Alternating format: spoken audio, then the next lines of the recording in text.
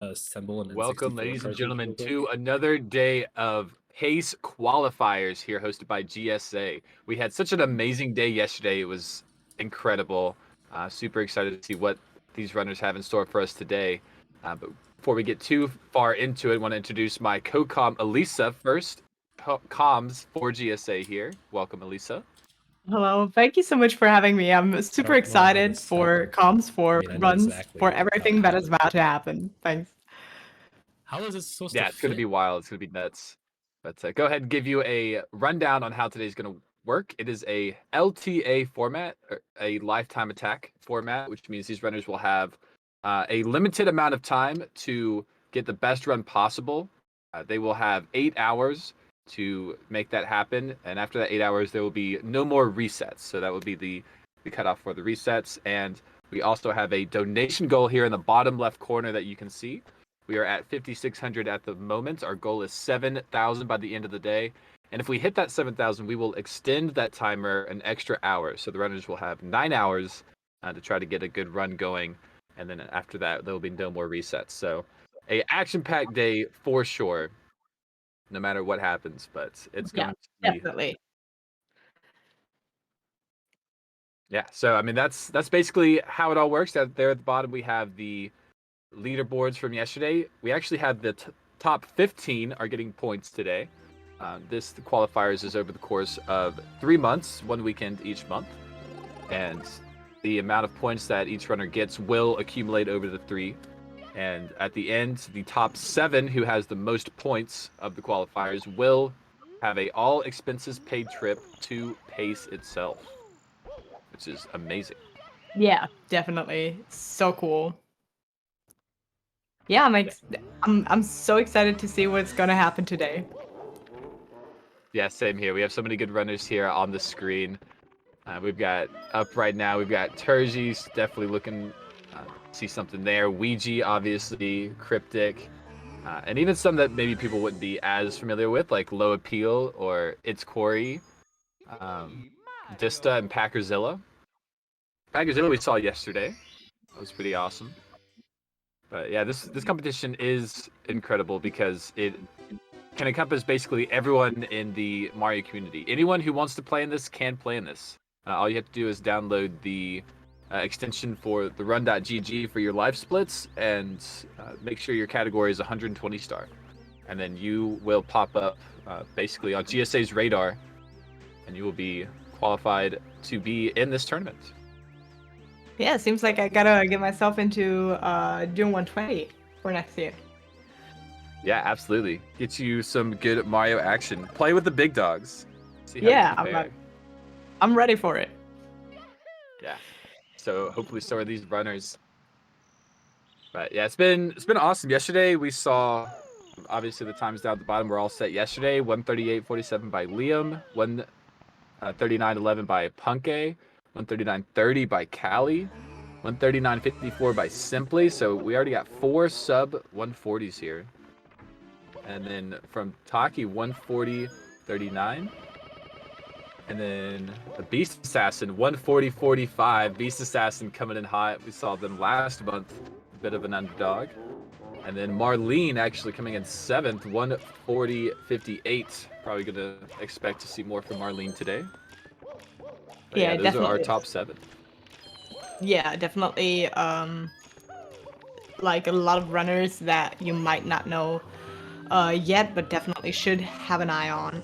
They're cracked, to say the least. Oh, for sure. Yeah, a lot of these runners are extremely cracked. I really like the different types of movement that we're going to see today from like a bunch of different runners, because a lot of runners will like have their own style, they'll have their own types of movement. Callie's really good on giving like unique movement for certain stars. It's always really awesome to see that pointed out. Maybe adopt something that you see here today. That's the thing that I do really appreciate about Mario 64 is that they're pretty much all doing the same thing, but it's like you can tell by the way someone's playing who it is. It's just like their own kind of style. Um, like I don't know, small optimizations or yeah, unique settings that they're using, cameras, angles. Yeah. Love to see them. Yeah, camera angles are definitely a big one. Lag reduction is key on the console version. Definitely, yeah, I agree. And I think that was also a requirement. Like you have to be playing on N64 in order to play at pace. Yeah. I think you can, but you can qualify playing on MU, right? But I don't think so. I think it's strictly N64. Really? Okay. Good to know. Good to know. Keeping everything even. That makes sense, yeah. If you want to be flown out to Maryland, you must at least buy a Nintendo 64. I think that is the deal. But a few runners are already on their way. Yeah. Not to pace, but in the run. We've got Turgy and Packerzilla here going through Womps. Just got a clean salt Kennelus. Turgy. Just good. Always good to have that one out of the way, especially after doing Dark World. Oh yeah, I mean the amount of like strats that we see even after doing Dark World is like pretty intense. Like yeah, Salt Class, like Pro 100, all that together is like just running there and doing it would be difficult. But yeah, after LBLJ Dark World, you have to make sure that you are very practiced, very consistent. Yeah. It's surprising though because I know that like still is tight to get like these very low 38s, 37 PBs, but I would not say that salt is like required or needed to get a good time in 120. So it's exciting to see that some people still go for it in 120 runs. Yeah, certainly. Yeah, there's yeah, that's kind of part of like the movement we were talking about earlier, right? It's like a few strats will save like maybe a second or two, like salts, but they're like really hard. Or even like JRB, we see frame walk from a lot of runners now. Yeah, so things like that, they do definitely save a lot of time, but they're like very reset heavy, and Yeah. interesting to see how that actually works out. But I think Punkation actually did like the full sock folder setup for Cannonless for a long time, especially in runs. There. I mean, it's like I said, it's like peanuts compared to what is common, like in the bigger picture, the full run. Yeah. What is 2 seconds due to a slower strat, like switching from salt to texture, but I get it because personally I know even if it's a harder strat, if you do it more often, you kind of don't want to switch back to strats that are easier just because you're not as confident in doing those as you would be with like the harder strats that you do more often. Yeah, there's definitely some mind games there. Let's see, oh, Packer already out of Womps. But while we run through Womps, kind of get everything started, I'm going to go ahead and tell you about the charity that the donation goal is for. It is Urban Arts. We work with Urban Arts all the time. If you've watched the stream, I'm sure that you've heard the spiel here, but those who haven't, Urban Arts works with underprivileged kids, inner city kids who might not have the same chances that other kids would have as far as learning like computers and programming and things of that nature. Kind of expensive business, kind of need to know some people to get into it. So this definitely helps you. This charity does. Urban Arts will help. Well, I'm getting ahead of myself. Sorry. Urban Arts basically helps these inner city kids, and they teach them programming, and they make games, and they make apps, and they essentially, I think 100% of them go on to higher educated learning. A super high percentage of that being like college, some others being like certifications for certain things. But all of them go into higher learning, which is like unheard of for like inner city, underprivileged areas. So I mean, they do some amazing work. They get some actual results, and I think it's great. I think that hands-on experience that these kids get, really like, they can see their future kind of doing it, which is very unique to a lot of stuff that's happening. So love shouting them out. Love pointing out all that stuff about them. Definitely. Super cool. Loving it. Loving the whole support that is going on. Love how how how do you say it? Big is not the word that I'm looking for, but like, the amount Not of sure. donations that got in, already. That is super appreciated. So thank you so much for supporting it, supporting Urban Arts. Oh yeah, yeah, absolutely. Our donation goal, I'm pretty sure it was rolled over from last month as well, and so like every day we're just adding a little more. So at the end of the 3 months, we'll be able to see how much we've actually raised. And Which, like you actually, said, yeah, it's a lot.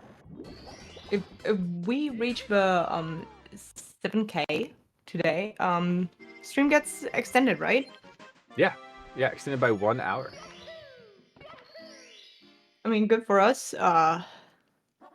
Might be bad for the runners, for their minds, but that's what we got into. Yeah, no, it'll be great for everybody. It's like a three-way Yeah. win. It's like the charity gets money, the viewers get some competition, and the runners get extra time to do their thing. So yeah, it's a good all the way around. Please !donate in chat if you're curious about that. We will read off your donations here live on air. That's another bonus for you. Yeah, JRB. Yeah, we got Packazilla. Turgy got a clean clip into the ship, which can be difficult from time to time if you approach with a bad angle. Can be annoying. You got it just as clean. Love to see it. Yeah, that ship is one of the biggest parts that these top runners will lose time to, like clipping in. Like sometimes you get an insta clip, sometimes you'll take another second or two to clip in, and then yeah, the 100 coin that they're on now. Just small time losses here and there definitely happen. It's really insane how much time you can lose just from inoptimal swimming, angles, coin grab, stuff like that. The ship cycle is what they're going for at the end. It could be at a bunch of different spots. It moves basically from the start of entering the level. So at the end of the 100 coin, you kind of see where you fall as far as how fast you made it through the stage. But that is going to be the major time losses here in JRB ship and then the 100 coin. As a more like a 70 kind of person, would you mind explaining me the ship cycles that are happening? Yeah, the ship cycles. Yeah, so basically, I mean, everything that moves in Mario 64 is considered like a cycle. Like if it starts moving on your entry. So the ship moves up and down. Yeah. You'll see here in just a minute. And it starts doing that as soon as we enter the stage. So immediately we have to run off and start everything to get back basically at the best cycle, like at the earliest moment possible. And these top runners, like they're so fast, they're so consistent, like they know exactly where it should be. Or like if they're a little late, they know kind of how much time they lost. So as Packazilla approaches this ship, you can kind of see it off in the distance, like you already like take a look as you approach it. It was on the down note, so yeah, right here, Packer's gonna do a side flip into that coin. You'll also see like runners do wall kicks off of that wall. I've If seen it's that like before. really high up in the air. So yeah, that's all it is. It's just where that ship is actually located once you get there. And you'll have to adjust to it. That's kind of why it's important.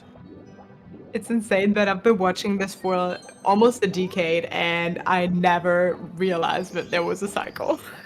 Yeah. Yeah, if you don't know what to look for, like you don't know what to look for, right? That's true. True. Lots of mysteries about Mario 64. But it looks like Packerzilla got through it like just fine. There was a little bit of Tony Hawkin in the right before the ship, but that was the biggest mistake that happened, I think. Yeah, that was I think so. I didn't see anything else. The coin grabs were good. Yeah. Wasn't on like the fastest pro cycle as Deku dude gets on screen and immediately gets shipped. That's not what you want. This backup is really hard. Is it going to be able to pull it off? Oh, he does. Yeah, you need like a very precise angle that you can like barely get right on that little piece of land to get that wall kick. So very cool. But what were we talking about? About That could the yeah, and Parkerzilla before, like the Hundos. I think we Yes. Yeah, no, I think we were like finishing up. I think we were yeah. good. But yeah, looking good. Yeah, Packerzilla had a nice 100. With the swimming stages, it really is all about like your angles and your coin grabbing. Because as far as the swimming goes, it's actually very consistent. Like you can pretty much count the number of swims to the end of each star, as long as you're not missing any. Yeah. Yeah, that's the worst, right? Like when you miss an input in swimming, it messes everything up.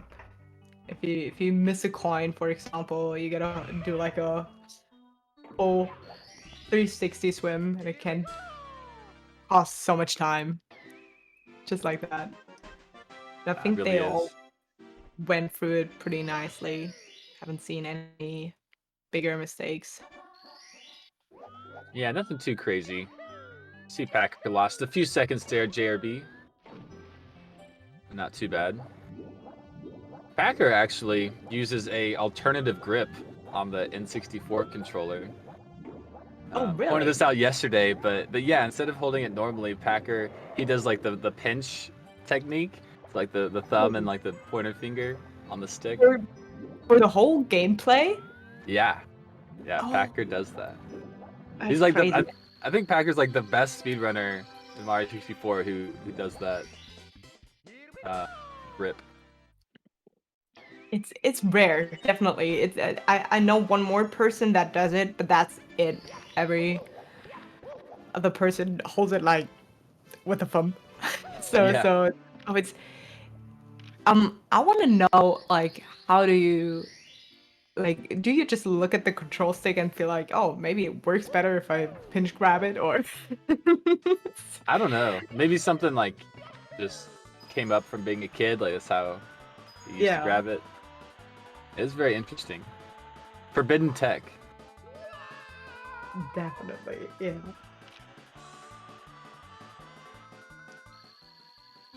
Ooh, looks like Ouija's having a little trouble in Dark World on a few resets here at the beginning. But has 8 hours, so not the Yeah. worst. Yes, we will get out of Dark World eventually. Yes. Has to happen. But yeah, we got 2 runners past Jeremy. That who's about to leave Jeremy.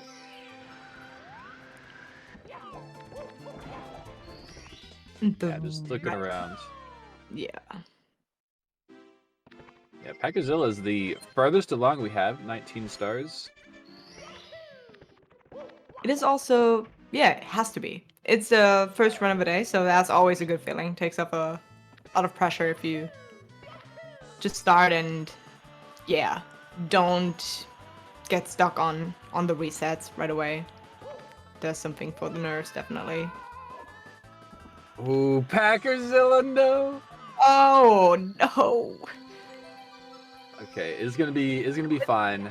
This took Yeah. it took that double burn. Thought grabbed the button, but had to turn around for it. Unfortunate, but yeah, like you're saying, the not having to reset too many times early on, like I think that is like a bit of a confidence booster. Like, hey, I'm playing well. Like I can make it through the game, make it through these hour and 40 Wow. minutes. I was afraid that I kind of jinxed it here. I might have the commentary jinx. It's a classic. It is on Packer, But- you mean? Yeah, but you know what? I think I'm good. He seems like he made it through the Dark World. Oh, oh, oh. oh. Speaking too soon, Elisa. You gotta. Yeah, wait till I it's need over. to. I need to wait. I will actually do that. Like I'll start to say something, but the star will like almost be over, and I'll just like wait, and I'll just like okay. I don't want to curse it, even though it's probably like commentators' curses aren't really real. I think we just point out so many things. Like eventually, like you're just gonna get caught with being like, oh, and now something else happened. I mean, Yeah, but also, even though I know that it, yeah, probably is not real, I always feel 100% guilty. Yeah, oh, totally. Take responsibility. As I should. Yeah, Ouija had an incredible LBLJ. I just happened to look. Nuts. Yeah, these runners who can like LBLJ into Dark World. If you look at the timer, a really fast one for a typical runner will be, I think it's like 122, 123 second entry, and then Ouija just got like a 119. Yeah, that's So- insane. But I mean, it makes sense. He did go for 16 star before, and that's a whole lot of LBLJ practice. So I get that he's like super fast on those. Yeah, no, certainly. It does make sense. Yeah, the lower categories, like once you hit those stars and you have like those supreme optimizations on them, like you're golden. Saving so much time over these 120 runners. Yeah. So is Tarji using his PB splits, or is this like balanced splits for? I'm not sure. Huh. Well, either Not sure way, what Turgis it PB seems is. like it is a good run. That's all I can see. We love the green numbers, the minuses.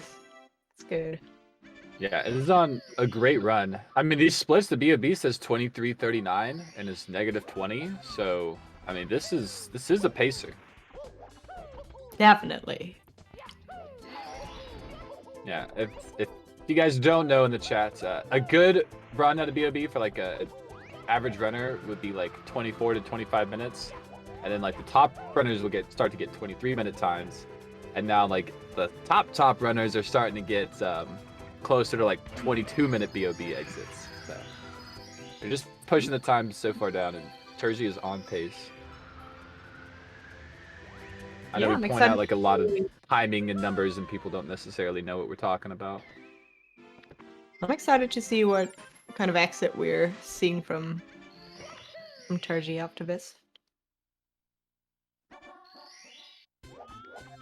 Yeah, it's gonna be good. I think still has the 100.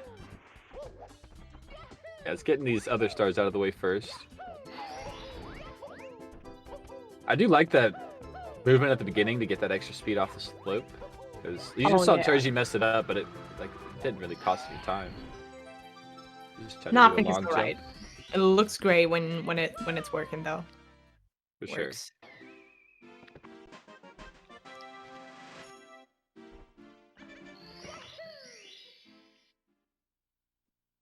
All right, Turgi's PB. Okay, Turgi's in 17th place currently with a 1:39.57. Oh, that's huge. Yeah. Yeah. So So not PB splits, but these are still some really good times on the splits. Only about That's 30 what I'm seconds thinking, yeah. off. and that's just like the first 20 minutes. So anything could happen still. Yeah, certainly. A little sketchy there by the fence, made it up. So this 100 coin, the biggest moment is going to be during this flying on all of these coin rings. Like, it's very easy to miss all of these coins that you're supposed to be grabbing. And if you get all the ones that you need, you should be able to exit with like 68 coins. Turgi's got 51 coins in the cannon right now. You've grabbed all of them up to this point. Okay. That Okay, yeah, not bad at all. 67 coins. Might go for the cork box, but can't skip a poll. That's what you're going for here, the 100 coin. Don't have to run around one of these final polls.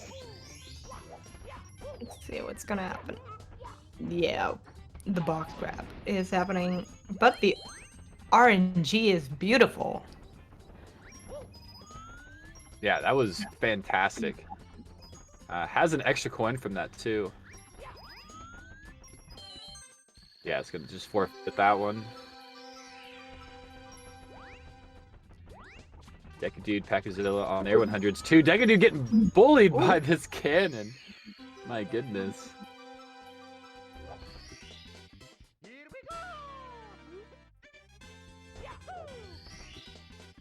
Yeah, very nice from Turgy there. Yeah, lots of clean runs coming out right now. We had a few resets early on, but runners on screen now are schmoobin'. Yeah, definitely. So, Yeah, B.O.B, JRB. Basement's coming up real soon.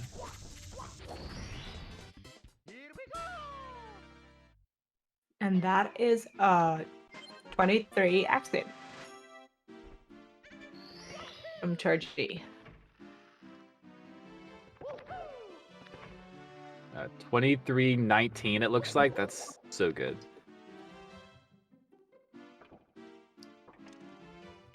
Yeah, especially for like losing some time in BOB2 there on the splits.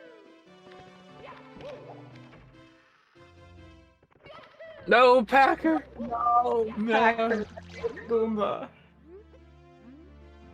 Yeah, that was like a massive bonk too. If he like start to jump, so Packer like wanted to avoid it, started to jump, but got hit anyway, and just got blasted into the air.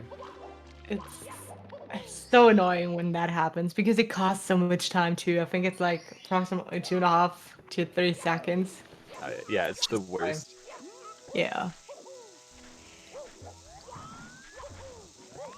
And we're getting inside the pyramid. Yeah, Turgy adjusting like kind of a sketchy angle there on the Tama. Yeah, a little. Usually, as long as you're not like lined up with the edge, it's pretty comfy to back it up and to adjust. For me personally, when I land on the edge, that's where it gets messy because you don't know should I hold left, right. It can be a problem, but yeah, definitely good adjustment on Turgy's end. Yeah, certainly. All of these runners like have basically mapped out all these stars to such a degree. Like you're right. Like you're talking about like being right next to like the seam and like adjusting yourself. How much time do you have? Like all of it. I mean, that star's like super quick. All that happens in like half a second. But like, you see it so many times that like you just know what to do. You're like, oh, this is happening. Like right now, I have to do this. I have to move the stick forward. I have to hold here for an extra like 0.2 seconds. Exactly. Now, all that's going on. We've got Packazilla with a decent backup here. Yeah, this Talon backup, if you missed the colorless, I think it only loses like 2 seconds. Maybe that's from like the standard one. If you're doing Tama, it probably loses more. But yeah, it's like 3 seconds, I would say. Does not differ too much from going for like the pyramid star. But a second is a second. For some runners, that is like definitely good to have. yeah, certainly. I mean, yeah, you spend so much time working out as much time as possible. Packazilla, get into the hole. Thank you. Oh man. It scared me for a second. That was gonna get so lucky to stay inside the top of the pyramid. Yeah, my voice is probably gonna get really high by the end of this. By the end of this broadcast. So many like post calls already. Turgy on this 100 coin. Oh, and the blue coin landed on top of the thing. Oh my gosh. I like never see that.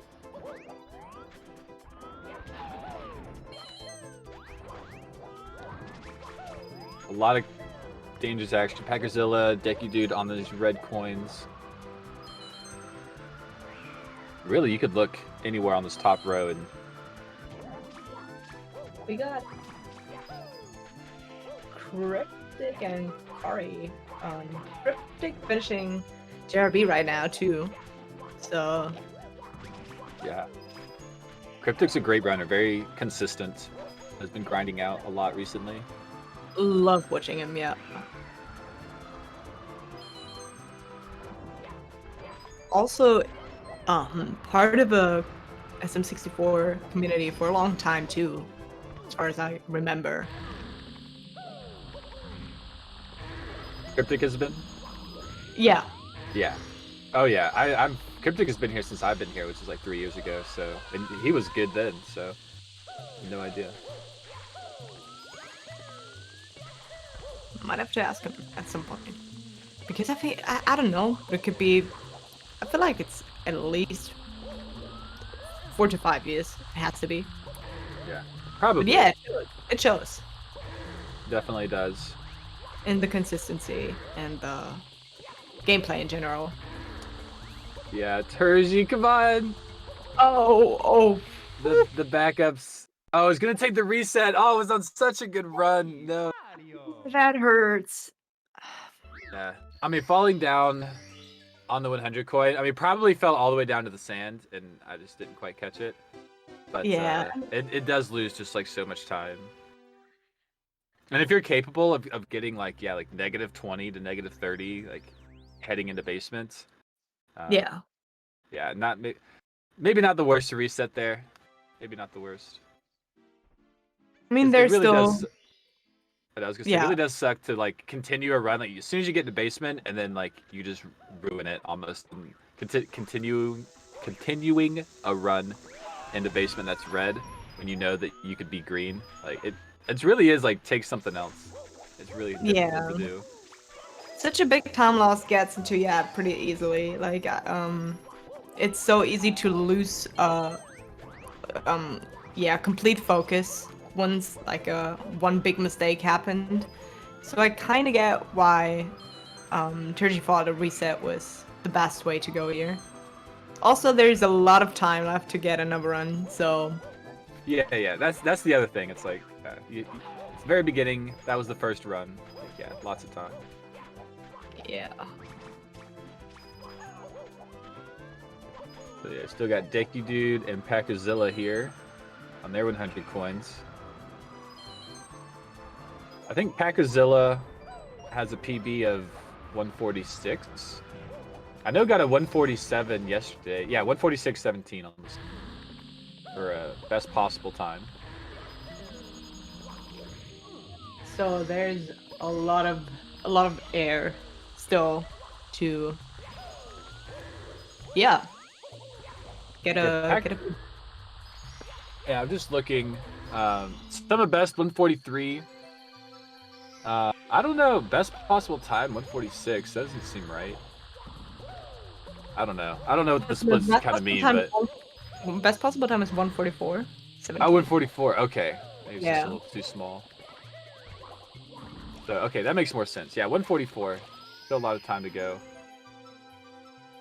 I think a good run for 120 runners is to be within 3 minutes of like their golds. 70-star runners, it's like 90 seconds. Yeah. Yeah, so Or Packer's like, sure. yeah, so best possible time, and then yeah, the current PB from Packer. Could see a 145 this weekend. Very possible. I think within 2 minutes of your 120-star run is when you really need to start grinding out new strats or something. Like it's really hard to play within like 1 minute of your 120 PB. 2 minutes is still insane. I mean, it's just a lot, It's like this roundabout 2-hour kind of run. So many stars, so many mistakes that could potentially happen. It's keeping the focus, playing consistent. It's just a lot. So, but all it takes is a little luck, a good day, and I'm pretty sure all of those runners that we are seeing could get a PB this weekend. Yeah, I mean, I think that's very possible. Like you said, like a little luck, a little bit of skill. That's all you need. Oh, Decky Dude with the backups. Nice. Okay, cool. Yeah, that wasn't too bad. Like a clean, fast backup. That one is especially sketchy. You have to like side flip right at the edge. See a lot of runners miss it.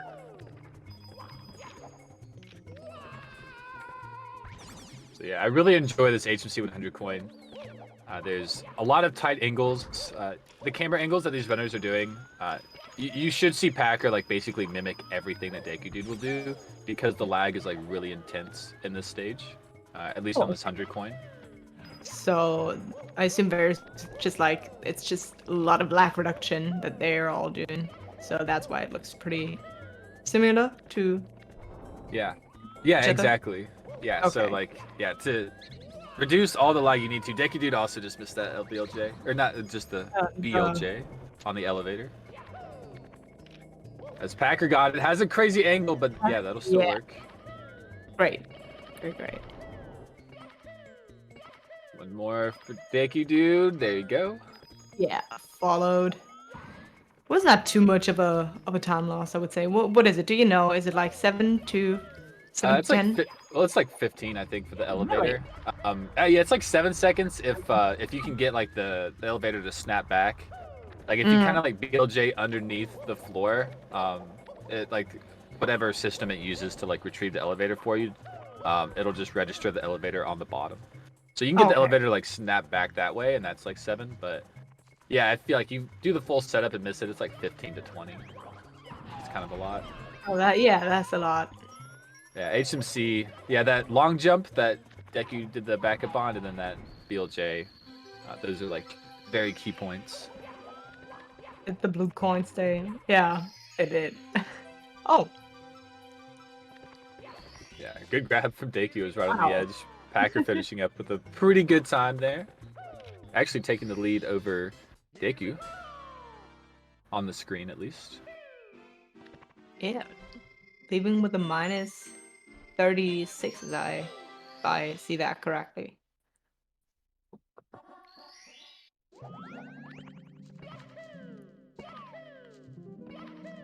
Oh yeah, Deku Dude is on like a really good run. After that SSL was negative a minute, staying on those splits. But yeah, has some time to waste, but doesn't want to waste it like this. Yeah, falling down. That's another trick. HMC has so many hard tricks. That you have to be right on the edge for that long jump. Well, hopefully we'll see it again. I remember doing this clip. It's just like so hard. The back was quite fast, I would say. Which one was?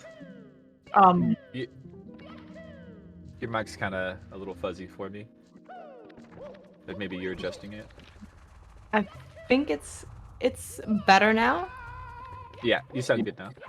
Okay, great. Yeah, we got a donation from Crap Kodak 666 with the $20. Yeah. Dude, I'm trying to read it. It says, Itme, Itwe de nada. I tried figuring it out myself, so it sounds like Latin. Itme, Itde, Itwe. It sounds Latin, but yeah, de nada's Spanish. Thank you so much for the $20. $20 does enter you for a chance to enter, or for a chance to win a Switch. $20 will enter you into that giveaway.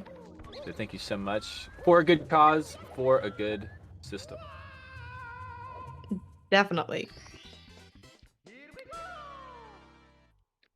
I completely forgot what we were on about.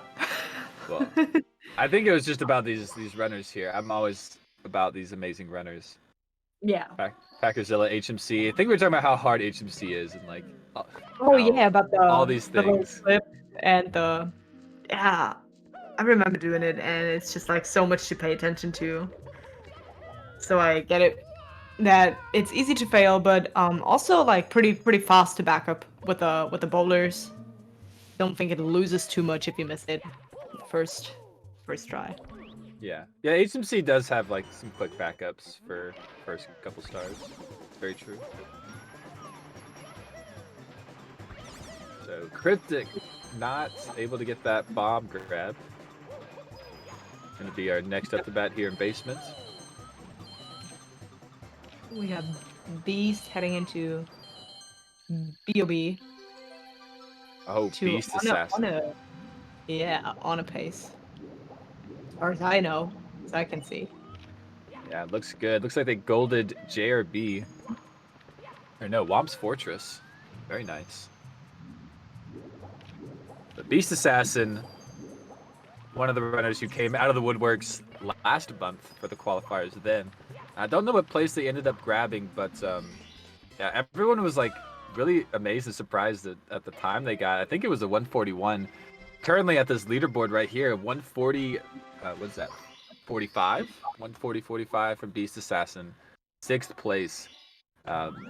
Could make it to pace. I don't know. Beast Assassin could be the underdog story of the qualifiers. Definitely, there's potential. As we can see, that is a pacer already. A good pace for a yeah, for a PB.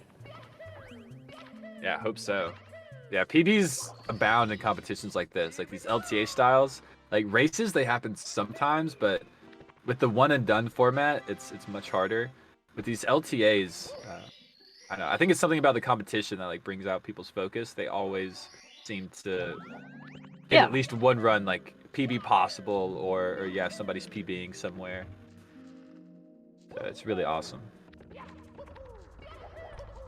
Also, I think like what is a big thing for LTA is that you kind of you want to be a little more generous than usual. So what I'm trying to say is that if you just like go for a PB in normal runs, you might be resetting a little more than you would do in LTA because there's still it's huge, but there's still a time limit, and you want to finish a run.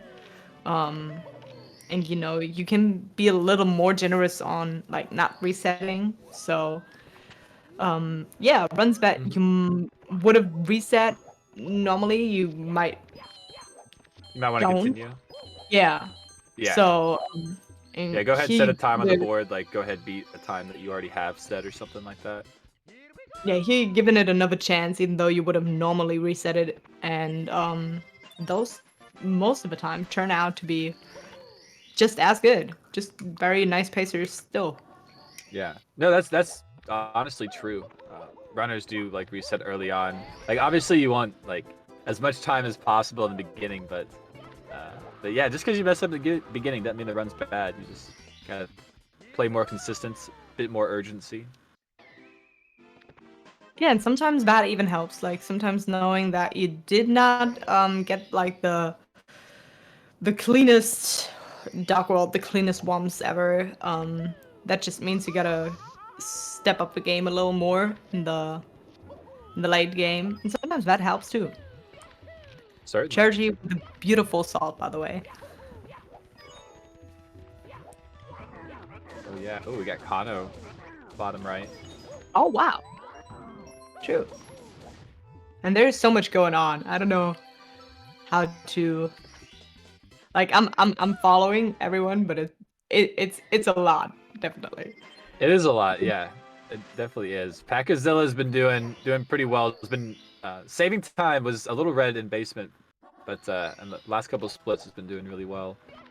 Deki Dude still doing well. Has been having a few extra mistakes here and there, but very capable runner. Deki Dude's been around for a long time.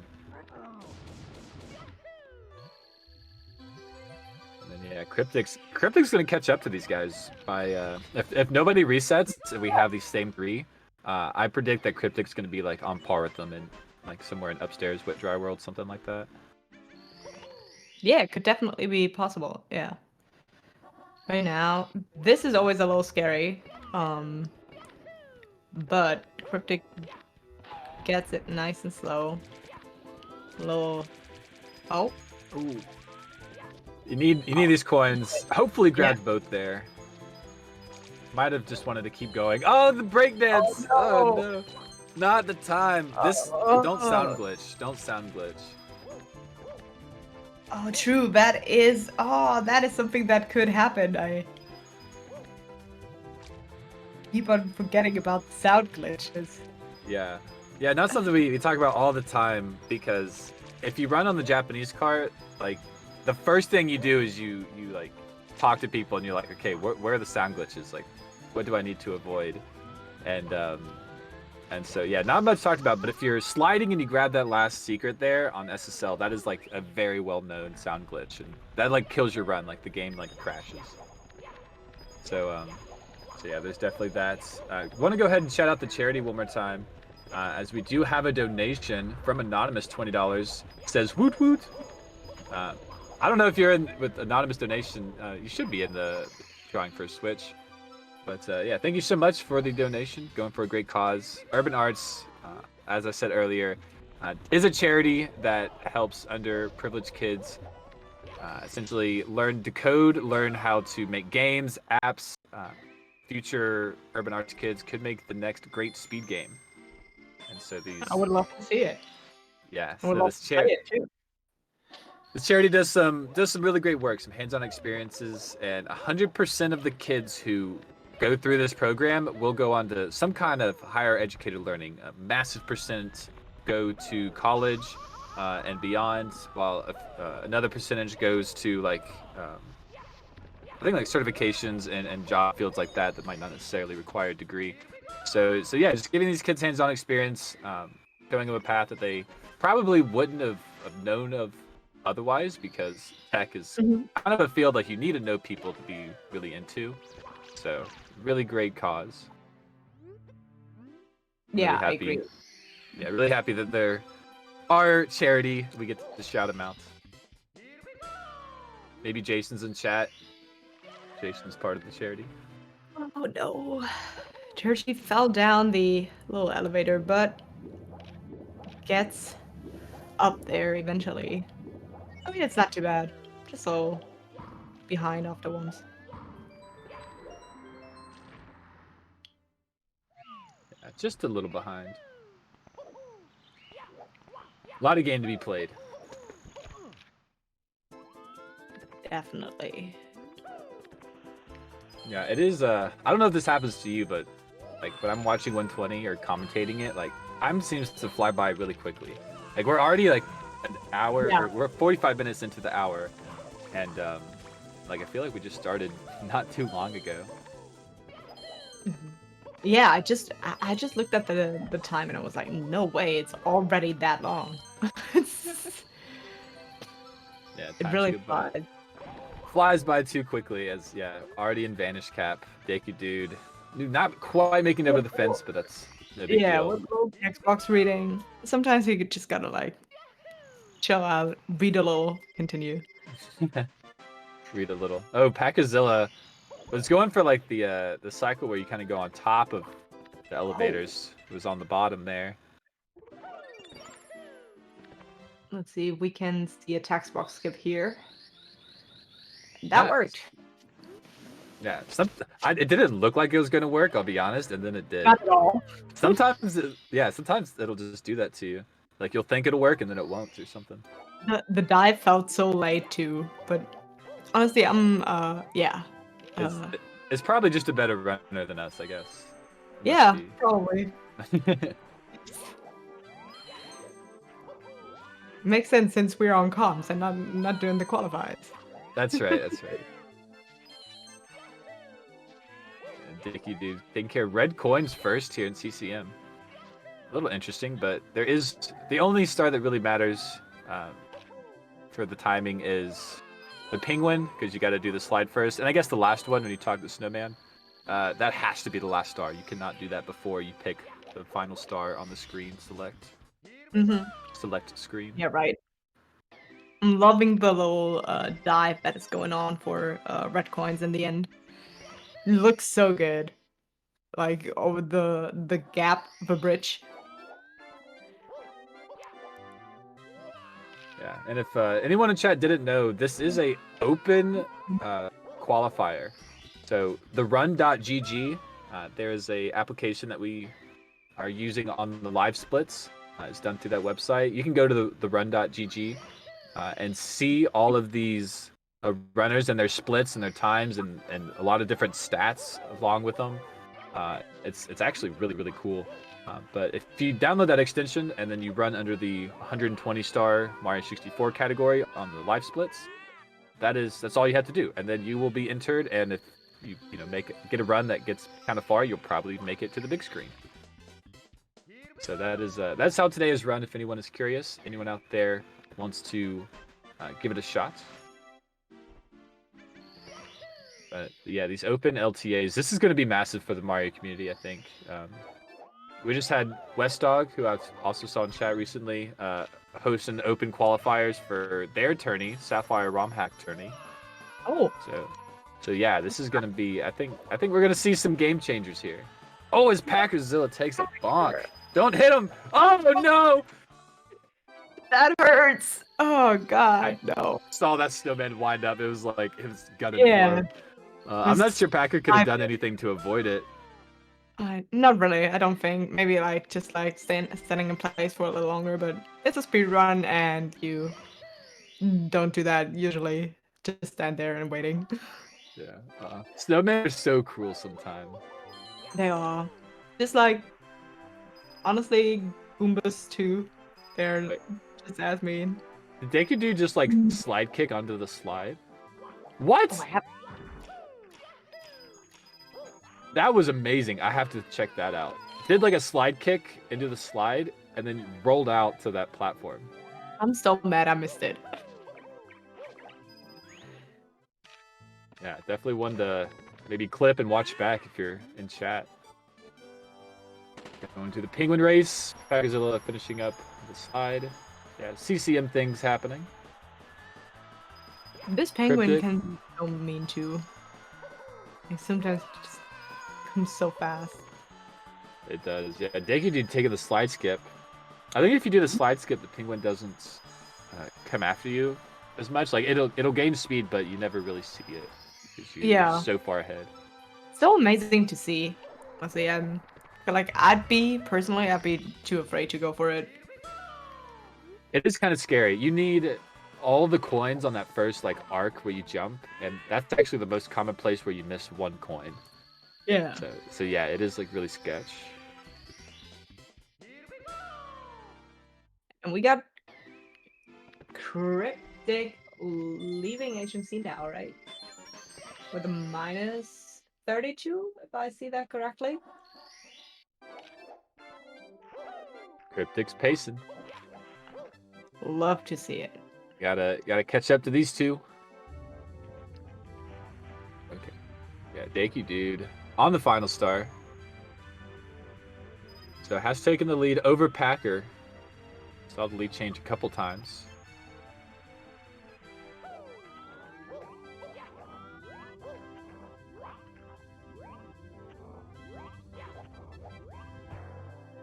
See Cryptic. Ooh, nice ground pound bully. Lethal Lava Land. Yeah, this stage should go fairly quickly. And then, yeah, on the Vanish Cap. Yeah, CCM, BBH, these are kind of the moments where, you know, maybe there's not as much action going on. But these runners, like, there's a lot of time still to be lost. Like, you really can't slack on these stages. They're considered to be, like, some of the easier ones. And if you start messing them up, like, that's not good. You still got some harder ones to do. Yeah. I don't think I would not consider like I get that you might think that CCM's easy or you know, but there's like so much that could possibly go wrong in every stage there is. Yeah. Definitely.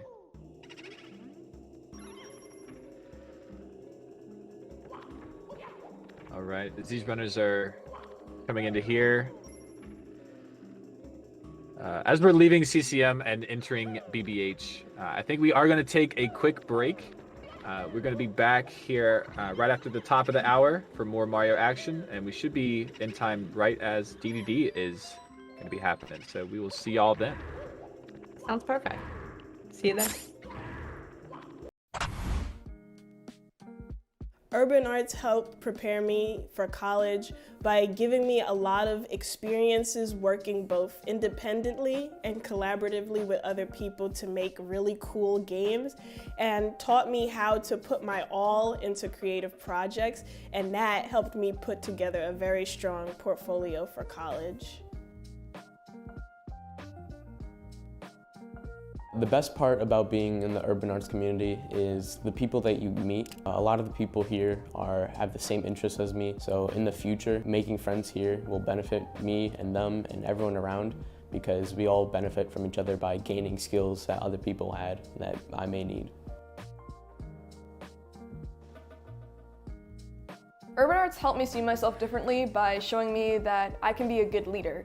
In the studio program, I was assigned the role as project manager, and fulfilling that role for the first time actually helped me realize that I have good leadership skills, and it really helped me to develop them.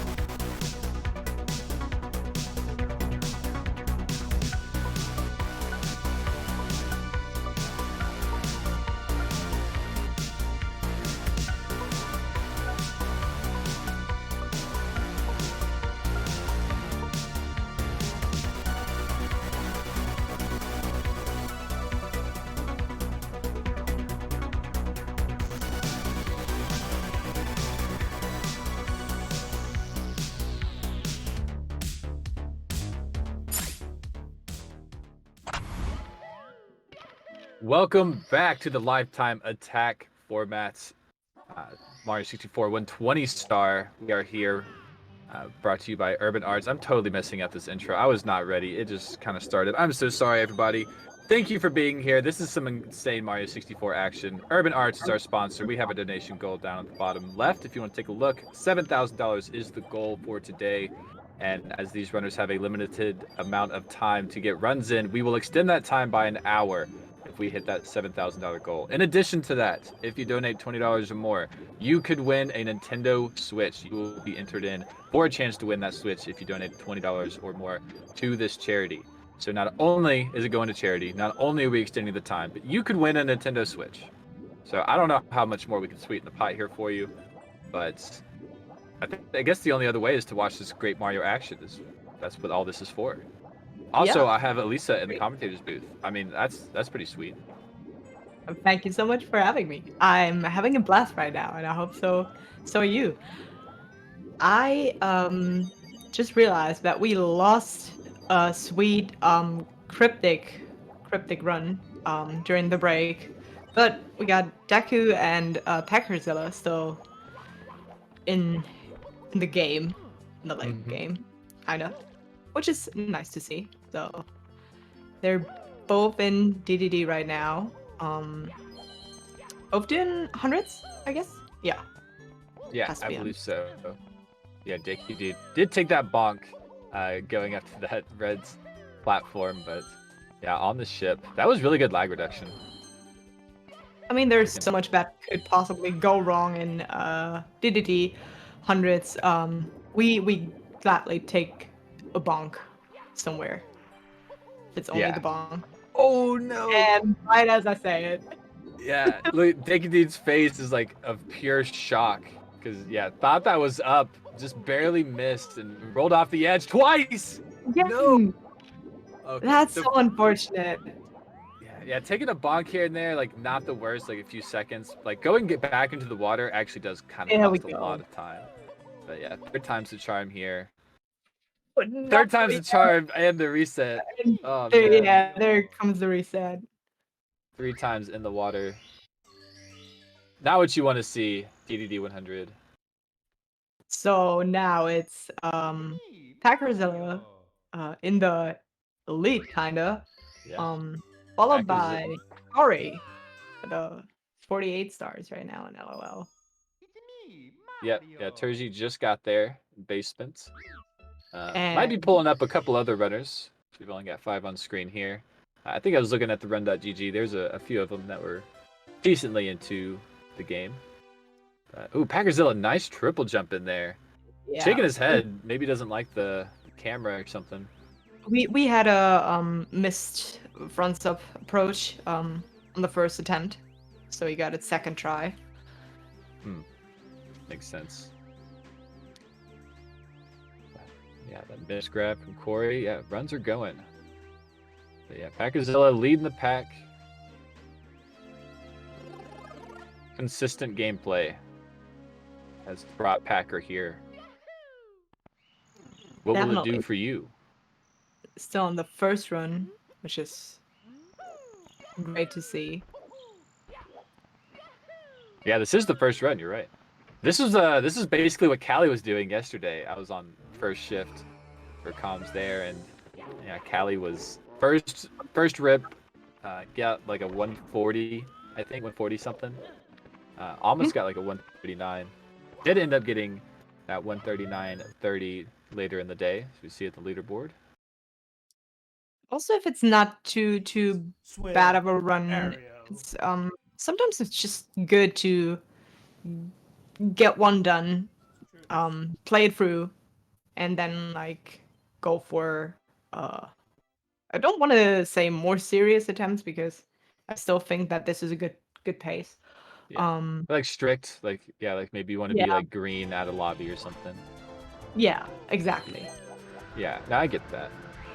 Yeah, having one on the board is definitely really nice. Because then also, like, I think you also have something to compare to. So as long as you're on pace to beat that one as well.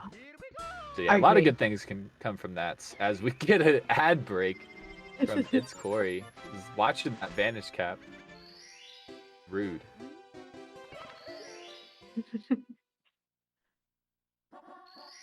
Just looking around the screen here. We've got Vista 64 coming up on screen. BOB. And then a couple of fresh starts. Beast Assassin, Deku Dude. Honestly, it feels like Turji just, I don't know, reset like 10 minutes ago and we already see him back in SSL, which is very impressive. But like you said, time flies, really. It does. It does. So, yeah, make sure that you get your donations in time in order for us to hit that donation goal. We need donations to Urban Arts for our time extension. Yeah, it's for a good cause, and also you get one more hour of excellent gameplay on the screen. Certainly, we need that, especially here on the second day. There's a lot of runners here that are really looking to get some points, get high up there on the leaderboard. You know, first week didn't go too well for you. You're definitely focused in on this day. Packerzilla focused in on Fire Seed. Does a little bit of interesting movement there. Actually went over top side versus going with the bottom side elevators.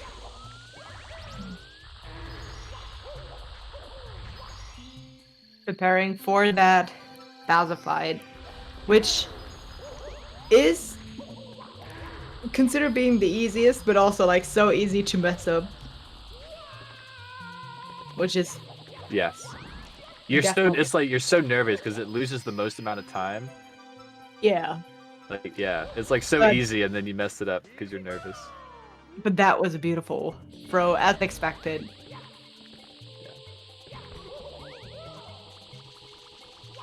Zilla on his way.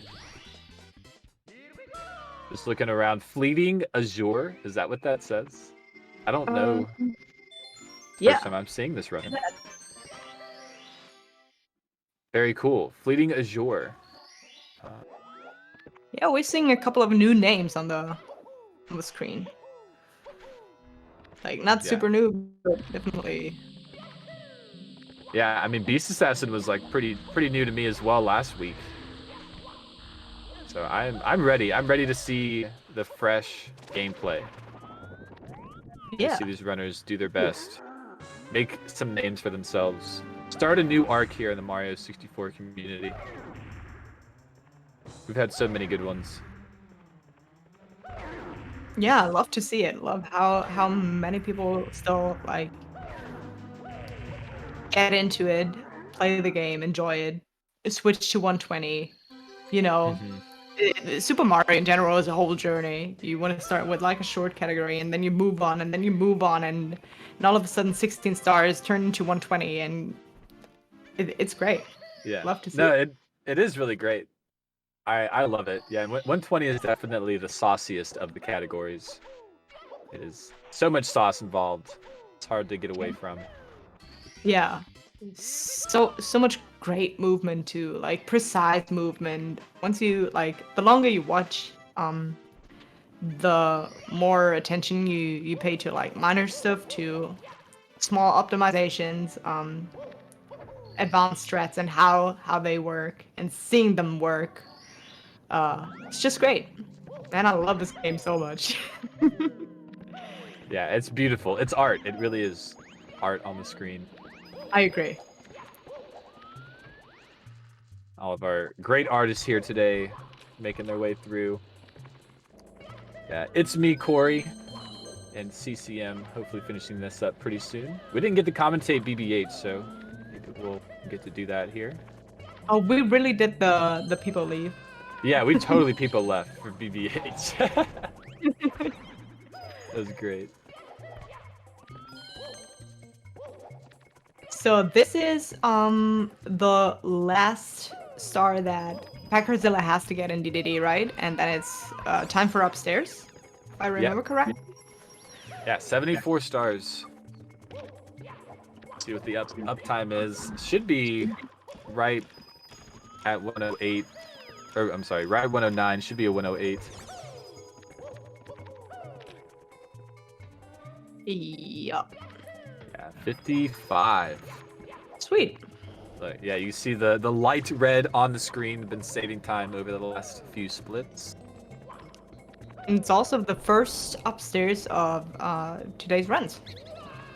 That is true. Yeah, yeah. This is one of the first runs we've had of the day. Had a few others kind of contest Packerzilla, but ultimately they reset. Packer is leading the pack.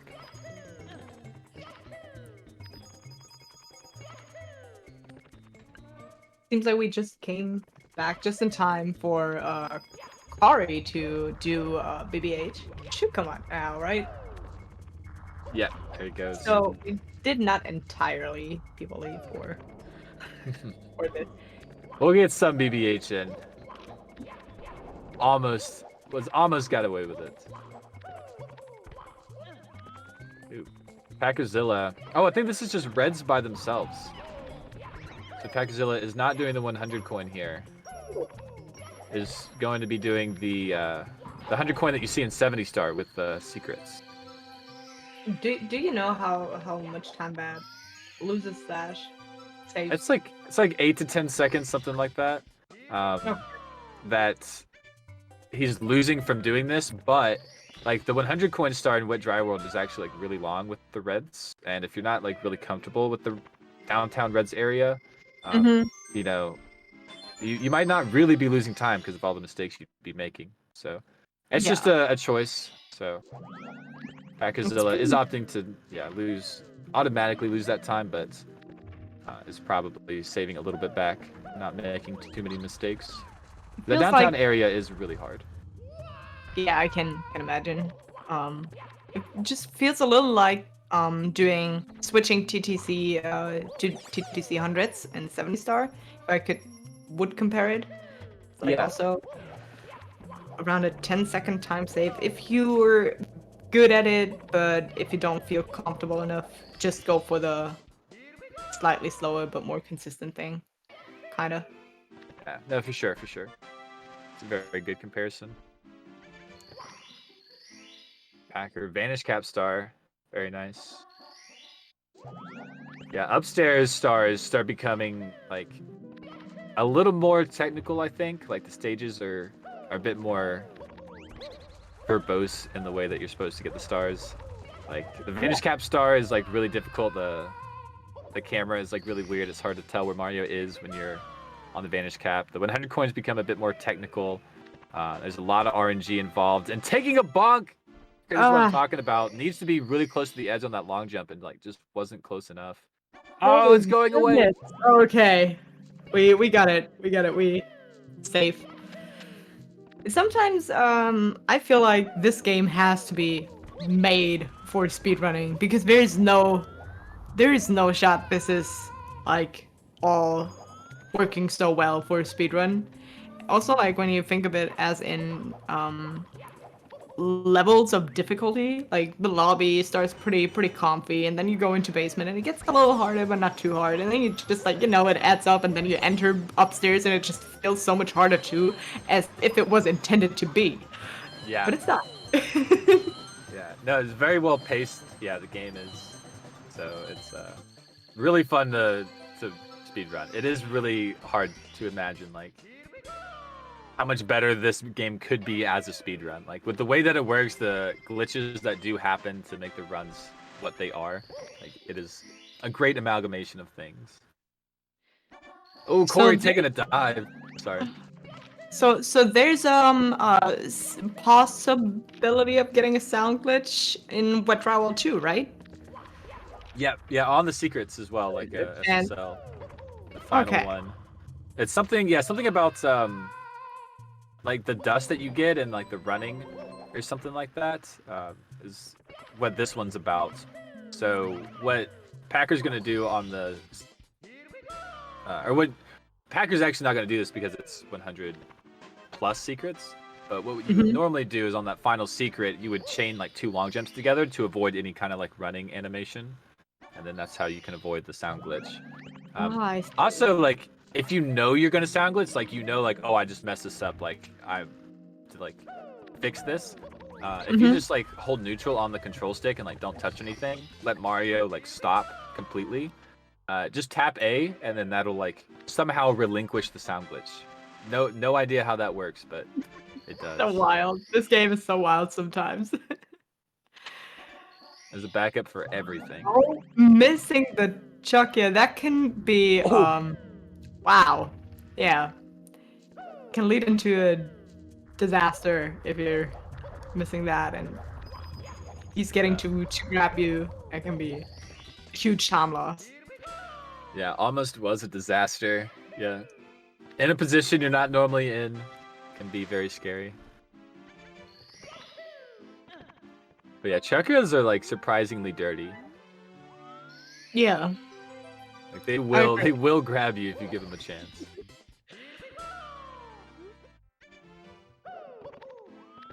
So I think this is the final star for Packer. Yeah, 81 will be leaving here. This is such a I don't know, soothing star. I love to watch it. It's short and it's so hard to optimize it to get like the really good numbers. But it kind of, I don't know, there's something that gets me but with the star. It's definitely like the comfiest star, I think, in upstairs. Yeah. Like right at the first level, like you just did a bunch of stars. Now you're people comfy on that one. Definitely, I agree. Yeah. I definitely feel it. Secrets taking the lag to the face, but no mess ups here. I don't Normally think you'll do like a Mario cam there. the lag is not too bad on that one, though. I mean, I get why people do the lag reduction, but also it's so hard to see what you're doing during this little triple jump dive action that is going on there. So I definitely do understand if people don't go for the lag reduction there. Yeah, no, definitely. Yeah, Mario Cam is not a great camera to do. And Packer, like, you will see a lot of consistent strats. Like, Packer is a consistency runner. As we see this 100 coin here. They're going to be grabbing the pole down beneath, and that will allow Packer to be able to miss, like, 1, maybe 2 coins. I don't remember.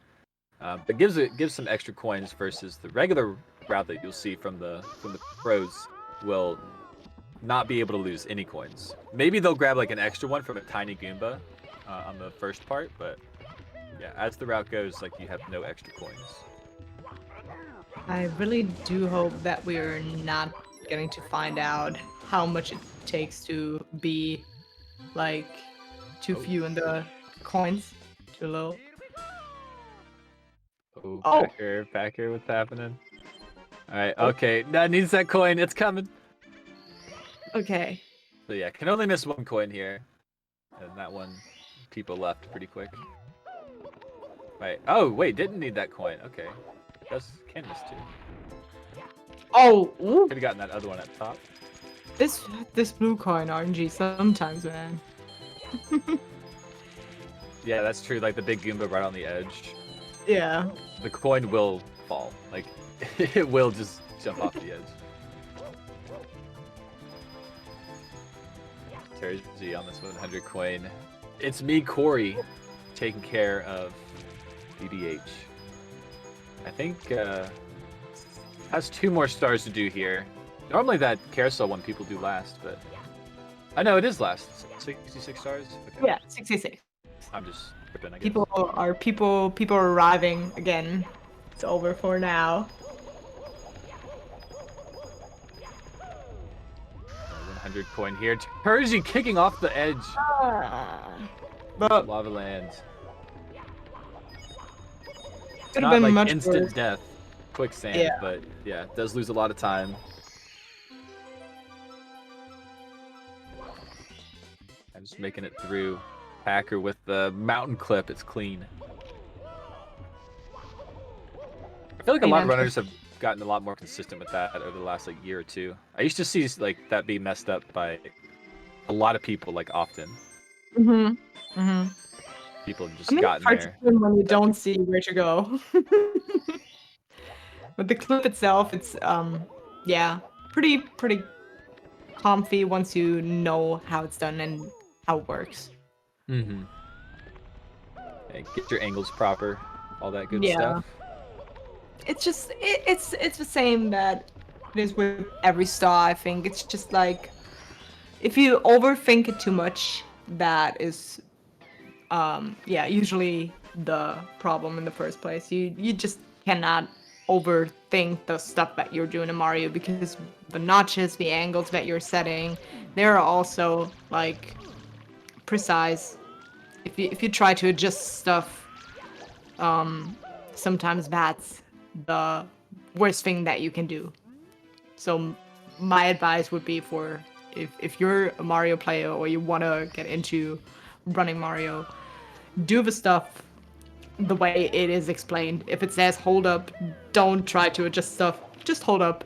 That usually does the trick.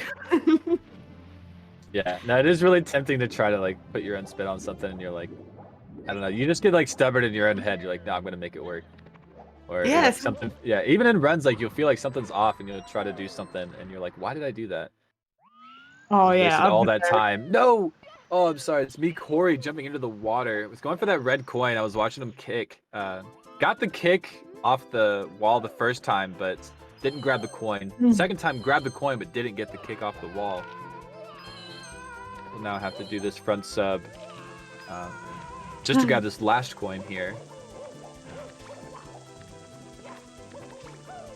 Maybe keeping it consistent from here on, not too bad. One mistake in DDD 100 is it's Yeah. not wanted, but like it's understandable. Yeah, I get it. I agree.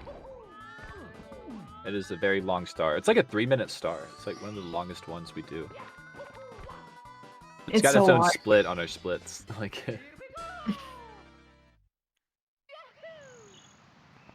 Oh, having okay. a little trouble getting the blue coin switch, but got it. Packerzilla races the penguin legitimately. I like the sportsmanship. Yeah, defo. Did I say penguin? Races Oh. the Koopa. Oh my god, you did, and I did not even notice. Didn't even register. I was just rolling with it. I was like, yeah, it's the penguin now. Yeah. It's a fast penguin. waddle. No, good sportsmanship from Packerzilla. Gonna be headed out though. TTM time.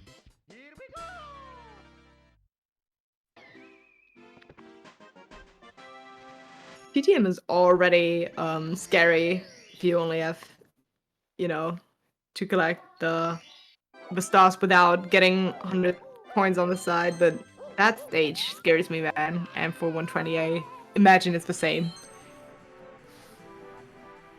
It's just like a lot going on, a lot of room to mess it up. But I mean, we got some experienced runners. They'll be fine. Yeah. No, it's definitely a very technical stage. Like most of Yeah. the stars, if not all the stars, are basically like little tricks. Like jumping through the mountain, Packerzilla backflipping. It's okay, Packer. But yeah, no, jumping through the mountain, like clipping, trying to get that insta clip up. Maybe I'll point that out here as Packer does it. But yeah, just like so many like little tiny things. Like it's just a bunch of technicals. So yeah, so Packer's gonna jump into this body of water here and then warp up to that one. There is a way that you can do a jump dive and like right as you land into that first body of water, touch the other one and just like basically instant warp. Mm-hmm. That's something you'll see the pros do. But yeah, lots of little things here. And of course the monkey, nice grab on the monkey. That was a nice grab indeed. Yeah, I don't know about how you feel about this, but I'm so glad when these mountain clips are out of the way. Even though it's like not the hardest thing to do, I just feel relieved when it's done. Yeah, I feel the same way about like the TikTok clock flippers, like on the movie Yeah. stars. Yeah, I once agree. like that little set of those are done. Yeah, very much like that.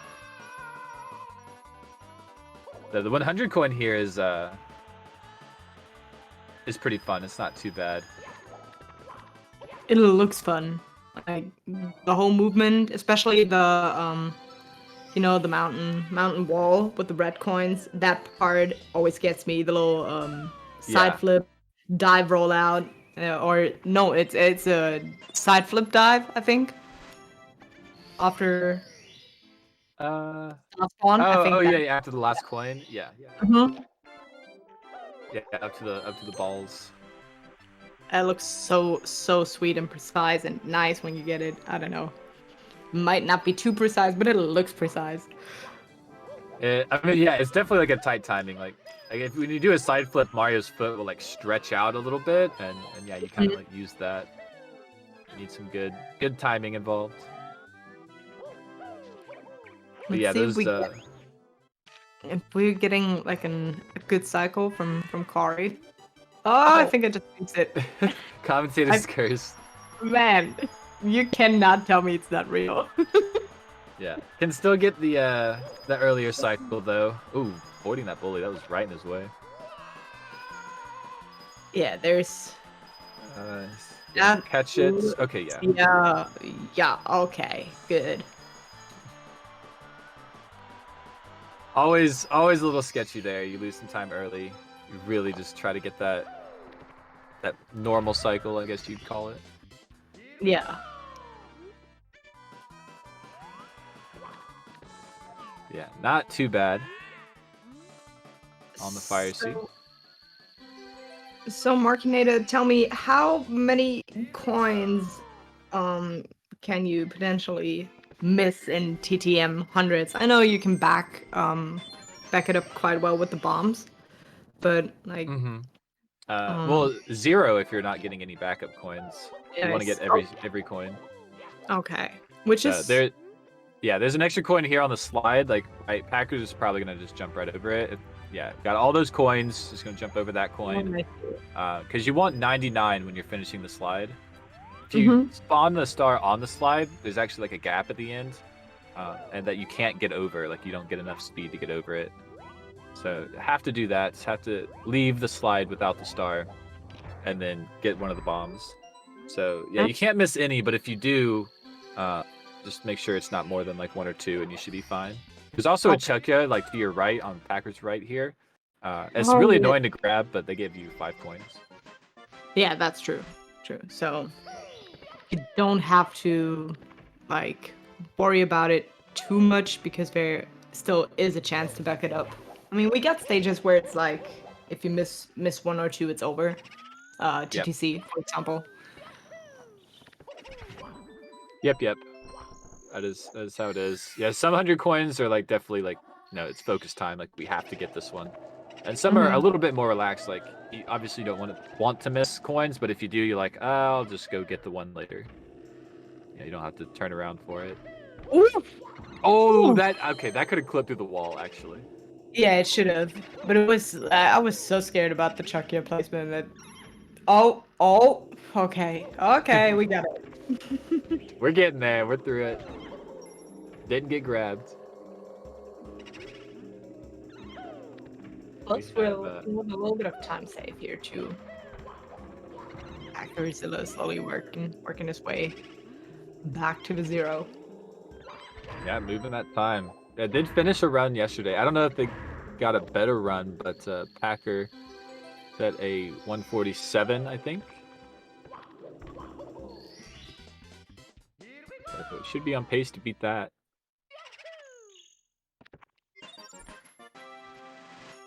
Just looking around the screen here. Still got a few runners here towards the beginning. Fleeting Azure still going at it. Green on the splits. Is at 40 minutes here. Trying to think of the timings. We definitely have a lot of runners. Yeah, pretty much in the run now. Yeah, a couple on the resets. Yeah, a few going at it. Yeah, 120 runs really are very much like you start a run and you're in it. Like you really can't think too much about how much time you have left because it's kind of a long time. You know, it's an hour and 40 minutes. Yeah. So, yeah, 15 minutes, like you're into the run and you're like, well, we're cruising. focus up. Oh, G-Nix on the screen, missing the walk kick. That was looking pretty good. Well, Corey made it into upstairs too, or up to upstairs.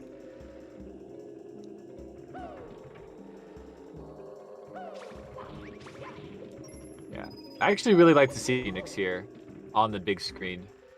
Really good runner, is around the community. Will interact with you on Twitter sometimes.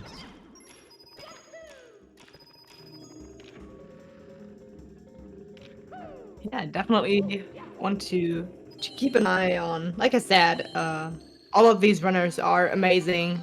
Put in a lot of effort to getting these times, these incredible PB times. Yeah, and just like the sheer number of runners who are like capable of a lot of these times. Top 100 now is a 1:45.27. You had to beat that time to be top 100, which is like really good time. Sub 2 hours is like the first barrier you reach, and this is like 15 minutes beyond that. Yeah, I mean, it used to be world record at some point, so Yeah, not that long ago.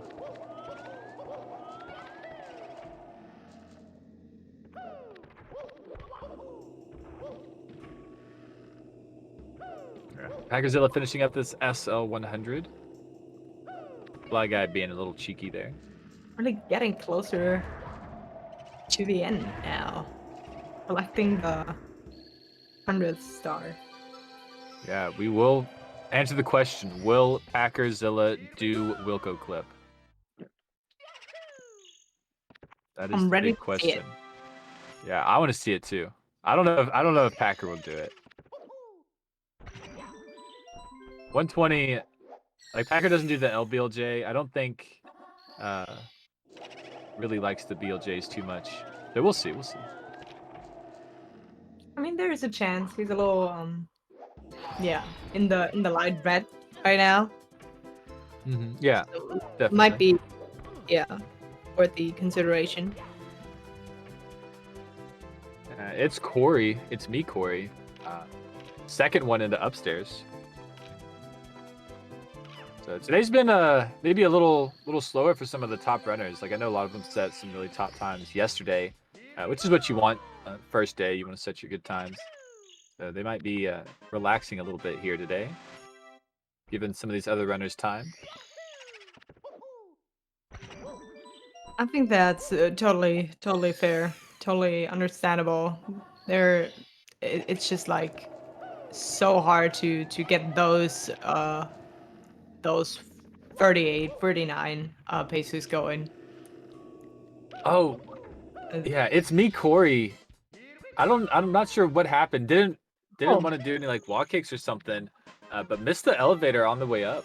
And yeah, this is the backup star. Normal strat might be to just ride the elevator. I would be a little surprised, but Yeah, that can be yeah, an annoying thing to happen if you miss the elevator. That just loses so much time. Let's see what happens on the second attempt. oh my gosh, Packerzilla did a jump dive down to that platform. I didn't even know that was possible. It scared me so much. Yeah, it scored during the wall kicks. Yeah, Had to have something go wrong. didn't Maybe the know. camera angle was like really bad. it happens. Happens to the best of us. It does. Yeah, we are now in Tippy with Packer doing these cannon shots in Cloud Stage. This is like a really interesting star to like start off Tippy with because it is like super dangerous, but it's not that hard. So it is like a little introduction star. If you know what you're doing, it's not that hard. If you just jump into the stage, it's actually very confusing. You know what? I'll practice it. I'll learn it and let you know if I think that your statement whether your statement is true or not. Yeah, yeah, go for it. Yeah, it's not that hard. That's the statement. It looks so difficult.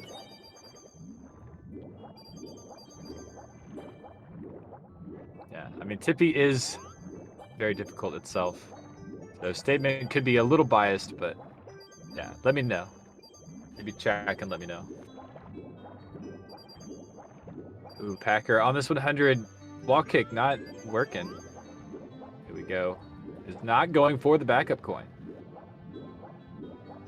So, Markinata, tell me a little bit and all to all the new viewers that we're having now. Could you tell us a little more about the urban arts and what we're doing here?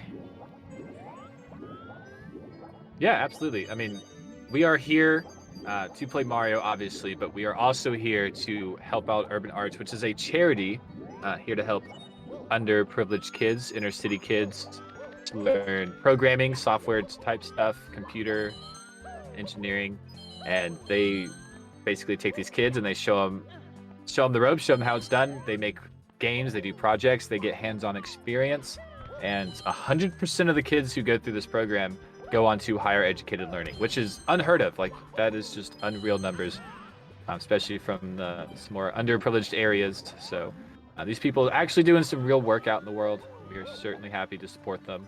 $7,000 is the goal for the day. We are currently at 5650 right at. So if anybody is willing to donate, we would love your donations. It's for a great cause. And if we hit that $7,000 goal, we will extend today's time by 1 hour. Today being a live time attack format, these runners have until 7 p.m. Eastern, a total of 8 hours to get the best run possible. Once that time is up, they will not reset anymore. That will be it. But if we hit that $7,000 goal, we will extend it by 1 hour, which is actually like a really big deal, especially coming up towards the end of day 2, the end of the qualifier. So yeah, it would be amazing to hit that goal. And to top it all off, if that wasn't enough, if you donate $20 or more, you will be entered in for a chance to win a Nintendo Switch, which is amazing. Yeah, definitely. I agree.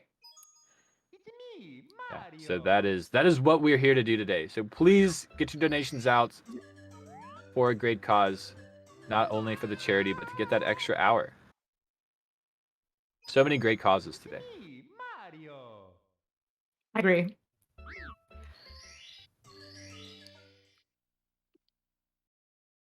But I am definitely looking around the screen. There's a lot of runners on some really good paces on like all throughout the run. JRB towards the beginning. We've got Genix here. HMC. Leading Azure is in CCM. I feel like one in upstairs, one in Tippy. I feel like we've been just like in the middle of the cloud stage, and now we're halfway through GTC when it comes to Packerzilla. It's insane. Like, he's really moving so fast right now. Yeah, this Tippy has actually been really good, like the HMC. We actually saw a gold a couple splits back in TTM. We were talking, explaining a bunch of strats. As Packer was just like very cleanly going through it. We didn't really talk too much about that. It's easy to point out mistakes. So if runners aren't making mistakes, we just kind of ignore them.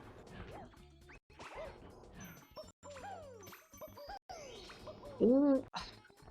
This secret is so mean sometimes. That little third secret in PHI. Yeah, from It's Me, Corey. Yeah. Packer on the final star here. What was that wall kick? I have no idea, dude. Yeah, you're staying in your head. Just stay clean. Just get through the star. 111 in off to Rainbow Ride. And is what is that? Plus 10 on the splits there? I think it is, yeah. Yeah, incredible from Packerzilla here, pacing in Tippy. Also, we got Jaquarium adjoining the screen. I can see. Just got him next to Turgy and Genix. Yeah. Oh yeah, Jaquarium. Great community member. Jaquarium's an amazing runner. Shot up pretty quickly. Really good at the Mario. I agree. he's a very talented runner. Very nice. Cool person. Yeah, super nice guy. Akuzilla, this is a backup doing tree triangles. I was gonna go for Lakitu bounce. Something went wrong on the side flip. That was a pretty sick double kill from Corey here. Yeah. Oh, but getting bopped by the Wow. Koopa. Okay. Yeah, actually went down to the Koopa because if you jump on the shell and that blue coin like jumps, like bad RNG jumps into the water, the shell doesn't go underneath the water, so you could just lose the blue coin. And you don't want to lose the shell. Yeah, definitely. You need that. All right, Hackerzilla got the Lakitu bounds. It seems. At least Yeah, we made it to the ship. Yeah, that's really good. I wonder what that'll do to the splits, because I know Packer did the Cruiser Star. Is what we call it. It's the strategy. I don't know. It's where you go up all the way around and you do the really sketchy long jump over to the cruiser. But yeah, Lakitu bounce is an improvement, so could be saving a good amount of time on these splits. Yeah, I know. Yeah. Commentator just over-explaining In every the single first thought. Big Bang. Because there's so much Mario that has been played and is to be played. Mine is going in 100 different directions. Right now, I'm not sure if we're explaining it to the people or explaining it to the both of us, so we kind of get back on track. Yeah, I There's know. so much going on.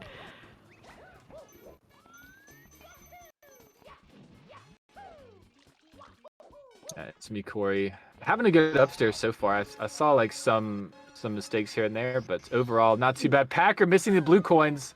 Oh, did get them We're all. just gonna finish a run. Yeah, Let's get it's- for a brief second. Yeah, that's definitely like a hard stopper because if you miss any of those blue coins, the only backup coins are over on that cruiser on the ship, and and that's not on the way for sure.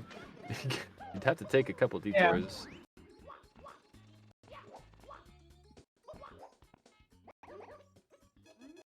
Yeah, Packer riding the carpets. Genix here at HMC. Went a little red on the 100 coin, it seems, but still pacing pretty hard. You know how some people like right where Packerzilla is? Some people attempt to go to the edge of the carpet or do some wall kicks off the house. It's insane. Like I could never do like all this fooling around. Yeah, do some carpet tricks. Yeah, so late into the run in general. Always It's super amazing. sketchy. Yeah. Yeah, no, I remember Blue Bob, it was last month. Was like, I think one of like the first to finish a run and was like up here on the main screen and like tries to run around, like go through the house while the carpet is like going around the outside of the house, and ended up like missing the carpet and like died, and like the run was over pretty much, like lost a minute and a half. Oh, Blue Bob, why would you? It was like the hypest moment of the whole tourney. That's so funny. Yeah, the second go around, people were like, he might have done it again, honestly, like second go around, but succeeded. Like it was, Blue Bob's such a great runner to watch.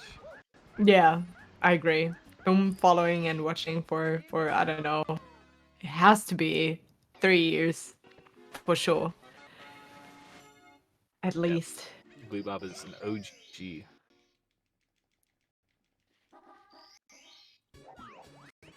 Ooh, Query, I'm having some trouble. BBH. Oh, we gotta reset from Gene. BOB. Genix had enough at HMC. Time to call it quits. Does happen. We do have a lot of time. 12:45 on the clock Eastern time. So me and you will probably have some limited time here, but these runners still have another 6 hours to go before we call it no more resets. And the competition doesn't end there. It actually go until everyone has reset after time has been called. So it could be going for an extra, like, hour, 40 minutes, 2 hours. Yeah, couldn't have said it any better. And I don't know about you, but I'll definitely gonna spend the rest of my day watching these amazing runs. Even if not being on comms, I cannot miss out on this one. Yeah, absolutely. Best thing about being on comms is, like, I would be watching the runs anyway, so now I just get the best of both worlds here.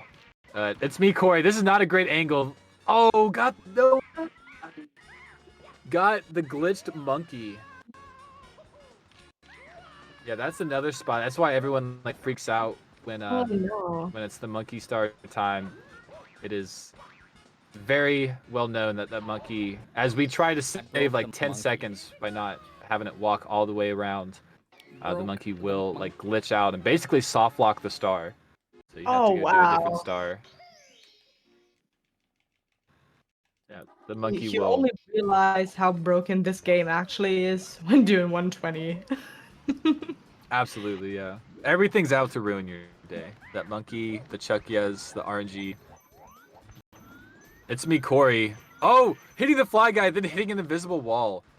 Almost bouncing off the mountain. I don't know if anyone else saw that.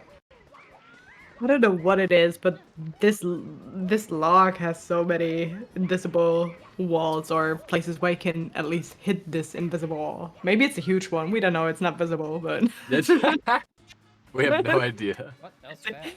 is it a million invisible walls or just one big one? I don't know. Yeah, that log is a hot spot. All right, Corey doing the Oh my glitch God, here. I broke Okay, again. didn't soft lock it, but the monkey also didn't like glitch all the way down. I broke him again. Yeah, gonna have to run. Okay. It seems like What we about it, dude? Was it just too low of a got ground pound? I cheese on did the screen do now. it too Cheese is low. I did too low going this in. time, too. Oh snap! Yeah, we do not see Cheese at the top of this leaderboard. I do know that Cheese I was did doing too some low runs that yesterday. I time, do too. I not gotta know practice that. what happened.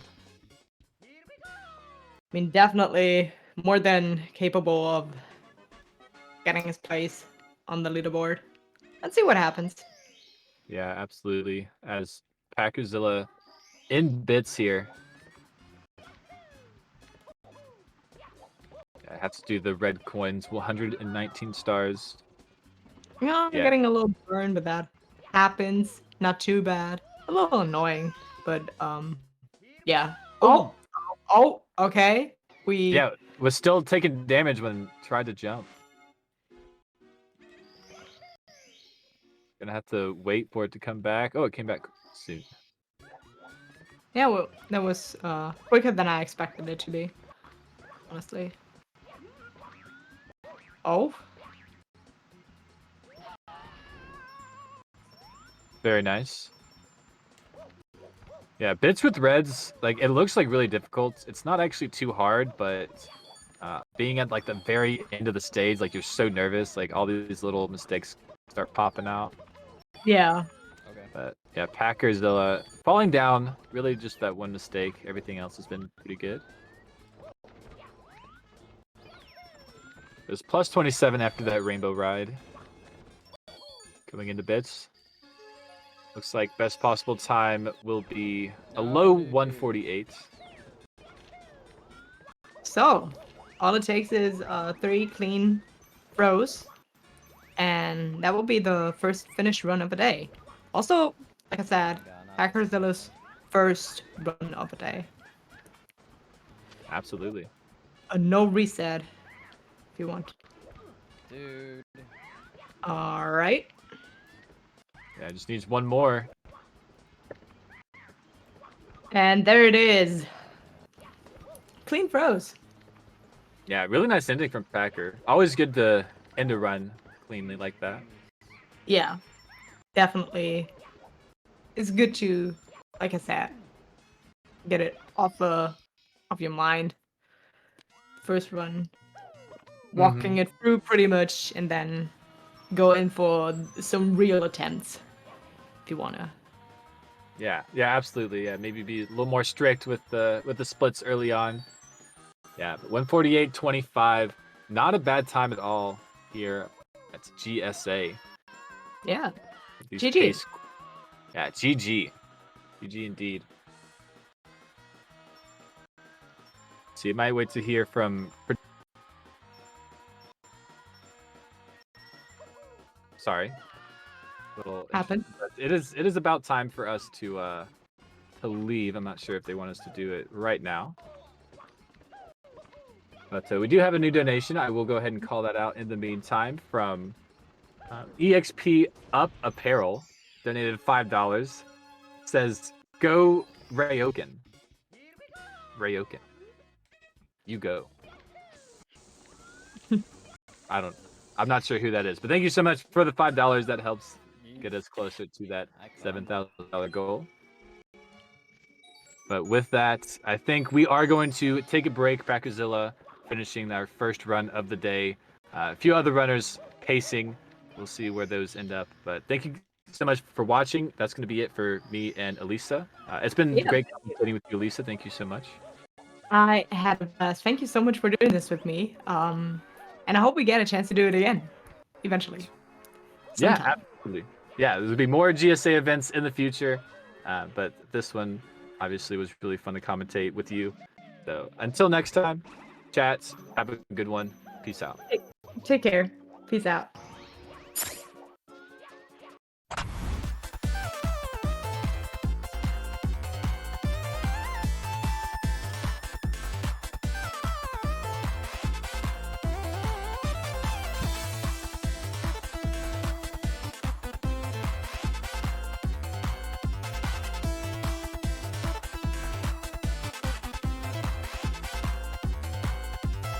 So the Canali goes for the triple. Jump dive!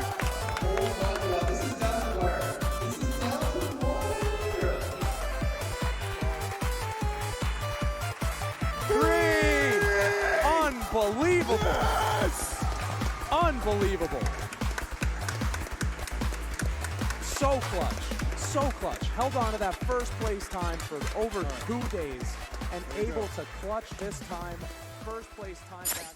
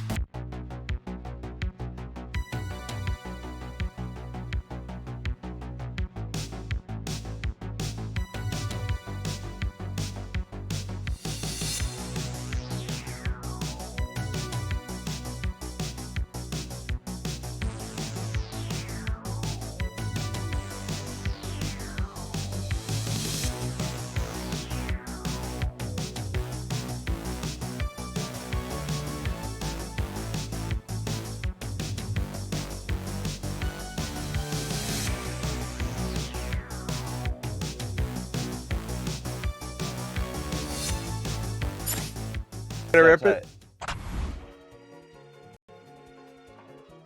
Yes. All right. Here we are. Back in action, folks. This is some large scenario 120 star, y'all. I am here in the booth, joined by Shicely. Yo, how's it going? I am hyped up for some Mario gameplay today.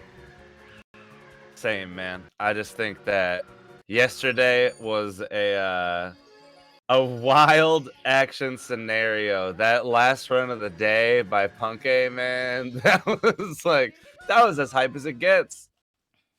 Yeah, well, it got him second place, so that's incredible.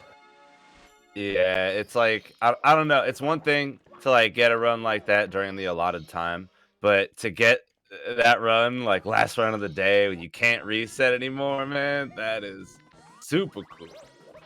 I'm curious if he'll weight off of his shoulder, not having, probably the pressure of not having to run today is nice. Yeah. Kind of just like kick your feet back, like Liam likes to do. For sure. I think we we do have Punkay warming up though, so you never know. Maybe he says, "Hey, that's not enough. I'm here to party." Maybe he's gonna go for the 138. Maybe he wants first place. Interesting. I like it. Maybe he's got like a super competitive mindset. Qualifying wasn't enough for him. He wants the first place. So funny. Well, it was the best because Simply bopped him by 1 second, and Punkay just took that personally. He was like, "Not today, bro."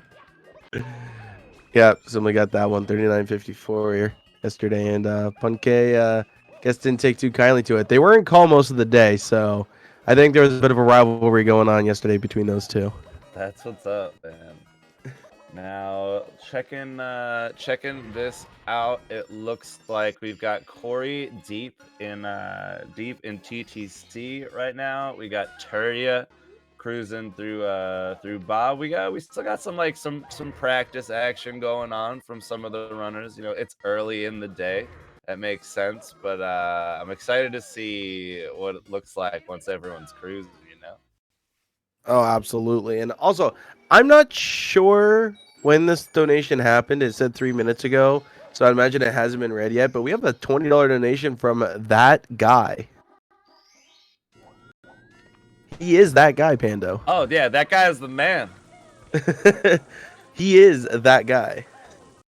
I love it. I love it. And now it looks like Corey is running against a 157. He is a bit in the red here, but I think he's just like, I think he's doing the strat where it's like early in the day and you just like get a run. You just get a run, finish it, so you don't have to worry about it. I think that's a really cool play. Well, his mindset also might be, I just want to complete a run because I'm looking at the RunGG leaderboard here. He has yet to complete one. Yeah, so, yeah. Jeez, it could be a combination of both. Sometimes in those scenarios, you just got to take a run that you may not be necessarily pumped up with, but it's a finished run is a finished run, and even if it's not the best one, like there's like a piece that you can achieve after after just completing one. Oh, absolutely. I'm gonna say this in tournament settings and LTAs. I've done an LTA. Completing a run in general feels amazing, especially if it's an event PB, maybe a new personal best overall, like we saw yesterday with Beast Assassin, or just completing your first run to go like, you know what, I'm on the leaderboard now. This feels good. I think it can sometimes be the motivator. I think Taki PB'd yesterday too. I wonder if Chad can confirm that, because I'm like, Yeah, I have no idea what Taki's PB was before today or yesterday. So pretty legendary though, if you ask me. Dude, it's been cool to see, like, I don't know. It's late in Japan, right? So they've been up. Everyone's like ready to rock basically. Dude, Kano went the distance. It was like 8 a.m. for him yesterday or something. He's just like, yeah, I'm just gonna go for it. Yeah, well, if you had even peaked at all during his stream unlimited, like I'd be up at like I want to say around like 8 or 9 p.m. and I'd pop into Kano's stream. Keep in mind that's like 9 a.m. his time, and his timer reads 5 hours, and I'm like, this man has been live since like 4 a.m. his time. Oh my Kano god. does not have a sleep schedule. He just doesn't. He sleeps when he wants to sleep. Kano does not exist within the boundaries of space and time. Oh no. Okay. So there was a capture card issue. That's with Marlene. That's crazy. Yeah, that's what happened with Marlene. Yeah, I have been copying and pasting that message for the last 2 hours. Oh, that's brutal. Brutal. Well, I tried to pin it, but Twitch won't let me. No. And oh my god, this is my life today. Let's see. I gotta ask: is there anyone or anything you kind of like got your eyes on or are looking forward to today? I got my eye on a couple people. Beast Assassin being one of them. Very capable of a 139. Can really pull that off today. And another one is Terja. He is looking incredible. He has a 139 PB. Definitely can place top 7 with a close enough time to his PB. Yeah. So definitely exciting. He got 7th last event. So I think him getting 7th this event will put him in a position to go to pace potentially if he can get, I believe, 8th next event. I think Terya is one of those dudes like in the mix right now that could actually qualify. I think that come pace, it's not going to be all the old familiar names. I think we're going to have a couple, maybe not necessarily surprises, but I think we'll have like a new face or two. And I think Terya is in the mix to claim one of those spots for sure. Oh, absolutely. Well, in the standings right now, it is Liam, Callie, Punke, Marlene, Simply, Cheese, and Beast Assassin. So there are 2 new names on that list so Kinda far high. in total live standings. As of right now with the placements that we have in Heat 2. I wonder. So this 140.58 by Marlene was that completed after the 139 or like before? Like where's this thing coming from? Do you know? I'd imagine before the 139 because you wouldn't probably complete a run worse than that. If it worse than the 139 if you already have it because your goal is to improve it.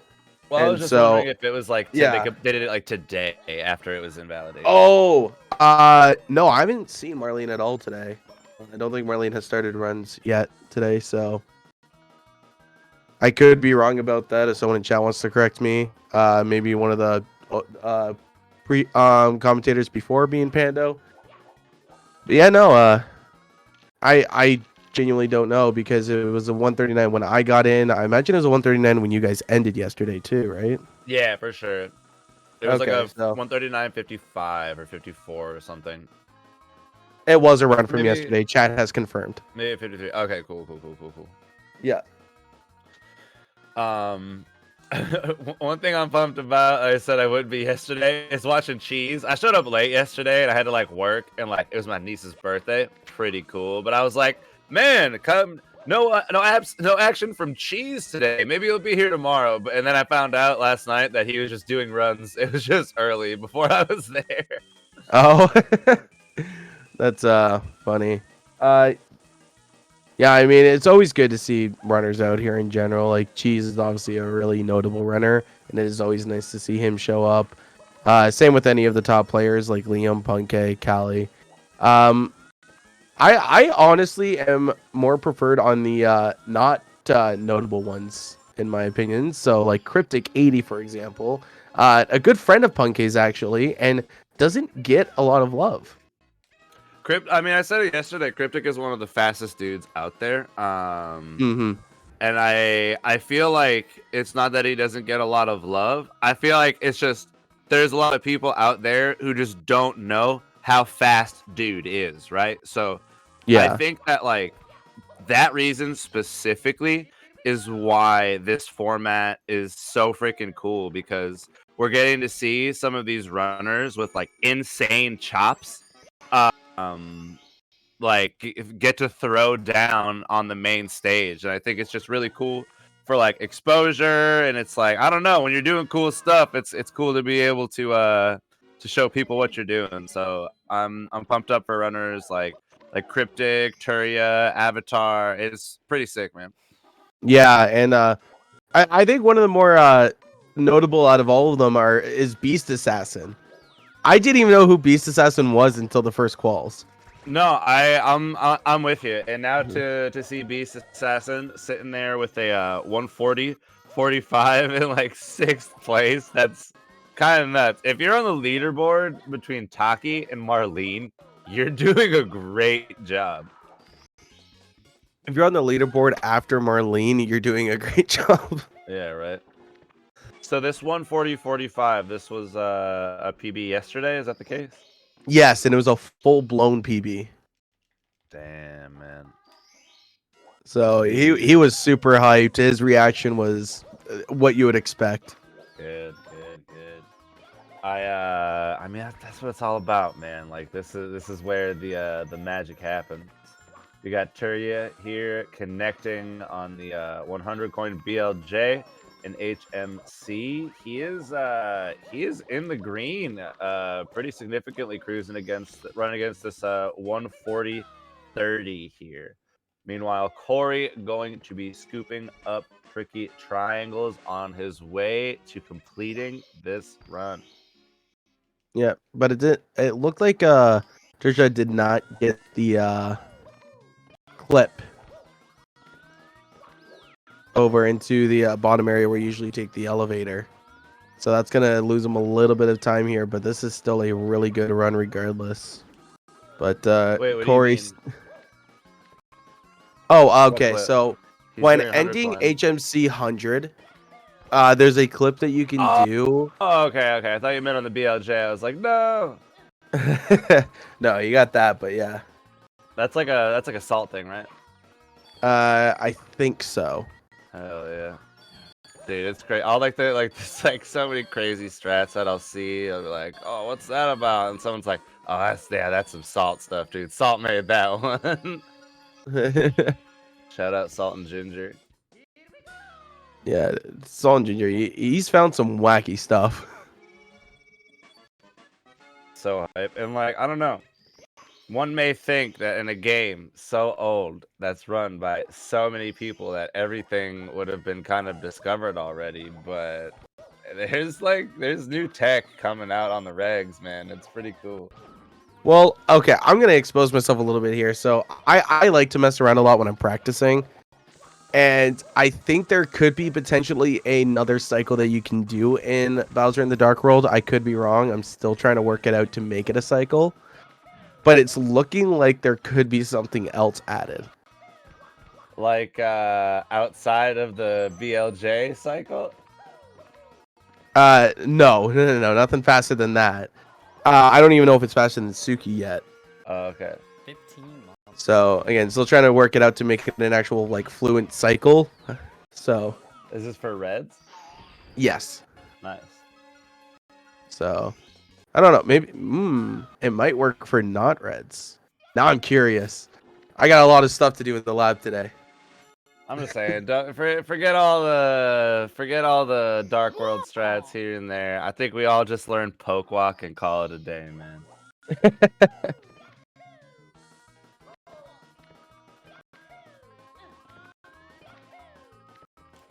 We got Corey cruising right. Ooh, a bit of a misstep, but he's going to back this up. I have no doubt. This is kind of like we got a handful of runs, kind of like in like the meat and potatoes of it. Kano and Turia chilling in HMC. Kano doing 100 coin, cruising through the maze right now. Got the BLJ and that salt clip coming up. We'll see if he can. We'll see if he can connect. Looks to be in the green though.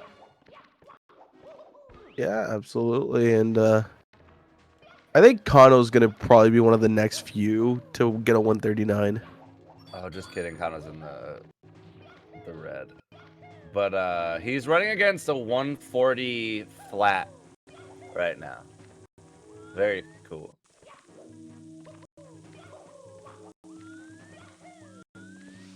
Take a look at the screens here. Seems like it's just these top three that are really moving right now. We have Cryptic on a reset. Cheese is frozen. JQ doing LBLJ. Yeah, it's just these few. Corey's finishing up with some Sky Reds right now. Bad, not bad. Just a few coins left for Corey here in Dark World. He is looking to finish. Oh, dude. The sub 2, Mick. Is the sub 2 possible right now? No. It's close. Unfortunately, sub 2 is dead. It's so close, man. Yeah, I can still rock a low 2 there. Oh yeah, this can easily still 2 flat. Yeah, he has to like absolutely dazzle right now with these throws. I believe in you, Corey. Yeah, just some semi-quick throws. Like, wouldn't even need to do palm spin or quick regrab, honestly, in order to get the sub 201 here. So, Oh, he went for it though. Let's go, Corey. It's sick. I respect it. I respect it. Dude, you got to, and it's all on the line. Like, just, that was badass. I'm pumped up on that Corey. Very nice.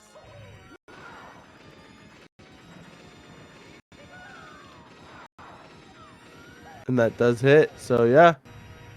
I can't think here. Usually I'm pretty good at being able to determine. I think that's a 213. Man, this whole run, I don't know. We're not talking about it. This Yeah. run never existed. There we go. Very nice. Hey, he golded Sky. Golded bits. G's bits. Corey finishing out the run with a gold. You love to see it. Very nice, homie. Well done. Thanks for the GGs. Yep, sub 2 coming in next. Let me see here. Where does that put? That's gonna put him in at 20th place on the leaderboard. Not bad, man. Not bad. Corey definitely capable of, going So much faster more. than that. He's looking at a 157.46 PB, and I'm not gonna lie. I would love to see him fill it up again, and bop that time right now. Oh, absolutely. Corey, if you need to, take a break, but you've got some great potential going here. That was the clip I was talking about, what Kano just did. Corey, you look great, and you are great, my dude. Hell yeah. Yeah. Terria, though, cruising through LLL. He's just cruising in general. Look at those splits. Yeah, man. I don't know. I think LLL is pretty hype. It's like pretty fast, quick stars. Nothing crazy, but it's solid gameplay. Yeah, I also think it's worth mentioning Jaquarium in that kind of group of runners that we may not have seen before, but with the open qualies, we're really getting to see them throw down. Yeah, JQ's got a pretty good community of his own, so it's definitely up there for one of the bigger ones out of the small bunch, though. Dude, JQ's stream is a great time, man. Everyone over there is always cracking me up, dude. Dude's high octane, that's for sure. Also, it's funny. So I binge watched some of Cobra's videos today. Yes. And I noticed something very much about you, Pando. Yeah. You love to scream. I get scared, man. Sometimes I get scared and it's all I can do is just yell, you know what I mean?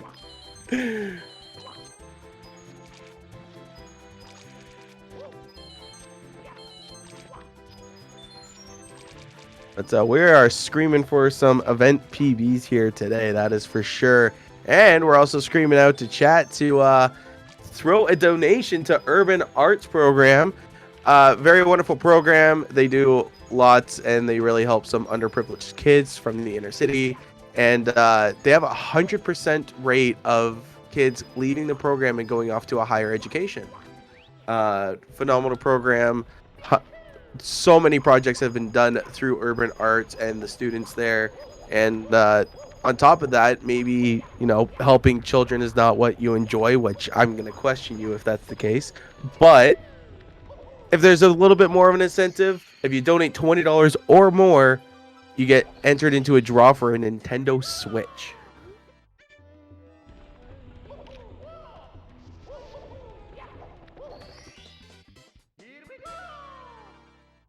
So that is pretty epic. Hell yeah, dude. 100%. 100% is like a pretty solid percent. Let's go Urban Arts, man. And who knows? Maybe if you donate $1, it might boost it up to 101%. I like it. I like it. Got a donation goal of the $7,000 today, but only like 1,300 and change left to donate. I will say this: yesterday, y'all's donations extended the timer for an hour, and that is the only reason that Punkation was able to get that run together and slam through a 139.11, man. At one point, dude, he had the most insane upstairs. I don't even know if he made any mistakes. He was on pace to bop Liam's 138.47 until a late death in Rainbow Ride. That's insane. So yeah, if you see your favorite runner not in the top 7 right now, if you donate and help put it towards the $7,000, that could give your favorite runner an extra hour to get into the top 7 here. Yeah, man. But, we can't just count on everyone later in the day. You know what I'm saying? So we got to do our part for this daytime crew scenario. So if you're able, if you're feeling generous in this moment, you could totally donate if you wanted to. Yeah, absolutely. And never feel pressured to, though. Yeah. Right? The donation's got to come from your own generosity. And Everyone only if you're has able to to. donate. You have to. You have to. I'm just kidding. That panda guy's toxic, man. Just see him outside of the booth. It's worse.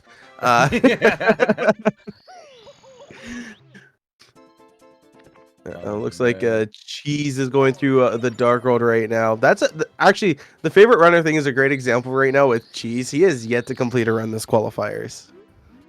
Yeah, I think that's worth noting. I think that I think Cheese and Ouija have yet to complete runs in this heat 2 here, and it's let's be real.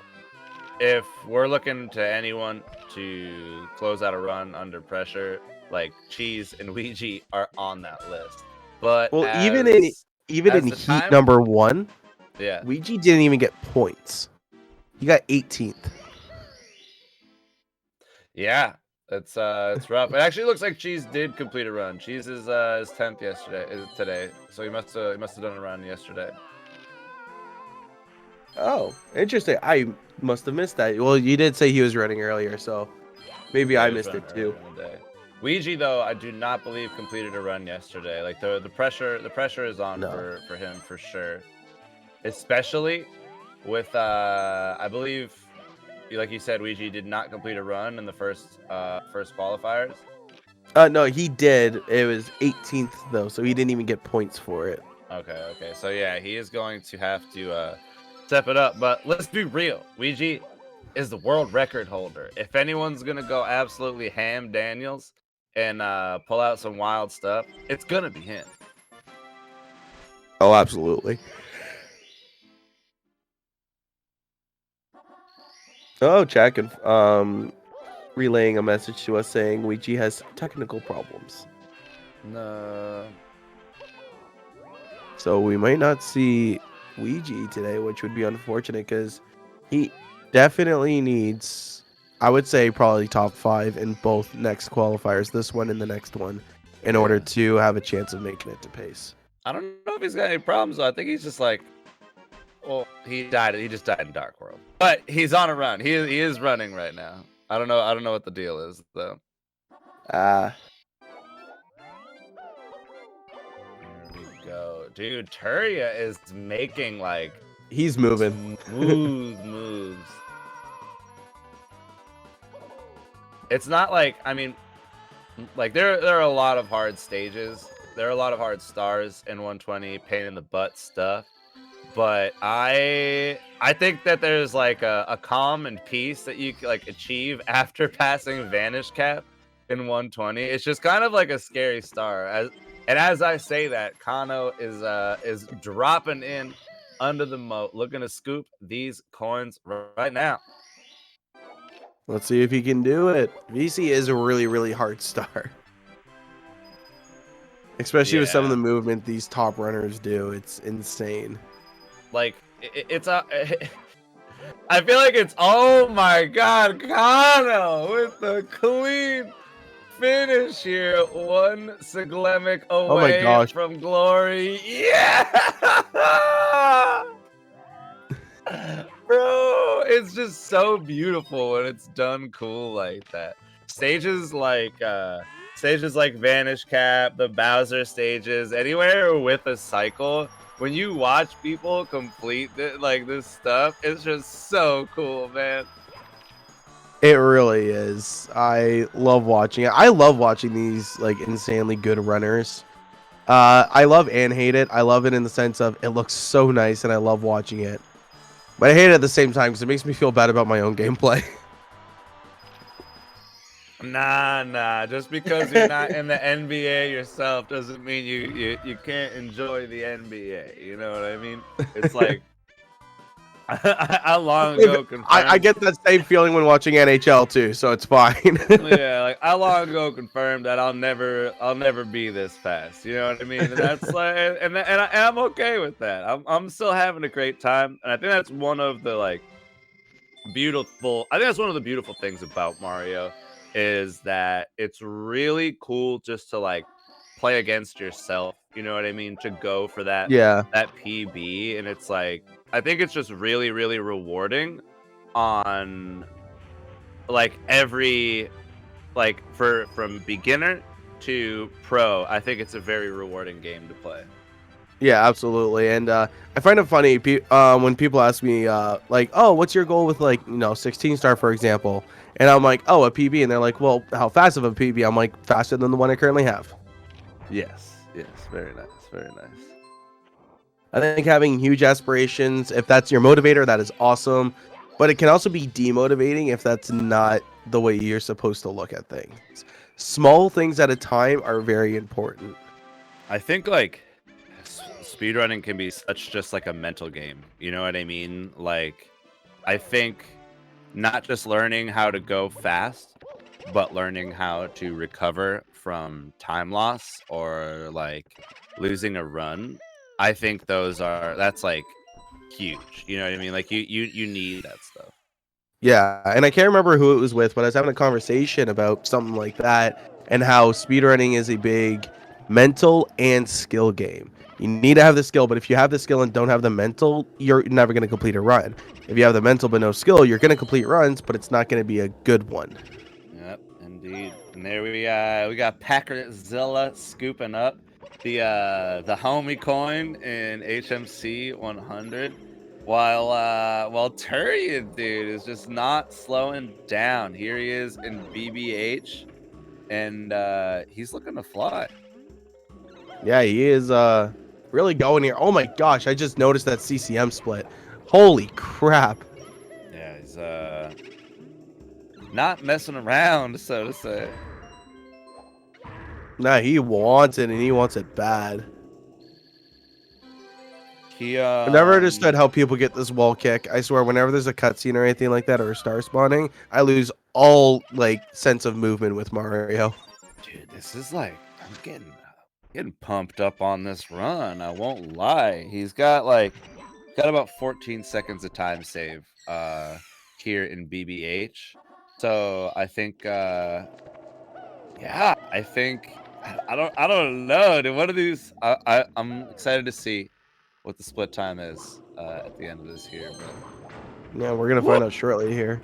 it's getting spicy. Terry's putting something together for us here. Ooh, we got Taki in SSL as well. This is very cool. I always struggle to read Taki's splits.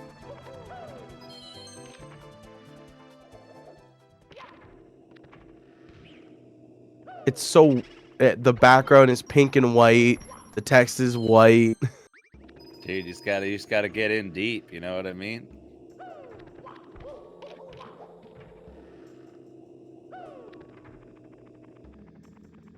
Chat asking what is the 120 world record? That is 137.35 by Ouija. Oh no. Packers went for the long jump clip and ended up falling.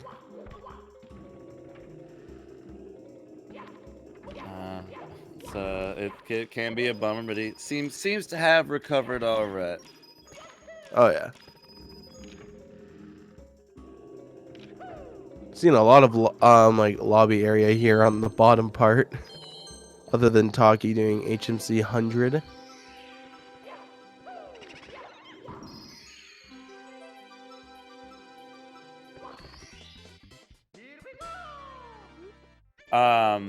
I'm all right. Are you ready? Ready for a hot question? All right, I'm ready. Do you think that Liam's 138.47 will stand at the top of the leaderboard at the end of today? If Ouija starts pumping out runs, no. 100%. If anyone's gonna do it, it's going to be. I'm gonna say this now. It's either gonna be Cheese, Ouija, or Punke. All right. Heard. I like it. It's gonna be a spicy day. You know what I mean? Like. There's three great potentials right there. Like usually I like to go into like analytics and stuff like that, and I'm guessing that's kind of what you're going for as well, is like hopefully a bit of a longer answer, but it's just that simple. You have three phenomenal runners here who can easily take first place. Yo, is Callie gonna be in the mix today? Is Callie around? Callie definitely can. However, Callie doesn't even have a 138 himself yet. Yeah, I'm not saying to bop Liam. I'm just saying I don't see him running, and like Yeah. I want to see him running. Maybe. I have no idea. You know, Callie's sitting in a pretty comfortable position there in third with the time he's got.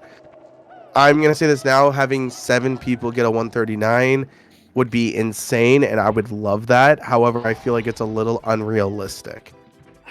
Not impossible. It's definitely doable. We have a lot of runners here who are more than capable of getting those 139s. But the other thing I remember, like a 139 sub 139.30 as well. There's without a 139, not on the leaderboard right now. Cheese and Ouija, both could easily blast a 139. Who else isn't on the leaderboard right now that could blast a 139? I feel like there's someone that I'm missing. Well, Beast Assassin can easily do it. Terja's PB is a 139. All right, there we go. Obviously, Simply's on the has a 139. Yeah, but he's already chilling in fourth. Yeah. Marlene looking through the could list do it. here. Marlene definitely can. Had one, but capture card issues. Oh, that's brutal, dude. That's brutal, doodle. I think if Taki Taki gets a PB, Taki can definitely get a 139. I don't believe Parsi is playing. Parsi was doing runs around the time of the first qualifier, but I did not see Parsi running yesterday. I do not know if they're running today. I also just don't know if they're like participating in the competition. I think they were just like rocking, you know. Yeah. I think Parsi in this situation is on a sleep schedule. So might not see Parsi at all, as it is roughly around, I think, almost 2 in the morning for them.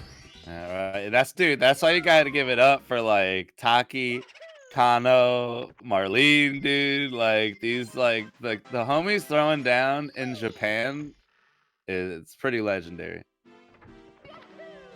Absolutely, it's heavy dedication, especially when you see them running at like this hour right now. Like for Kano, it's 2:32 a.m. for him. So, And here we go. This is gonna be a big moment for us. Turia heading into Dire Docks.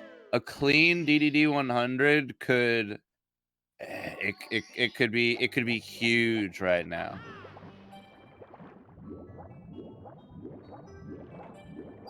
yeah, absolutely. And oh no, Packer losing the coin down there, gonna reset. That is unfortunate. Oof. I saw that coin spawn and I saw it drop. Absolutely brutal, man. No, RNG is the worst. And like, I don't think Oh SM60... my gosh, Pando, Oh, we suck. what happened? We had a donation 12 minutes ago. Oh, read it up, man. I think it's gonna be And sick. it's from Brad Shubby for the amount of $1, saying a dollar train. Ooh, Big Brad going for the dollar train? I think that's kind of legendary. And y'all, if we get like a solid midday dollar train going now, I feel like the folks at the end of the night will thank us because they won't have to donate as much, you know? Maybe just chip in, blast, do our part, just to, like spicy dollar train, man. I think it's gonna happen. I mean, let's get the dollar train going.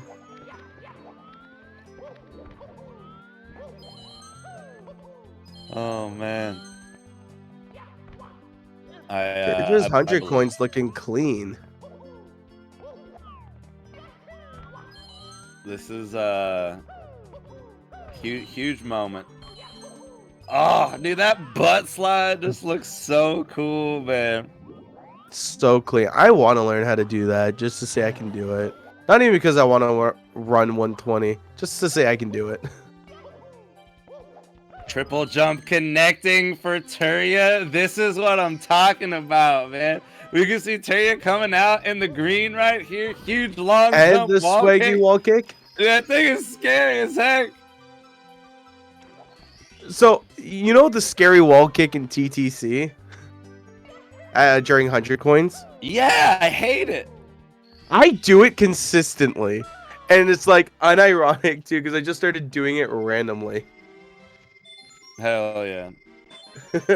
I'm just like, you know what? I see people do it. I'm going to go for it. I did it. And I'm just like, this is easy. And it's definitely not. It's just one of those fluke things I'm able to do.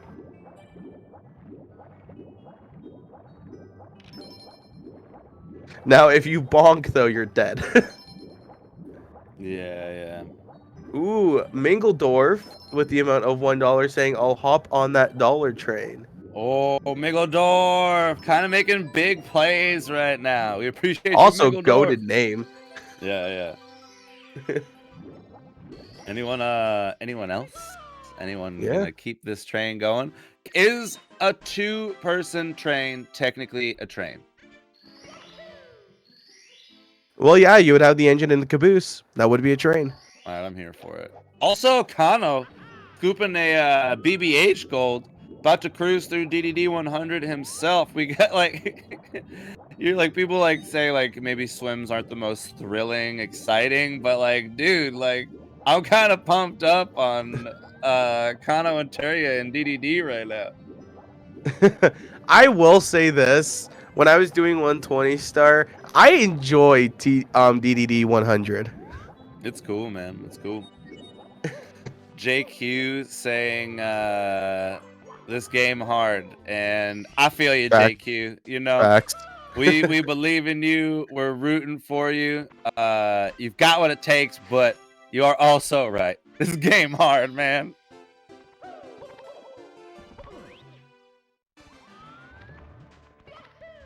Kano's BPT from 138.01 to 137.54. A 6 6-second gold. For a runner like Kano, 6 seconds is like, to gold by that much is insane.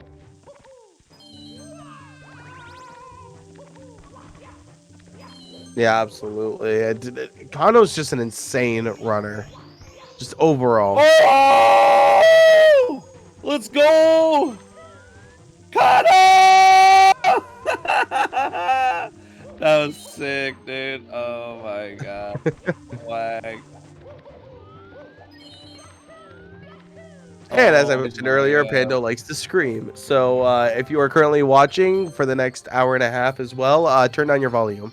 I don't get that option, but You should have heard me yesterday when Avatar went for sicko kick, dude. I popped off. Who were you You were commentating with Wes, right? Yeah.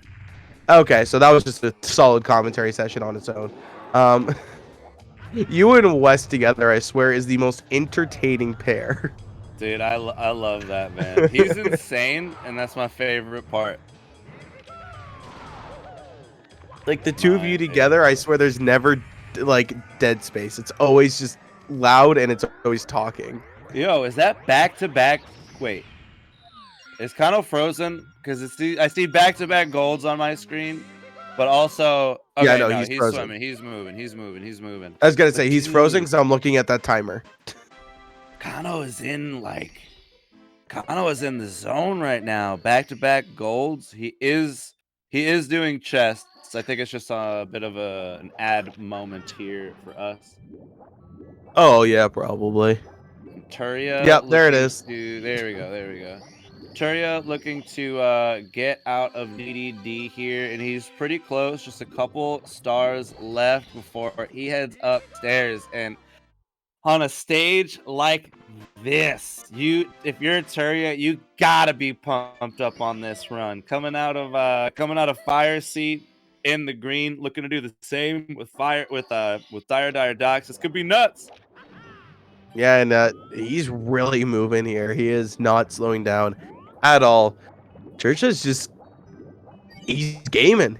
He's a gamer. Yeah.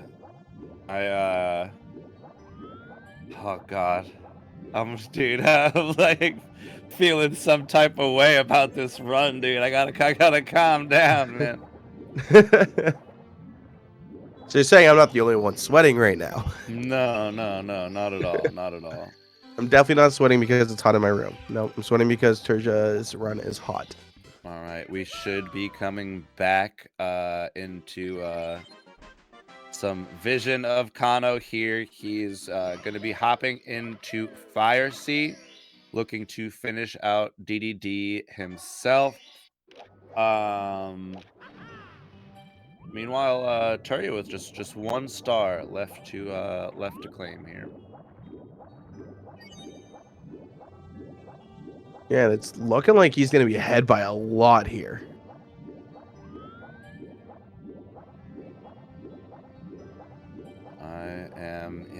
I'm excited. Here we go, Kano. Oh, no, Kano still on the break there. Still collecting that bag. Wait, this is like... Dude. Turia is going to have a great touch. A 103. He's going to have a 103 touch. Oh, yes! Okay. 103.59. Dude, that's insane, man. That's insane. 30 seconds in the green. Heading stairs. Dude, Turia, I mean, 138 technically still possible, but like this is a crazy run, chat. This is actually nuts. This is a really, really, really good run from Turja here. And definitely interested to see what he's going to pull out here in Wet Dry Roll. Probably my favorite stage.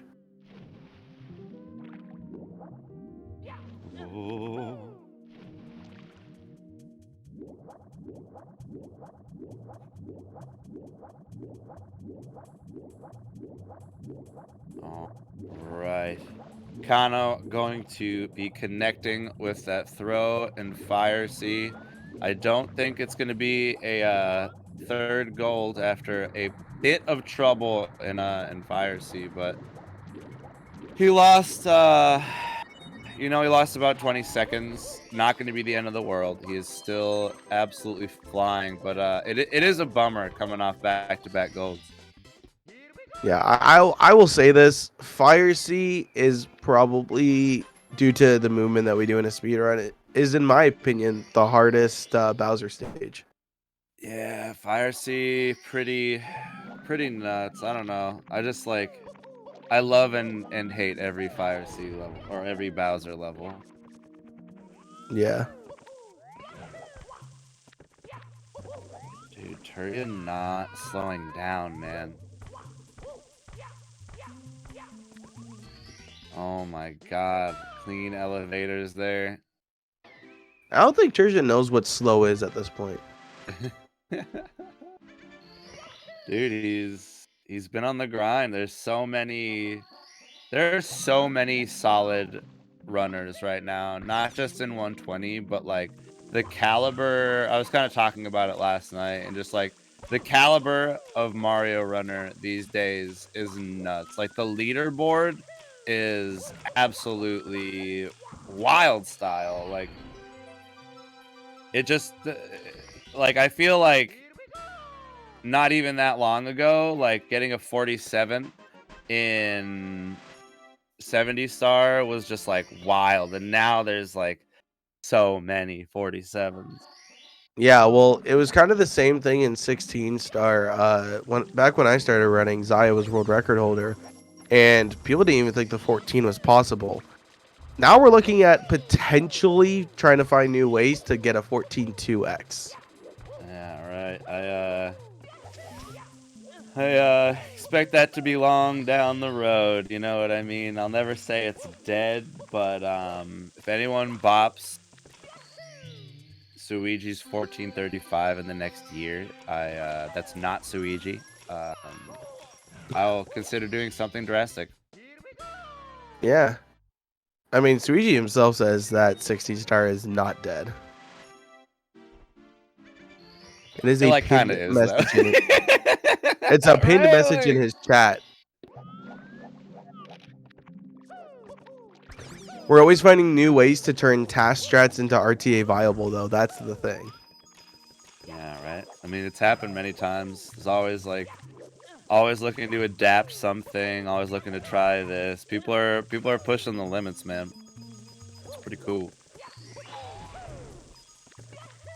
I think with a little bit of luck on your side and obviously an insane amount of skill, I don't think 16 star is going to be dead for still a little while yet.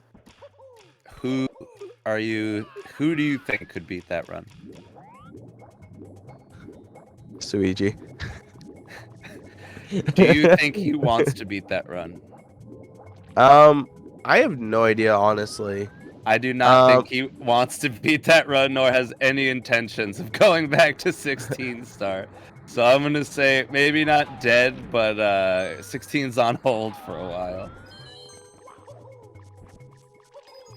I think if something like even something small comes out where it saves some time, I think he might go back.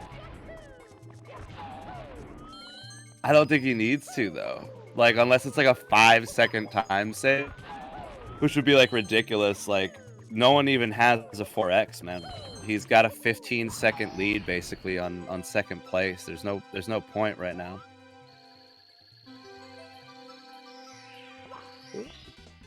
Like even if there was a 5-second time save, like in theory someone could put up like another 4x, but 3x is just gonna take some serious grinding.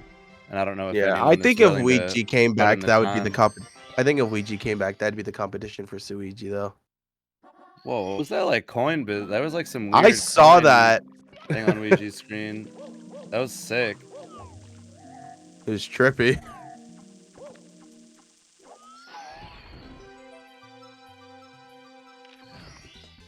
Here we go. They're just saving Turya. more time.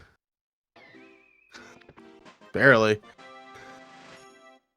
Very nice. Love to see it coming out of Wet Dry World. 30 seconds in the green. There are only 30 minutes left in this run. Holy. It would be cool to see Turia on this on like the bottom scoreboard here. I'm not gonna lie. It would be pretty cool. It was pretty dope to see it last event, and I don't think my mind would change on this one.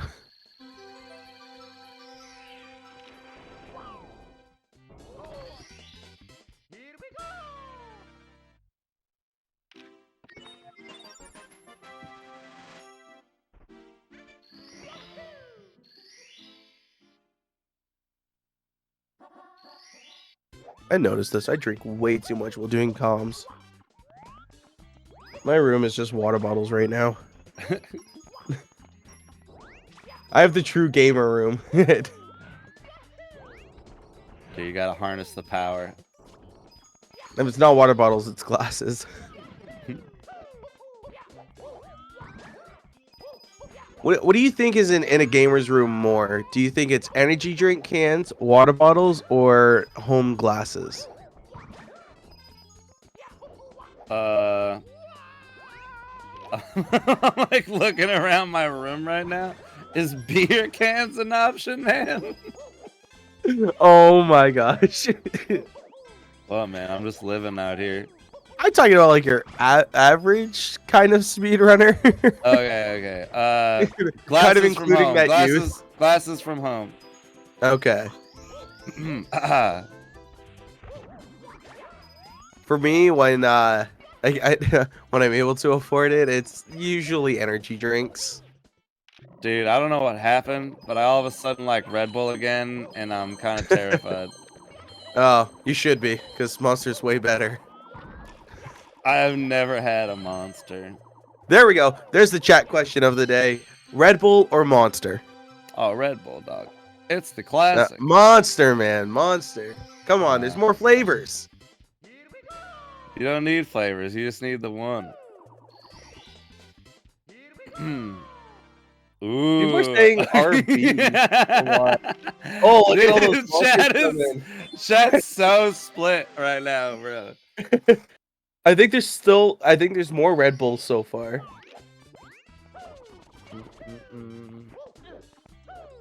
There's definitely more Red Bulls. We have something specific though. We have Ultra Zero Monster in there. It's not bad. G Fuel, what the heck, man? Someone's literally drinking a Monster right now. Oh my gosh. Ultra Rosa for the win. That's a good flavor. Turia going to be missing the clip in THI. Not devastating, but not any time loss he's looking to include today. Ooh, it's starting to sway back into Monster's favor here.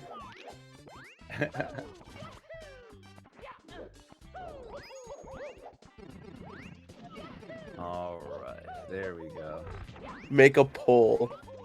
I don't know, do I have permission to make that poll? I don't know. I don't have mine, dude.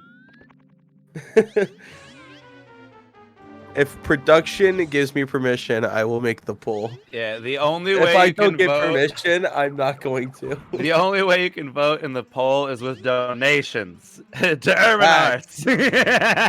Facts. Oh man, my bad. Anonymous and 401 Tomato, both with $1, continuing the dollar train. Oh my god, you know, this train is chugging along slowly but surely, but y'all, we can keep this going. That's $4 donations, man. Anyone else got a buck?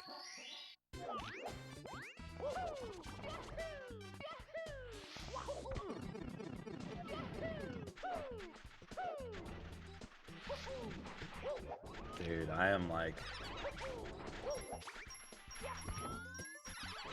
Am I allowed to say it, man? I'm gonna say it. I'm gonna say it right now. I'm terrified. I'm saying it. I am attached to this Turia. You're attached this early? I'm attached, man. Can I tell you something else? Huh. I've been attached since basement, and I don't know what to do, man. This is crazy right now. This run is so sick. Why are you getting attached so early? Dude, he's flying, bro. What do you mean? How can It's I a not phenomenal. do that? Don't get me wrong. But as a speedrunner, you should know to not get attached. Attach early, attach always. Those are the words I live my life by. Woo! Alright, here we go. Oh. Don't get me wrong, it is a phenomenal run. Is this? Okay. Everything's Wait, is cool. it 88 stars out of THI? I think I love. Yeah. Oh my god, dude. Oh my god, bro. And he's saving more time. Oh my gosh. This run is insane. Dude, oh my god. I'm freaking out. This is a huge TTM for Turia here. On the large stage, dude. He is putting together an absolute banger of a run. Kano at the same time got a run of his own, blasting through THI Reds here. We've got some deep runs, man. This is cool. Okay. Pando, I don't care what anyone says now. Monster wins. Someone donated $20 just to comment Monster coming from T Fresh. Whoa, I love Monster, man. Yeah. After this, Pando's gonna go buy a case of Monster. Thank you for the donation. Yeah, Turia has a 139.57. And Monster won the poll. No. Fake news. No, Turia, please. Instaclip. Aw. I know that some people don't want Instaclip. I think getting Instaclip makes it hard for people to get a specific angle, so some will try to delay it for a brief moan. The 18 people that voted Monster are clearly not Lunar Jump fans. Joke's on you. I was a Lunar fan for a while. Was I drinking Red Bull at the time? Maybe, but we don't talk about that.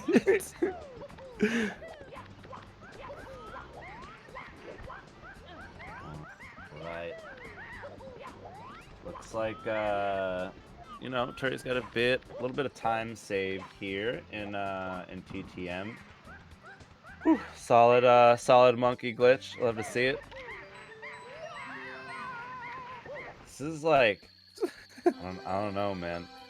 I think this is the best energy drink comment I've seen. Red Bull is the Old Spice of energy drinks.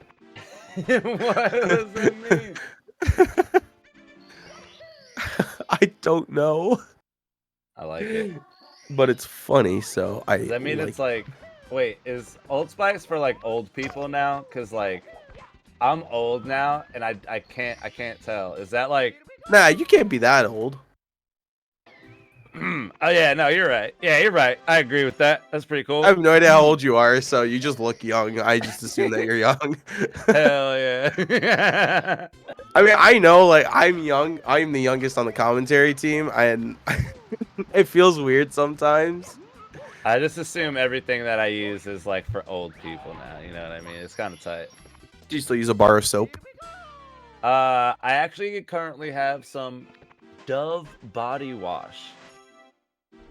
Okay. So yeah, you're not that old. You're not using bars of soap yet.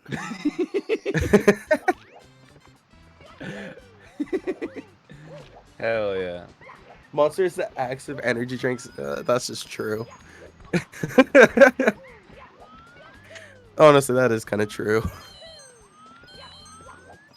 That's mad funny. Turia going to be scooping 100 of these coins right now. Dude, TTM 100 coin is pretty scary, pretty cool. Yeah, I don't know. It's a star I don't enjoy personally, and I kind of clench up when I'm watching.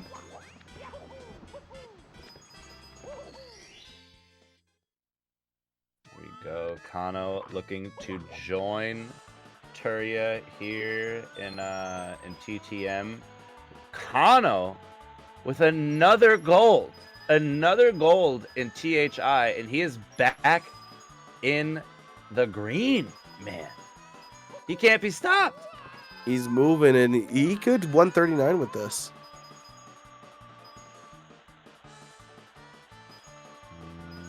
That is insane. Kano's too good at this game. I say that a lot because it's just true. He is too good. Kano's just like this like cool Mario wizard that lives in Japan and like is awesome. That's how I see Kano.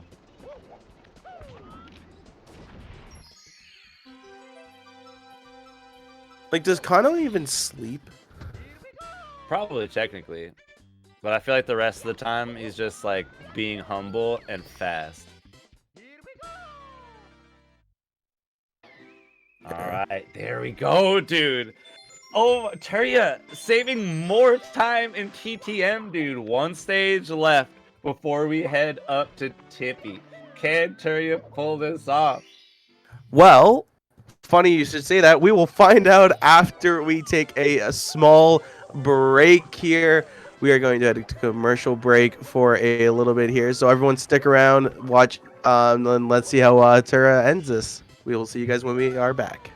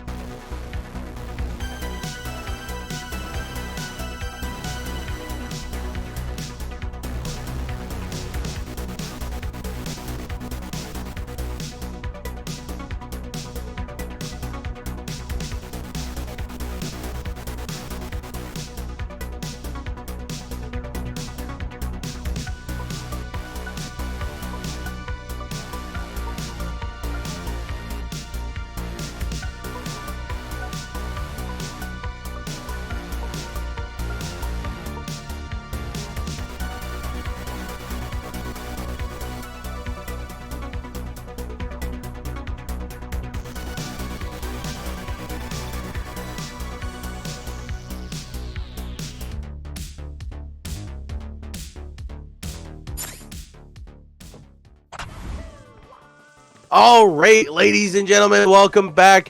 We have Terja here on our screen, still moving. This dude is looking absolutely insane. You know what? I'm starting to think that you had a right to be attached early on there, Pando.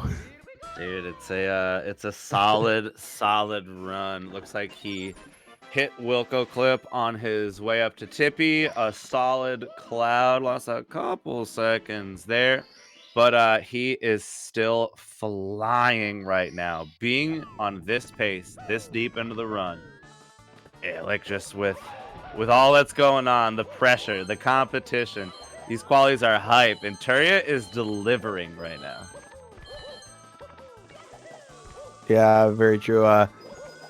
Confirmed throughout the break, did hit Wilco clip as well, which is pretty hype. Yeah, I think this is a pivotal moment. GTC 100, notorious, clean movement so far. He's just got to finish this up here. We've got no doubts that he's gonna pull this off. Unfortunately, during the break, Kano did lose his run in TTM. It would appear. It's tough, man. That's just part of 120. You're flying, you got a few golds, and then all of a sudden, boom, it's over just like that. Yeah, very true. And I think that's just speedrunning in general. Is just you never know when it's just gonna end.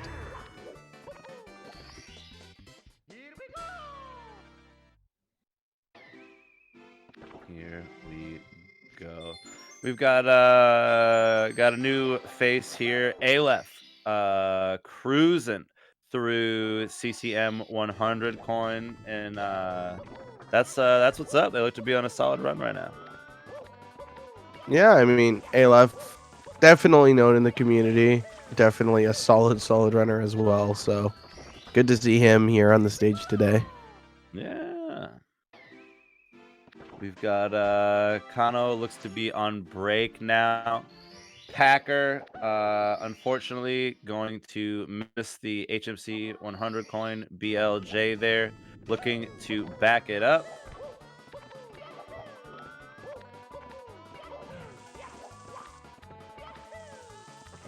The HMC 100 coin is very hard. Yeah, it's a wild one for sure. This should be good for Packer, and there it is, the clip. Meanwhile, Turia with 109 stars, cruising through TikTok clock. PB on the table, but he has got to clutch it out. Yeah, absolutely. Ooh, with moves like that, you might think he's trying to do something cool right now. He's definitely moving. There's no doubting that. He is looking insane, and he has been for the last hour and a half. Yeah.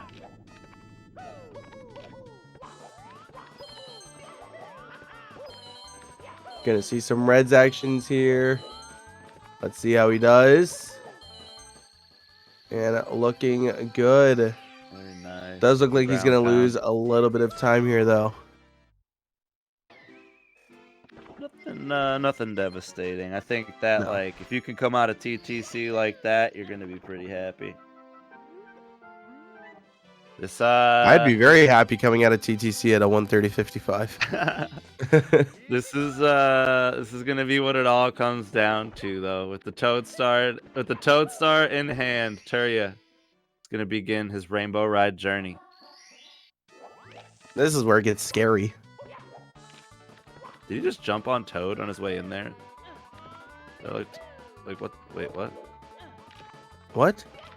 Looked like he like jumped on Toad. It was weird. Oh. Doing swinging in the breeze first. That is weird, actually. I've never seen someone do swinging in the breeze first. I like that. I think it's cool just like get a quick start. You know what I mean? Like I always get scared to start a stage with like a long star. I like that quick hit. Like, all right, I got one star in here. We can keep cruising. Yep. Now, Terja here gonna do 100 coin, which I thought he was gonna do first. Oh, maybe he went for it and the fly guy was not in a good position. And so maybe he was hoping for a better position this go through. Which he did not get, unfortunately. Yeah, smart move, though. Absolutely.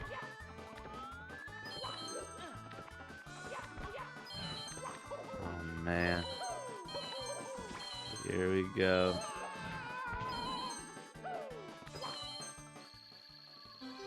Needed that extra coin there from the red coin. Yeah, unfortunate to spawn the star there, but it is what it is. Not the worst time loss. He's got about 14 seconds of time save here in Rainbow Ride, and that will take a chunk of it. Oh, absolutely. But at the same time, Terja looks amazing right now, so Yeah, this has been downright impressive.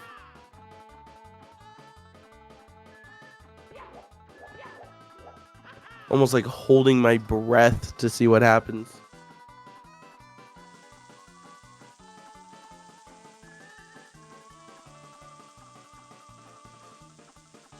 He could do a carpet trick at any moment. Every You time. never know. Okay. Every time I'm about to mention Avatar, I have to realize that it's Avatar now, and I almost keep saying his old name. Hell yeah. But I noticed that Avatar actually got a gold on his Hell yeah. last split. So Very that's pretty nice, epic. very nice.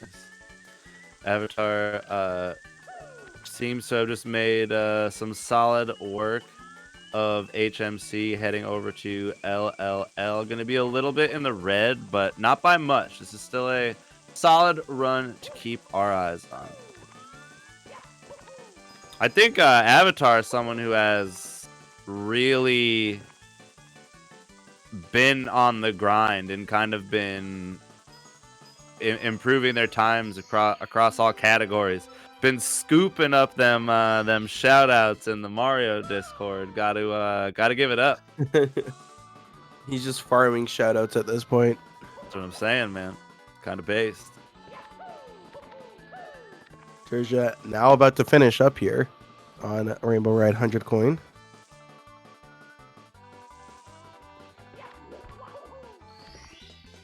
And there we go.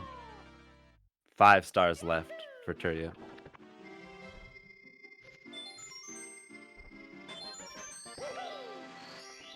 This is oh my god, man. I gotta calm down, dude. This is insane.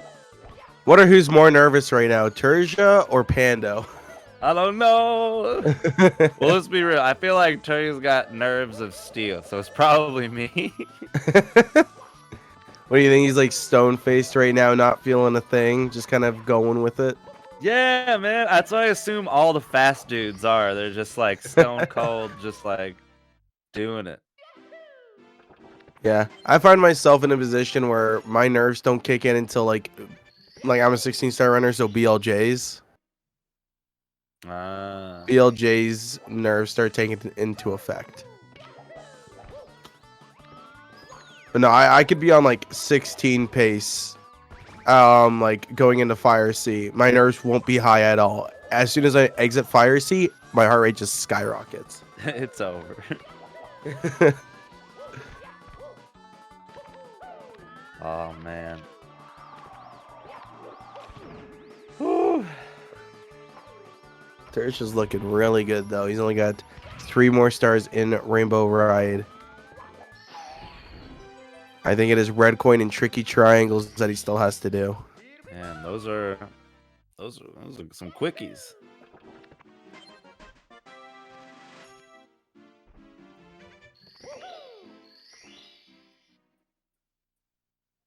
Yeah, this I don't know what the first 2 hours looked like. I wonder if there were any runs completed during that, but this is 1,000,000% the highlight of our block here. Oh, absolutely. And yeah, it's me, Corey, completed a run. Yes, Corey. I do would love believe that to. is the only one who has completed a run thus far. Welcome, Corey. Enjoy the break, sir. Very well done. All right, here it is. One more star for Turya here in Rainbow Ride.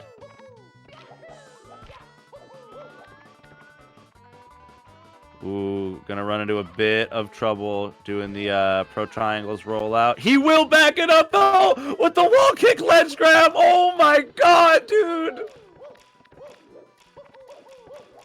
Running into some trouble, but it is okay. It's looking like the best possible time after that is now just above 140. We've got a huge event PB possible for Turya right now. All he's got to do is clutch it out and Bowser in the sky. Here we are. Here it goes. This is the moment, folks.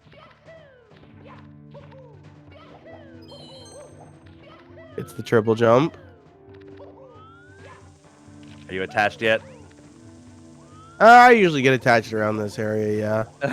my heart would hurt if he didn't get event PB at this point. A little bit of trouble. Nothing Turya can't handle so far. Gonna be heading up this little ramp here. Love to see it. I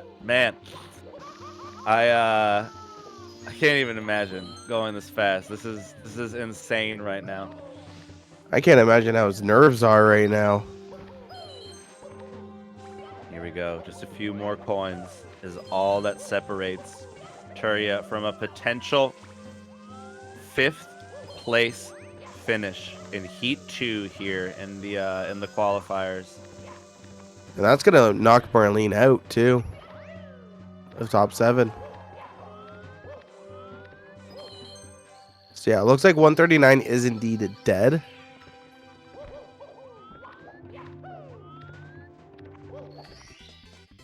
But I don't know, if I was Turja right now, I'd be very happy with this run. Event PB on the table. Here we are into throws. Almost an hour, 40 minutes into this. Can he pull it off? All eyes on Turya. The first throw will connect.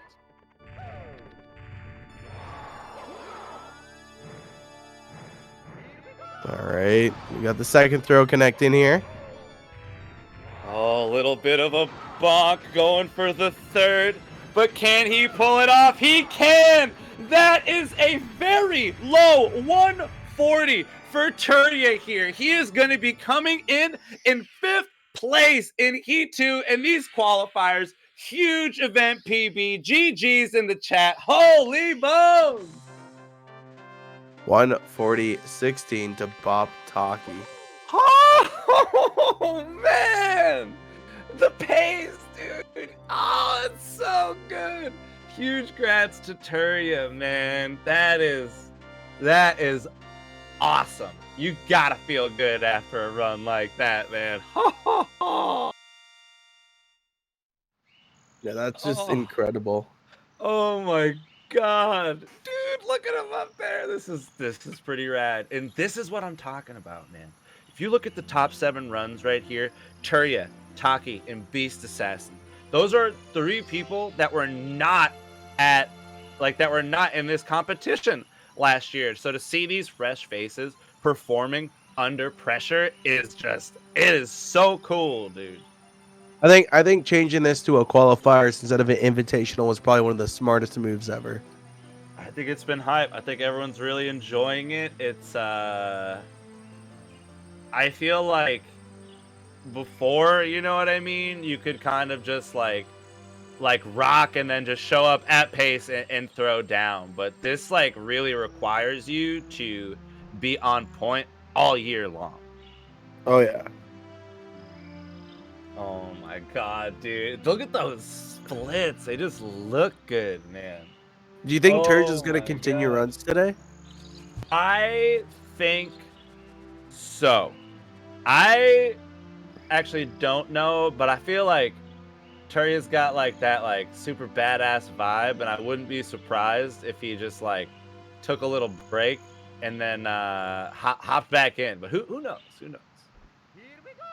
Yeah, I mean, for the longest time, this had great PB potential, like actual PBs as well. So that's always really cool to see. So I think if anyone's going to do it, I think Terges could potentially get the next 139 today. Yeah, you know, and if that is the case, Simply's 139.54 is going to be looking vulnerable. No doubt that Simply it definitely can come does in. now. Yeah, right. No doubt that Simply could come in and beat and improve on his time, but you got some hungry runners, getting on pace today. So we'll see how it all turns out in the end. Yeah, and we're still waiting for Ouija and Cheese to really start pushing out these runs here. So I think once they start getting going, I think that's going to determine this top 7. Yeah, it's and Ouija and Cheese, 2 notable names absent from the top of this list. It is going to be interesting to see how this looks at the end of the day. Realistically speaking, there's not that much time left. What does this go for? Like 4.5 more hours, 5.5 more hours if we hit the donation goal. Speaking of which, if you're having a great time and you're like, man, this is some insane Mario, I just want more of this insane Mario, then you could donate to Urban Arts and we help us hit this donation goal, extending the competition for another hour. Yesterday, it got us Punke's 2nd place run. Today, it could get us a world record. You never know. I'm just saying. You could be part of Super Mario 64 history with your money. And we actually have a $3 donation here from an anonymous tipper saying, "Let's go, Terja." Dude, huge 3 bones there from anonymous. We appreciate that.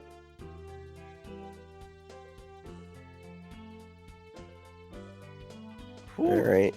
Now we got Beeve. We got Beeve up on screen. That's pretty hype. Beeve put in some solid runs yesterday. You love to see it. Beeve, another one of those dudes that I am very pumped to see in the mix here today. Yeah, Beeve is just he's such a good runner.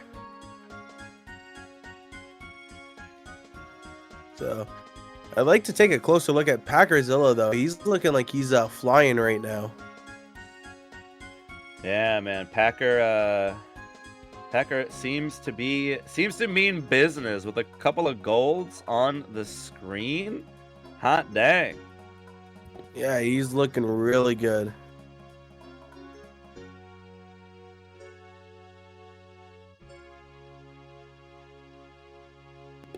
Let's see.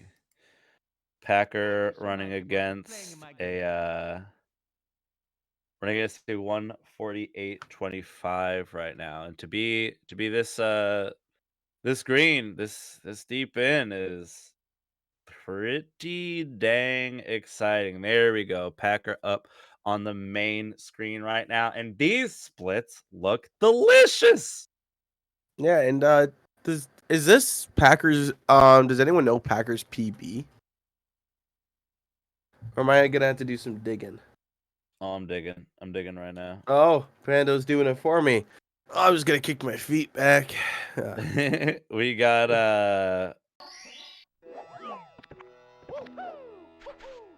what is this?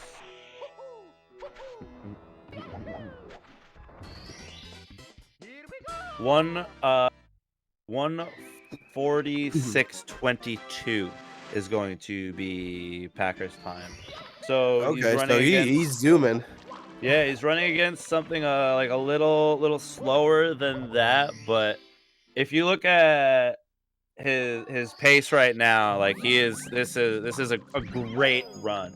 His best possible time sitting at a low 145 right now. This could be big.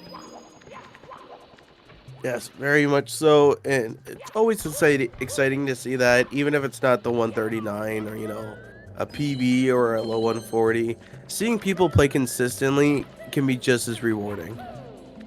Yeah, for sure, for sure.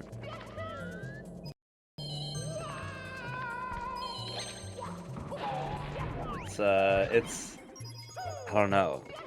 There's so many levels to the competition this year, you know what I mean? Like usually it's the 7 runners on screen, but now we have like there's so many people to keep track of, you know what I mean? Which is very nice from a commentator's perspective. It's cool, man. Remember LBLJ Simulator? Oh man. we would sit and just talk about random stuff for like an hour and a half because we just constantly see lobby. So it's definitely refreshing to be able to just constantly talk about what's happening and have people constantly on runs.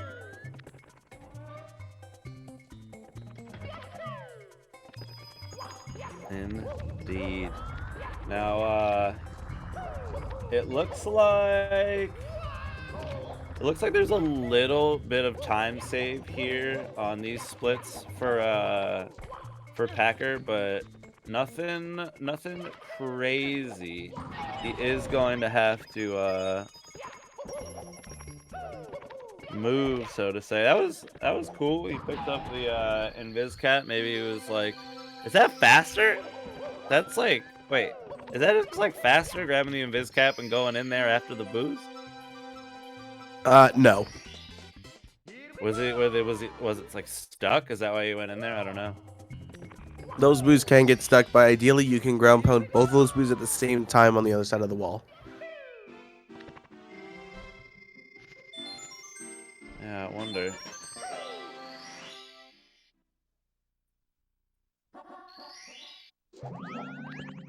So I'm thinking the boos just didn't do what Packer was hoping they would do. Yeah. Kinda nutty. It's like minimal, like wait, time lost there. Beef. Come on. Let's go! Toxic LJ, baby! Yo! Beef! Oh my god! As soon as I saw him in that bottom area, I'm like, no way. Dude, that is so sick. And like, I don't know. Like, is the 143 Beeves PB? Let me see. Beeves 120 PB. Yes, is a Nope. 143. 11. I was gonna say I'm looking and it says balanced, so he's running against balanced splits. Ah, very cool, very cool. That's like, does he usually go for that? Like, is that in his, like, are we about to see like the craziest gold? I'm so pumped up. That's insane. It's not super easy either. It's not even like, yeah, I wouldn't even use the word easy in the same sentence as that trick. I would say it's like pretty dang hard. Oh no, cheese. His controllers.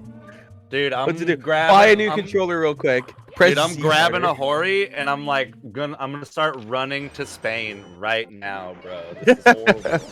Yeah, run with your Hori cheese. No.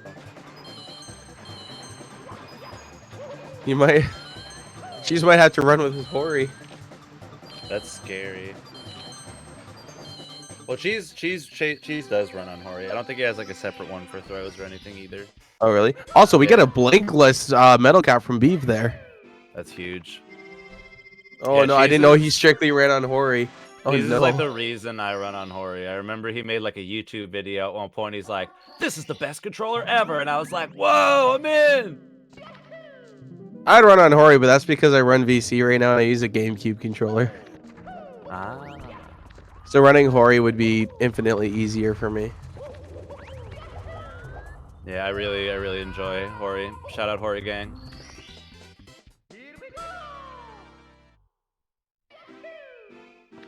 Alright. You're being questioned in chat, Pando. Yo, let me cook, Mia. Damn, dog. Oh man. We got dude, like I am just like entranced by both these Packer and Beeve runs right now. These dudes are certified pacing. I really want to. I don't think I've seen Beeve really make any other mistakes in HMC. I really want to see what his segment time is with that BLJ.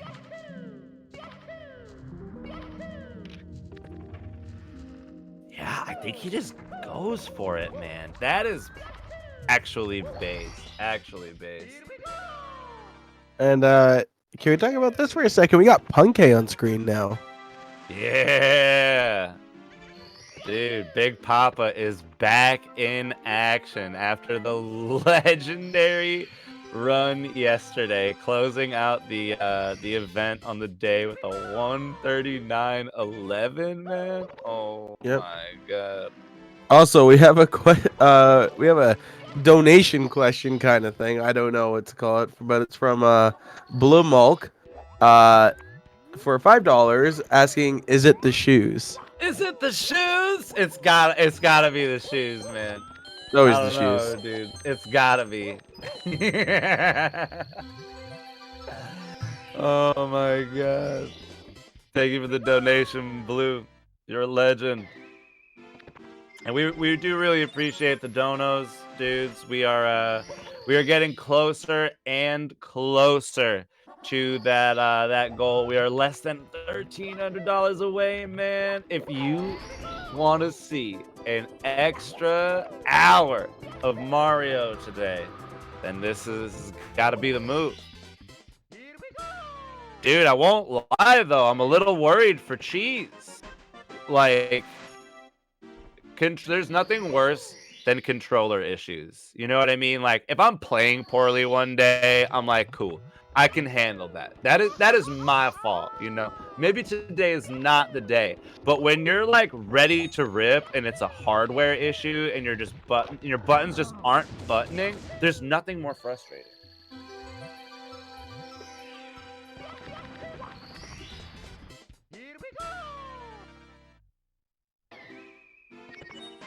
I mean, I've seen people just constantly blame their controllers with like no rhyme or reason. But very rarely is it actually the controller.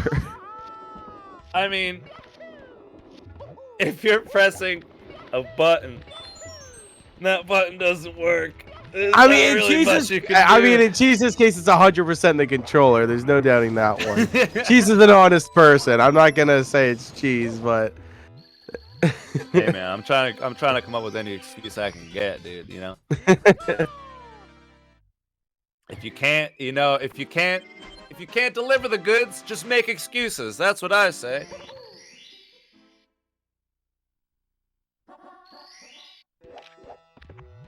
not sure how well that works. Hell yeah. We got Taki doing a little Bob 100 practice. We also got Mean Gene Fleeting Azure cruising through HMC right now. Ooh, gonna miss the ground pound coming up here. But he is well in the green.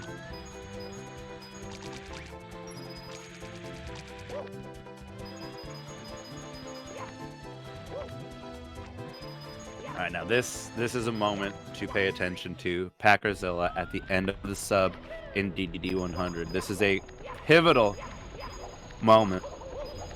Looking good so far. If he can pull off this triple jump to the final red coin, this is going to be a huge, huge sigh of relief. Oh, absolutely. Beeve finishing up Fire C 100 coins. Oh no! Packer! Dude, this is just a devastating part of the run. Missing that triple jump. Like, I mean, like, you miss it one, you get back up, you're like, cool, but like, there's like a certain level of doom that is in play at this point. Let's go, Packer! Not for Packer though, apparently. You love to see, like, I think that's one of the, like, that backup is tough, man. Like, your heart is beating. You're an hour into the run. Like, there's so much on the line. You've come so far. That's cool, man. The next thing I wanted to say after you say we've come so far, I was about to say, but in the end, will it matter? Hell yeah. Oh my gosh. Oh my gosh, we're looking now, Wilco, talking about Terja. He played within 30 seconds of his PB. Yeah, man. That's crazy. That is insane. It's like, I don't know. I couldn't do that on, like, you give me like 24 hours on like a regular day. I'm like, nah, I don't know that. Like, maybe not. So to just like pull it off within a small window on a specific day like today is just, it's impressive.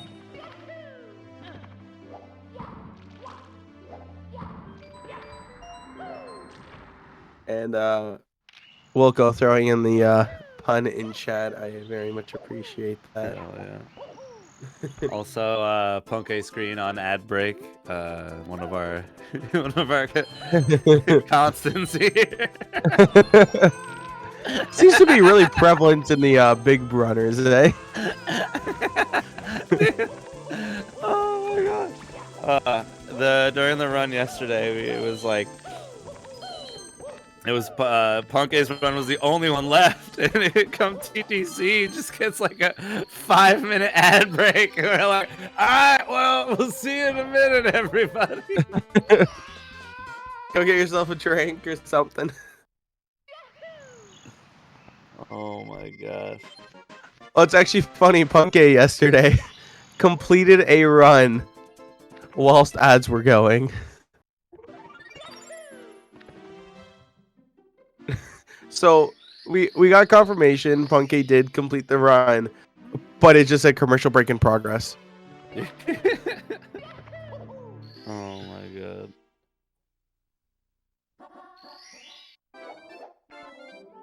Alright. Big moment for Packer cruising through Fire C Reds. In these splits, he has a little bit of time saved, nothing crazy. Gonna be sizing up lava boost cycle, and he is going to hit it there. Love to see it. Can he finish this out clean? Let's see. Woo! And it does indeed look good. Yeah, man, that just looks cool when it happens. Very well done in Fire C by Packerzilla. That's just good stuff, man. That's just good Mario.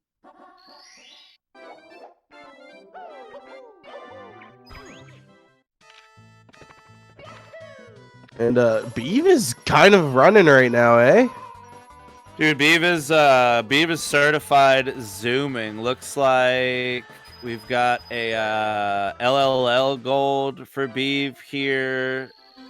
Some solid CCM action so far, and like, I mean, it's not the latest run yet, but like this deep in CCM, he's got to be feeling good with how this run is going. Are you getting attached again? Bro, I am attached to all 3 runs on the top of the screen right now. Packer, Beav, and Gene, dude, I can't, like, I'm all in, man. What am I supposed to do? All right. We also have a $20 donation from Rent-A-Cat here, and they say, yo. Hi. Yo. That's sick. Thank you very much for the $20 donation. Could have said anything at all. I went, yo. Yo, can we get some yos in the chat for that $20 dono, bro? Oh man, kind of based. You too can donate some dollars and say yo if you want to. If we all donated and if we all said donate yo, $1 to say, if everyone in chat right now donated $1 and said yo, we would hit the goal. think of how many yos that is. There would be so many yos.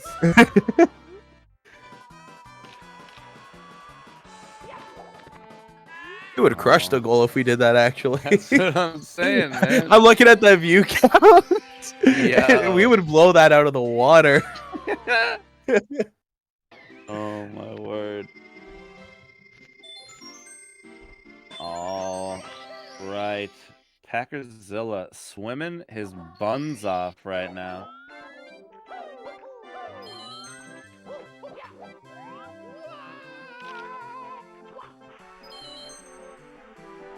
See, So many good runs happening right now. All at the same time. Yeah, this is good stuff. I don't know how to feel about it. We got Cryptic again cruising through SSL. I definitely want to see Cryptic get a run going. I think that would be hype to watch. Absolutely. Look at here though. Cryptic's already got a really good time in comparison to his PB. He has a 142.26 this event. And so that's within a minute of his PB. So he's gonna have to play really well if he wants to get another event PB today. Yeah. All right, and we are going to have Packerzilla touching the upstairs door at a 108.23. This is a huge run for Packer right now. Just got to see how Wet Dry World goes, I believe. All right. We have a $1 donation here from Anonymous saying, yo, dog, I heard you like yo, so here's a yo to go with your yo. Yo! It's a lot of yos.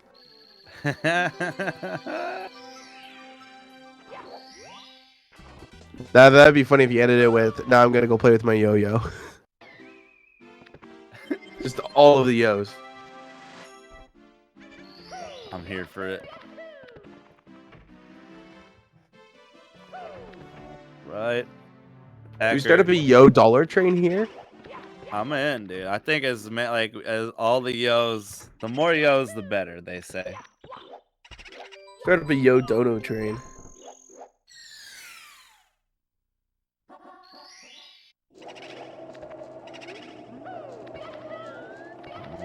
All right, Packer going for the red coins here in Wet Dry World, which leads me to believe he does the 70-star route for 100 coins, which is which is pretty cool. I think the other route only saves like roughly 8 seconds, which is a lot. Yes. But like in a category like 120, like there are plenty of opportunities to grind other stuff. You know what I mean? So I get it. I get it.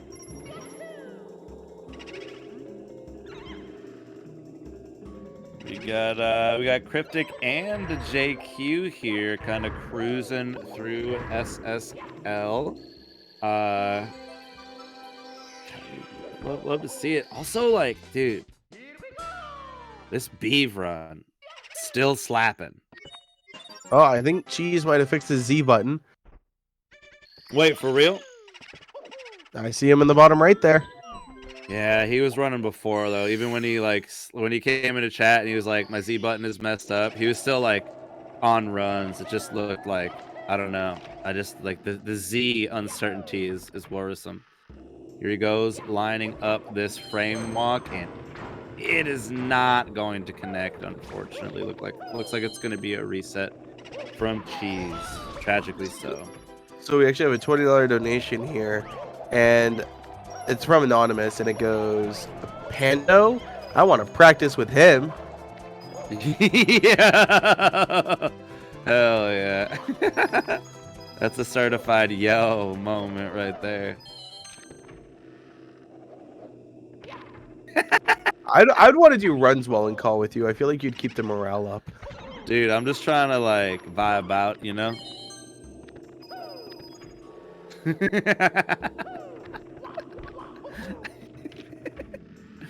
Oh man. I know who that was. Oh, you know who that was? Yeah, and there was an anonymous. Oh my god. Alright, and here we go. We got Packer cruising on the 70-star route for Wet Dry World 100 coin. But like, dude, I mean, here's the thing. 8 seconds, right? In a 100 coin route, there's plenty of opportunities to lose 8 seconds. So like, if you can just pull off a solid run of like the strat that you do, it's kind of just worth it for, in my eyes at least, you know. I'm not pushing the limits here. No beef. Oh no. No. Dude, is that a factory? No, man. That is unfortunate. That was godlike pace by Beeve right there. Oh my god. Oh yeah, no, that was a really, really good run that Beeve had going for him. Oh, it hurts my bones, you know. I was attached, man. That's why we don't get attached, Pando. I can't. I'll never learn my lesson. I can't help it. Therapy. I mean, technically, he hasn't entered the factory yet. Maybe he could save it. I think that's why he's paused right now. I think he's just labbing a new factory save for this run. So sit tight, sit tight. Oh yeah, he's in also if you saw before it got switched off, you can see he's currently in the bonking motion. Oh no. So there is no way to save this. Oh man. Packer Zilla maintaining though. 1 star left, top of the town it will be for him in Wet Dry World. And it's on to THI. I mean, dude, it's like he's in deep. Like an hour, almost 15 minutes in. Like this is it's getting spicy. And looking like he's going to finish up Wet Dry World here. And in pretty good fashion too. This is cool. THI going to be it's gonna be a pivotal moment for this run here. But I got no doubts that Packer's gonna hold it down. Meanwhile,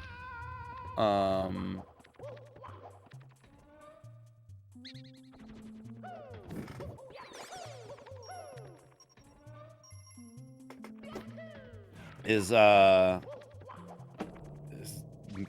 Cryptic on like a wild run right now?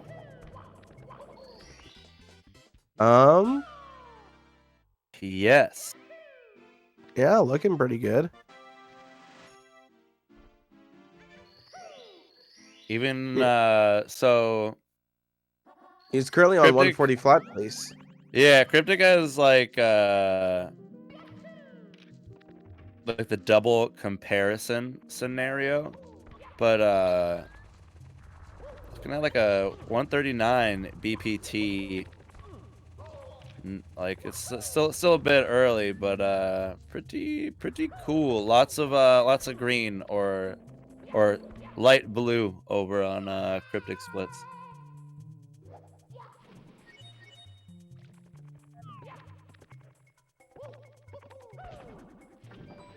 Gonna have to back up Christmas Miracle, but he does it. Love to see it. Christmas Miracle is so satisfying to get. Yeah, it's cool.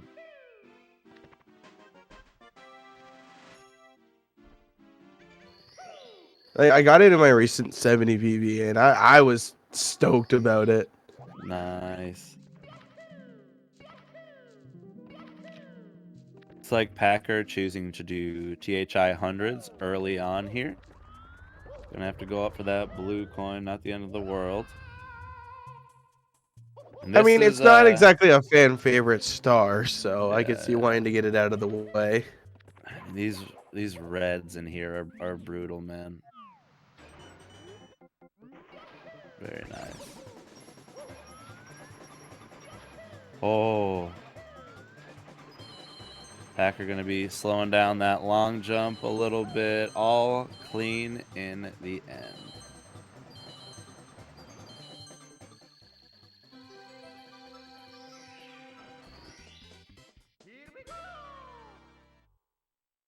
Ooh, would you look at this? Big man on the screen. We have got some Dowski action right here. That's what I'm talking about. Dowski is a phenomenal runner. Dowski's insane, man. He was doing some 70 yesterday, but he's been rocking a lot of 120, man. He has, like, for sure been on the grind. It's been it's been a good time over there, man. Dowski's pretty sick. He just recently got this 139.30 that he's running against, I believe. And I don't know. I'm excited to see what he could really just put together today, right? No, I mean, I always get excited for Dowski. Dowski is one of my favorite runners, so. Yeah, Dowski's really cool.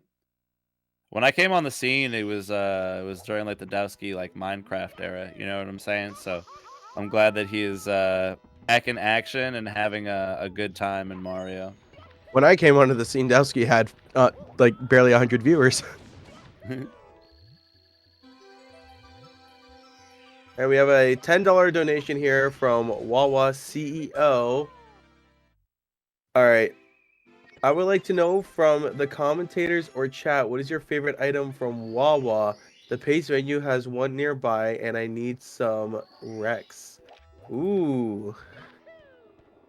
Damn. I honestly don't know. I know that I went to Wawa one time, and I got like a really good sandwich, and I was impressed by its quality for like basically being a gas station. But that was also like 15 years ago.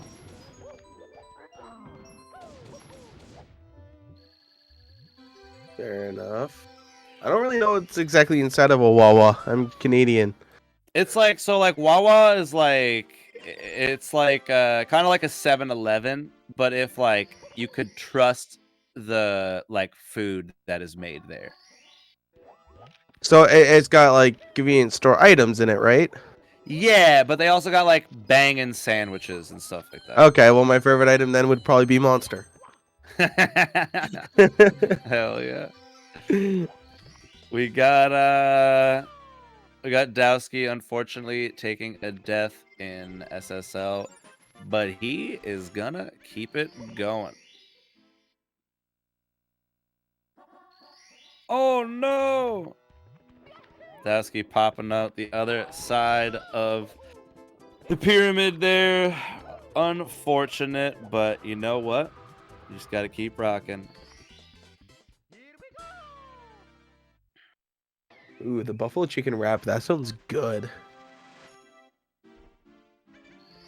Ooh, nice. Yeah, I'm a buffalo chicken man. I love buffalo chicken like anything. Yeah. And over here, we've got Packer on his way to TTM, dude. This is gonna be Scary. pretty good. Anytime GTM is mentioned, I always say scary.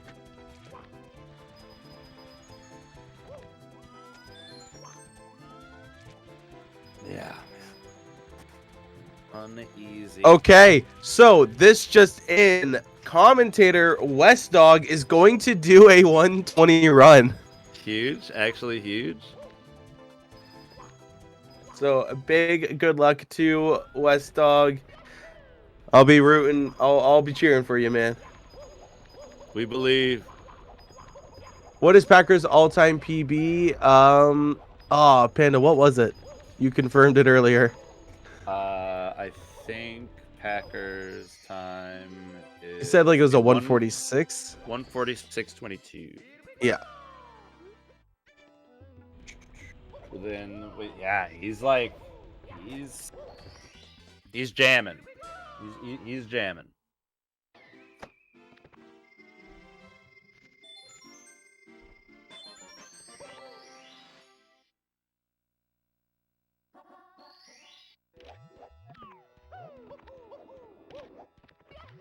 And we have a $2 donation here from someone called Simply's Liam.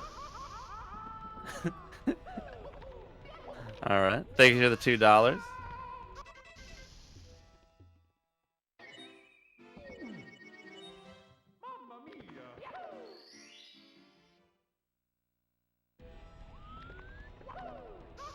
All right. What do we got going on here, Punke? And a sweet commercial break. We got Cryptic Cruise, and we have lost a few runs though. We lost a Fleeting Azure run, the Beeve run, but you know, the cool thing about a format like this is where one run ends, another begins. Taylor, the answer is yes. Across the board from all of us. You should do that.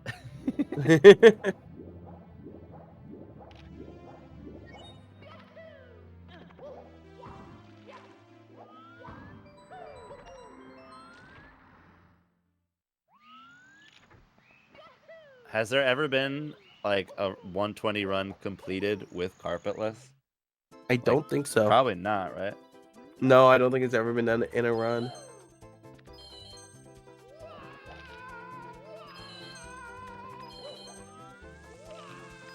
It'll take me 220. That's not that bad. You got this, Taylor.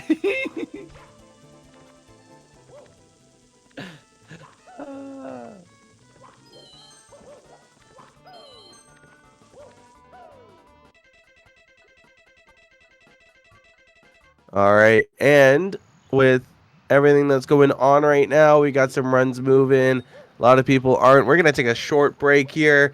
Maybe switch out the commentators. You got a good pair coming in next for you guys here. So yeah, but this will be me and Pano signing off for now. But we'll see you guys when we get back from the break. Yeah, we appreciate y'all. Everybody enjoy the runs and have a great day.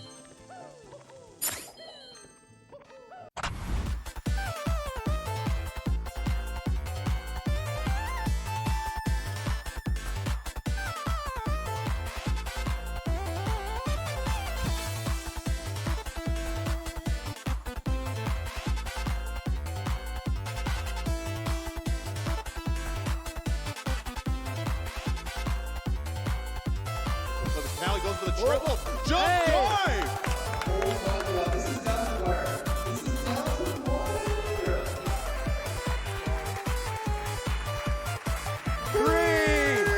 Unbelievable. Yes! Unbelievable. So clutch. So clutch. Held on to that first place time for over 2 days and able to clutch this time. First place time back from Liam.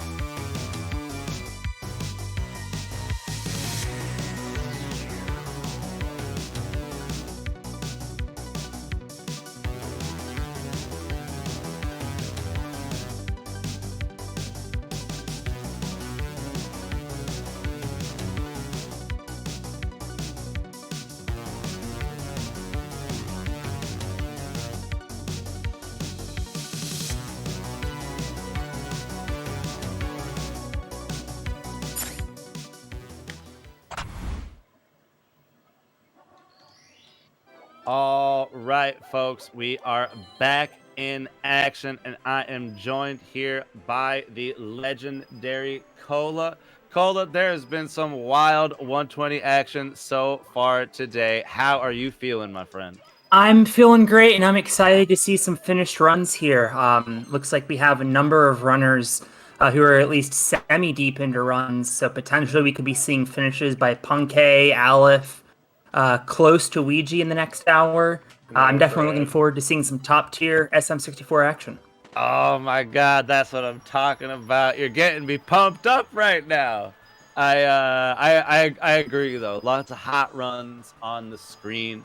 Packer is in deep right now, and Packer, I'm not sure he is still on PB pace here, but should be able to put together a very solid. I mean, he'll be event. green here. Yeah, he's still green. So Packer, looks like Packer's PB is a 146.22. I think he is running against maybe an event PB. Maybe he's just running against his event PB. So yeah, he is in fact running against his event PB that he set yesterday. Okay, sick. Cool. Very nice. And after I made that nice statement about Aleph being deep into their run, Aleph reset. So no. Yeah, unfortunately, I mean, we do have some very high quality runners in the top of your screen. Packerzilla is actually in the points with that 147.10 and looking to improve on that. Punkay and Ouija, I mean, obviously Punkay with the 139.11, but currently ahead of that, trying to take down Liam, who has been inactive today.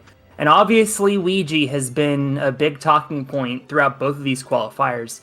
Failed to score despite being the world record holder back in March. And this weekend, he has not been much better. So if he wants to make it to pace, he's going to have to throw down a big run within the next few hours. For sure. And the thing with that is, like, Ouija is just like, in previous years would just be an absolute, like, shoe-in with the invitational format.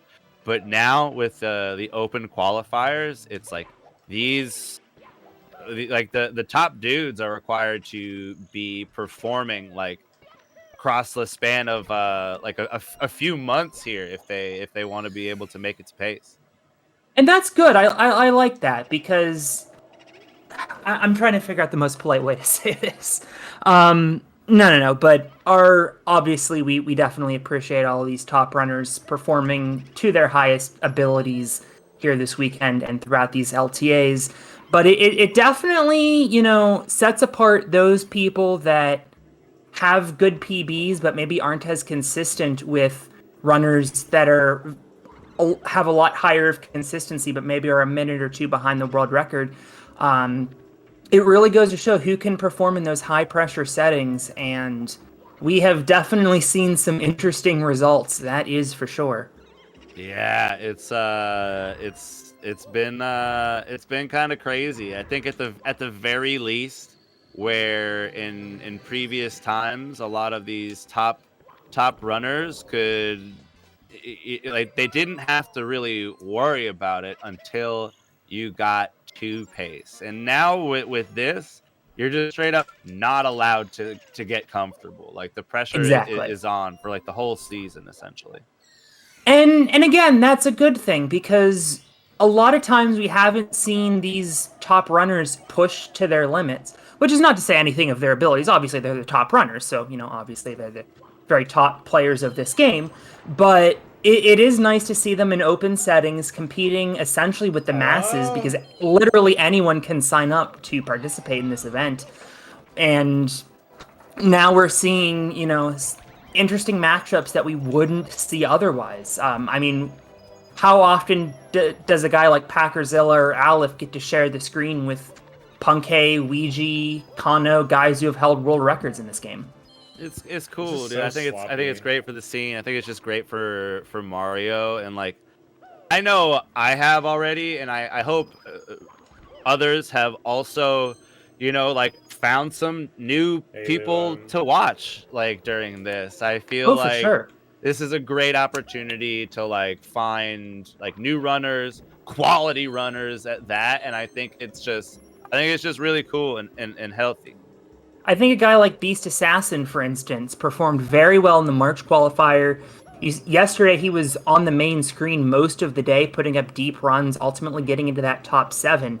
And, if somebody is, only a fan of the Simplies and Cheeses, the more popular runners of the world, which again, they're, obviously both fantastic runners, very entertaining casters, but it exposes people to people like Beast Assassin who are very high skilled at the game and maybe don't have as big of an audience yet. I agree, and I think that here's the thing: a lot of these runners have established times, and they're just trying to get something solid. Runners like Beast Assassin, this 140-45 is their PB. They're actively pushing their limit right now, and for someone like Beast Assassin, you have no choice but to play better than you ever have if you want to compete against the best of the best. And I think that is and I think we're seeing some crazy stuff as a result. Definitely. We are seeing players that, I don't want to say who wants it more because everybody obviously wants this, but we are seeing players push themselves to a higher level, especially those, in the 140 area, really trying to push for PBs, really excellent times, because that's the only way you're going to get to pace is, playing out of your mind. Yeah, I don't know. It's really exciting. It's really cool. I think just the fact that so many people have the opportunity to throw down like this is really refreshing. If you look at the top 7, you see Turia, Taki, Beast Assassin, 3 names that were not on that list last year. And also notable, Cheese, Ouija, absent from this top 7 right now. Ouija didn't even score last month. Yeah, and let's be real. If someone is just gonna come in and make it happen with only scoring 2 out of 3, it's gonna be Ouija. But it's not gonna be easy here. It's not a given, and we've definitely seen that anything can happen. With Ouija not scoring last month, I don't think Cheese was that high last month. I'm checking right now. Okay, Cheese was 4th. But right now, Cheese is back in 10th. I mean, the fact that we are potentially talking about a pace without Cheese, the way that the leaderboard is rolled out right now, Cheese is in 7th place with the combined standings of heats 1 and 2. Beast Assassin is right behind him with 17, who has been playing spectacular Mario 64. And Taki is right behind Beast Assassin. Kano's right behind Cheese. So Kano's right behind Taki. So there's so many top players chasing down other top players that it's very likely that we are going to see a pace without some of these top runners because they just didn't qualify. It's gonna be weird, but I think it is gonna be really good for the scene, and I think it's gonna make for a very competitive finals at Pace in Maryland. That, and it's also going to test the resolve of some of these top runners. Say you're a Cheese, you've been at the very top of this game for longer than many people have been in this community, and you don't qualify for Pace. Again, I'm just using hypothetical because right now he is qualified for Pace. We're going to find out what kind of character these runners have, if that's going to push them to work harder, or if that's going to, maybe push them out of the scene. Yeah, I wonder. I think that Mario right now, there are so many just quality runners. There are so many people joining the community. I think it's a great time to be watching. I think it's a great time to be running. Ouija gets the HMC BLJ to get emergency exit. Dude, very well done. So hyped, dude. That's always so cool. Yeah, you don't see that a ton in race settings. Obviously, with LTA, you can be a little bit more aggressive. But again, Ouija didn't score last month. He's currently not scoring this month. So In fact, I don't think he's put up no, he hasn't even put up a time yet. So, it's very interesting to see Ouija stick to that aggressive gameplay because he is going to, again, need a spectacular time within the next 4 to 6 hours, depending on, how much extra time we get based on the donations to the Urban Arts Scholarship Fund. But he's also going to have to score a bunch of points next month. So it really is do or die for Ouija right now, and he is keeping his foot on the gas, which definitely makes for entertaining gameplay. That's what I'm talking about. This is and that's what's up. I will also mention that we've got a $20 donation from Karina that says these runners are fast. Karina, I'm gonna have to agree with you. Yeah. And with that donation, I will be heading out here. We're going to get electric in the booth to finish out the hour with Cola. I appreciate y'all. Everybody have a wonderful day, and I'll see you later. Thanks, Pando. Bye, Cola. And we are now joined in the booth by Electric. Glad to see you make it in today. How is everything going? Going good. Excited to be here. Excited to see some runs today. I see we got some people deep in the game, which is really nice to see. And I'm just excited to be here in general. For sure. Leaderboard standings already, top 4 with a 139. So it'll be really exciting to see if anyone else can go ahead and join that exclusive club, or if any of those runners can further improve those times. Yeah, and it seems for the most part like runners, like these runs, I believe, were mostly done yesterday. We haven't seen a whole lot of top finished runs today, if I'm not mistaken. I know for sure Liam and Punke, and I think Callie, I know simply Turgi's time is showing up differently from the standings board to the screen, but I don't remember if Taki's time was... But the point is, a lot of these top runs were done yesterday. We haven't seen a lot of finished runs today, which kind of lends to the idea that these runners have already set times, and now they're going to be hyper aggressive in their gameplay and in their resets. Oh, absolutely. Yeah. Runners like Liam, I feel like are mostly treating this like normal PB attempts at this point. Because, I mean, when you've already got a time on the leaderboard that's so, like, just gargantuan, honestly. Right. Like, it's really hard to justify not pushing yourself that hard and not going for, like, in Liam's case, like a 137, or like in many of these other runners' cases, like just pushing, like I said, for that PB sort of attempt style. Briefly, I want to point out Aleph just got a nice frame walk. Well done. I think Kano is heading for that same trick. Or is he... Nope, never mind. But I've been noticing, like, I haven't seen Liam go live all day. I wonder if at this point he realizes mathematically he's almost certainly in. In fact, the way the standings are right now, he could just not show up next month. Which I'm sure he will show up next month, of course. It would be incredibly hype if he could go 3 for 3 in winning these qualifiers. But mathematically, based on the standings right now, he would be into pace. He could not get taken out of the top 7. Yeah, so I could certainly see him saying, you know, I'm just not going to push myself too hard at this one. If someone bops my time, you know, I'll certainly be sure to, like, invest the time at the next event. But basically, like you said, as long as he shows up at next month's event and, like, you know, still has the decent standings like he does here and at the previous event, like, he should be in a pretty decent position to end up at pace.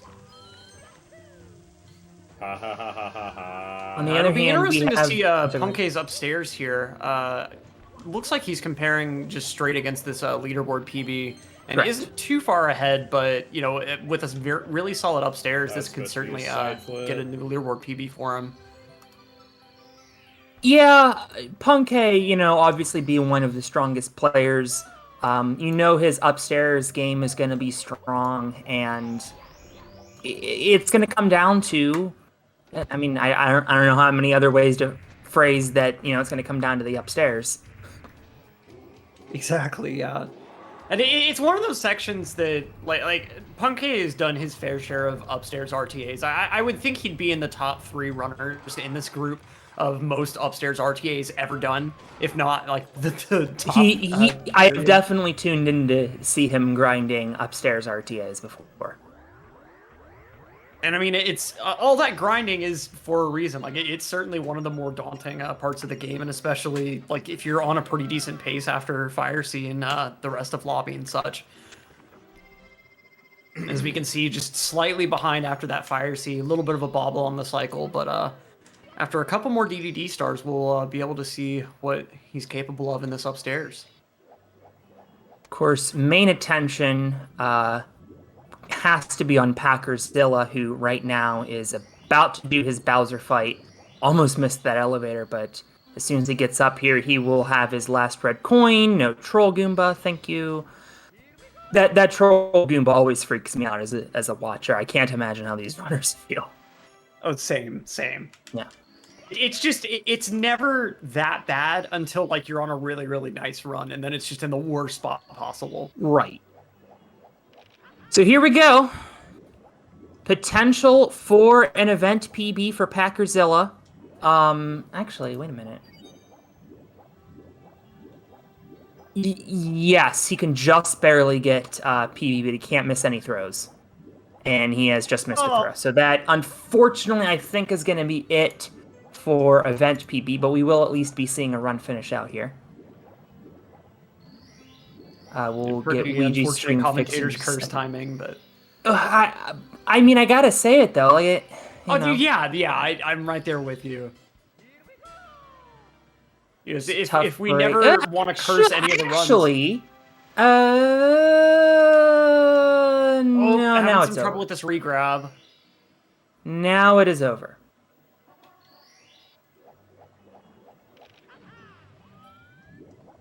Did we get a Mr. Wah raid? Not too bad of a fight. Oh, I missed the Mr. Wah raid. Thank you so much, Mr. Wah. Him and I commentated yesterday. Yeah, so Packerzilla just gonna miss out on an event PB by only 7 seconds. Get your GGs out in chat for Packerzilla. Tough break there, but I mean, he's definitely gained some new fans over these qualifiers. He's been finishing, it seems like, more runs than anyone, but I mean, maybe mathematically I'm mistaken, but he has been on the big screen almost every time I've tuned in. Yeah, and it's certainly really good to try to finish as many runs as you can in an event like this, especially like if this is one of your first LTAs or something, just to kind of get used to the feeling of like finishing attempts in this kind of environment. Dowski just got a really interesting coin glitch. He's doing his Bob hundreds. And like a coin like kept ramming into the post or something. I don't know what was happening there, but it was funny. That's weird. Yeah, Punkay, a low to mid 103 door touch. He is right on pace with his event PB. You can see he was only 1.5 seconds behind his door touch from yesterday. And I think that was the last run of the day. Punkay's 139.11, if I'm not mistaken. I think I tuned into the very end of that. And this is a pretty nice opener for a run here. Like, having a 103 upstairs definitely puts you within, like, if you have a really good upstairs that could still 138, you're looking more at a 139 potential there with a 103 up, but still, like, it is certainly possible with a really solid upstairs. The first few stars to watch will definitely be, like, the 100 coin in this stage. And then, like, this movement for town isn't too bad, thankfully. I've always just really loved this star. Like, God. The camera's a little bit claustrophobic since Mario 64 cam just does not like indoor cavern spaces like that, but I don't know, something about that movement is just really satisfying. Yeah,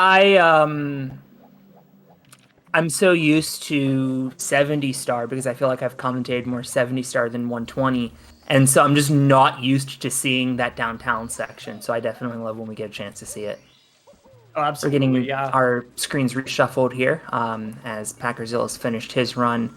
Punkay, Ouija, and Dowski, 3 of the very top to ever play this game, are on the main screens, while we have Aleph, Kano, and Taki in some earlier runs, and perhaps we will. Okay, we're going to shift to a 5 wide here. And Punke missing the bridge there, but really clean backup there. That's kind of a difficult backup to get consistently, and especially with as little of a setup as he did. Like, not even rotating the camera or anything. So, really, really solid backup there. Yeah, it looks like we're having some... I know the chat has been saying that we're having some issues with Ouija's stream. We do acknowledge that. I'm going to check in on his stream right now, just check where he is for everybody. He's currently in CCM, just got his red coins. 16 seconds. There we go. And we are back with Ouija. There we go. Now we're back with Ouija. We see that he is still about 55 minutes away from finishing his run, but is currently ahead just before the halfway point, so that's good to see. Punke now has both of his elevator stars here, and so I think next he's going to be going in for 100 coin. So I think he normally does aero lifts last. Ooh, nice moonwalk from Ouija there. Very clean.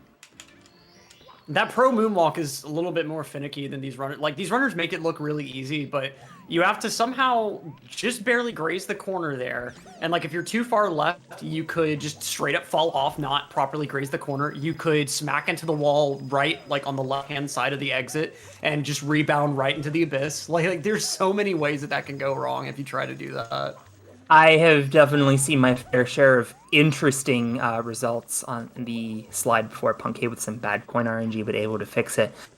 I've seen a number of instances of people dying on the 100 coin star grab on the penguin slide. I've definitely seen a couple of people grab the star and then fall down to the floor, and then they just have to redo penguin slide. But I've seen people in races, like no reset races, just completely miss that star, and that is, you know, a 2+ minute time lost on just one long jump.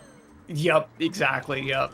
And it's so easy to mess up accidentally. Like, if you just try to go a little bit too fast, the penguin can just push you right off the edge of the slide. And at least you'll have the 100 coin star in that instance, but still, like, having to redo the penguin race, it all just burns. And then, like, it's so common if you, like, have, I think it's like a perfect coin, or if you have an extra coin, and so the star spawns, like, one coin spot earlier up on the slide. Because, like, it's not a super precise long jump then, but it's precise enough that it's really easy to just slide under the star. Meanwhile, Ouija with the slide skip route, that route is so sick. That is pretty sick, yeah. You don't see that very often. It does save a couple seconds. Oh, but okay. Well, we're just going full swag strats here for Ouija. Yeah, that backwards movement is really nice, too. I think Taviskoth was one of the first players that I saw do that personally, and I've seen a few other runners pick that up. It just makes the ending that much more consistent. So it looks like Punke is going to save over 10 seconds in Wet Dry World. He's now 10 seconds ahead. Nice Mario cap sync thing there. That was fun. But Punke now potentially on 138 pace. Playing right up against his run from yesterday would put him at 139 on the dot, actually. So, potential for a 138, maybe a Liam Bop.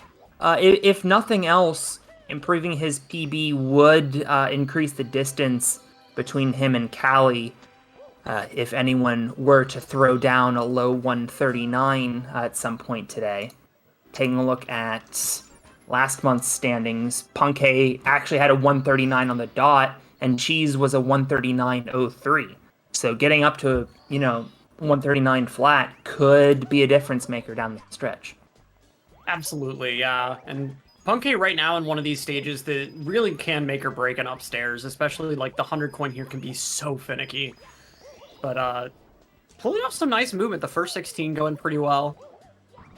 We'll see how the Goomba RNG goes on those starter Goombas.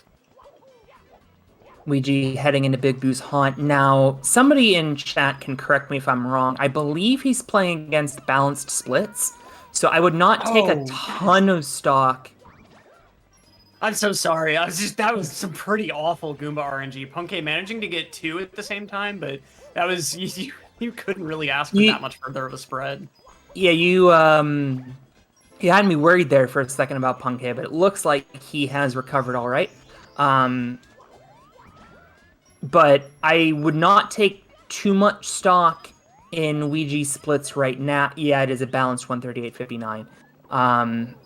I would not take a ton of stock in him being 23 seconds ahead. I would not say that he is exactly on mid 138 pace. However, the fact that he is doing this well is very promising, and I think the more telling result will be his door touch, which in world record is a 102.25. Liam's yesterday was like a 102 3x, I think. Yeah, and any kind of like mid-low 102 is definitely a good ticket for a really, really low like event winner kind of time. For sure. Aleph with some bad luck I just noticed in Bob Hundreds losing the shell. Oh no, that's a brutal mistake there. I mean that's borderline reset territory unless they've got to put up a time. We'll have to see. In any event, we have Ouija continuing in Big Boo's Haunt, Punke taking on the Wiggler, and Dowski working his way through HMC Hundreds.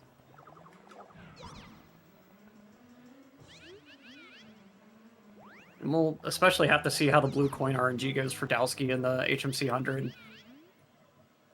One of the more notorious RNG points in the run.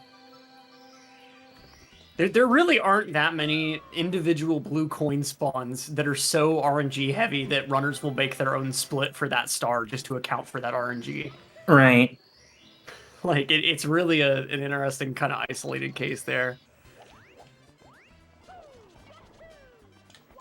Okay, Dowski was going for something there. Some kind of wall clip. I mean, Dowski being the short category god that he is, you know he's going to play very aggressively with some of these strats. Alright, let's see. Blue coin. I didn't see it. I was going to worry about it despawning. There it is. Okay. That's not bad. I think we're going to get a star sync. Nice.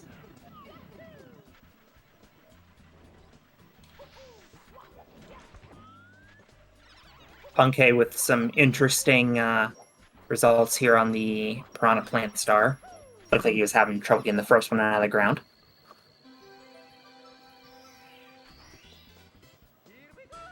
WQQQQWRT. Ouija is running against balanced splits, so I would not take that as being mid 138 pace just yet.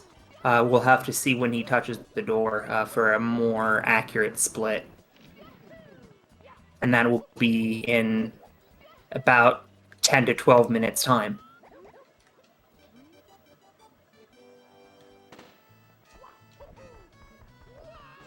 Punke getting ready for his Coupe of the Quick race. Aleph with a nice moonwalk.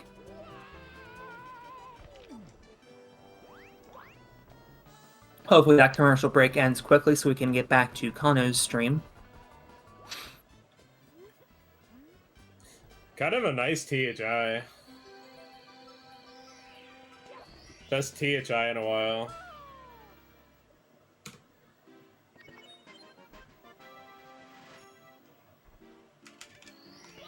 Punke finishing up his THI, saving another 10 seconds.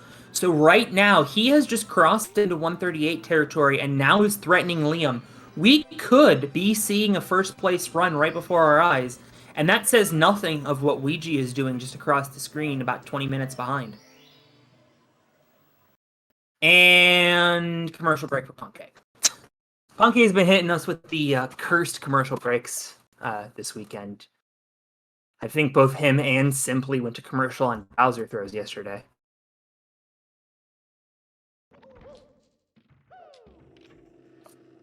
I think we might have lost Electric. You there?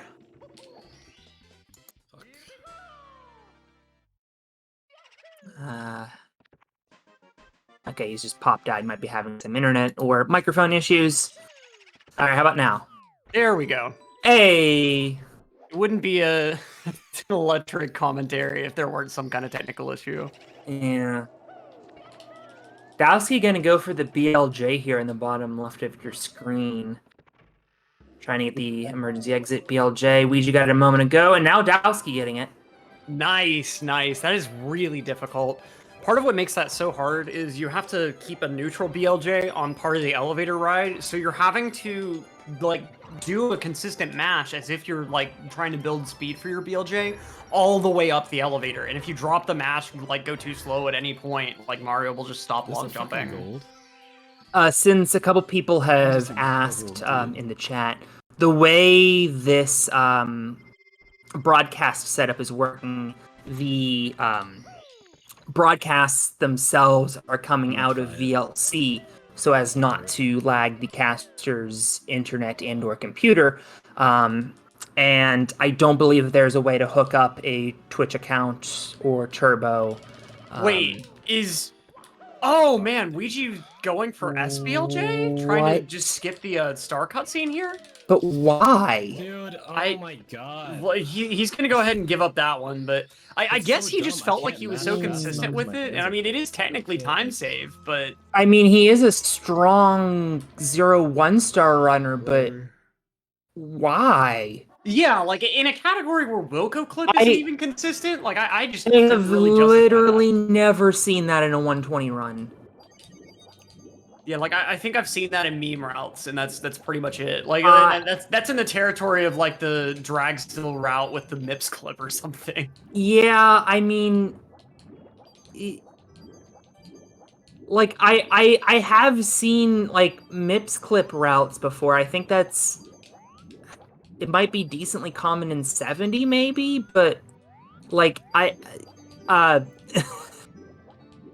and people are saying he did it in pace last year, but like you don't have any points. You don't have a run this weekend.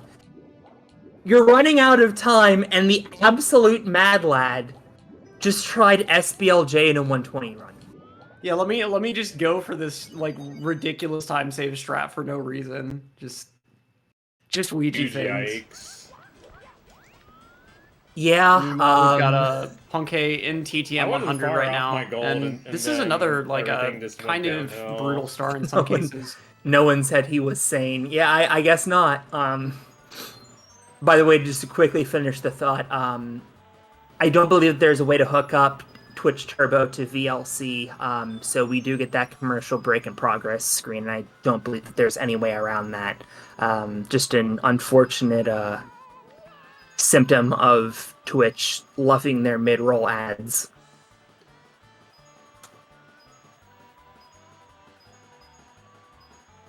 And Punkay is really kind of just chilling in this upstairs at this point. We do still have Snowman's Land 100 coming up, and that can also It's just be technically a not real my big first make or break run, point. it's But like my third or something. we've got some really good potential in this So run yeah, so I'm not far. gonna complain about it. Absolutely. I mean, he literally just has to, okay. That Well, was that was interesting. RNG. Good thing he got that Yikes. ground pound. I mean, obviously there are two other bombs there to back that up in case that would have flown off the map, but But that's the sort of thing where you can kind of get the tunnel vision of like, I need to grab the coin, and then like you just fall off the stage outright.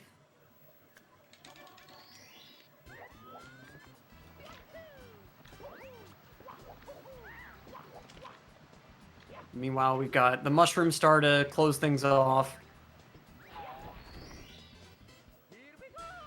You'd be surprised how finicky that star can be like as a newer runner, especially if your controller's starting to like have some stick issues. It's really easy to have that just randomly fail on you. Well, unfortunately, he did lose about 12 seconds there. So still playing against right about 139 pace. I think Ouija just went to another commercial. Yep. But he does have 10 seconds to save in this stage compared to that event PB. And this is certainly one of those like more RNG heavy stages, especially considering the 100 coin.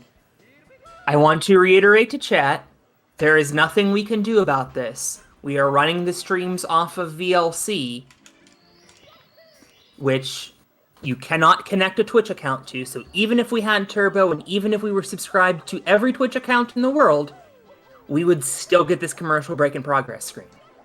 That is just what happens when you run Twitch through a third-party application like VLC, which is required to get the nice layout that we have here, because otherwise we would, yeah, it would be rough. Because otherwise we'd have to keep up like 40 streams open at once through Twitch, and that would just melt Drum's internet. So no, we cannot fix the ads. And I do have moderator powers and can time people out for continuing to ask. And if that's not a good enough answer for you, write your senators and congresspeople and ask for change. Start a change.org petition. Go get a bullhorn and sit out on Main Street in your local town. Yeah. I get the feeling the United States government has bigger problems to worry about, but...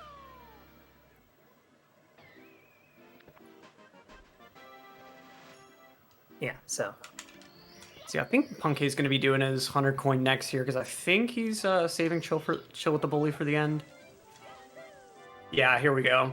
So this is definitely one to watch for Punkay before we get into the tippy segment of upstairs.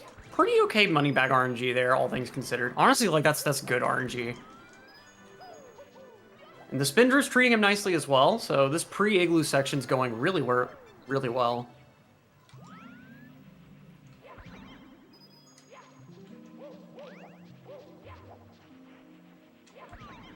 Getting a little bit of a wall rub there, but not losing too much time on it. Let's see, coming up with a coin wall. Really nice. All right, 52 leaving the igloo, and we'll see how this post RNG goes, because this is really one of the points that runners can lose a ton of time on if things just aren't going too well. Okay, good Spindrift coins there.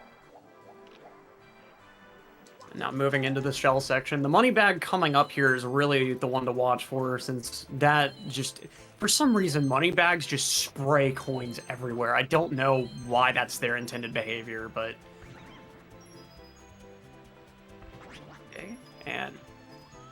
pretty decent RNG, all things considered. Really nice shell from Punkay here. This is very, very clean for an SL100.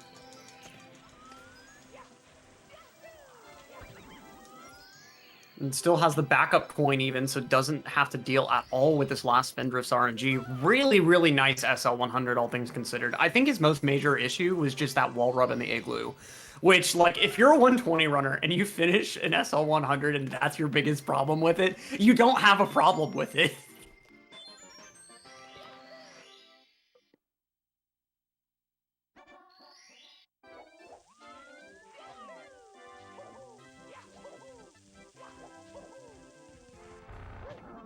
But yes, as Chad has pointed out, PACE will be an in-person event, so obviously there won't be any ad issues like we're seeing today. So hopefully Punkay put that behind very us. nearly golding that Snowman's Land. Yeah, very impressive Snowman's Land out of Punkay. Getting, I mean, it's kind of been a roller coaster ride. Is he going to go for Wilco Clip? He is. Not going to get it. Missing Wilco Clip there only loses about 2 seconds, so it's not the biggest deal if you miss it. Yeah, it's certainly not like missing the SBLJ into the Fire C door. Yeah! Or taking a second attempt at it and then missing it again. Now I'm sure Punke is gonna go for the one cannon, and like this is the biggest white knuckle strat in upstairs. Like knowing the risk reward side of this, like you do gain a few seconds, but the risk side, like your run is just dead if you miss this.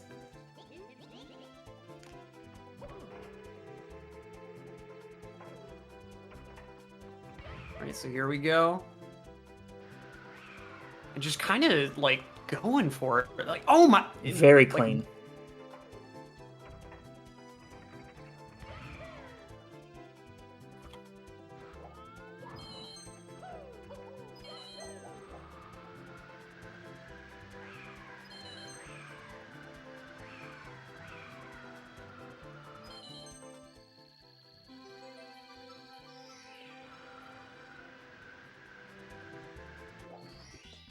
And somehow after that very clean cloud, he still lost 10 seconds. I truly do not know how, unless he's running against balanced splits. It must have been a Got Wilco clip in PB or something. You know why? I wasn't watching at that time, so that is definitely possible, yeah.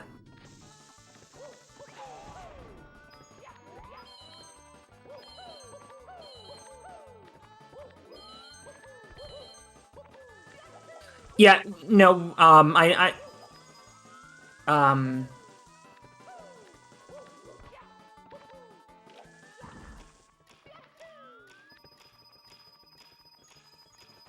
okay, so I probably got Wilco clip on his. There we go. Yep.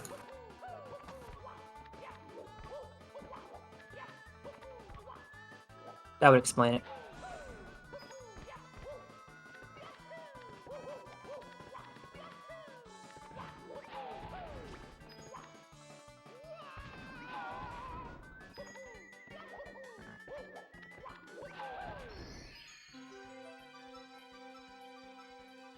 And in that very brief time, Punke has already completed TTC hundreds. I mean, he is just on a roll right now. And it looks like we're going to see a change in the bottom screens as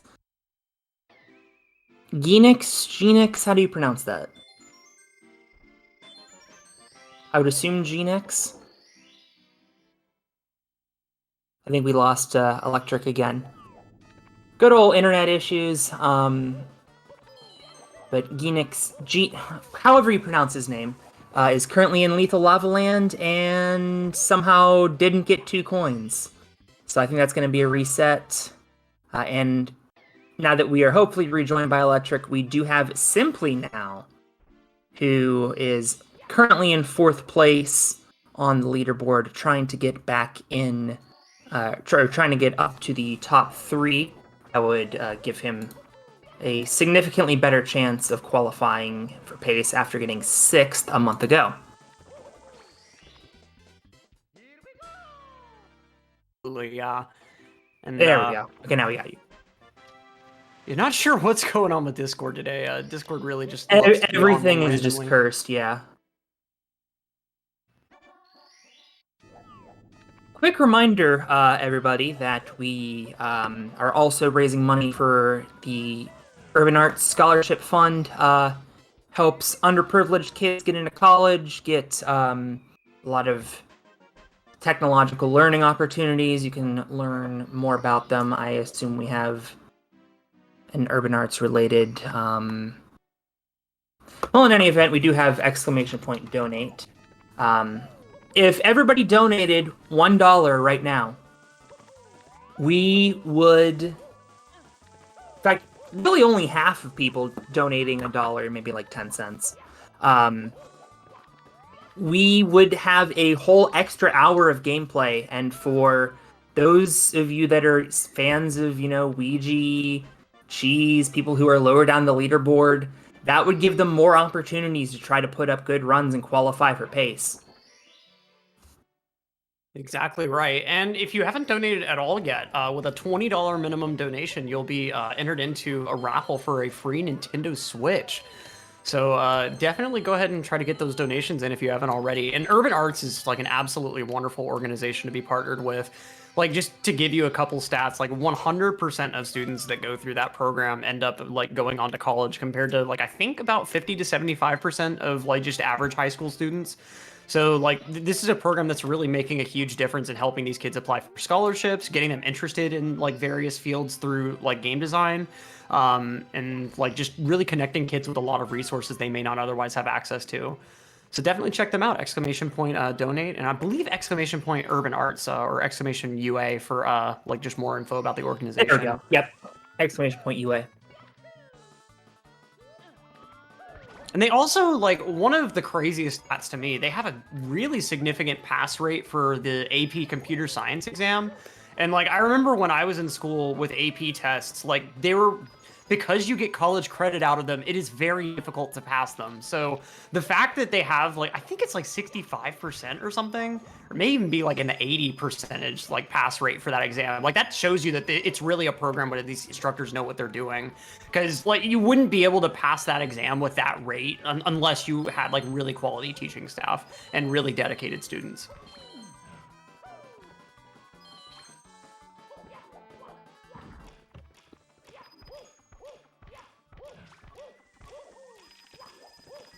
And as a Drum Basher pointed out, 5 for 5 huge runners on stream right now. Somebody suggested a $5 dono train. I think we might have just gotten a new donation. I will double check for you all right now. Yeah, we've got a no comment donation from Bumberto for $20. Hey, maybe he'll be going home with the Nintendo Switch.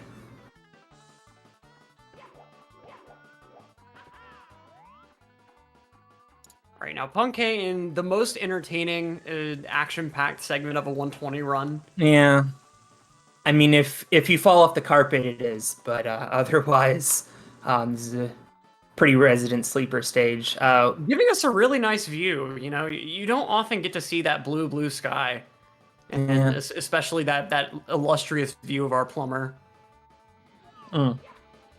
Mario does need to put some work into posture correction, though. Like, with his elbows at such a steep angle there, he's going to eventually start having some shoulder pains if he doesn't, you know, be careful. I would imagine with all of the very long falls he takes that are like 100 times his body height, eventually his joints are going to snap, so he really should see a chiropractor.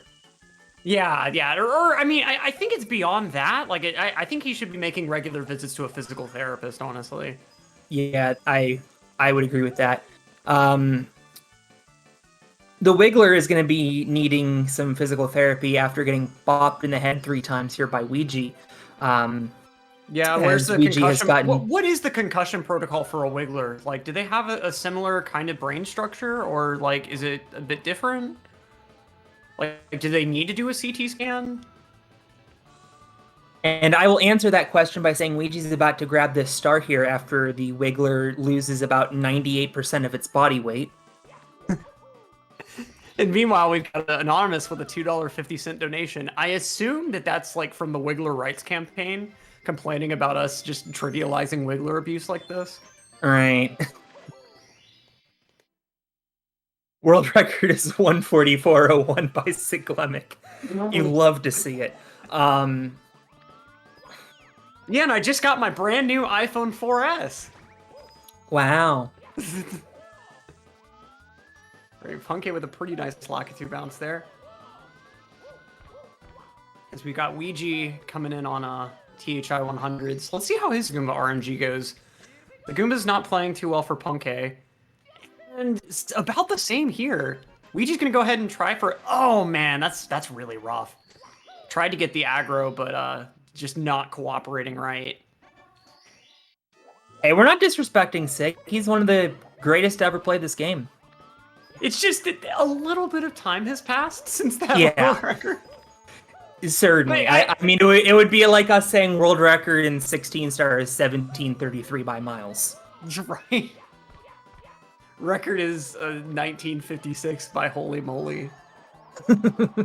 Wow, you play like Tass. Holy moly.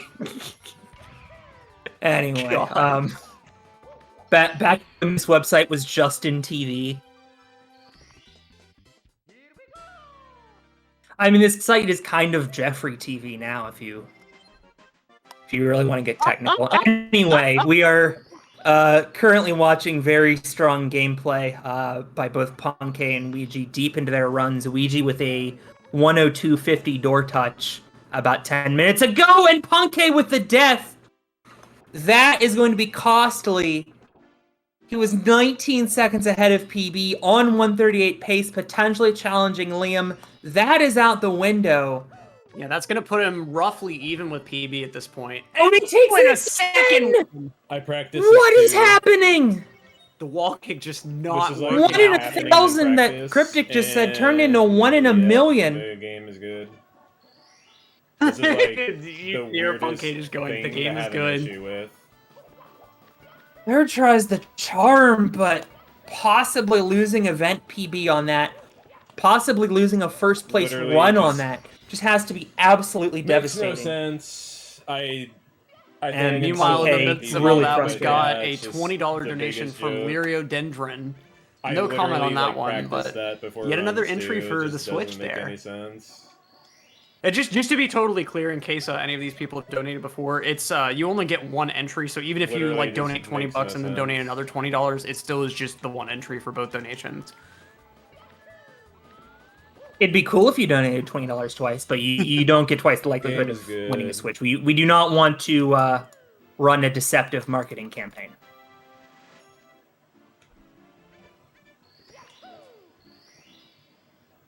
It's such an unfortunate ending for Ponke's run here. Like that Yeah, is, I can still event PB. like you said, like that is such a rare mistake Actually, there. I think that may have he's- just been like, No, he still has red coins to go. yeah, so unfortunately that's- long star. Yeah, that's going to be it.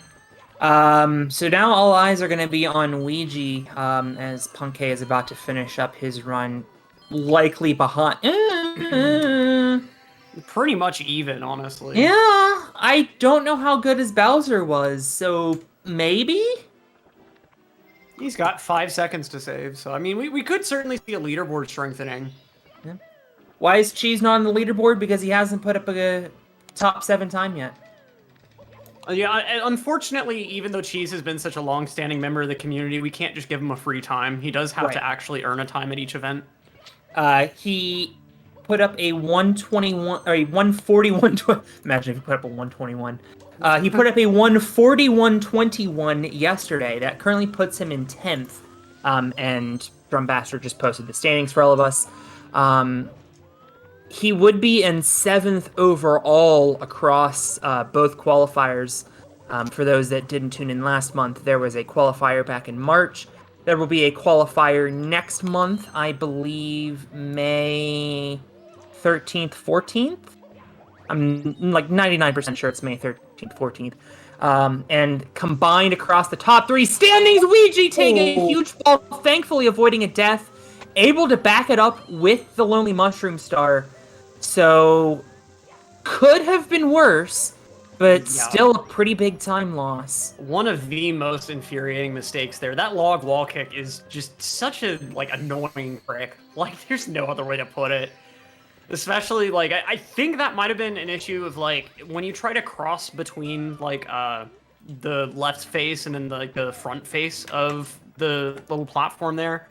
Like, you see Ouija trying to stay on the left face there. If you end up crossing that line over to the face, like, against the camera, there's a chance you could just hit an invis wall and then just fall right back down. I don't think that's what happened to him since he got, like, a traditional bonk, but might have just, like, accidentally hit B, or, like, there are any number of things that could have happened there. So we got Ponke in the middle of throws here. I got 2 really down. solid bits. I think that's a new PB for him. This will PB, Imagine yes. almost getting This will over not be very Liam, nice of course. with It 2 will deaths. not be a 138. I think it's an 8-second star spawn, so this would be 139.04. There? I think. Doesn't make No, sense. it'll be like. Oh yeah, of course. And you can hear him lamenting, like, if he hadn't had those issues in Rainbow Ride. Like, I think that may have That would've just been first like place. like a glitchy That was wall a kick mid bonk or something. 138 Like, that was just a easily, really like, just- surreal death in Rainbow God, Ride, it's but so thankfully still dumb. managing to finish out the event PB. Moving up 7 seconds to 139.04. We will see how important that will be later on. but I mean, for Punkay, you essentially had a first I guess place the and bright lost side is it that I got an late event in PB. Rainbow Ride. That Like, it has to literally be might not matter, infuriating. but Hopefully he can get that whatever. out of his brain and The try to worst put up feeling is, some like, when you strong finish a times, run although and you're, like, playing based pretty on well what and is you currently looking like a just, second like, place, as well choke as the near third end, place don't get an last event week, PB, but I still got an he event is PB. currently in excellent position to qualify for pace no matter what happens in May. And now being hit with the commercials. At least we Speaking waited of until after commercials- Bowser Rose this time. Right.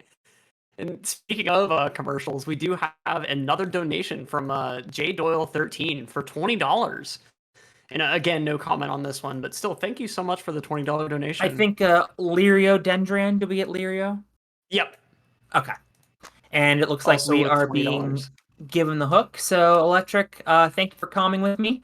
And it looks like both Punkay and Ouija are going to take little breaks. We'll take caster breaks as well. Stick around 3 hours until the last reset time, unless you guys extend it for another hour with that dono goal. But Electric, thanks for coming with me, and I think you'll be sticking around with Mr. Wah in the next hour. Is that correct? Yep, exactly right. And it's been a pleasure to be here with you, and super excited for the rest of the runs we'll get to see today. All right. So we will step aside and learn a little bit more about our sponsor, Urban Arts, and we will catch you right back here after this caster break.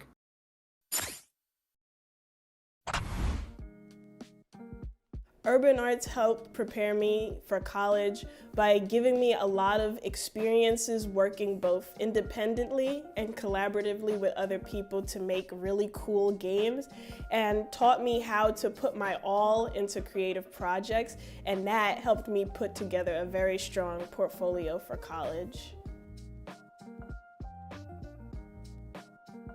The best part about being in the urban arts community is the people that you meet. A lot of the people here have the same interests as me, so in the future, making friends here will benefit me and them and everyone around, because we all benefit from each other by gaining skills that other people had that I may need. Urban Arts helped me see myself differently by showing me that I can be a good leader. In the studio program, I was assigned the role as project manager, and fulfilling that role for the first time actually helped me realize that I have good leadership skills, and it really helped me to develop them.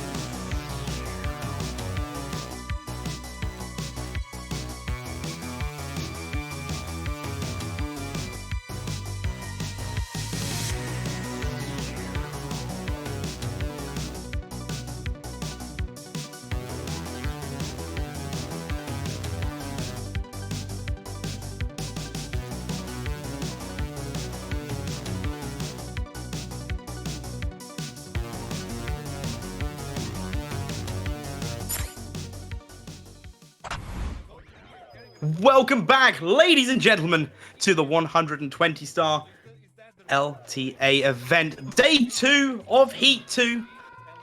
I will be with you for the next couple of hours. I'm the Mr. War, and joining us again is Electric. How you doing? Doing great. We just saw that unfortunate ending to Punk's run where he ended up losing what could have been a first place run to a couple deaths in Rainbow Ride, but meanwhile, we got Ouija deep and upstairs. Simply on a run here, we've got Cheese trying to lower that 141 event PB. Just a lot of action on all sides of the screen, and I'm just excited to be here for it. Absolutely, and thank you, Taki, for raiding into the channel. Well done on all of your runs over the weekend. It's been fantastic to watch your performance, and I look forward to seeing you again for the May Heats. Taki putting up a 140.39 on the leaderboard, like a super respectable time. Shoutouts to her stream. Yeah, and especially like so late on a Sunday as well. You know, I mean, we are at my brain shutting down for a moment. We are currently at 4 p.m. ET. I run off of British time zone, so I'm still a little bit confused on time every now and again. Which means we have 1 full hour, 2 full hours, 3 full hours left of resets to go, unless we can hit that $7,000 goal. If we hit that by 7 p.m. ET, that is just under 3 hours from now, we will extend the chance of these runners resetting by an extra hour. How can you do that? Exclamation mark donate. It'll take you to the page. Very, very simple enough to follow the instructions on there. Even I can do it.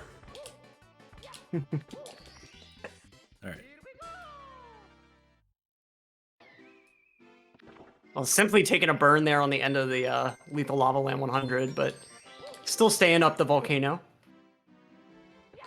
So we got Ouija just working on through TTC here.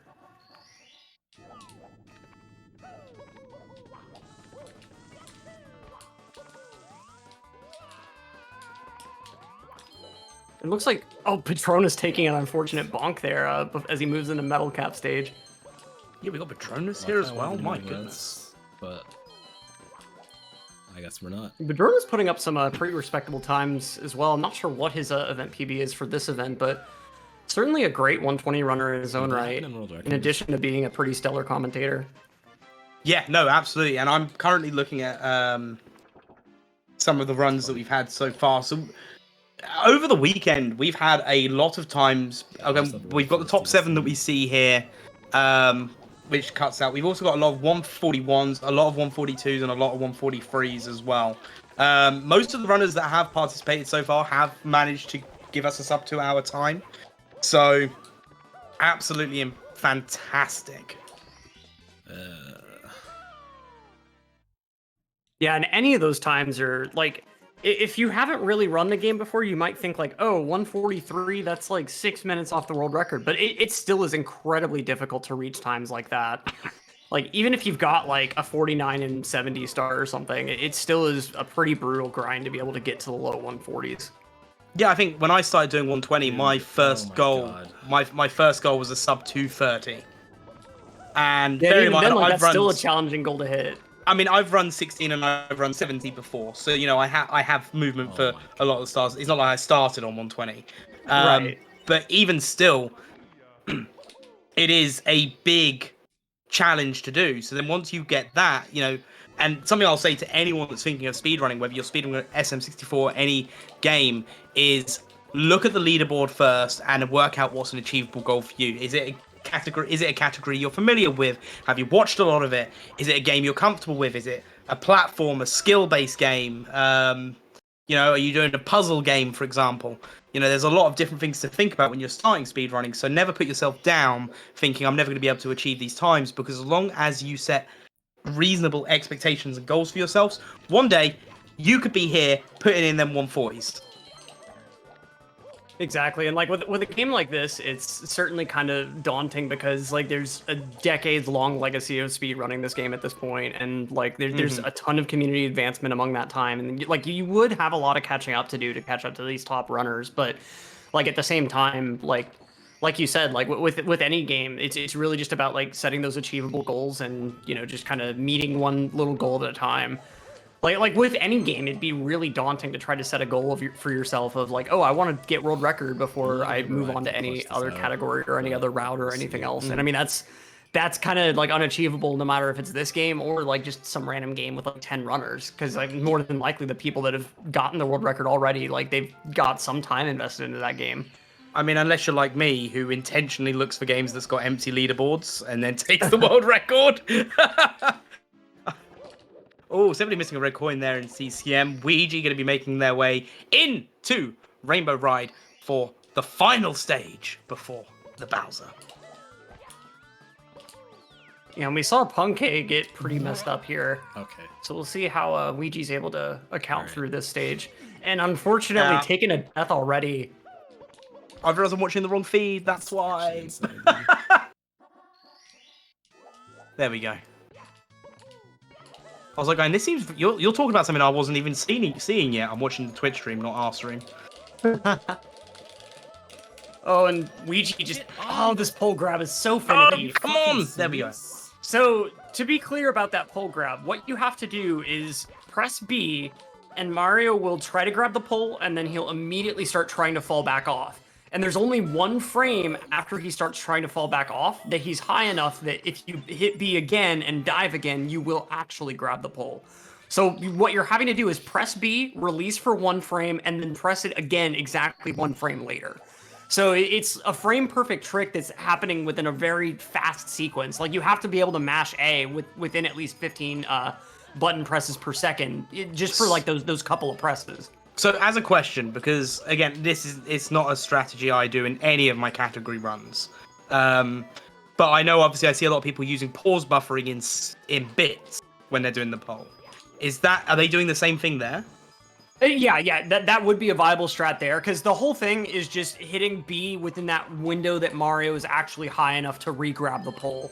And so, like, if you do pause buffer it, that could make it a little bit easier. Although, in my experience, like, pause buffering doesn't really help as much in this game as it would, like, in Ocarina of Time, let's say. But, like, that is certainly an option that, like, I've seen some people do. Like, they'll mash... I've seen some people even mash start and B together to, like, do a pause buffer, but not really have it be super precise. But yeah, what I've seen a lot of people do is just mash B outright. And, I mean, what it has to be... It's, like, kind of a risk-reward thing to go for... Mm-hmm.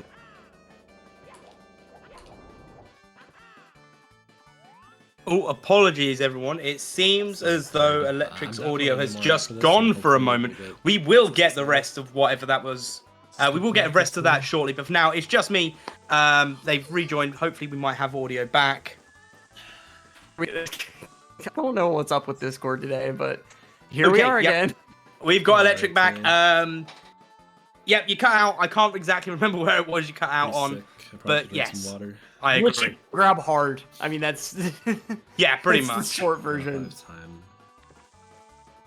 It's one of those strats that like it's like a pretty high risk reward because like it's only a couple seconds slower to like go for the extra jump and just have the guaranteed pole grab, and like you could end up in a situation like Ouija there where like you just cannot get that mash for some reason. I mean, like I said, it's a very fast like pace there. You have to be able to hit like at 15 presses a second, which I mean that's like I remember Yoshizilla is a Paper Mario runner, and like they were pretty famous for like I think they managed to have like a 17 mash or like an 18 mash, some like ludicrous mashing speed. And I mean that's like just above what you would need to have consistency on that glitchy pole grab. So. I'm lucky if I ever clear like 7 or 8 presses a second. Like I'm a dinosaur. I get what you mean. Like, and for those wondering why I'm asking some of these questions, by the way, guys, I only ever started running this game in 2021, and that was the first year I ever played a Mario game. So ever.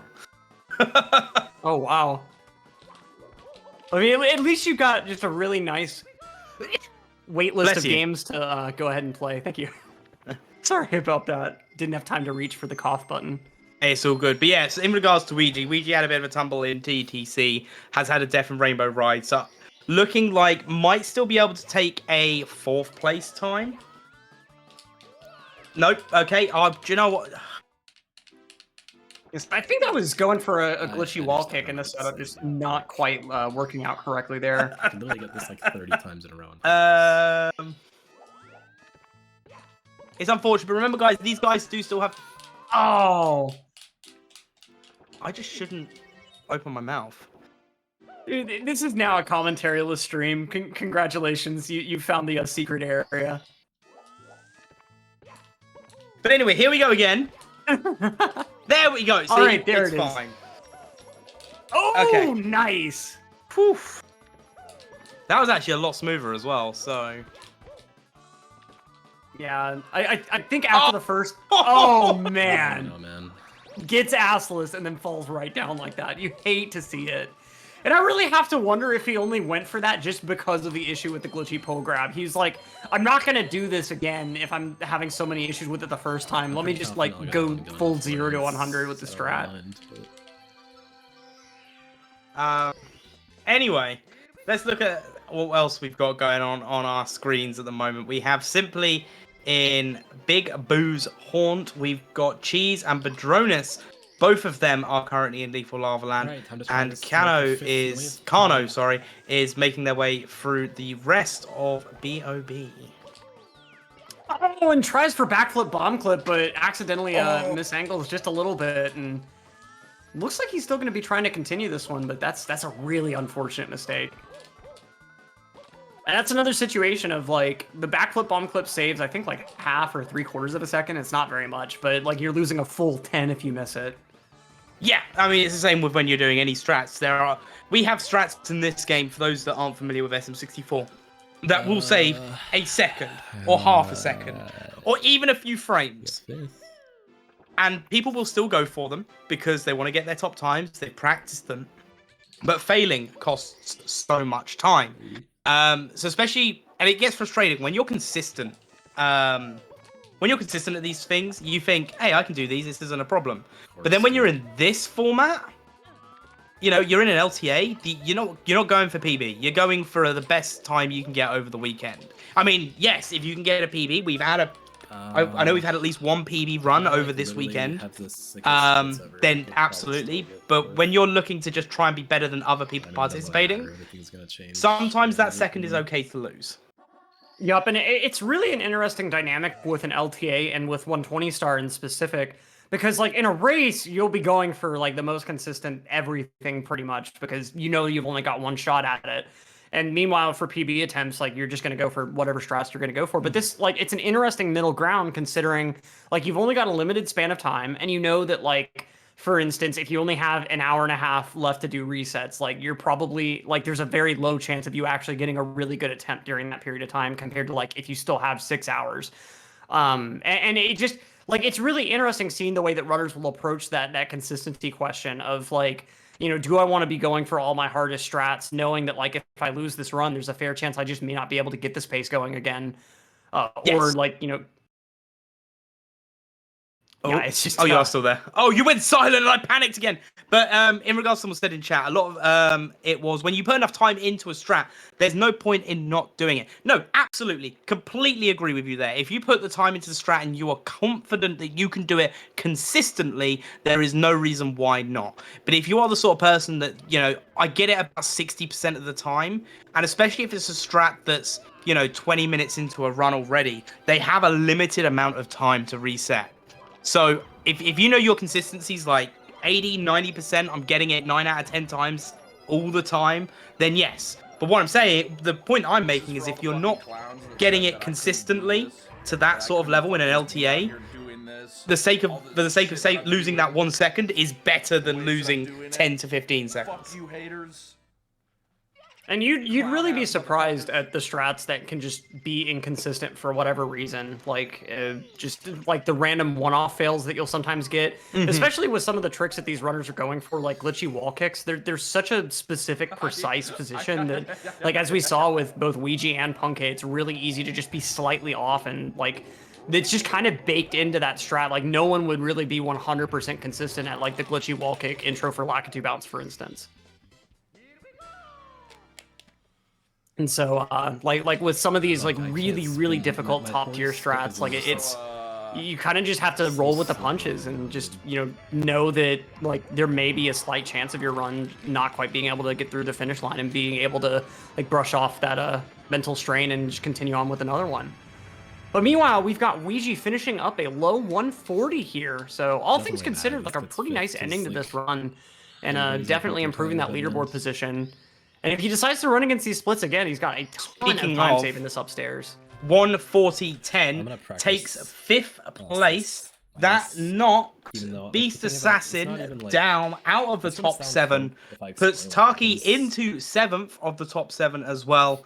But like on runs, so that's still a good run, even with all those. You know, there was a lot of deaths there. There was a lot of issues through it coming towards the end. So you know, absolutely fantastic. For real, for real. And I mean, that's the sort of run that I'm sure that Ouija himself may not be entirely happy with, but you know, it's also the sort of run that I think like improving that leaderboard position and like just going up in small steps is a lot easier than like, you know, going from a 140 to a 137, for instance.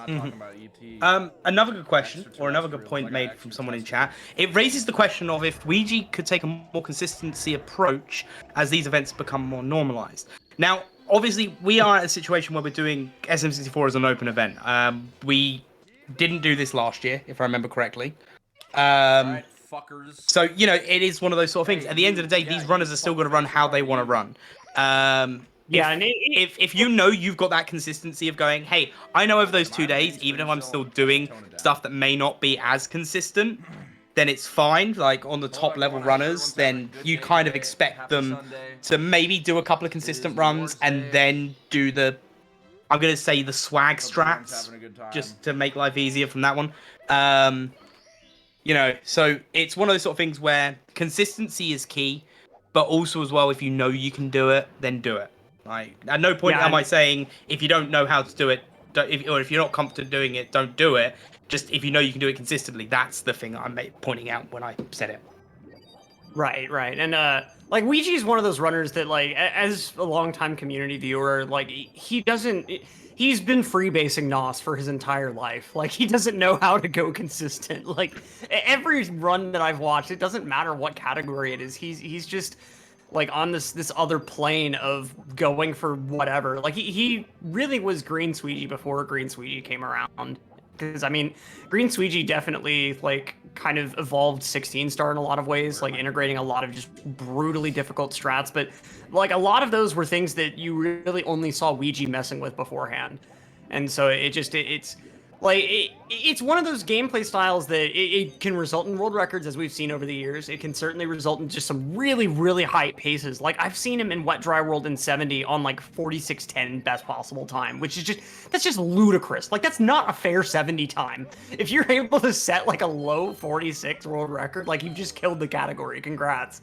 But like you only get those paces with just the ridiculous strats that Ouija uses that like it's very, very difficult to maintain those paces. By the end of that same exact run, I think the best possible was like a 46:30 in Wet Dry World, and the run died in THI or TTM or something. So I mean it's like he really plays on the knife edge much more, I feel like, than most any other runner. Because like it's just he just doesn't want to do anything that isn't as fast as possible. Yeah, and that's a fantastic like mentality to have. And I'm just going to move on from this very quickly for a minute, just as a reminder for everyone of how the format works. There is 3 events. We had one in March. This is the second event in April, and then we have another one in May. The top 15 times get points, and then the top 7 point scorers across all 3 events will win the prize of an expenses paid trip to Pace, which is in July 2nd through July 8th in Laurel, Maryland. So, for example, Liam got first place in the first one. He's got 20 points. He's also currently first place in this one, so if he maintains that, he'll also get another 20 points. So that's just how the point standings work for anyone that may still be curious on that regards. Runners have resets all the way up until we say no more resets, which is 7 p.m. ET at the moment. And yeah, that's just as a reminder for anyone that might still be asking how the format works, how the point standings work. That's how we work it out, and the points are distributed to those that run on the Nintendo 64. You can still run and be part of this open event if you're on emulator or VC, but you will not be counted for the points for the prize. And simply having a really unfortunate ending to that DDD 100, even having to go so far as to take that cork box squares, the cork box stairs. Jeez, my brain just rebooted for a moment there. Just call them purple switch boxes. It's true. My brain is so pedantic. It's like it's a cork texture. You have to say it's a cork box, and it's like, It is really interesting thinking through like some of the origins of different textures in this game. Like the floor in Tall Mountain that like looks like a sand. It's actually a picture of hay. Like it's a bunch of straw. Yeah. It's just like when you blur it and like low res it so much, it looks like sand, and so that's just kind of what they use there. And just as a reminder for everyone as well, the runners have about 2.5 hours left to reset. If you would like to help give them an extra hour to reset, support your favorite runners, and also support a good cause, which is the Urban Arts, of which we're raising money for during this event, you can do !donate. If we hit $7,000 by 7 p.m. ET, as I say, about 2.5 hours from now, the runners will get an extra hour to reset their runs. That hour could be the difference between them getting on a run that puts them into the top 7 or even a higher place in that top 7, or just get them points in general. And if you donate $20 or more, you also get an entry to a raffle to win a brand new Nintendo Switch. So if that's something you're also interested in, why not do it? Support the Urban Arts and support your favorite runners. Yeah, and that Nintendo Switch will certainly come in handy with Tears of the Kingdom launching pretty soon. It's gonna look. My Switch is coming in handy for going to pace. Oh, Aleph taking a death on SSL. That's unfortunate. It looks like that's not quite reset territory for them, but still, you hate to see it. And I think Bedronis is going to be soon out of the rubber band stage. So any Office Depot dwellers, you'll be able to come back to the stream in just a moment. I have no idea what you're talking about. It has to be projection. Like, I literally don't know what you're talking about. You know, I have this personal pet theory that I've never talked about much before, but I think all of the Twitch users that would prefer to play with a rubber band instead of watching BBH, I think they're actually just scared, and they don't want to admit it. That is also the thing is, for me, I think BBH is quite a fun stage. Even if not necessarily for the stars, because again, a lot of it is very much the same. You know, you've got go kill 5 ghosts, and then pound on a big ghost, go all the way to the top, pound on a big ghost. Go down to the basement, pound on 5 ghosts, pound on a big ghost. You know, it's all, a lot of it is very samey. Yeah, it's really just pounding on a bunch of ghosts in different parts of a house. And I mean, exactly. It sounds like a good Saturday night, but not quite a great star selection. But the design for BBH, I love how the level is designed. Like, same here. Yeah, it's like just so like good. Really, like I don't feel like a lot of games tend to try to go for a level as creepy as this nowadays, but like it really hits the nail on the head of like that pure haunted house vibe. Like, it was a spooky liminal space when I was a kid, where it was like, it was creepy, but it wasn't so creepy that I didn't want to try to explore it a bit. Like, I guess the same kind of vibe as like an abandoned warehouse or something, where it's just like, it's kind of creepy, but it's also just really cool exploring. Mm-hmm. And it's like all the Boo levels in like future Mario games, like they have like a kind of cool haunted house aesthetic, but it's like more of a silly haunted house, if that makes any sense. Whereas like this one's just like properly creepy. Like think of like Hotel Delfino in SMS. Like it's a kind of creepy-ish haunted house stage that's in a tropical hotel, so like it's a very cheery vibe. Like it doesn't really have any of the creep factor that BBH has. Were you asking me, saying this to me as though I know what you're talking about? That's right. You told me earlier that you hadn't played a Mario game before 2 years ago, so. Well, someone in chat, I'm sure, remembers Mario Sunshine well enough to know what I'm talking about there. Yeah, there's only been 3 Mario games I've played, and that's 64, Odyssey, and Party. And that's the one on the Switch. Oh, I did Mario Kart on the Switch once as well. And Mario, I suppose Mario Maker, but I'm not including the Mario Maker stuff in this.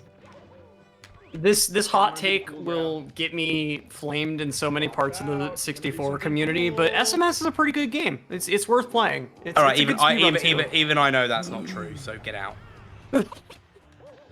Shoutouts to Drogi and his water gun warfare. Like, just unabashed, like, no holds barred, take no prisoners war against the SMS community. Like, I've never seen any other Mario 64 runner that just so thoroughly just wants to take any opportunity to take a jab at SMS. SMS, press 1 in chat. If you think SMS is a terrible game, press 2 in chat. I'm sorry. You text your answer to 00143. I don't know if that's an actual text message service. Don't send anything to that. Oh, number. we're getting 2s. We're getting a lot of 2s. Oh, we're getting some 1s now. See, I think that SMS is like the better casual. All right, game there are people that have been sitting quietly, right? And you can see it here. A lot of first messages. They've heard this going. They've cracked their knuckles and they've gone, right. It's my time to make an opinion. Like, I don't get where all the hate comes from, because, like, as a speedrun, I do think 64 is better. Like, just out and out, like, through and through. I think that the non-linear gameplay style just leads to a more interesting speedrun generally. But from a casual standpoint, the camera in SMS makes a bit more sense. Like, just for someone that's never really messed around with Mario all that much before. The, like, really cool parts of the moveset in 64, as a casual player, you wouldn't really be making use of anyway. And, like, by comparison, like, yeah, the lack of a long jump in SMS is kind of weird, but, like, the rest of the moveset is pretty, like, it's pretty nice. Like, in general, it's just a well-built game that I don't think suffers from some of the, like, really heavy retro kind of rust that, like, Mario 64 suffers from. To someone that's never played any of these games before. To someone like me, like, I definitely think 64 is just kind of objectively better through and through. Like, it really shows that SMS was kind of rushed out the door to, like, meet the fact that the GameCube didn't have a Mario game on launch. But, I think from a casual standpoint, like, if you're trying to get someone into Mario, like, just generally, trying to let them see what the series is all about, I feel like SMS is one of the better starting points. Now, I'm going to say this now, because a lot of people in chat are just going, nails! If you want us to go nails, you got to do it as a donation, otherwise I'm just going to ignore those nails messages. I'm a sellout, I'll admit it. We gotta get those donations somehow. Gotta get these runners that extra hour however we can. We've got Aleph on HMC 100 here. I love HMC 100. Definitely such a great star to go through. Definitely not a difficult one at the slightest. And I definitely haven't broken at least 2 controllers going to do it. Yeah, it's a like that spider that Aleph just killed. Like, I think there's 3 different positions that spider can be in. I am going to interrupt you for a moment. If you could just quickly disconnect, reconnect for me. You're coming through very robotic again.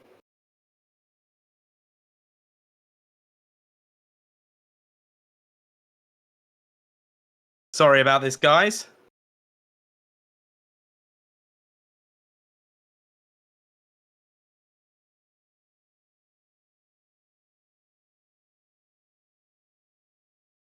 Oh. Hello. That's a bit better now. There we go. Yeah, I don't know if there's like some actual internet issue at this point. I think Discord just really hates me today. Secondary stream, bro. That's the main stream. I swear I haven't tweeted anything bad about Discord recently. I haven't complained. Please take me off of the second tier Discord.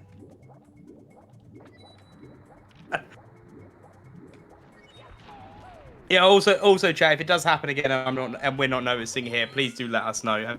Be genuine about it. Like, don't be idiots about it.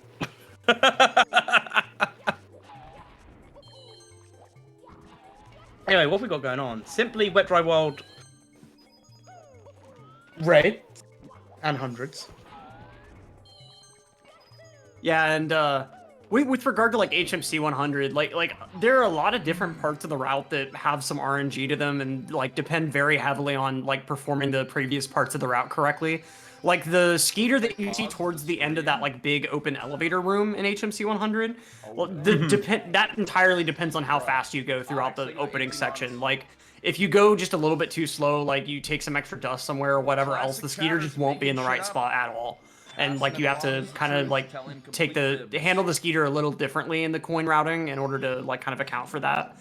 And it just like there's stuff like that all over that route. It's not the most obvious to someone that just watches the game, but especially when you go to learn the star, you'll see that like there's like 3 or 4 different ways of approaching every individual component.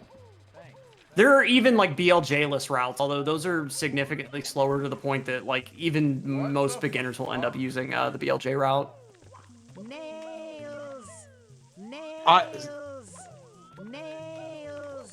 I just heard a load of nails. Not getting the secret. In regards to like the HMC route, I don't do BLJ in HMC. Max time taking $3. Yeah, I feel like that's mostly like if you're going for like a sub 2, and then like for sure if you're going for like a below 150 is definitely where you would throw that in. Because I forget who it is that has like a pretty good. I think it's Turgy that has like a pretty good BLJ-less route there, but it still is like 10 or 15 slower. And so it's one of those things that like that's one of the first like more difficult things that you would pick up just because it saves so much time. It's almost like with DDD 100 and like front sub and like the poleless route. It's like I think you would straight up lose a minute if you were trying to use the poles for DDD 100. Yeah, it's one of those things I spoke about yesterday. My DDD 100 split is 18 minutes long. So, yes, and I've been there going, hey, I'm going to try and do this with poles instead and see what the time is. And I've gotten to that point where I'm stubborn. And I refuse to do it with poles now because I know it's slower. And I know that if I just practice it enough, I'll eventually get it. Right, exactly. And like that's really all it takes at the end of the day is just like a bunch of practice on it to just like understand it and get really fluid with it. No, for sure.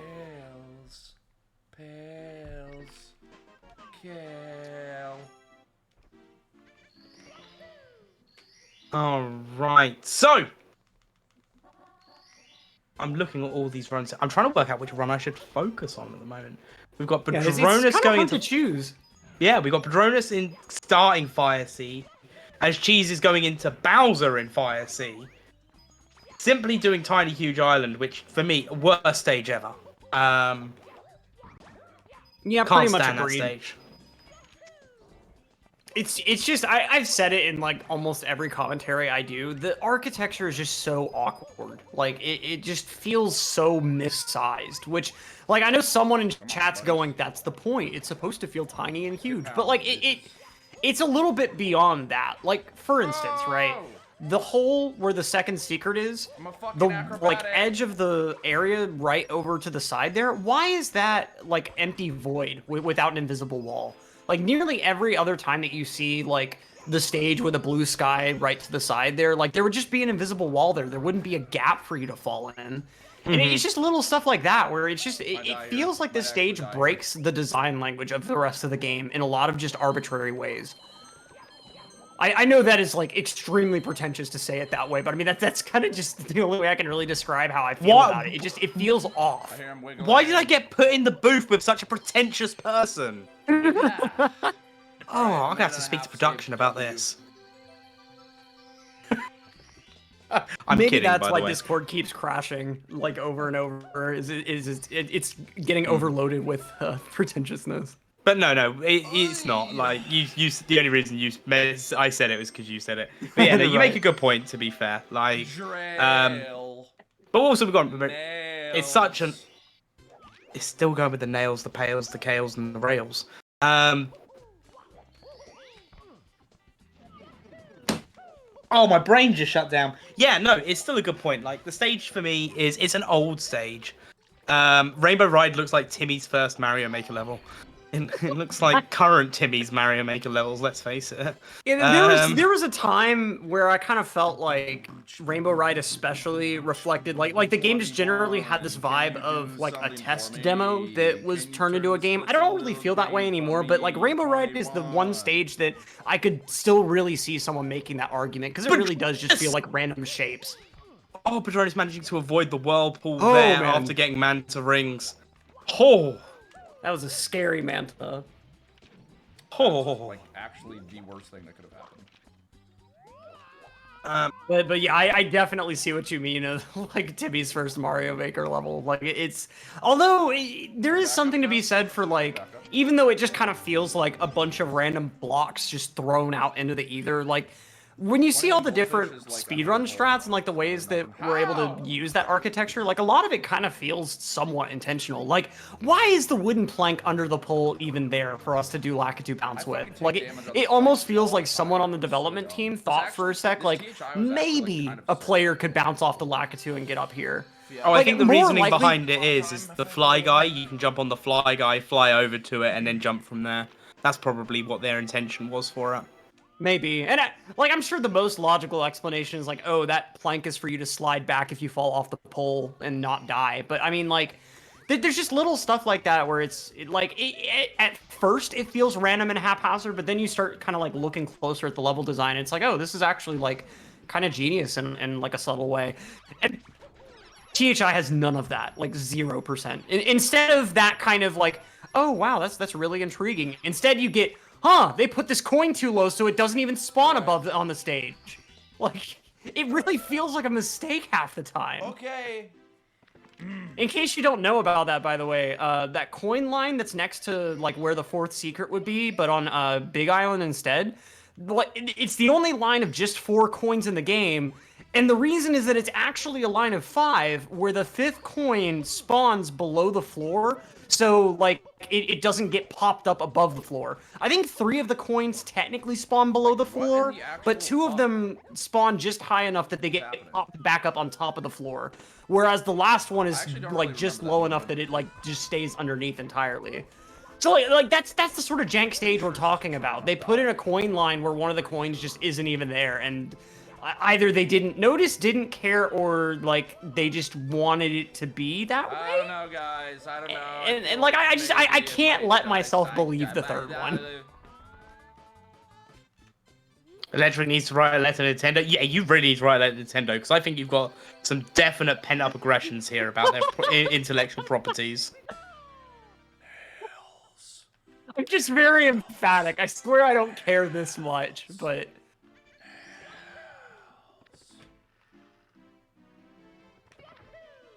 Meanwhile, simply moving on from THI to the actually good mountain stage. See, I feel like a lot of runners wouldn't agree with me on that, though, considering, like, TTM is just really brutal. And so, like, even if you kind of prefer it as a stage overall, like, you would still probably hate it as a runner just because, like, it's just, nasty. We got Breathless coming out first for Simply, though. Oh, you done talking about that one yellow coin? We thought you were going to be I think chat thought you were going to be like at least another 30 minutes. Simply, unfortunately, not getting the height on Breezeless. He was about 1 yellow coin height away, but unfortunately... Oh! For those in chat, I'll tell you a little secret on how to be like an advanced speedrun viewer. You ready? Before you do, If on a however, I am interrupting you. Lucy Lorg with the $20 donation. I took AP Comp Sci Principles as a senior in high school, and I had a lot of enjoyable learning moments. So I think this is a good cause. Thank you very much, Lucy, for the $20 donation, and I hope, I wish you the best of luck in the giveaway as well. Thank you very much. That puts a total of $5,862.19. Continue. Yeah, and speaking of the AP Comp Sci Principles exam, a huge percentage of the urban arts students take and pass that exam, which, like, that's no small feat considering that exam counts for a college credit, so they make them, like, pretty challenging to make sure you really understand your stuff. So, definitely a great organization to be partnered with, !UA for more information about them. But, yeah, so... So there's 2 ways you could fail Breezeless, right? Either you're not close enough to the fence or you're not high enough. Like, those are the 2 things that have to both happen together for you to get Breezeless. So the way to tell what actually happened, if you see Mario clip into the fence and then fall back out, that's you weren't high enough. Whereas, like, if he doesn't clip into the fence at all, that was you weren't close enough. So there's your little tip to be an advanced speedrun viewer. So when you're watching these races with all your friends, you can go, oh, he wasn't high enough on Breezeless. And all your friends will go, oh, you must be a pro at this game since you noticed little details like that.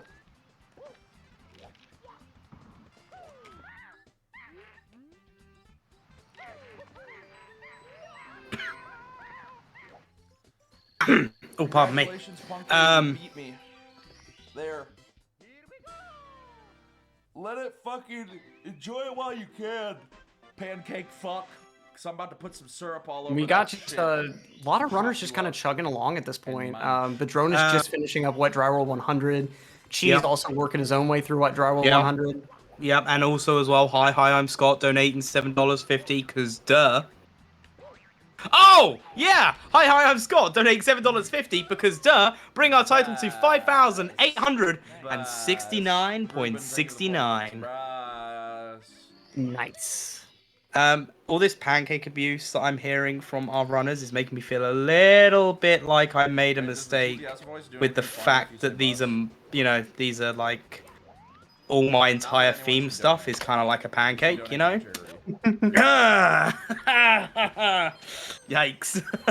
And see, I don't quite get why people always call them like pancake flippers and stuff, because their official name is Heave Hose. And like that's short enough that you would think that would just be the standard name. Like, we call Spindrift a Spindrift instead of like flying snow doll thing, because Spindrift is just short. It's easy. Spindrift looks like a doll. Well, how would you describe its basic appearance? Like, I would have said like kind of scarecrow, but I mean that's not really accurate at all. It looks like a winter plant that moves. A winter plant? Think about it. It's like got the little green thing at the bottom. It's got the bulb, and then it's got the flower bloom on the top. I wish I had a face cam right now because my brain is just melting. I never once thought. I always just. But now you always will. like almost like a Russian nesting doll kind of, but like not quite that. But like you know like a little like straw doll sort of thing. I don't know how to describe, but like even I certainly Twig was not thinking of a plant. Oh my god. Even Twig is saying I called Spindrift Flower Girl as a kid. Oh, okay. I was thinking of like, the Pokemon Gardevoir? It's kind of like that. I get like a similar vibe. Like that's, so you're saying the Spindrift is Mario's version of Gardevoir? Yeah, exactly. Oh, internet, I call upon thee. All right. To ignore that comment. Tomorrow's even $3. Nice split. Please. Oh God. Yeah. What have I started? What idea did I just inspire someone to create? Thank you, Maro. I guess it's not that good. Jeez. But in any event, we've got simply moving on through Snowman's Land.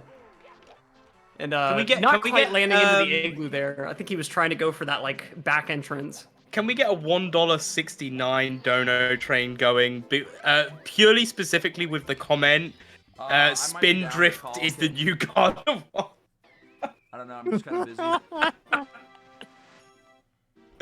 At least I didn't compare it to Vaporeon. That's like an even worse fodder for. Oh no, because that also wouldn't be relevant. Right. That's you just tried too hard there, buddy. And if you're sitting there like, I don't know what's wrong with these Pokemon comparisons, good. Don't look it up. Yeah. Anyway, moving you don't swiftly want to on. Understand. Moving swiftly on. Nails. Mail? Nails. Hail. Nails. Just nails. That's all. That is all. But tails? Kales? Whales? Jails. Sail. Z.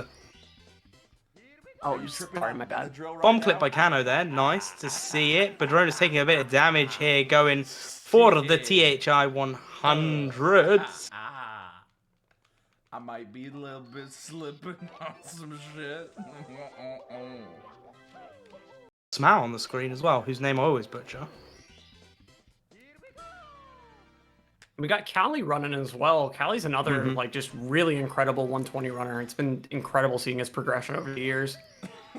I think Callie's like, look, I can't deal with a third place time. I need to do better than that. Right. I mean, to be fair, Callie currently has a better time in this heat than Callie got in March. In March, Callie got a 139.31. Currently has a 139.30 for April. I'll get a backup coin in the igloo. I mean, let's see how Simply's SL100 goes. I didn't see his intro RNG here, but the later parts tend to kind of be a little bit more time-saving or wasting, and missing one coin off that spin drift. But we've been seeing here, like... Oh, nice backup there. Mm-hmm. And I but think Drone he's is having able- some issues in THI. Cheese issues in THI. A lot of THI issues. Dude, all that just a miss. Oh, man. Simply put all that work in to get the extra backup coin, and then he just missed one on the line exiting the igloo. Oh, unfortunate. That is very sad. Have to get backup coins. Cringe.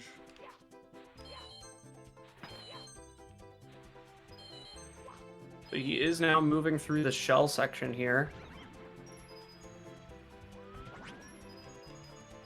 Pretty decent Nice coin coin RNG.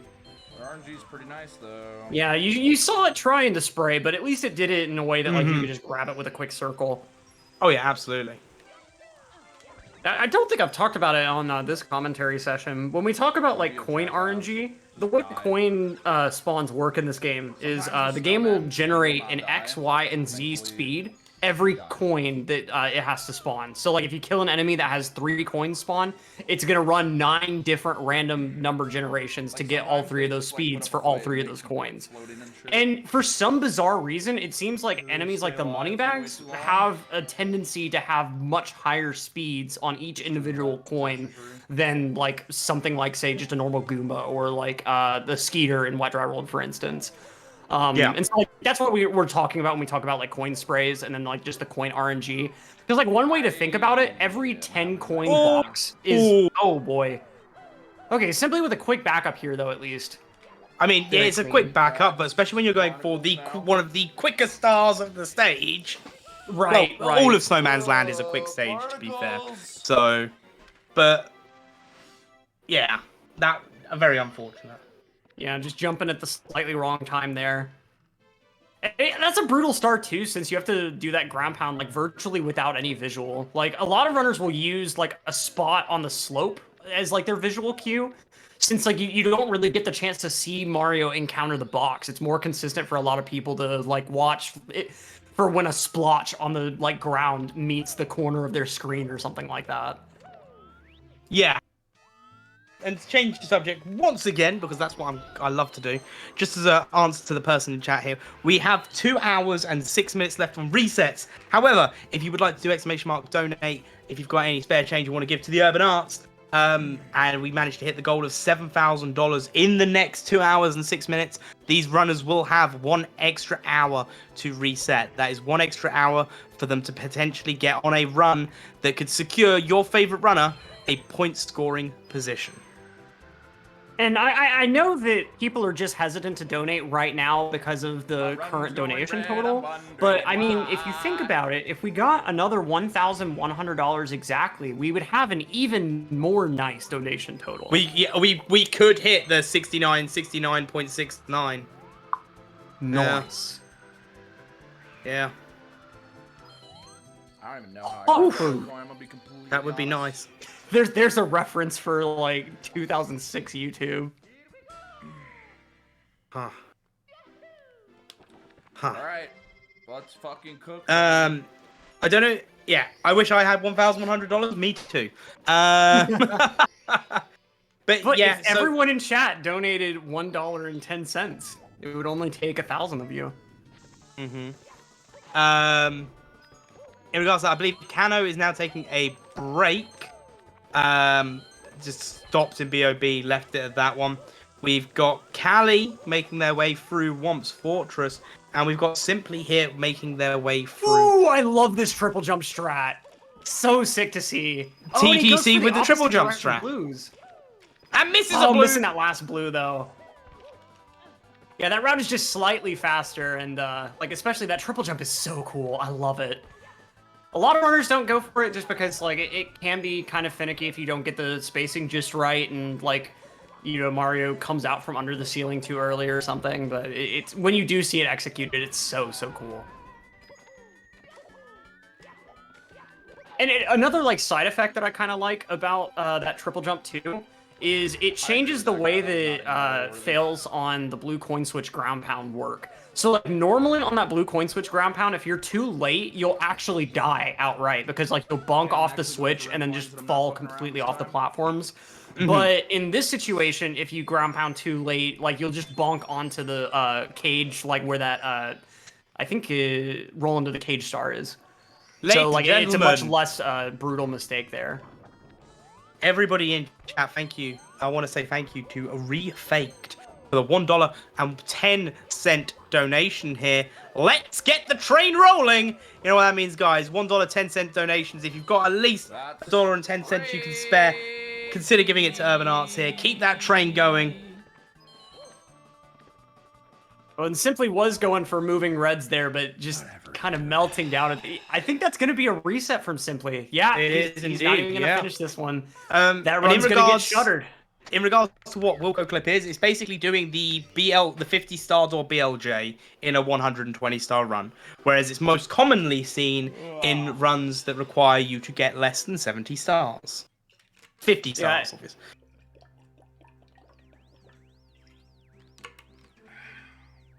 Yeah. What is this clip? All right, but with that, we are going to be taking a little bit of a break, getting ready to do a bit of a comm switch. Unfortunately, Electric, I believe we're losing you now, aren't we? Apparently, we already have. We already have.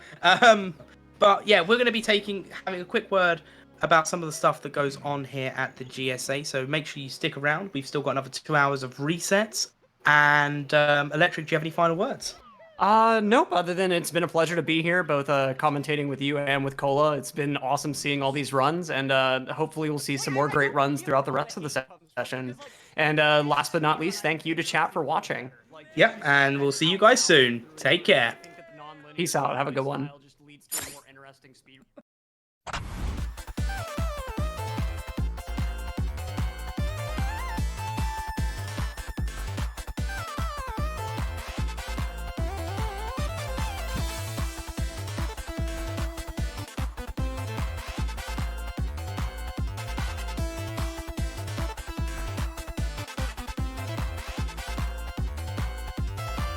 Now he goes for the triple. Jump dive!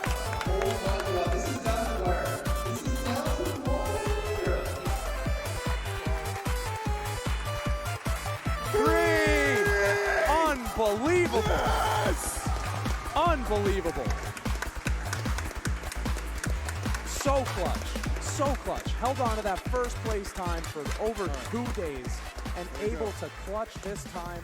First place time back.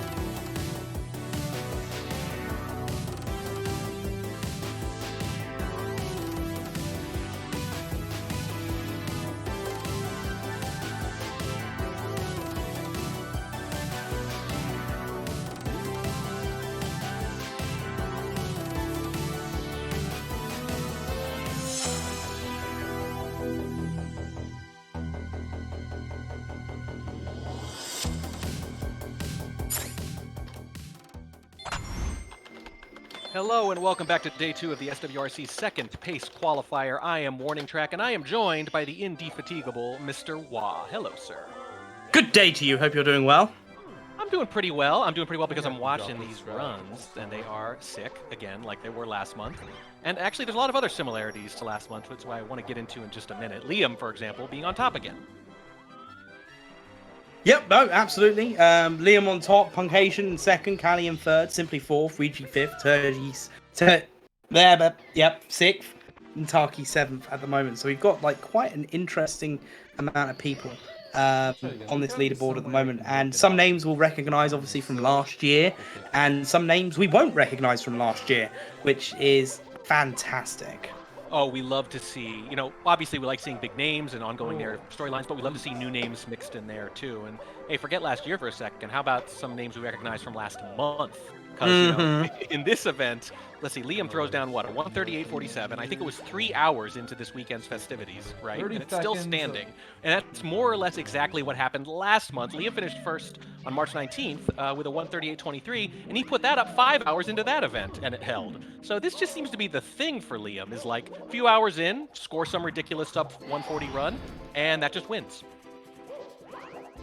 Yeah. It's boring, but that's the thing about Liam. He's so good, it's boring. That literally could have been worse. Could have honestly been worse, and I lost third. And of course, Punkay, easily one of the most consistent runners. True to that, he finished third last time, and he's closing in, I guess, on second here. I mean, personally, I'd love to see him score that big win, but at the same time, he's just always around. If I had to bet my life on a runner finishing in the top 3 of a live time attack, I don't know, he might be the guy. We've seen a lot of close seconds from him, a lot of close thirds, and you know, here he is again with another close second, but just always hanging around. For my money, maybe one of the most consistent runners in the game. But we do see a couple differences here. Simply is 4th instead of 5th. We don't see Cheese in the top 7 this time like we did last time. And I know Ouija, he threw up that 140. I think it was just about less than an hour ago too, and I'm not sure we've seen the last of him either. No, I don't think we've seen the last of a lot of these runners. And again, these runners now have 1 hour and 54 minutes of resets, unless we're able to hit that $7,000 goal, in which case then they'll get an extra hour. It'll go from 1 hour 56 minutes of resets to 2 hours and 56 minutes of resets, which in the grand scheme of things, especially for these that are the people that are currently in the middle of the runs, that's another potential 2 full runs they can do if they have that availability to do so. So !donate. To be able to help contribute towards that one. Yeah, and we've seen that, like, it's not just talk, oh, hey, another hour, you never know what's going to happen. It really does seem like disproportionately some of the crazier things do happen in that last hour. I mean, the runners know it's their last run sometimes. They know it's one of their last chances. And they do seem to kind of find that extra gear. Famously, Cheese, of course, known for doing that over and over again. But I think a lot of them kind of have that extra gear when they need it. And it's kind of fun to put that pressure on in that final hour and that final run and see who rises to the occasion. It's not mashing. I also know better than to try to read any new donations. I'm not even going to try this time. Last month, you beat me to the punch every single time. So I'm just going to give it up now. I'm just going to give it up now and just say, it's all yours, buddy. Yeah, I have this habit of just going, oh, look, there's donation. I'm going to just interrupt whoever says anything and just go for it. And it's just so we don't miss it. Oh, yeah. No, hey, it's all about the donations. They are more important than whatever you or I have to say, inarguably. So, absolutely, I love to be interrupted for a donation for a great cause. And speaking of, obviously, we've got a little ways to go if we want to hit the $7,000 mark, although chat can absolutely do it. But in the interim, let's go for what Electric was talking about with a more manageable goal, like runners do. We're very close to an even 6,000. A big, nice round number. I like hitting those round numbers. At that point, we're getting really close. So, yes, I remember now. Yeah. Yes. Guys, if you do donate, I would like you to annoy Warning Track by making sure those donation numbers do not make nice round numbers. That's right. I do like the round numbers. And some other people do too. Although I gather chat is mostly made up of people who like meme numbers and uneven numbers. I'm not going to be picky about how the money comes in. Again, Urban Art's great cause, underprivileged game developers. It's hard to think of a cause nearer and dearer to my heart than something like that. But I would still prefer round numbers if I had my druthers. It doesn't even have to be good. Got the entry. Here is Badronis. Is this a TikTok clock? Is that where we are? Yeah, he's closing in on a run here. Might be one of his better ones of the night there. Obviously has not cracked the top 7 yet. Weirdly enough, my strongest memory of Badronis as a runner isn't even for this game. It was during the Eon Drive launch tournament, I believe. One of those things where speedrunners, you know, speedrunning in general so often translates to other games entirely because the principles of speedrunning are more about, you know, twitch movement and perseverance than it is about any one mechanical set.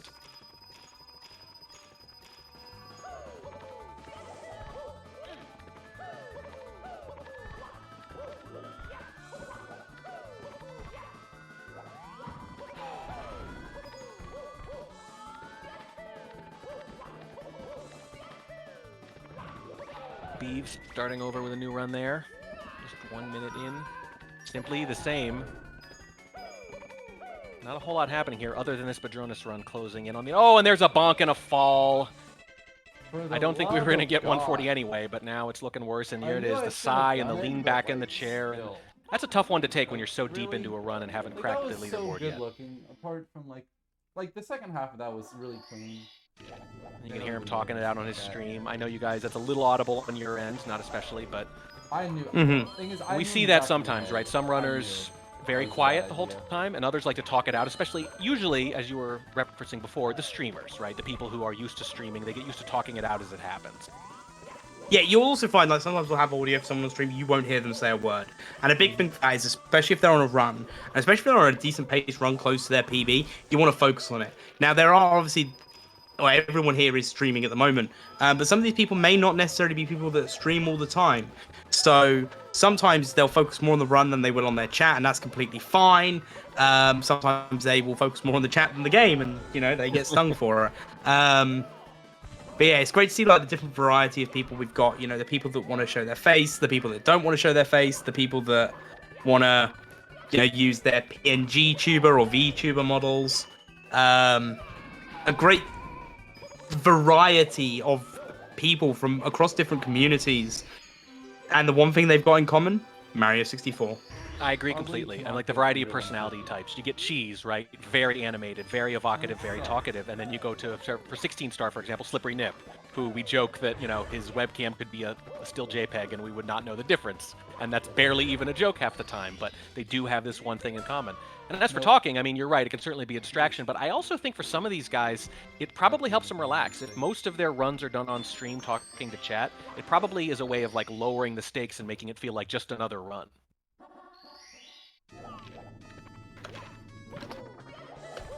Because I think, in general, if you're a speedrunner and you're doing these things dozens, hundreds, thousands of times, your goal is to minimize the number of variables, minimize the number of things, you know, out of the ordinary for you. So the same way you want to have your chair just so, and you want your lamp just here, and you want to use your controller and the monitors at the same level and all that crap, I think anything you're normally doing with your runs is something you want to try to do here if you can. And for some people, that means talking to chat. Yeah, no, absolutely. Like, it's something I find in the commentary booth. Like, you know, when I stream, I try and respond to every single message in my chat. If I try and do this in the commentary booth here for Speedrun, I'm never going to talk about the runs. Right, right. Like, and it's hard enough to keep track of anyway, because there's 7 of them, yeah. Yeah. Badronis is having a little trouble here with the clocks, for sure. I mean, I think the run was kind of... I think he decided it was a little shot anyway, but he's finishing it out, and I get that. You know, you're 100 minutes into this thing, and it feels a little silly to just reset when you're this close. Yeah, speaking of being close, because this is something some people have mentioned, and we're going to hear his voice later. Westdog is running. Ooh, okay. He's on our bottom right feed. His first 120-star run on console. Nice. And to be fair, in TTC, 108 stars, 2 hours and 8 minutes, I think that is. That's not bad for a first console run. Wow. No, it's kind of brave, really, to say I'm just going to do this out in public shortly before I go commentate, and chat can have at me, as we know chat loves to do. Yeah, nobody more excitable than Westdog, one of my favorite commentators. Honestly, the only downside about Westdog being a commentator and a runner is that we can't hear him commentate his own runs. No, I mean, that is true, yeah. I mean, I think this all comes from because I remember joking with West Dog in March, saying, "Joe, part of me wants to just join in. Like, I know I won't get a decent time, but part of me wants to join in just for the fun of it." And then I was there going, "Actually, no, because I'm commentating in the middle of the day, so I could just imagine like going in and then going, okay, now I've got to join a Discord call and commentate while still doing my own run." Yeah, maybe easier if it's at the beginning or the end of the day, but right Yeah. in the middle, that's asking a lot. Hey, for I get out of the booth when there's still an hour on the reset timer, so yeah. How about we keep this stream going for another 5 hours? I like it. I like it. I like it. I know you've got the stamina for it, as we were discussing. Yeah. Modern I practice do. methods. Yeah, you and West Dog both, two of the more We're stamina-laden gonna commentators, grind in those my segments. opinion. And yes, We're that gonna is a do it compliment. all. We're gonna have a Oh, great thanks. time. So, are you going to Pace? We're gonna get into. Don't know hip-hop yet, shape. but Right I hope now, so, because, you know, that I've is met not some of these it. people before. Some of them I haven't. I haven't met Markinator yet, and I've cast with him a bunch of times, and I would love to. I sure hope so. But it's always a good time. I know I didn't make it last year, and boy, when I saw what went down, I really regretted that I didn't. So don't be like me, people. Right now, Don't if you're on the fence about it, go, because something crazy always seems to happen. No, absolutely. I signed up to volunteer for Pace. I'm kind of hoping at the moment I'm working out whether I can still actually afford it, because the flight's fine. I'm going to go see my partner, but the computer needs upgrades. So now I'm just like, Yeah, crunch time.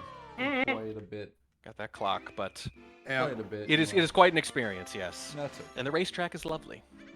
Speaking of experiences, we are experiencing someo's first ever console run, and I think that's amazing. I love that West Dog is up on the screen. I love that he's got the costume. He's cosplaying and everything. All out. I should have known West Dog was going to go full bore here. Being part of the event. So we're okay. All right. So we have. Aleph is now. I like Aleph. Like Aleph is a great runner in my opinion. Maybe not necessarily the fastest, but still a very consistent runner. Pulls out great times in all categories that they run.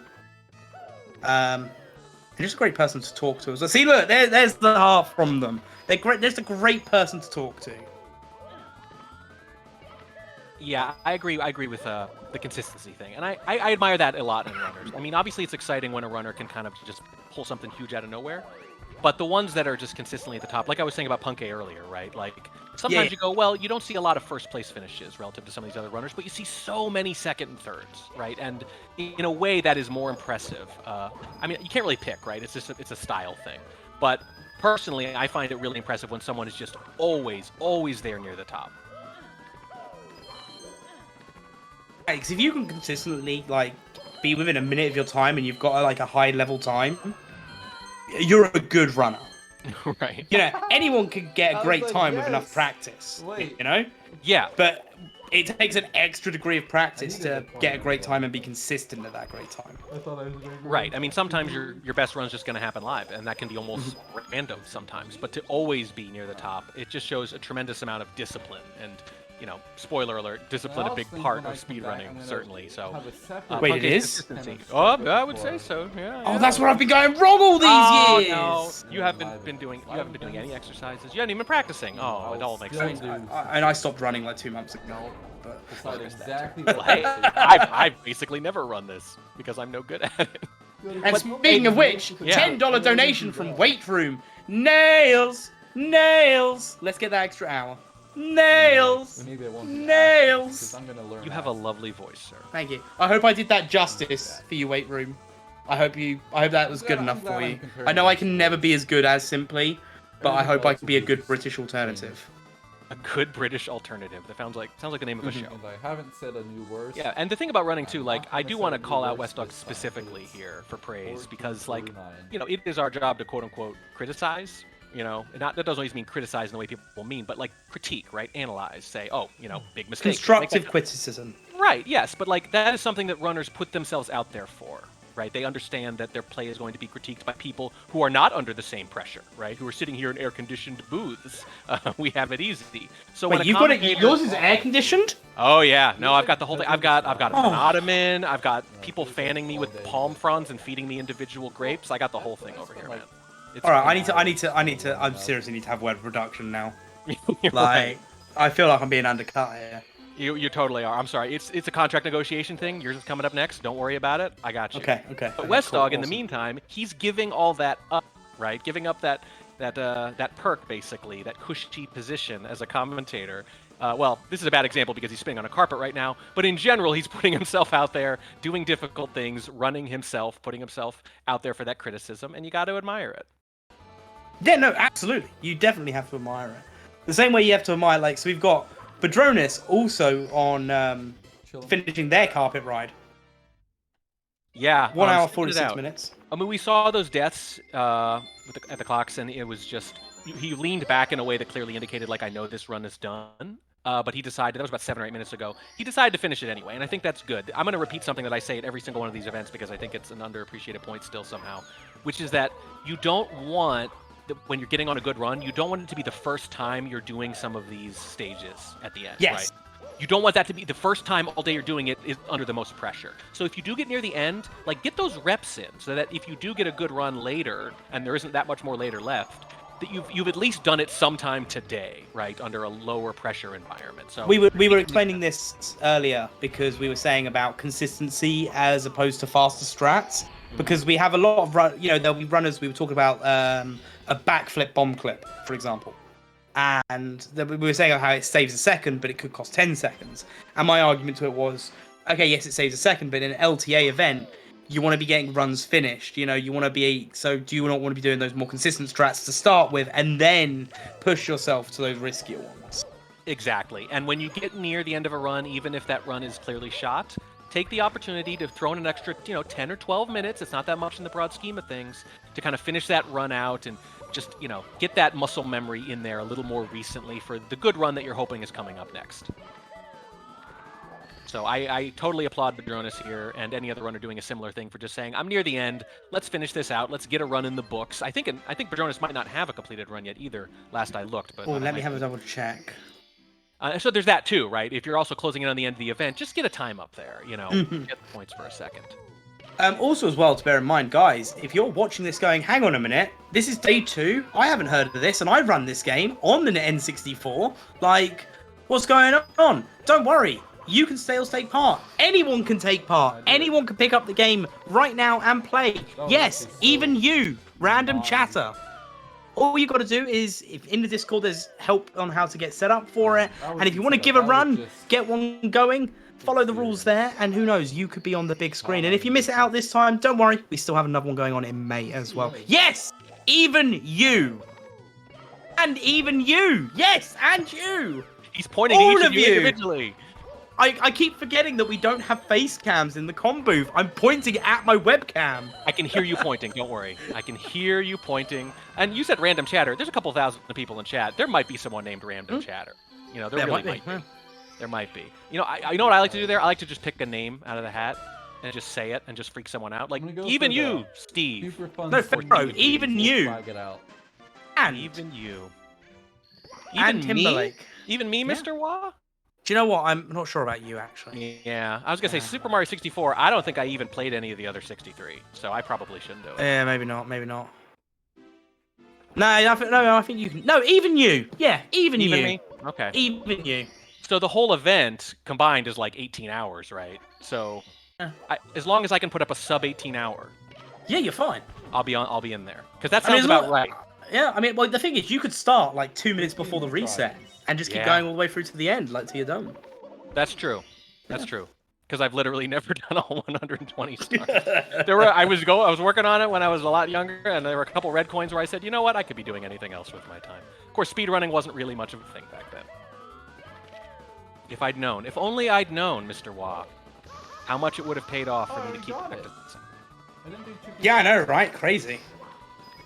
Who knew? So I'm trying to remember. So I got into speedrunning this game from 2 other speedrunners. One of which was the Baronade, who's someone that I've watched for a while. He again, not a great runner, but like an average runner. And the other one is Ruby Sorry, who I believe has done work here as well before. And he had some really fast times. And watching them got me into this. So for the first year of me speedrunning this game, I only know those 2 runners. I didn't know anyone else. I didn't know any of these names on the board. So the fact that I now know all these names on the board, and I can now be the one telling you guys in chat that you guys can be part of the action, is crazy. It's crazy. It's crazy, and but it makes sense once you get to know everyone because you learn what an unbelievably welcoming community it is. Yeah, and that's the thing. Everyone I've spoken to in the SM64 community has been amazing. I don't think I've spoken to anyone who has been unwelcoming in the SM64 community, with the exception of Warning Track. Yeah, no, I'm a real bastard. Sorry about that. Oh, God, you're here! Oh, my bad. Oh, Shoot. God. Whoops. I'm sneaky like that. It's a classic bit for a reason, people. And look at that in chat. I think that might be Avatar there. If I remember right, in last month, didn't they set a personal best on stream, or am I thinking of someone else? So no, Binny. So Binny came into chat last month, right? And I was like, "So you getting on? You're gonna start doing a run?" And Binny refused. Oh. Yeah. Boo. Get involved, people. They don't do not a 120 runner, so. Well, you know, a lot of people start that way, and then they baby. sort of, you know, they kind of cap out at whatever they are doing, 16-0, whatever. Either it's because they dominated, or just, you know, they get in the top 5 and they kind of settle there for a while. Maybe their PB's a year or two old, and then they just start doing stuff. I mean, Kano was here last month, you know, and that surprised people a little bit. Technically didn't have a run on Speedrun.com for 120 star, and is entering a lifetime attack, you know, and would you really bet against someone like that? I know it's a different skill set, obviously, but as I said earlier, like, the broader speedrunning skill set is a little more important and applicable. And there's Badronis, by the way, finishing out that run we were talking about. Yeah, Badronis finishing out a run. Does Badronis have a time submitted? I mean, I didn't see one. I think that I'm not sure they finished it. No, I meant on speedrun.com. Oh. Yeah, not in this event at least. Is that? I missed like a whole extra. And it's only going to be like, I think, 17th here out of 20. But, you know, again, get something on the board, and I like that they finished it. And hey, it only takes one. It only takes one, and it can start up till the very last second. That's the beauty of this format.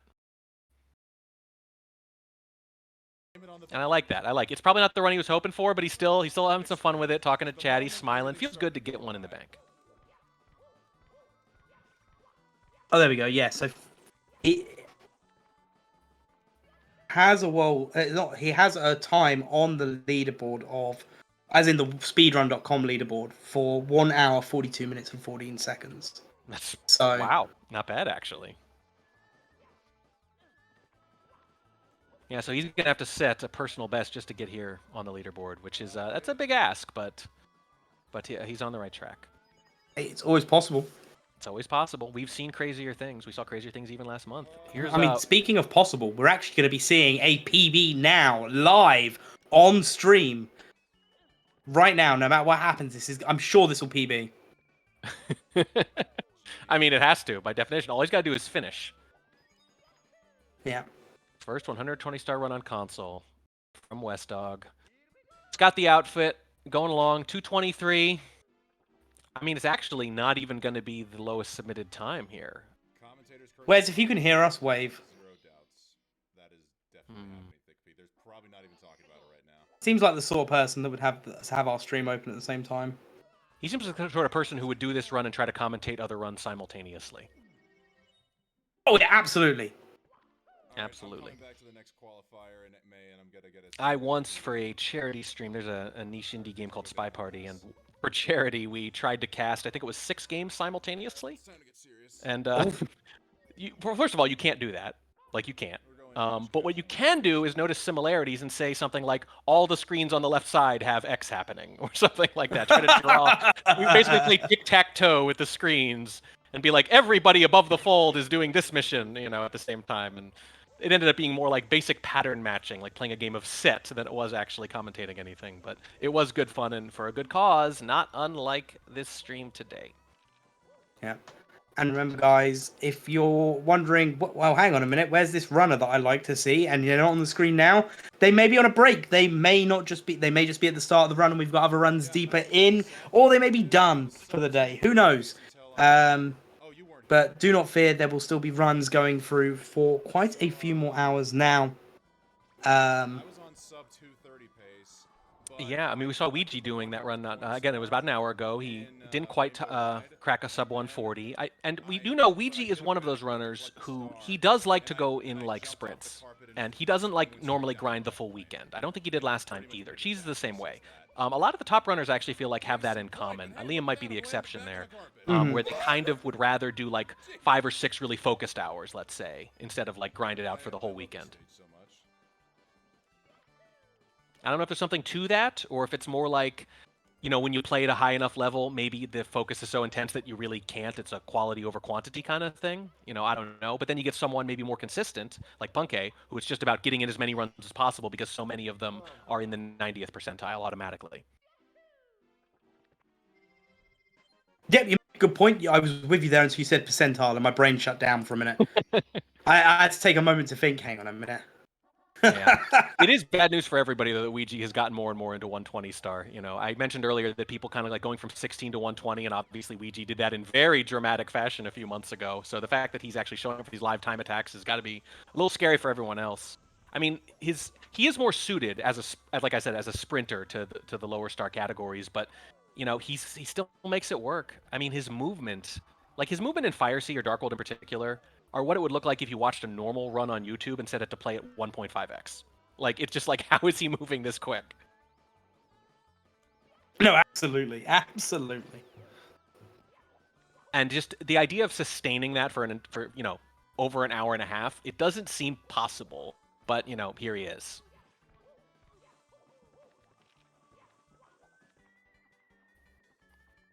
All right. So that looks like a 142.30 is Aleph best possible time coming out of TTC.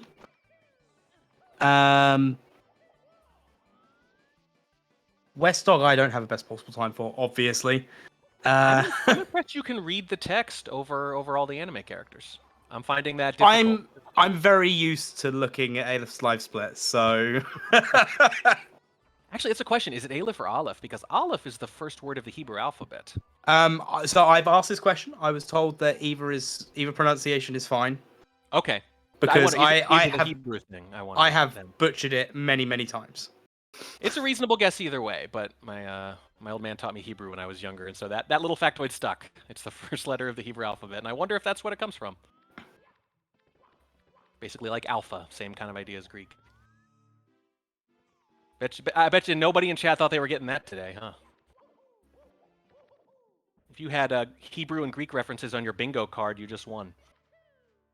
Bingo! Bingo.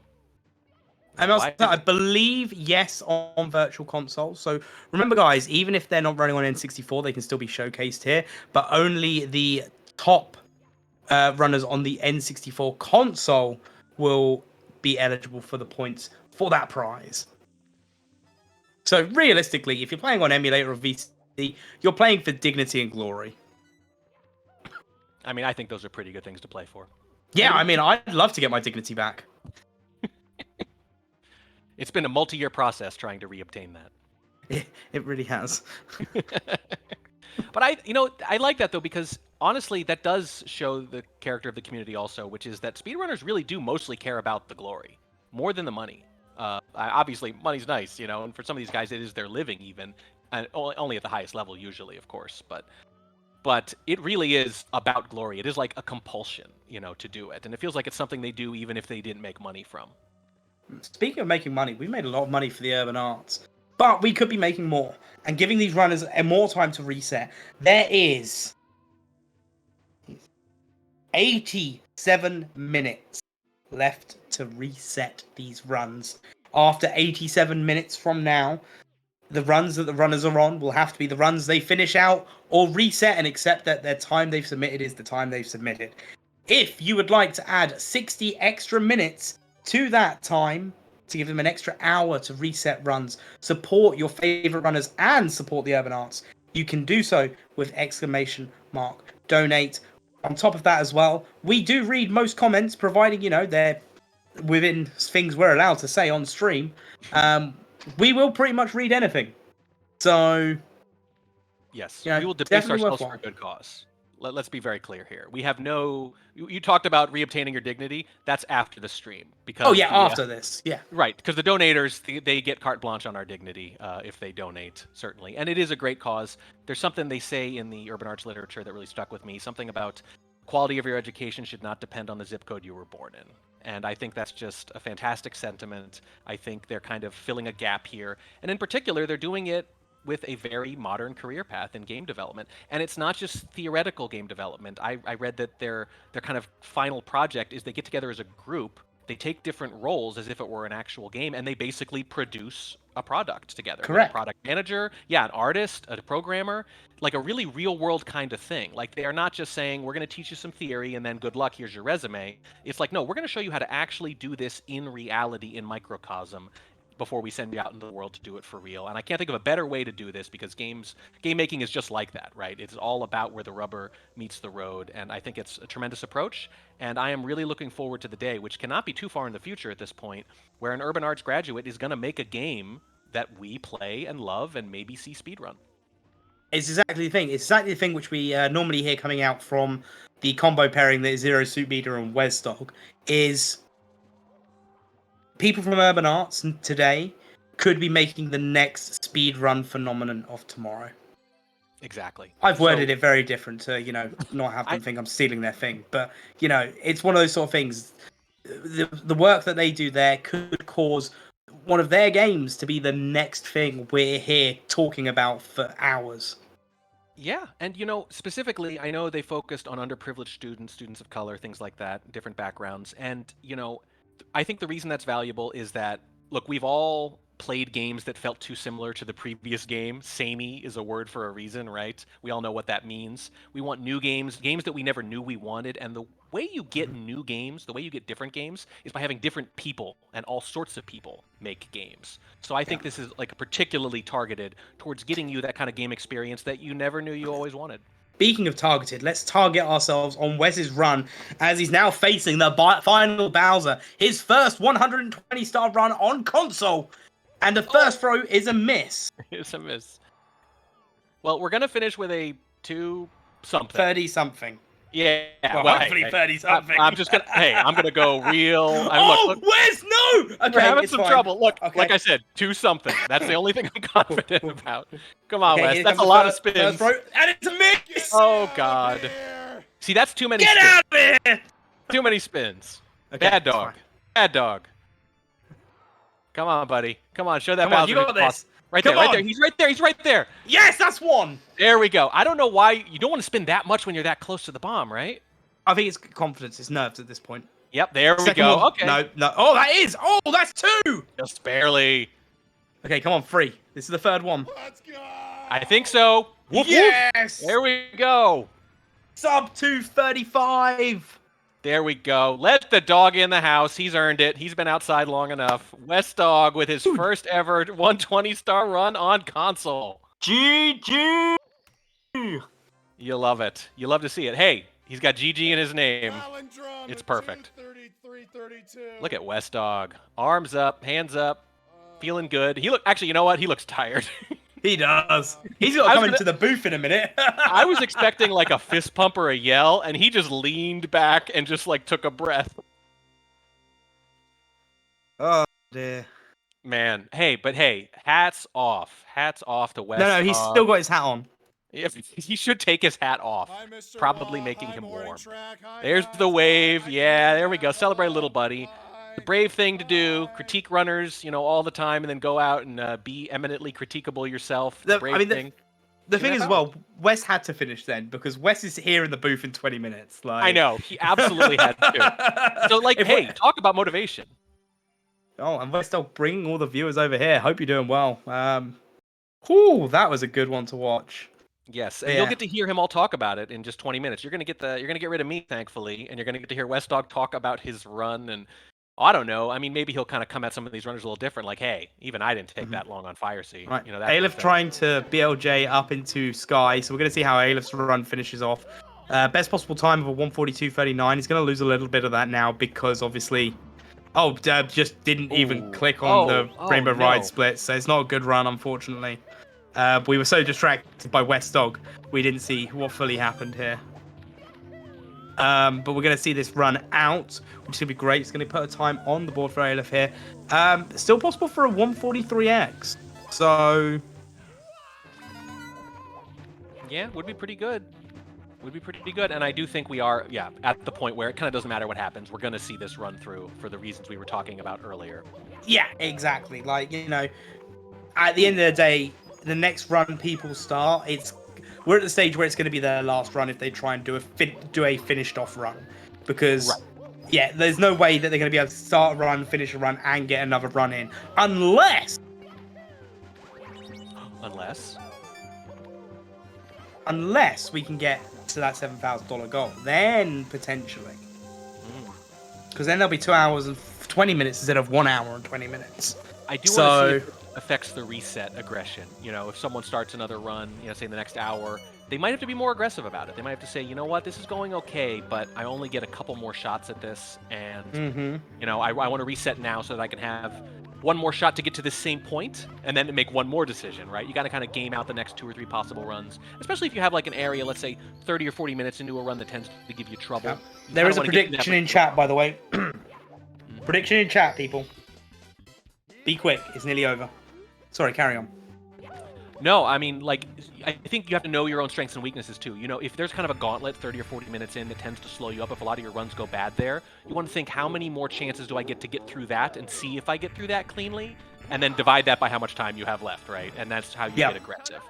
So that's where, like, you need to have a lot of, I mean, this is true of speedrunning in general, a lot of self-knowledge. Here's what I'm good at, here's what I'm not good at.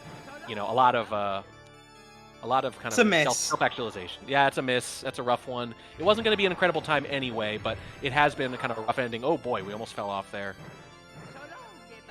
That one will hit, though. Westdog criticizing himself in chat. Of course he is. Hey, you can't turn commentator brain off even when you're describing yourself. No, absolutely. But here we are seeing Ayla finish a run here, and it does look like it's going to be a 143x as predicted. Only just, though. Yeah, I think you nailed it with the timing. There we go. 143.59. Pretty close there. Ooh. Good call. No, well done, Aleph on that run. That was still a good run. Again, consistency. You know, a minute off, especially on a run of this length, is nothing to be sniffed at. No, and I think that's good for something like 16th. Just behind Avatar and Beeve. Yeah, and if you can confirm for us as well, you're on Virtual Console, aren't you?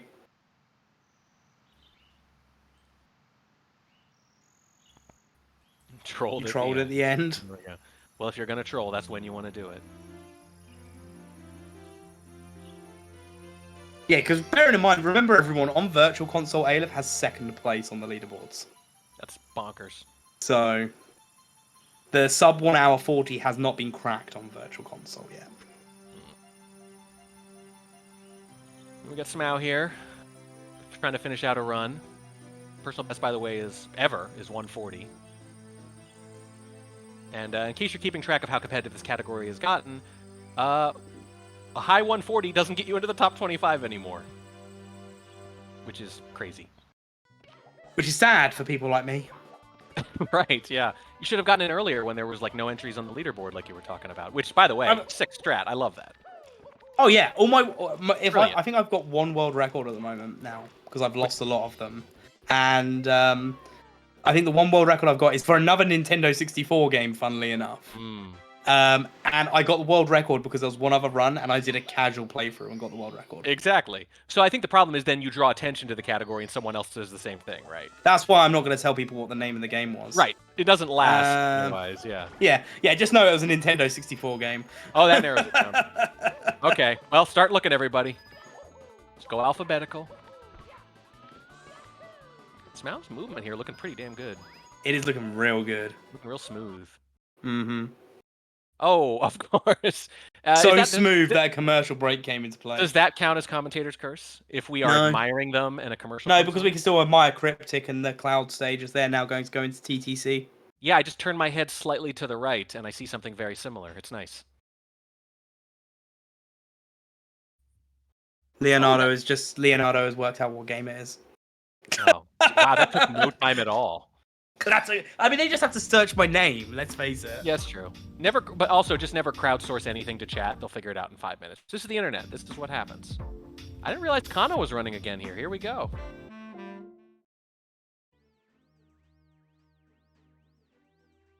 Kano, as I mentioned, submitted his first run during last month's event.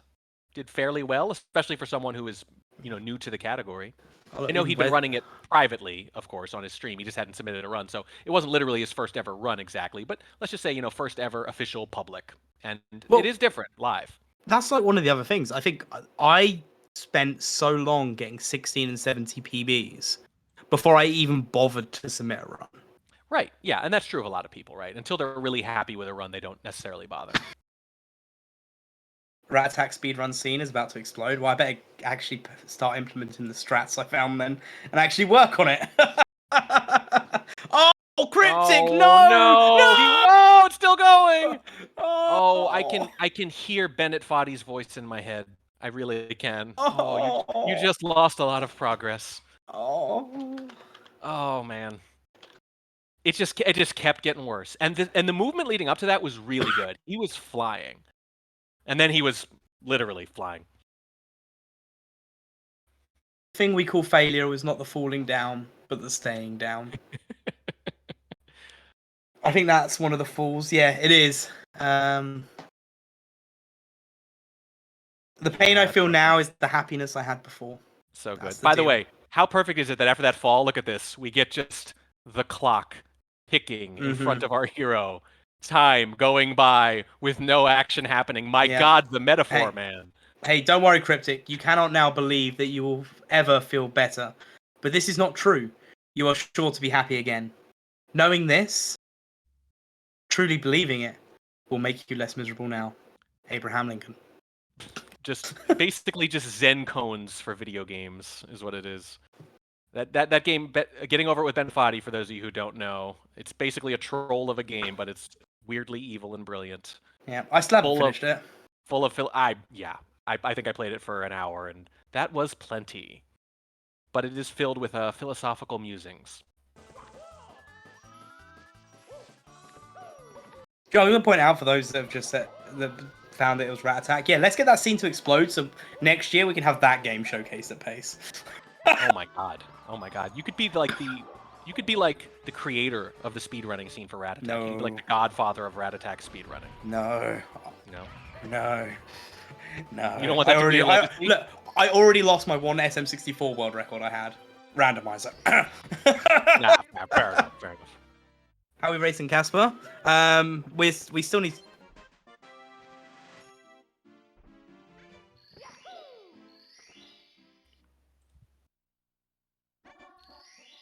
It would be pretty cool to do it at PACE, no doubt. While we're at it, if we can just take requests for old games to get in the speedrunning scene, I mean, how about Rocky Rodin for SNES? Does anyone else remember that one? That's the one where you played this rodent guy and your hair was a weapon? Does anyone remember I don't know. Ooh, someone in chat's gotta have seen it. You could literally get a hair upgrade where your hair turned into like a razor blade and you threw it.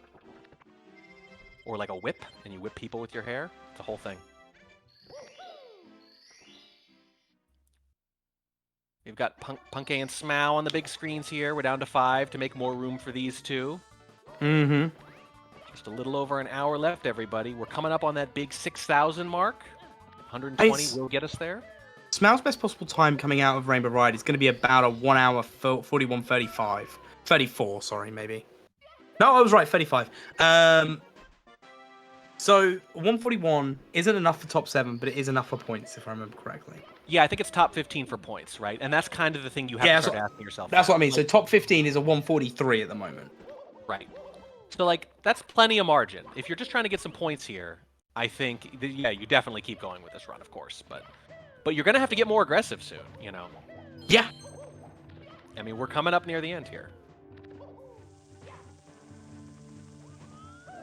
I know, it's kind of sad to think that we're coming up towards the end of it. But we do, again, remember guys, if we do end this event, remember there is a third heat still that is happening in May, the dates of which I need to remember. We're Well, it's probably around the middle of the month, like the other two. Certainly. Hang on. These happen about once every month, and now it's entirely possible that you only need to watch the first 4 or 5 hours, at which point Liam will throw down another 138 and then take the rest of the weekend off and win. It's looking like it might happen a second time here, just like it did a month ago, but you never know. May 13th and 14th. Thank you, Wes, for that one.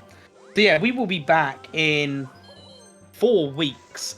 4 weeks for the final one of these qualifiers. So do not worry if you've missed the action from this weekend, because we do have another weekend. Oh, AC Money was before you, but I read from the bottom of the chat because I'm a terrible human being. You gave credit to the wrong person. Oh, unforgivable.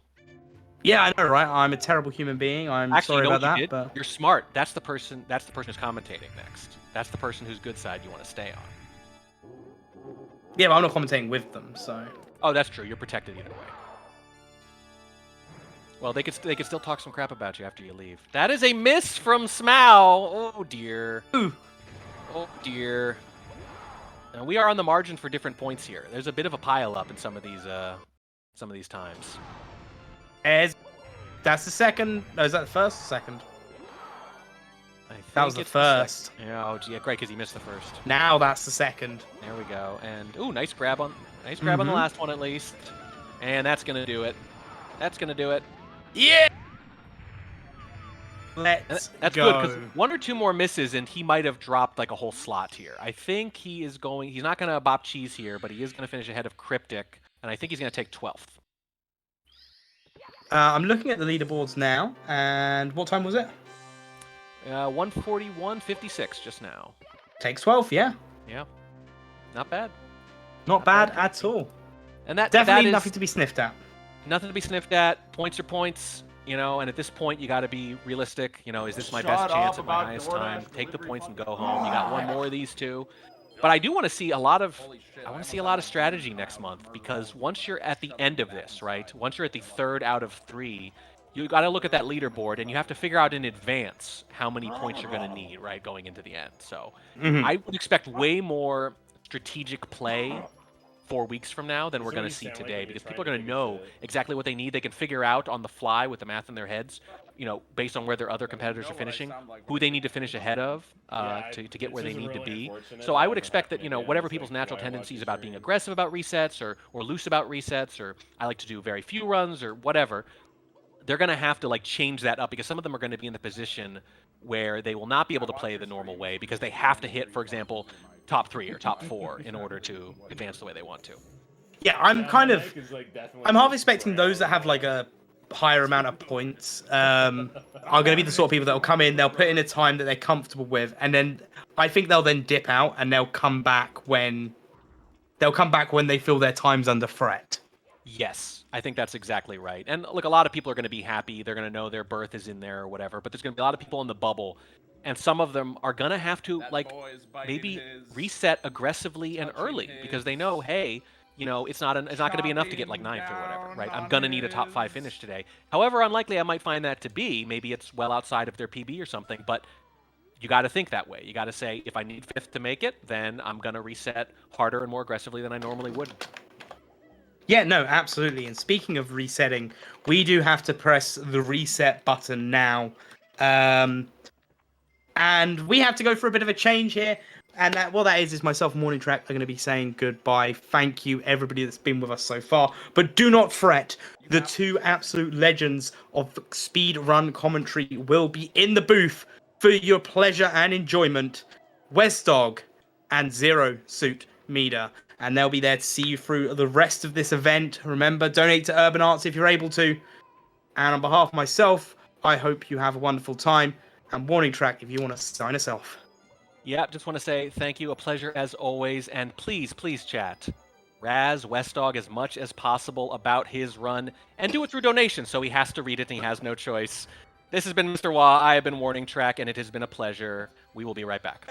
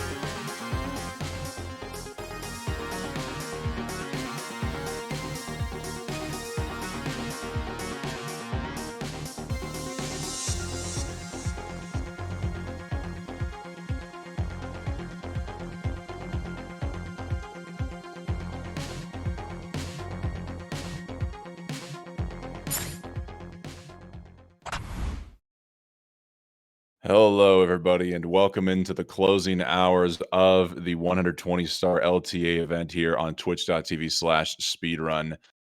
Joining us here in the booth is myself, Westdog, along with Zero Suit Meter. Meter, what have you been thinking of the event here so far, and what do you hope to see in the closing hours? I have been loving this event so far. One of the biggest things I was hoping to see in these closing hours is already happening, and that's some Kano face cam. Seeing Kano up on the screen always makes me happy, but I anticipate another sub 139 before this is over.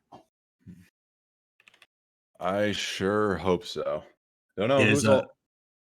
Go ahead. I don't know who all might be capable of doing it. We've seen some good pacers from Ouija and Punky that both unfortunately, tragically, came before their time, and it's just unfortunate. Just the higher up you go in this game, the more brutal it becomes. That's indeed true, but I expect somebody to. I know with that extra hour, it would be a heck of a lot more possible. So I'm hoping to see some more donuts here. I think the last donut was like 40 minutes ago. What the heck's that about, guys? We got this. I'll jump in on a $5 dono train. Can we get 4 others to do the same? $5 dono train might be leaving the station, or might be getting ready to board the station. We might need some new patrons. That would be exciting. Come on a ride with me on the metro. It's an underground train. Nobody ever told you that, did they? Okay, that's almost starting to sound creepy. What? How's that Come creepy? along and ride with me on the underground train. It's under the ground. That's where they travel. That's how you go fast. You're giving off some Willy Wonka and the chocolate factory kind of vibes. How many times I gotta fucking tell you guys? I don't get. Well, he was a genius, so. Was he though? Oh, okay. Yeah. Punky's run didn't die. We just didn't see it on the screen. So he's actually still on a very sick pace right now. Kano reset to not getting Lakitu skip. I mean, can you blame him? I mean, as a short category runner, no. As a 120-star runner, do you always reset on that? Oh, heck yeah. 11 seconds or whatever? It's about 8 seconds time loss, but I'd say even at Kano's level, which is about 140 or so, you're not gonna put up with 8 seconds of time loss right out of the gate. Like that, absolutely hit the reset button. I'm gonna get a 1 or 2 up. I actually have a run going on like. Will Pumpkin Bob Liam with this run? Yes. How can I bet a lot of points on yes? All right, so Punky, I don't know if anybody could hear the call right now, but Punky was just in a chat with Simply. He's now left the call, and he's let us know, if we can't already tell from the splits, he might be having a 102 upstairs.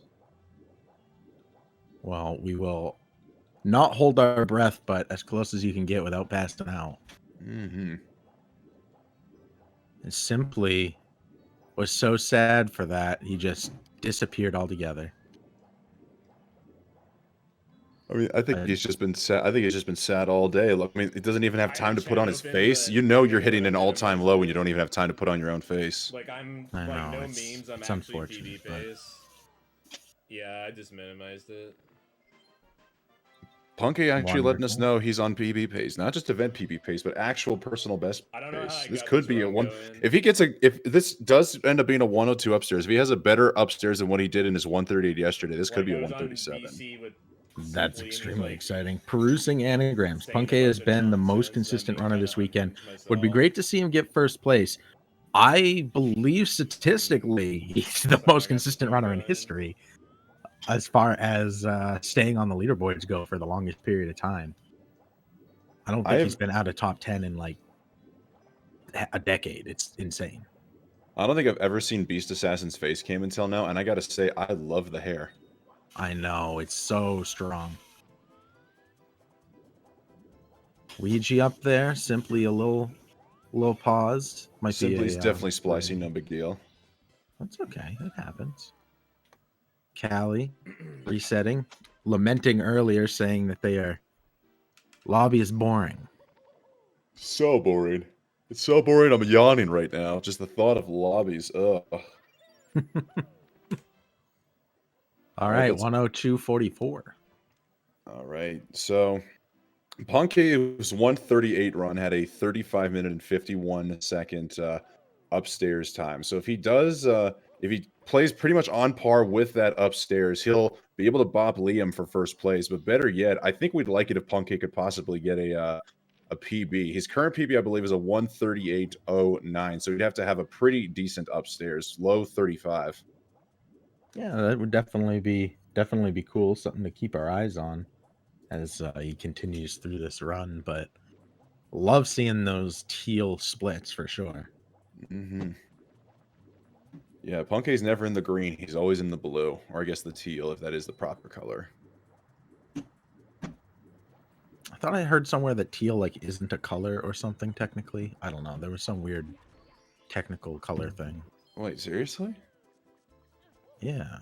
Teal is not a color. I'm Googling this right now. No, it says teal is a greenish blue color. That is literally the Oh. first entry. What the heck am I thinking of then? I don't know. I mean, All what right, color? chat. What color is out there that can't possibly be a color? Because if it's not a color, that means we literally can't see it. Well, people say that like black isn't a color; it's a removal of color or a lack of color. True. That's exactly what Harms says. But speaking of colors meter, we're seeing some green coming in here right now with some donations from Absibsmiller. I have no idea how to pronounce this whatsoever. Absibsmaya. And with a $25 worth of donations, $5 and $20 respectively. Good luck on your chance to win the Switch. And Anonymous with the $100 donation saying GG, which of course means good golly. Good golly. That's what that means? Oh, I yeah. always wondered when people said that. Oh, yeah. When people tell you GG, they're so amazed by what you've accomplished. They say, good golly. I'm fully on board for that. I love that energy. I love bringing that energy, the good golly energy to Mario.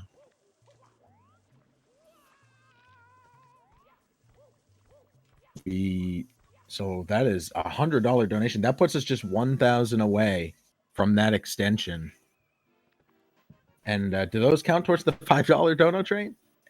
Avis Meyer definitely does. They had a $5. Mm-hmm. I think Anonymous bought $20 20 tickets for the $5 hype train. I think so. That's a lot of tickets. I think that gets you like a conductor seat. You get to control. I don't know. That seems if you're able to purchase the seat to being the conductor of the $5 train by just doing that, it seems, I don't know, a little questionable, a little sus, if you may say. Wait, Kano is starting in JRB. It just did frame walk first. What are we watching right now? We're watching the Kano.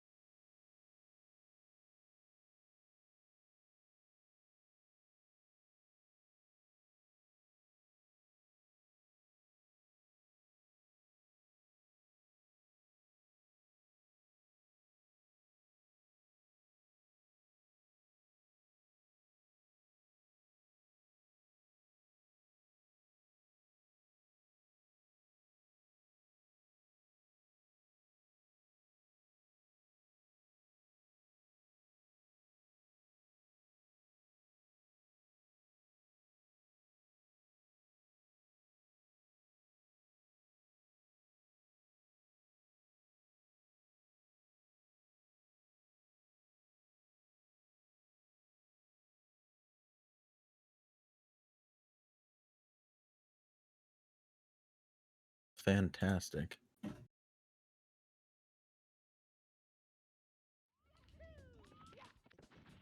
Oh no. Nice. Good grab by just actually Kano, and he misses the coin. He's going to reset.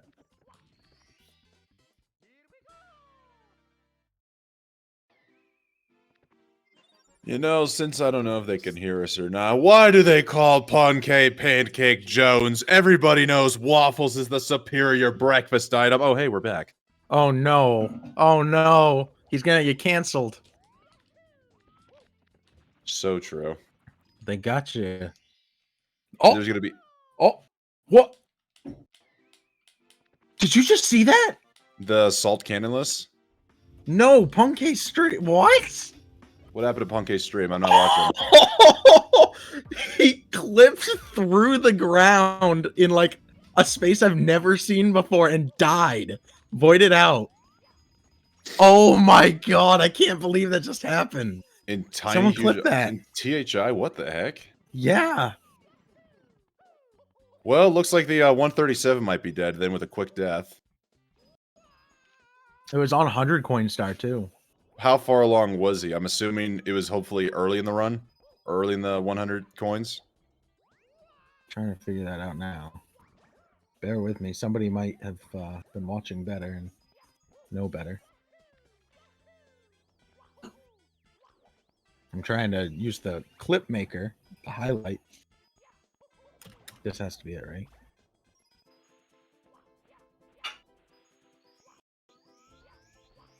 That was so odd. I've never seen anything like that. All right, looks like we've got the clip. We're going to watch it now. Or, you know, we'll share the link here in the chat. Okay, so it was early on in the stage, fortunately. He hadn't even gotten to the huge island yet. And, oh, okay, yeah, he did not get... So it didn't look like a clip. Yeah, he just unfortunately slid on his belly on a slope there and just rolled off directly into the void, unfortunately. So, yeah, at least it was quick, but still, the 137 is likely dead from that. Indeed.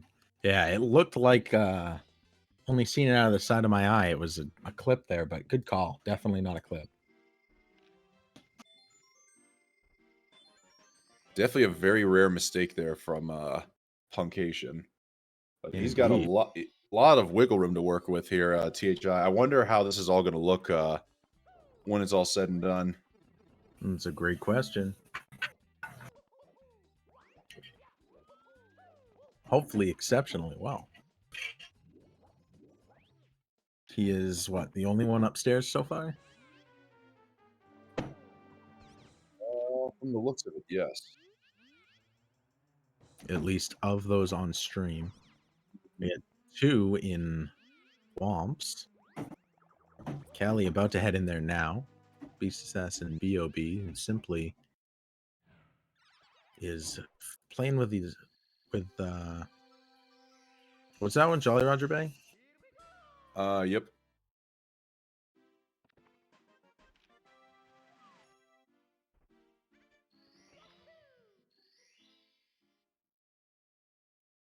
So everybody, what have you been thinking about this this weekend?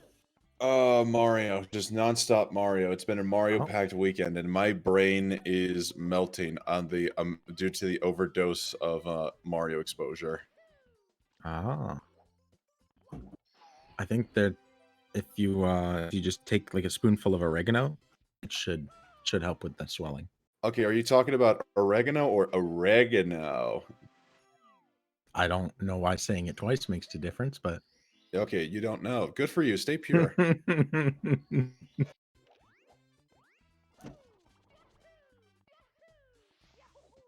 Beautiful clip by Beast Assassin. He is in.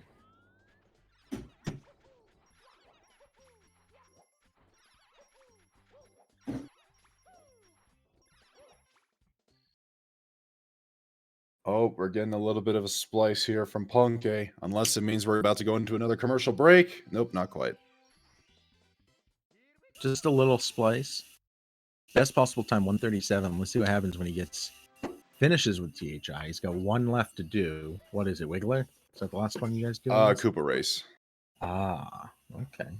Yeah, most people will save the Koopa Race for last. Why? I honestly don't know.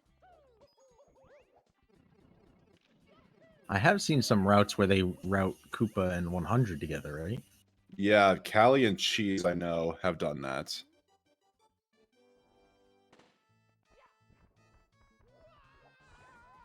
What has been everybody's favorite moment so far this weekend? For me, it was seeing Beast Assassin PB live and just the pop off, how hype he was, how excited and proud. It felt really great. So I loved that moment. I'd say probably Punk's 139 run from yesterday with overtime. That 139 would not have happened if we did not have overtime. And folks, maybe we could see some more overtime magic happen today if we're just fortunate enough to reach that donation goal that we see in the bottom of the screen. We've got it down to 1,000 left. So moving quickly. We got to keep it moving forward. Dono Train still on the board. All right, so Punk lost 24 seconds, it looks like, from that death in THI. Honestly, could have been much worse. Thank goodness it was a quick death. So 137 still theoretically on the table, but realistically, it looks like we're just now going to be potentially looking at a low to mid 138 as Punk immediately knows he's not connecting on that breezeless attempt and doesn't even bother to go for the ground pound, just sets himself up for the backup. Good quick change. And that's a lot of times that's the big difference that you see between people just starting out and pros is when something goes wrong, how they're able to correct on it. It's like we were talking in THI, that could have been a bigger deal if he hadn't very quickly just changed and gotten right back into the stage.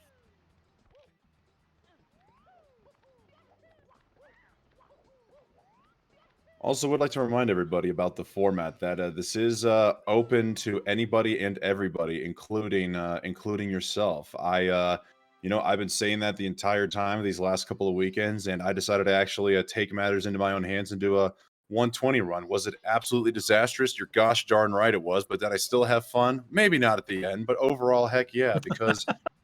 Because it was fun to still say I participated in a 120-star competition. Am I going to get any points on the board? Absolutely not. But you know what? I still technically could say I raced simply for a little bit. That's true. You can say that. We It were would both only in, be a little bit fictitious. We were both in dire docks at the same time. So as far as I'm concerned, we were racing each other. Wow. Does he know? Does he know you're up on the board up against him? Absolutely not. No, probably not. No.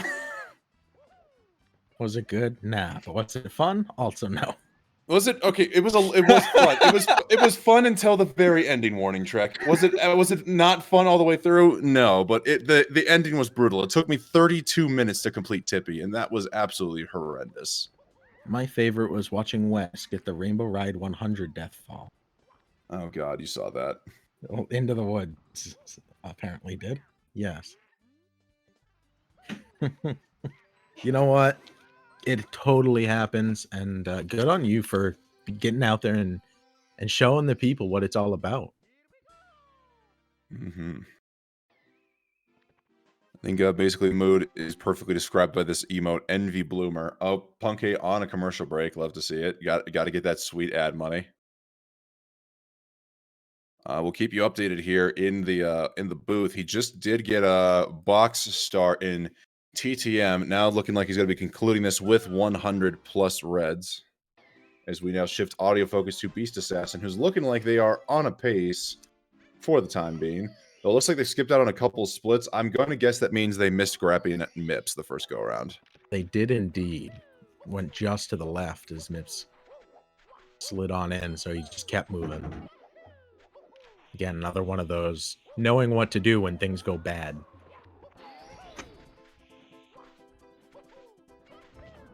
It's jazz, baby. Jazz? Yeah. And you just gotta roll with it. Just make it work. Just feel the music.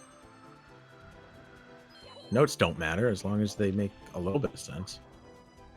Shout out to you, Twig, for your 3 hour and 51 minute 120 run. I did see it on the leaderboard. I'm technically not last place because you are in last place right now with the 351. But hey, at least you did a 120 run, Tig. That's better than a lot of the people in chat and even half of the commentary booth.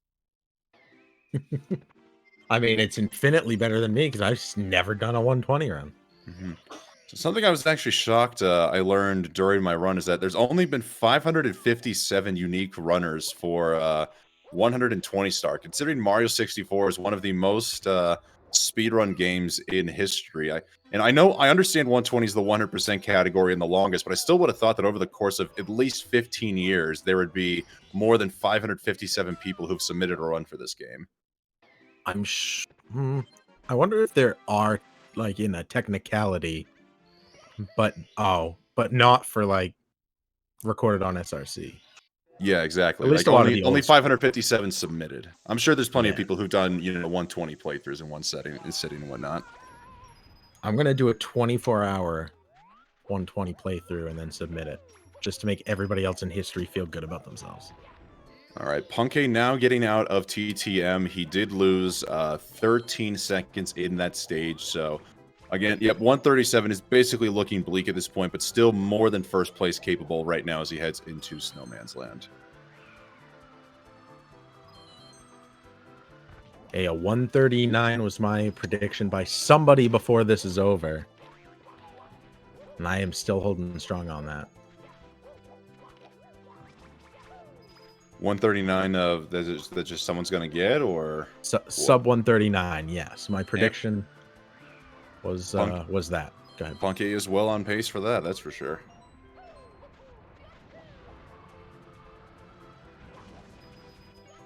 Simply taking a reset. Callie and JRB now. Kano as well. Cryptic on the reset. Everybody's resetting. You get a reset, and you get a reset. Everybody gets a reset. Yay! All right, looks like whatever happened, Kano must have accidentally BLJ'd into JRB that last run we saw him on, because now he's in JRB with 10 stars, which makes more sense. This is definitely the normal route.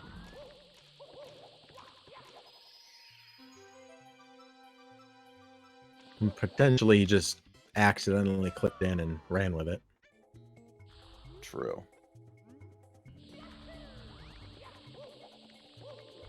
Punke in Snowman's Land.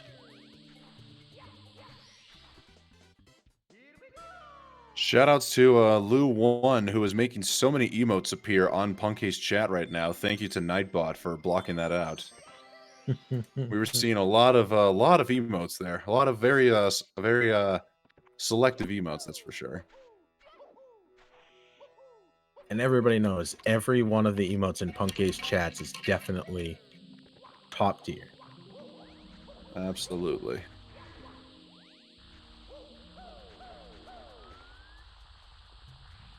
Oh, okay. Not the worst money bag RNG. Looks like he's going to skip out on that. He's going to skip out on that coin there. We do also have audio still on Beast Assassin. I don't know if it's possible we can get audio back on Puncation.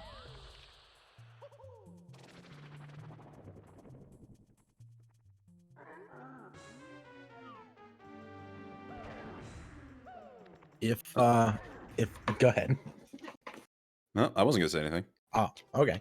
If they were gonna make one piece of Mario merch, official Mario merch that you've never seen before, that would guarantee you would buy it, what would that be? Mario Same merch question for chat. Mario merch that hasn't been made that would guarantee a purchase? Yes, or is remade but like really good. Is this? Are we trying to make this realistic? As in, it's something I could actually afford? Or are we just talking like, if I had all the money in the world, could I select one thing? I mean, it sounds like you feel very strongly about something, so I want to hear it. Well, if I had all the money in the world, I would definitely have a Mario helicopter. Whoa! A helicopter where the body is just in the shape of Mario's head. Oh, okay. So you want to climb inside Mario's head Exactly. I want to get inside his head in every literal sense. and then fly through this open air. Mhm. That's beautiful. It's poetic almost. Where would you go? I don't know, man. The world's my oyster. There's many kingdoms and many worlds. So many places to explore. Could you helicopter across the ocean? Oh, Punky unfortunately did not get the launch of the Z input getting eaten. Depends on how big of a fuel tank you have, I suppose. I don't imagine it would be possible for most helicopters to go all the way across the ocean. I guess it also depends on what ocean we're talking about here. I'm thinking across the Atlantic. Fair point. Yoshi helicopter would be canon. Are officially licensed Mario Karts a thing? I bet they are. They've got to be at this point. There's no way they wouldn't. If they remade the Slide Puzzle soda can shaped container, I'd totally buy one. All right, praise for Wilco clip as Punke is getting ready to go into Tippy here. Throw the praises out. We want this Wilco clip to connect here. Wilco be with us all. Praise Wilco! Beautiful. Run validated. A little bit of time bleed here, but plenty of room to keep this moving. Mm-hmm. Now, something I noticed yesterday, I don't know if this is something Punke does or doesn't go for, but there's a strat. Oh, it looks like he won't be going for it. Meter where runners will save that coin he collected third for the cannon shot, where they store their angle and they shoot out of the cannon, immediately touch that red, and then they can just get right on top of the platform that Punke's about to shoot to right now, all in one continuous flying motion. But I wonder if just because of how risky the strat is and how good this run really is, Punke's just wanting to play safe rather than, high octane right now. That's a good question. What makes him make the decision he made? I wonder if it's quicker to just quick shoot out than have to go back, and maybe he didn't want to think about maybe missing the angle, taking a safer strat. Oh, grabbing the vine. Unfortunately, going to lose a little bit of time having to re-prep himself. But compared to the last event, PB, looks like same thing happened. We probably didn't know because Punke was on an ad break. Hold on. When did we come back from the last ad break? That was an SL, right? For Punke? Yeah. Yeah, we came back and he was in Snow Okay. Racing. Because Punke has been on commercial, his stream has been on commercial breaks pretty much every half an hour on the hour. So as long as we don't get an ad break for the end of the run, that should be fine. I think we're pretty much good for the rest of the run to not get any more ads. And if we do, it'll surely be on the final Bowser throws. Yep. And we can also blame it on a commentator's curse for manifesting it into existence. I'll take the blame. You take a lot of undue blame as it stands, so. Nah, I need the blame. It's what fuels me. Okay. It's your fault then. Yes, thank you. Keep it coming. You're welcome. Keep it coming. Quick, everyone. You got to believe in blaming him. Is anyone got problems out there? Blame me for it. Everybody knows that taking accountability for your own problems is never the way to go. Always point the finger at someone else.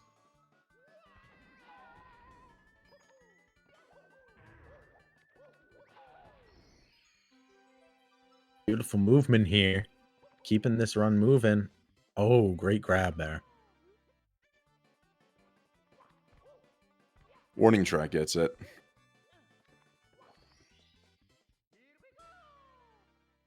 Tradition to blame. Okay, I see.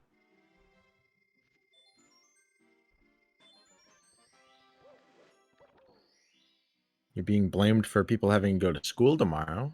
Yep, sure am. It's nice to live somewhere where you get to go to school. Also true. So in a way, you're kind of, if that's your fault, that's a good thing. Nah. School is for posers.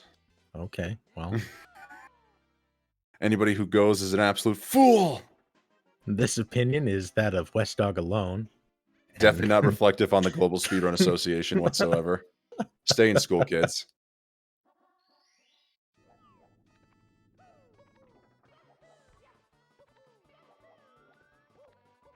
Yes, Punke is still PB capable, but he's got to play pretty close to his goals for the rest of the way here through. Not getting the jump dive there, fortunately, was at least able to kick his way into the cage there.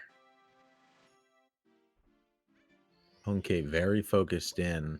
Now, when you're on a world record pace or not, or even just a PB pace at a very high level like this, what's going through your brain? You have several world records. Nah, and you play pretty elitely in the games you play. I mean, the games I have world record in are very sparsely run, so there's really no pressure. I will say, at least when you're like trying to go for like a PB, like like reaching a certain time, like I guess most recently for me was getting a sub 6 on Donkey Kong and Smash Brothers. When you just know you're on that pace, the nerves absolutely get the worst of you. The difference is that that run is only under 6 minutes, so it's there and gone pretty quickly here. I can't imagine what something like Punke must be on here having to deal with these nerves of having a PB pace for still potentially an extra 9 to 10 minutes. Fascinating. Even, Ouija getting called out right now in chat. He just Oh, got man. a 1350, the best JRB exit ever. Whoa. Well, that's very Ouija to just in a race suddenly get a community best. Mm-hmm.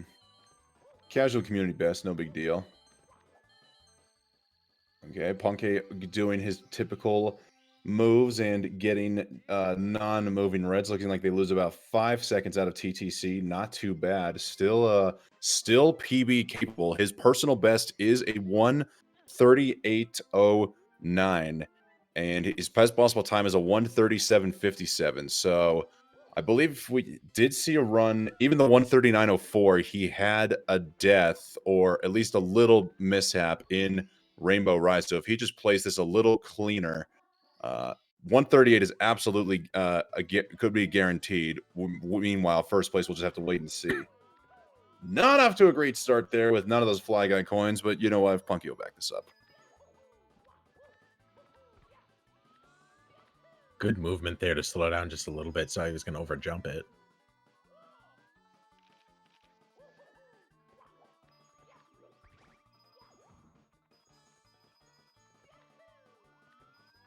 Great pickups. And good smooth movement. As he grinds. A little Tony Hawk on the side. A little ground pound. Just testing the air quality.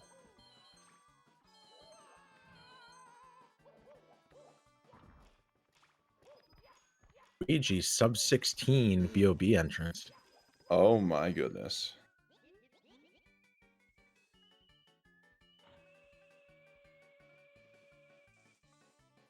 He had 2 deaths in Rainbow Ride, says Trickster.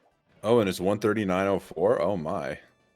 If those triangles just weren't so tricky. Yeah, in his 1:39.11 yesterday, he had a tricky triangles death as well. So Punky, it just looks like the biggest problem is not even Rainbow Ride 100. It's just tricky triangles. They're just too dang tricky. Fair.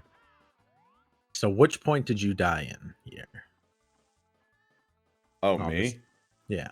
So I collected the 100 coin. So I got the 100 coin star to spawn while I was messing around on the carpet, and I was stuck in the crouch position with the Z button, and I tried to let go of Z before I jumped up. Unfortunately, the game still recognized the Z input being pressed. So I did a backflip to grab the star, and because you jump abnormally high with a backflip, I jumped so high that by the time I came down, the carpet had moved past where my jumping point. So I fell directly down to the death plane and had to redo the carpet all over again. Oh, man. Well, at least you didn't have to also do the hundreds. Yes, that would have been a nightmare. I probably would have rage quit, honestly, if I had to do 100 coin all over again. What a save by Ouija. He started sliding there in that little crevice and quick wall kick to get back up. Oh, there's Punky doing a carpet trick right now. Nice little triple jump acrobatics. Ouija's feeling it right now. Kano looks like he has a gold split up there too. I can honestly barely see it. It looks so small.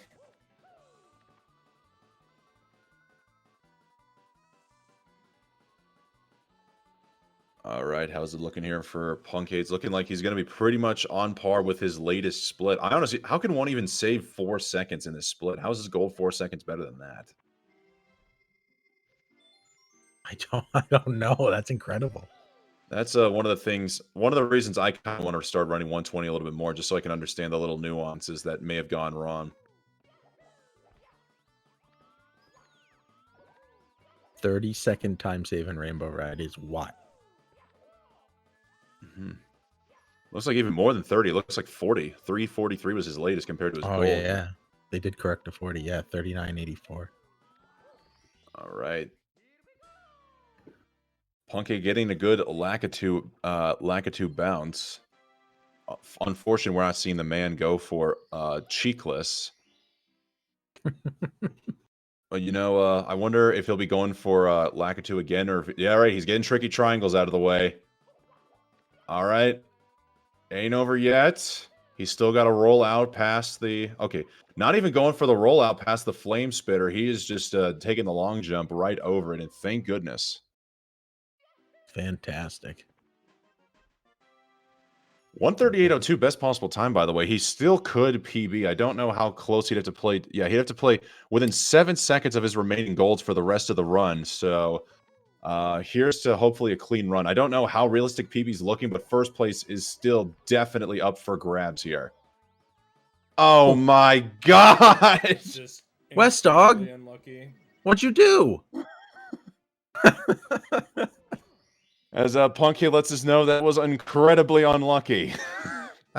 Well, he'll know. All right, it only happened first time. That was the first time going for the second star. We got it out of the way. It's gonna happen again. No. No. West Dog. Your positioning has to be like. Oh, there's no way this is commentator's curse. There's no way this is commentator's curse. There's no way it's gonna happen a third time. No, it's not gonna happen a third time. Please don't let it happen a third time. Okay. Well, okay. He survived the bounce on Lakitu. He's still got to shoot in the cannon. He's still got to shoot himself in the cannon. Oh man, poor Punkay. Oh my goodness. Beautiful run.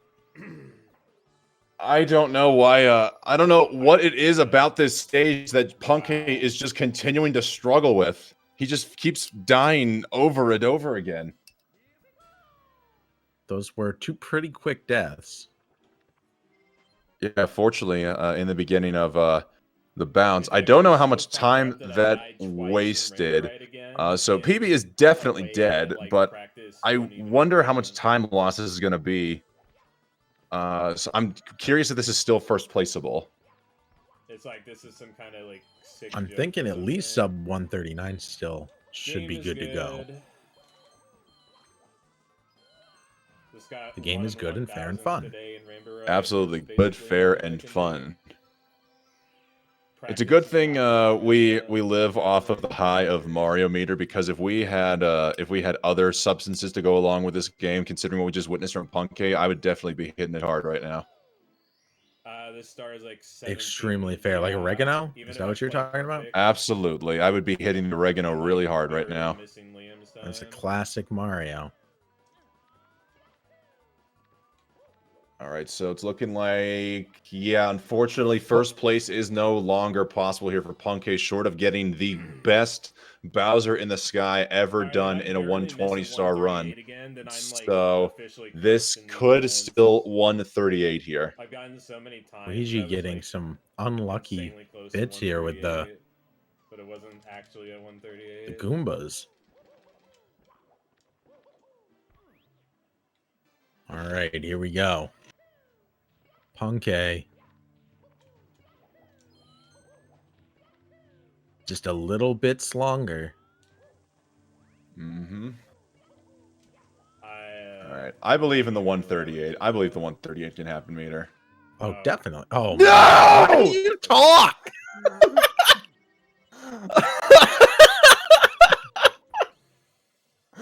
What?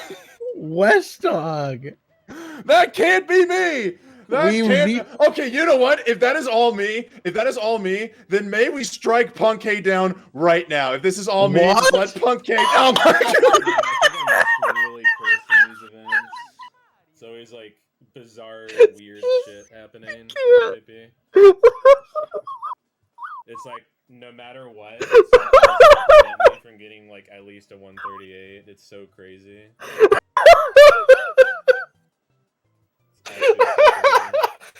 West Dog.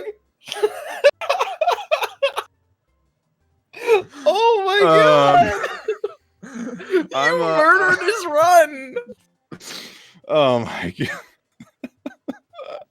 Hi 911. I want to report a murder. Oh wow. Holy cow! I can't handle that. Please don't talk about me.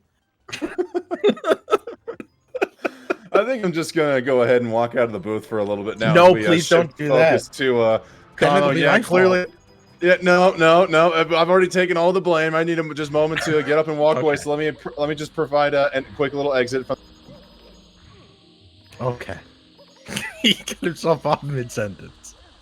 Wow. Guys, we need to counteract this commentator's curse. We know there's only one way to do that. I myself will jump right on doing that.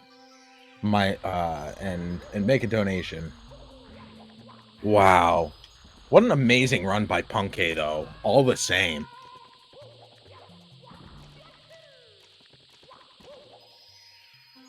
Donate to have West Dog mention your enemies.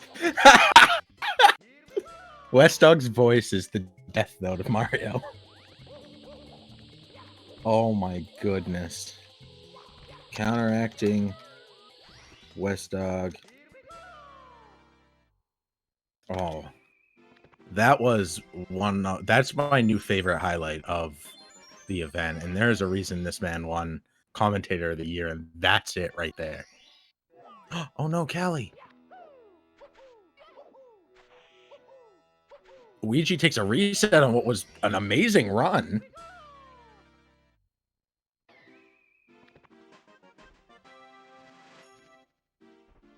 Kano exiting SSL had a little bit of trouble there. Looks like he went from a minus to a plus. He was already in a plus. All right, it looks like Ouija's run took a death by no fault of mine, so I think it's safe to come back in the booth right now. Very much appreciated. Very unfortunate. Ouija took a death in SSL. It looked like it might have been pillarless, but I don't know why he took the reset. Honestly, we're coming up on 18 minutes now left before the end of regulation, and unless we hit that donation goal, runs will be coming to or resets will be coming to a halt, unless we reach it. Do my part.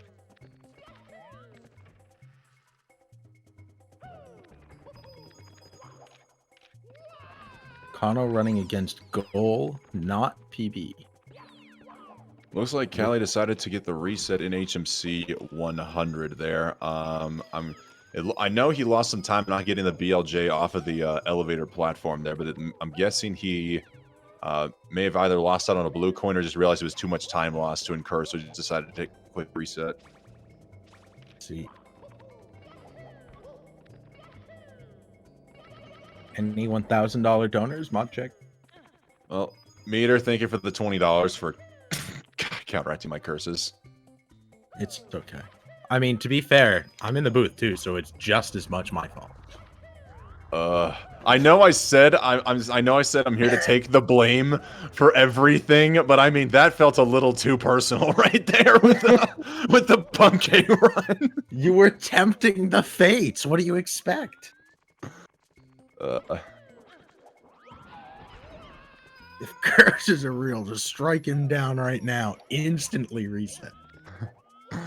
Incredible.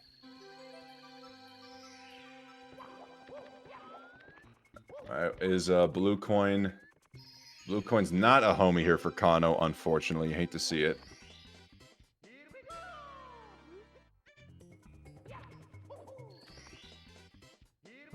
You know what, though? Let's take a look at the leaderboards. Did Cheese ever end up posting a time for today, do we know?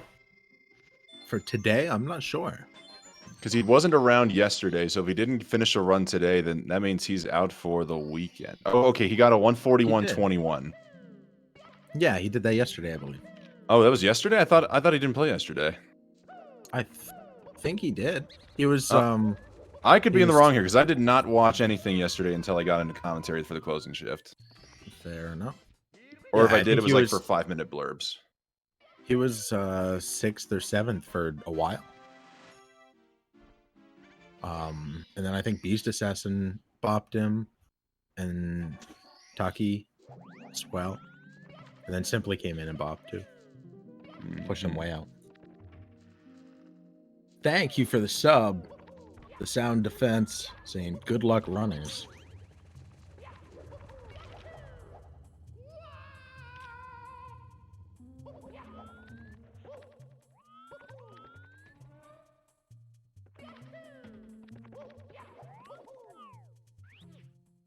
Ouija making his way through Dark World. Kano getting that Metal Mario. What do you think it feels like to turn into Metal Mario?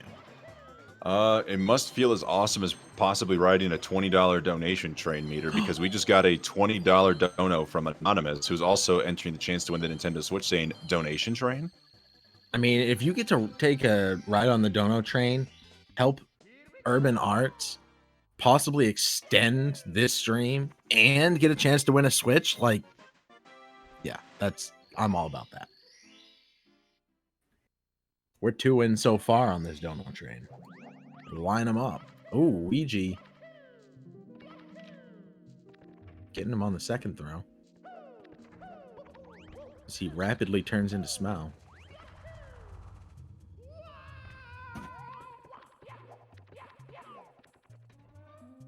$100 coin movement always looks great in like every stage.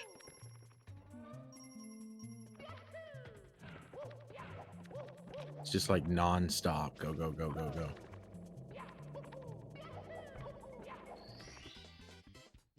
Whoa, what a movement by Kano to pick up that star. Blind. Gonna want that Switch, people. I hear that Nintendo people are coming out with a game next month. Mm-hmm. Is it Mario 64 too?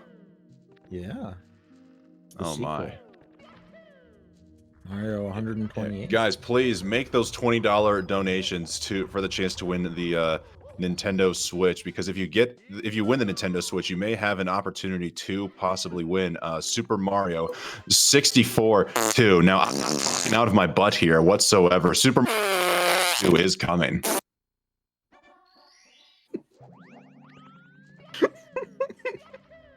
I can't handle that. The first time I'm like, was that like on accident? And then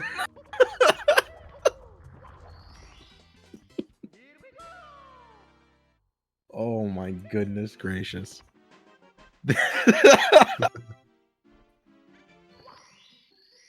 If you want more all-star commentary like this, get your donations in. Oh my goodness. Whoa. Another ticket to the train. The Sound Defense with $20. Hey, I heard there was a dono train around here. You're on it, bud.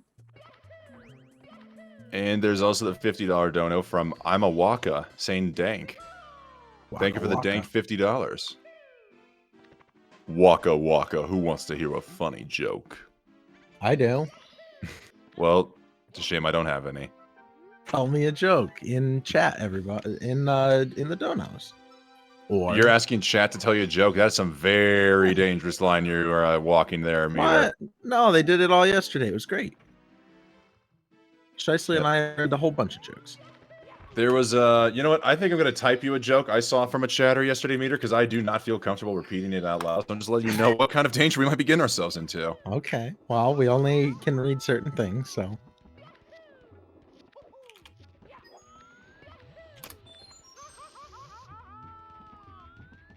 Come on. Let's see.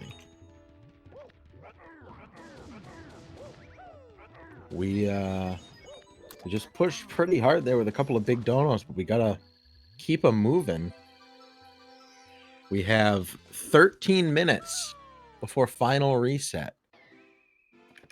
13 minutes unless we get those in there.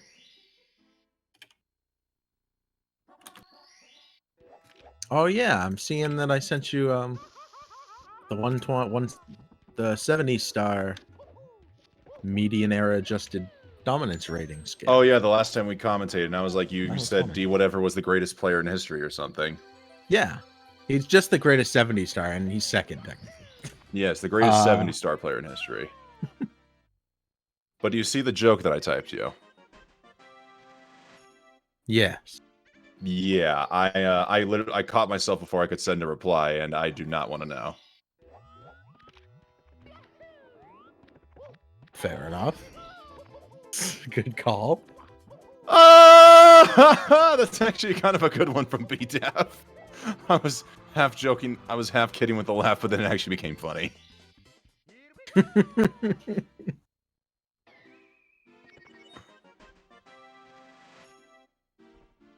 Thank you for that one, B-Def.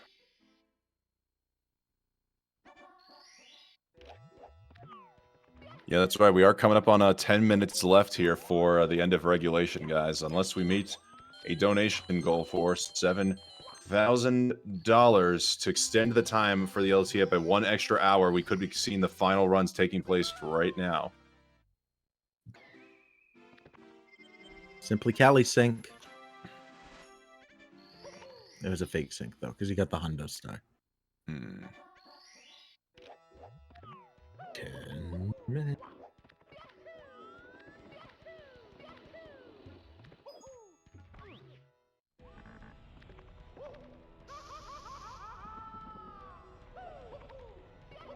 Connor with a little cheek burn. Get on up there and grab that star.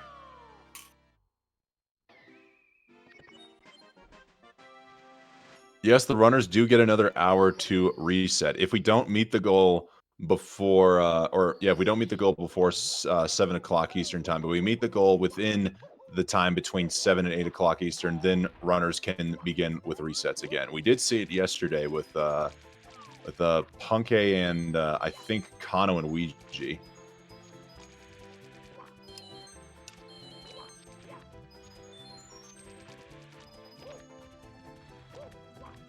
Wonder if Punky will be. Do you think Punky might be able to have one more good run left in a meter, or could that last run have been the final hurrah for Punky this weekend? If he's still running, any one of Punke's run could easily be the one. And I think the next time he's on a pace like that, he's gonna slam dunk it. Punke ain't gonna fail 3 times in a row.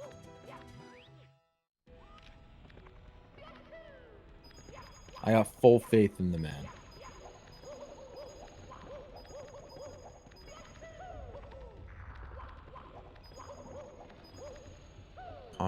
Kano missing a coin, having to go back, almost backtracking themselves directly in the middle of a gap. So fortunately, staying on the platforms. I like the patience. Slow down. Let yourself grab the star.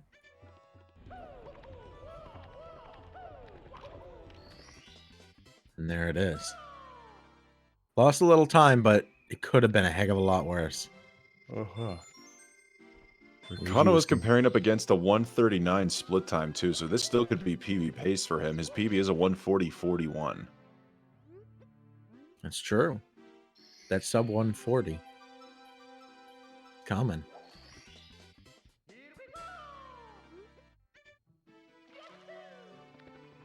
Since the sum of best is already a 137.50. Incredible. That is actually crazy. Cryptic is on a good pacer in the basement in SSLs. We see Genix closing out BOB here with Secrets and probably the box star on the island. We got 2 people in JRB with Callie and Simply. Ouija is chilling in his favorite stage in the world, I bet, Dark World, and Smile took a reset. Mario looks sick in the extra life counter for Ouija. Oh, Kano's a 140.05? Oh, my apologies, guys.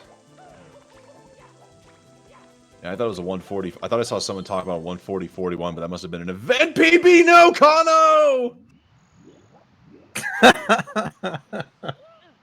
Oh, well, goodness gracious. No such thing as a curse there. I was not talking about the run. I was simply talking about Kano's PB. There's no connection to that whatsoever. The run doesn't care. Is that a time that you say GG? Goodness gracious. Am I using that right? GG? Yeah. I don't know. You said it means goodness gracious, and that was a good time to say it. No, that was good golly, but goodness gracious, I suppose, could be another meaning for it.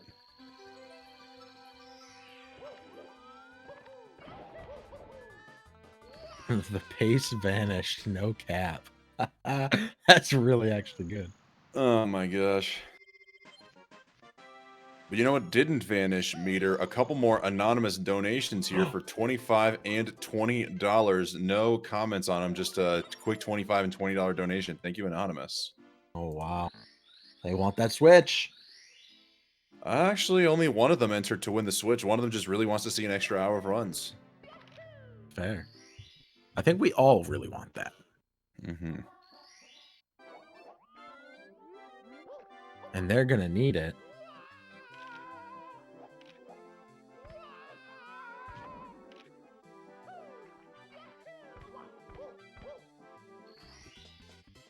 Kano kicking some walls. Trying to make up a little bit of time here. I'm just afraid to say anything right now, Meter. I'm not gonna lie, dude. No, you're good. Not obviously, commentator's curse isn't a real thing. But are we sure, though? Are we sure about that? I mean, I am, but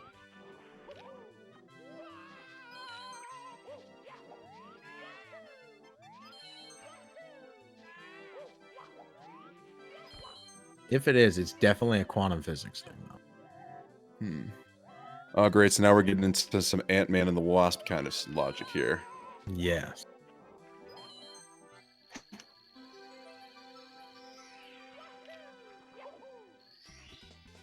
I still gotta wonder how does Kano sleep on a regular like what do you think Kano's regular sleep schedule looks like, Meter? Because it's Pando and I talked about this yesterday. Kano, I think I don't know if he's been here since the beginning of the day, but it's 8 in the morning right now in Japan. And that means he would have to have started right in the crack of dawn or just at the end of the nighttime period over there in Japan. And I mean, I don't know how he has the power to do so. This is literal King Kano power. He's a superhuman, like Ant-Man and the Wasp. But were they really human though, or was that just the suits? Kano has no suit. He is just superhuman. Well, he's got a Kano suit. The only superhuman really was Captain America. And Captain Marvel? I guess, yeah. I also forgot about Captain Marvel. What about the Hulk? Bruce That's Banner? that's not superhuman. That's supernatural. What? No, it was science. He got gammaed. It's multiple personality disorder in disguise Whoa. as a superhero. Okay. Getting a little judgy now. I mean, don't you hear Bruce Banner talking to the Hulk personality there? It's literal multiple personality disorder. It's not Bruce Banner talking to himself. But if they both are himself, then it is. Hmm. Like Dr. Jekyll and Mr. Hyde. But they exist separately in a way, don't they? You can't, like, Mr. Hyde and Dr. Jekyll can't be in the same room together. You know, it was the doctor that was actually named Jekyll. My bad. My brain cells are fried, man. I was gonna try and make a Frankenstein joke, but I just made you feel bad instead. That's not what I wanted. Yeah, clearly I just know what I'm talking about. Everything I'm talking spewing absolute poop. Yeah. West Dog, we all love you. We're all happy you're here. I think we need a little bit of West Dog love in chat. He's gonna hate every second of it. No, we don't. No, we don't. We do not need it. Let's focus on Kano, please. Oh, Crypta got a homie blue coin. Let's go.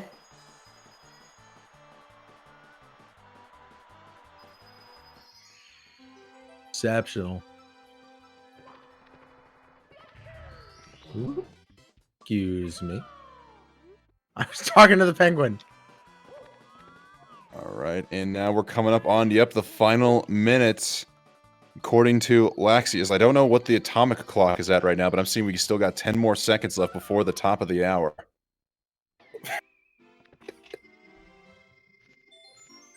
Oh my god. And there it is. Regulation is officially over.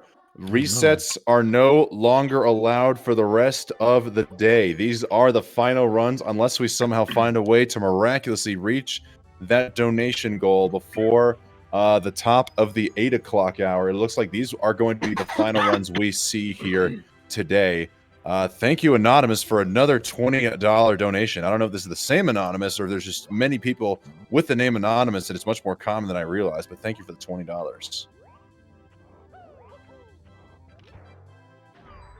lowest activity is Tuesdays, 2 a.m. Pacific Standard. Live only 38% of the time. So he's still 38% of the time he's live. And that's his lowest amount. But I mean, when the stream unlimited definitely is messing with those statistics a little bit. I mean, but is it? I mean, He's I would still feel like a live. lot of people, like I could tell you right now, if we looked up Twitch metrics for me, and you were talking about like Thursday or Friday at 3 o'clock in the morning, there'd probably be a very low percentage here. But because Kano had 3 incredibly long non-stop stream sessions for 16, 70, and 120 star, he was live all day, every day, at every hour of the day. And so, yeah, I'm pretty sure that's probably going to mess with it a little bit. I would like to think it's a little under 38% of the time, but I don't know. Maybe that's just me.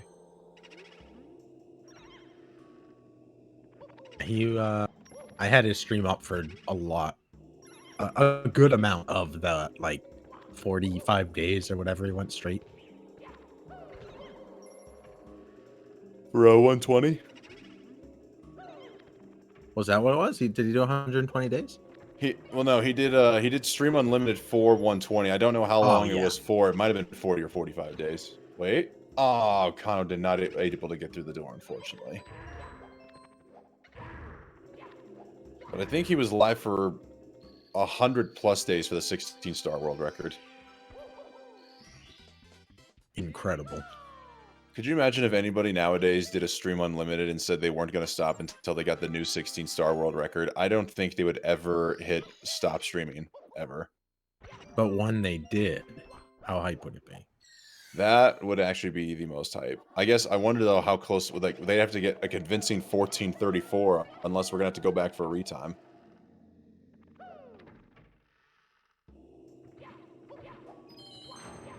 Yeah, I believe. You just gotta stream for like 700 days or something. You think it'll just someone with a unlimited time? You know what? Actually, that may not be a bad idea. If you were just able to forego any responsibilities in society and you're able to dedicate 700 days straight to just doing nothing but playing Mario 64, I could maybe see a 14.3x as a possibility.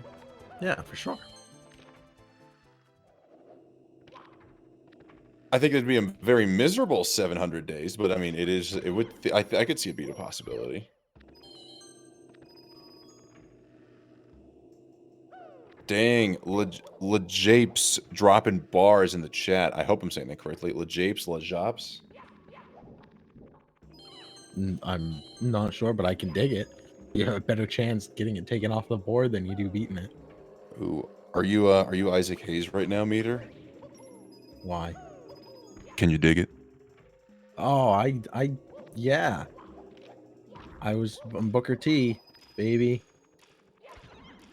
Who's the cat that won't cop out when there's danger all about? Booker T. Oh. Booker T Meter.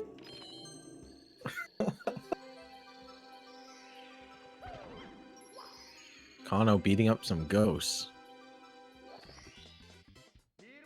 I have broken my rubber band this weekend. Mm-hmm. Yeah, I don't have a rubber band. I've only got the only thing stretchy I've got are some guitar strings. Ooh, there you go. You go play a little melody. Nah. I think that's the last thing anybody wants to hear right now.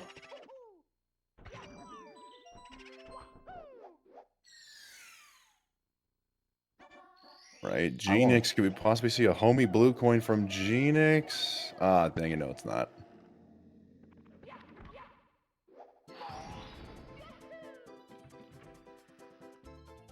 Ouija in the stage that he demolished earlier.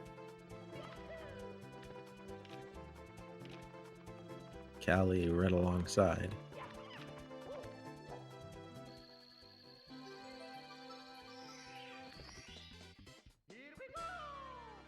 Cryptic beating up some bullies. Mm-hmm. Great Imagine job having right a booty so voluptuous that you have the ability to take out 3 bullies at once. I can imagine it.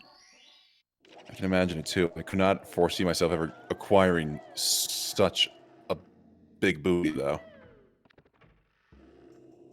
You know, that's why I think Cheekless is an insult to Mario. Why do you say that? Because he's got that booty, you gotta use it. I mean, he's using the booty for sitting right down on Lakitu's face, but yeah, I guess he's just not going for a ride with it on the little plink there. I don't know what I'm saying anymore, Meter.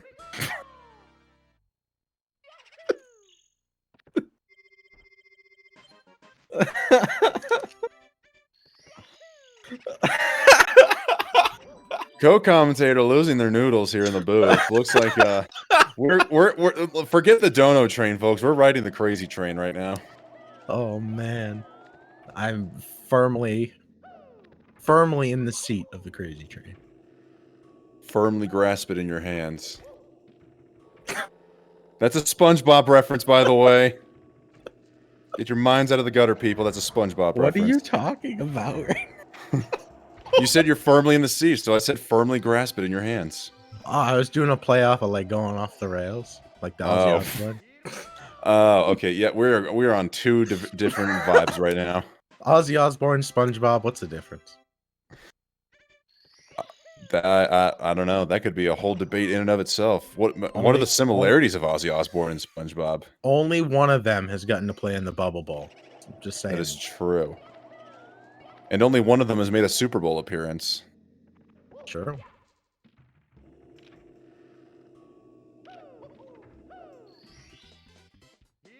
Only one of them swam on David Hasselhoff's back. Also true. Yeah, that we know of. We don't know how crazy Ozzy Osbourne is. I could see him possibly getting down with some David Hasselhoff surfing. At least, you know, back in the heyday. Sure. All right, Kano now going for Dire Docks. Not going to lie, a part of me was hoping he would just pull out a Ouija and just attempt the SBLJ, since we know he knows how to do it. But looks like he's just trying to play this one as safe as possible. Well, it's good for him, knowing that this is a no reset territory. Having to push this one through. Still 139 pace, actually. He's back in the green on these 139.30 splits. Exceptional. I don't know if the leaderboard is 100% accurate this go around. I know we've been having some bugs with the leaderboard. I'm just trying to see what Kano got 5 points last qualifier in the qualifiers last month. So he somehow got a 139 and climbed up into the top 5. We could be seeing Kano potentially flirting with the top 7 spot for pace. Kano gets into a top 7 spot in pace. I will definitely be going to pace. I think there'd be a lot of people who'd be willing to go to pace for the chance to see the man, the myth, the Kano himself. Sure. Who would, this is both to Chad and to West Duck, which one runner, if they got in, would guarantee that you would go? Would completely swap it around if you were even debating, no longer a debate. Ooh, Kano unfortunately going for the triple jump method and slipping up. You know, honestly, since I met a lot of the runners from GDQ and now Pace after last year, I'd say the only runner who would guarantee me to go at this rate would actually, you know, I was about to say Siglemic, but forget that. If I get to see D whatever or any of the European boys, D whatever, Benji or Zine, and if any of those guys going, I would definitely be going. Let's see, we got hashtag get them to pace, boys. The sound defense says if they got in, they'd go. Ushika says Kano be the most hype. We got Cheezer Kano. Donkey. As in the YouTuber Donkey? Liam or Taki. Ah. A lot of Caracol fans. Oh, Beeve giving us the raid party of 3. I don't know if Beeve had been doing runs in the background. We just haven't seen him on the screen. So we're going to assume that Beeve has called it a day here after some runs there. Guys, GG's and claps here in the chat for It's Beeve. Beeve, well done throughout this weekend. We saw some wicked pacers from you. Well done on your 143 you got yesterday, and we look forward to hopefully seeing you next month for the next qualifier, or, you know, just possibly seeing you more around on Twitch. Beeve's a good dude. Beeve's a good dude. Also, play some Wordle, Beeve. Gosh. Oh, my. Getting live called out. Beeve was the only person in a Wordle Discord channel I had as a companion, and he's been absent for days. Now I feel alone. Oh, no. Wordle still going strong? I don't know. Definitely not as strong as it once was, but it's still a thing. Right on. Is that like a once-a-day thing? I never Yeah. Yeah, once a day kind of thing. Oh, it's looking like, looking at the... Hold on, let me refresh the page. I'm seeing we saw It's Me, Corey, finish the run with 157.27, but that might have happened a while ago. Yep, that happened a while ago. And there's the rain. Oh, there we go. Yep, 5 raiders from Corey. Corey, GG's on the 157.27 to getting on the board, dude. You got the West Dog Bobs. GG's. Yo! And the PB. GG's and claps in the chat here for Corey for getting the PB. Let's go, dude. Heck yeah. Well done.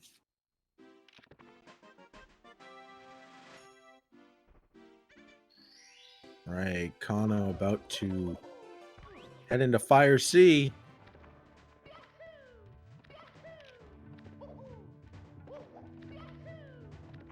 Jump dives.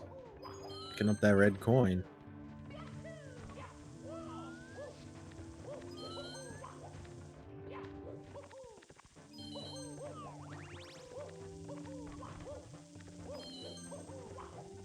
Beautiful movement. I just get mesmerized watching good runners run.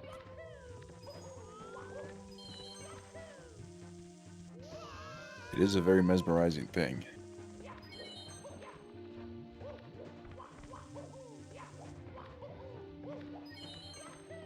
Exceptional grab. Wow. What good movement all the way through.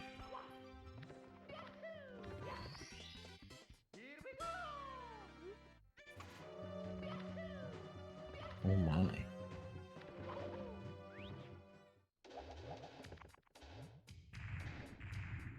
Meter, I'm going to tell you this. Don't ever do a 120 run and then expect to immediately go into commentary. My brain is actually fried right now. I'm almost like I'm starting to come off of this Mario high right now, man. It's starting to feel brutal. We only got a couple more runs here unless we're able to hit that goal, so do we have any Oilers in the chat? Do we have any lottery winners in the chat? Do we have anybody who is willing to... Never mind, I'm not going to go that far. I was going to say break the bank, but please don't break the bank. We don't need it to be that serious. Thank you for the raid, Punk, and GG's on the on the runs, dude. Are you gonna let him know about what you did to him, or? Absolutely not, because it's not my fault whatsoever. Punky, don't watch the VOD. Do not watch the VOD whatsoever. Someone will clip it for him, don't worry. I'm sure it's... Oh, he's already seen the clip. Oh, great. So now I'm on Punk's hit list. Fantastic. Oh, boy. Well, you were already on his. Wait, no, the other way around. He was already on yours. Why was he already on mine? I don't know. You executed him.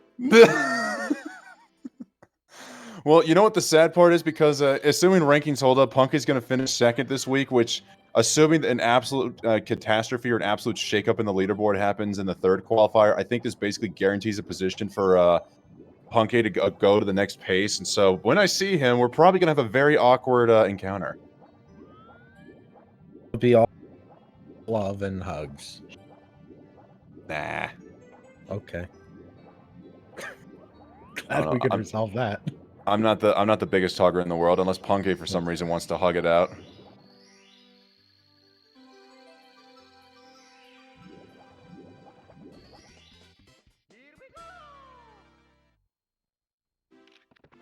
Oh, we got a $10 donation coming in here from Music Makes It, saying thanks for the wonderful event. Thank you, Music Makes It, for the $10 dono. And I don't know what music makes it exactly. I know music make you lose control, but what do you think music makes things happen, Meter? I don't know. I think we could find out though. We should let me hop on the horn and take a look around, see what we can find music makes, and take a quick break. Sounds good. We'll figure out what music makes people do, and we'll come back with some answers here after this word from our sponsors.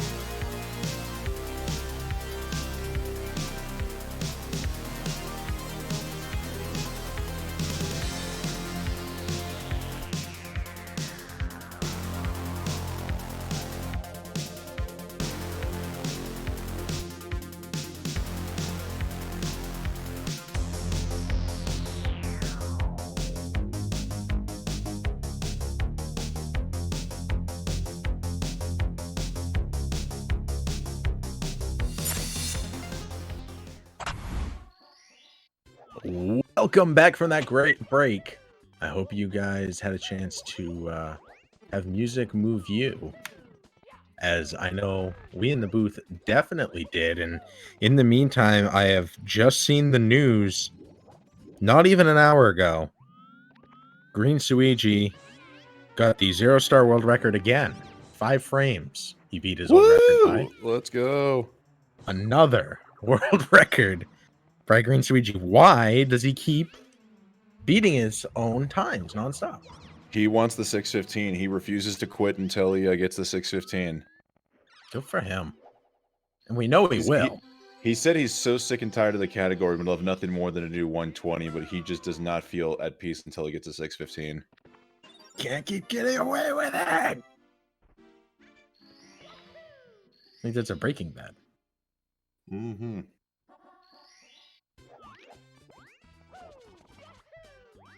I believe, yeah, Jesse Pinkman said that in season 5. True. He did keep getting away with it.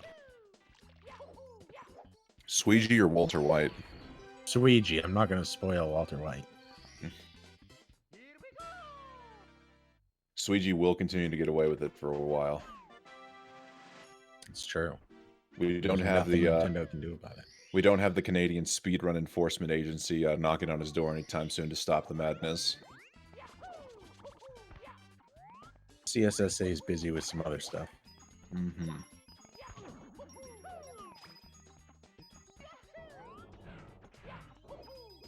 Wait, what's the second S for? No, it's yeah, CSEA, so it'd be CC. CC, Oh. No, Kano! Stomping on the Goomba instead of ground pounding, losing out on 4 extra coins. He's now going to have to go around the pole. Wait. Okay, yeah, he does know he's got to go for the backup. There we go.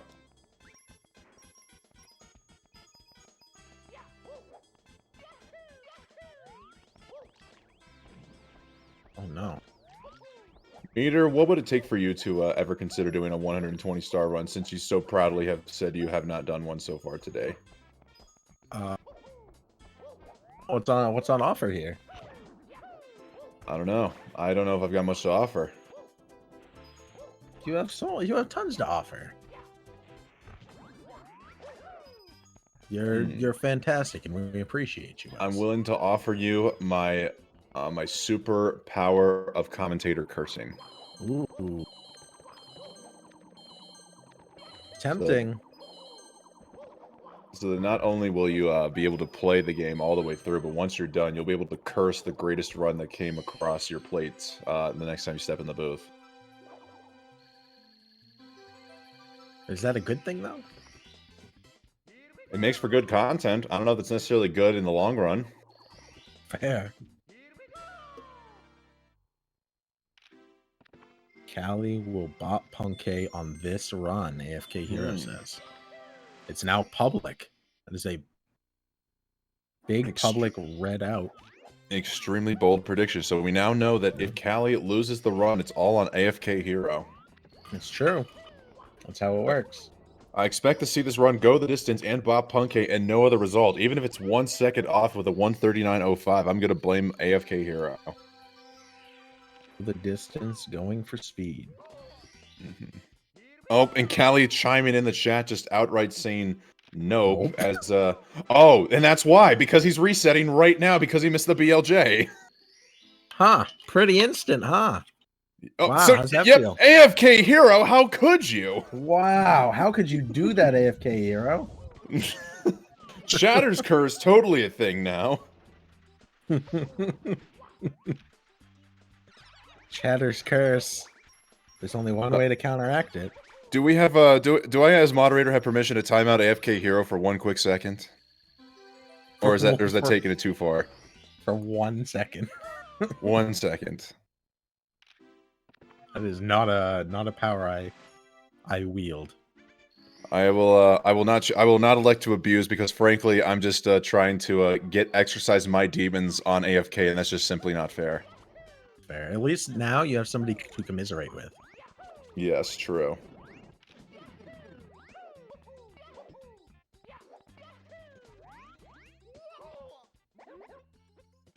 Callie with a 20 raid. GG's to Callie, as always.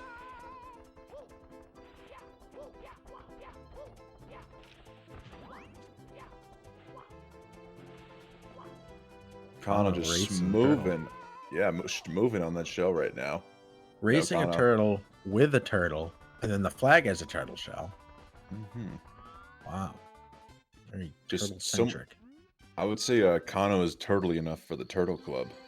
Oh, wow. Masters of Disguise reference. Oh my god, someone who actually gets the reference. Yeah, that's an awful Dana Carvey vehicle. That's the only thing I remember from that movie, honestly, because That's they the played only it in thing the anyone remembers. because they played it in the commercials and the trailers nonstop. Yes, in everything. Every theater, every movie. On TV. People loved it. Yeah, GG's in the chat for Callie. Callie, GG's on your current third place time with 139.30. We do see there could be some opportunities for people to still bop it, but for now, regardless, still at least a guaranteed top 7 times. So well done, Callie. Good show out. The best chance for people to bop any of the times up here is still time. Hit that goal as long as everybody is not finished yet. I'm just gonna keep it as simple as possible, Meter. There is one particular runner here who is highly regarded in Mario 64 speedrunning that is currently being featured on the screen and may arguably be on a heck of a pacer here that could put him in the top of the leaderboard. Okay, apparently being as vague as possible still doesn't exactly help out the case here, so I'm just gonna leave it at that. Okay, I have no idea what you're talking about, so I'll let it be. Cool.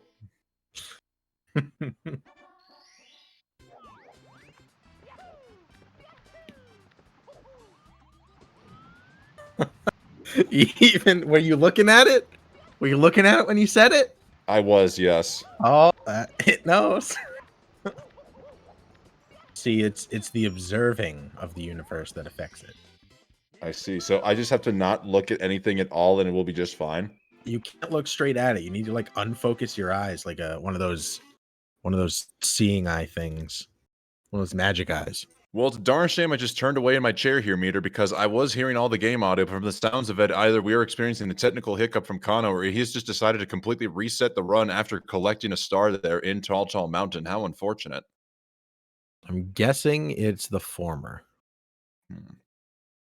I'm assuming you were guessing because you've also averted your gaze from all of the runs going on. Oh, no, I look right at him. Very bold. It's apparently a commercial break. That makes sense. But yes, everything looks fine from what I can tell in his actual stream. Right. I'm going to do this for ChatGPT since we're on a commercial break. Write me a commercial for Super Mario 64 video game. Wow, you don't give it styles, you don't give it nothing? Nope. Are you ready to take on a no adventure? Look no further than Super Mario 64, the groundbreaking video game that has captured the hearts of millions. Experience the excitement of exploring a 3D world with Mario like never before. With stunning graphics and immersive gameplay, you'll feel right alongside the world's most famous plumber. Challenge yourself with new obstacles and enemies in each world. Use Mario's new abilities like the triple jump and the wall jump to reach new heights and find hidden secrets. Get ready for hours of non-stop fun as you help Mario collect all 120 Power Stars and rescue Princess Peach from the clutches of the evil Bowser. Super Mario 64, the ultimate adventure awaits. It even knows it was a 120 run.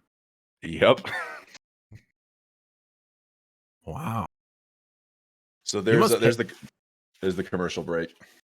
Much appreciated. With the speed that ChatGPT kicked that out, and your knee-jerk reaction to go to ChatGPT for everything, I'm guessing that's a paid subscription? No, wait, you can pay to wow. subscribe on ChatGPT? Yeah. When the Oh. servers are overloaded, that doesn't kick you, and I think it has faster responses too. Oh. Yeah, no, I just typed it. I just literally typed in, write me a commercial for Mario 64, and it was just churning it out pretty quickly. That's fair. Look, I'm seeing a Markinator on the big screen here for the first time today. Love to see that.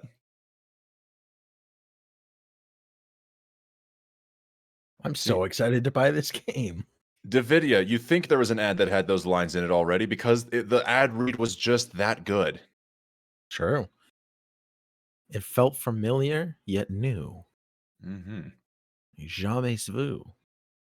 Oh, Ouija! Wow, trying to no! He tried to triple jump to make the fast cycle and vanish cap, and then he got too much speed getting back onto the platform and fell right over the edge. Oh my goodness. Oh, unfortunate. All right, so now we've got Kano here looking to maybe... Okay, there we go. Close out tall mountain. He's still got 3 coins left to go. I think he might be going for the triple Bob-omb KO. Or just, take him out one at a time. Oh, wait. Okay, he's doing the Cali method where he saves the final red for last. Okay. Hey, AFK, I don't want to hear it from you, mister. You cursed Cali. Oh, Dang it, I looked at he's Ouija got and he you. missed Siglemic.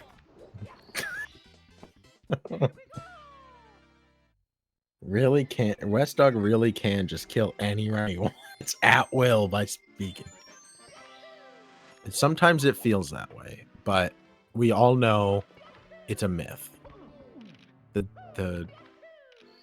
commentator's curse is a myth. We'll just have to wait and see here. You know what? If there is a commentator's curse, then Who are you going to absolutely obliterate right now? Oh, what happened to it being a myth? You went from it being a myth to, oh no, he's actually gonna do it. You're tempting fate. The last time you said that, you killed Punk Day. You're like looking around. You're like, whose name am I gonna say? I'm just gonna keep it to myself then. You know what? I'm just gonna keep it to myself. Ugh.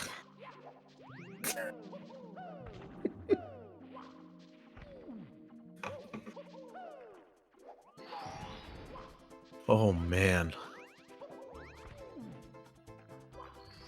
Well, if you want to know, Meter, I was about to curse Kano, but then I decided to not say anything, and he did just kind of have a little bit of a couple of bonks and jumping mishaps there inside the igloo. I don't know if that counts though, since I never spoke anything. No, of course not. Thank goodness.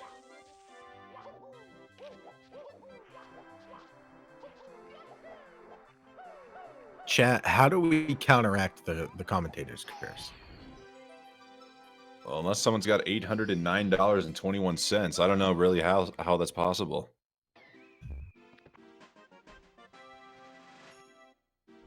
How do you think we should counteract it? I don't know. That's why I'm hoping Chat has a good idea. Curse everyone equally? Wait, Oh, we that's lost an a runner on screen. Wasn't there 7 at one point, or was there only been 6 for a little bit? For a bit, there's only been 6. Okay. It shifts. A voice modifier? How would that help the words? I don't know. Maybe it will nullify the curse. Start smack talking about the runners. Perhaps if I talk like I have a cursed voice, I will undo any curses.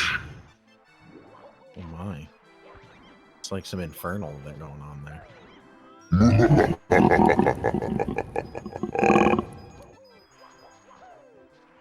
Is your voice not deep enough, Wes? No, quite frankly, it's not. All right, so cryptic reset and then Smow reset according to Drum. Thank you, Drum, for letting us know.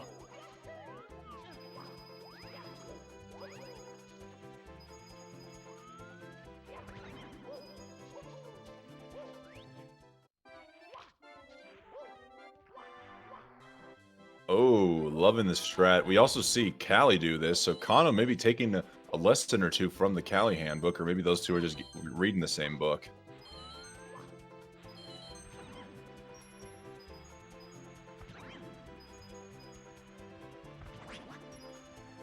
Oh, decent RNG there, hitting the money bag. Coins stay much near intact together.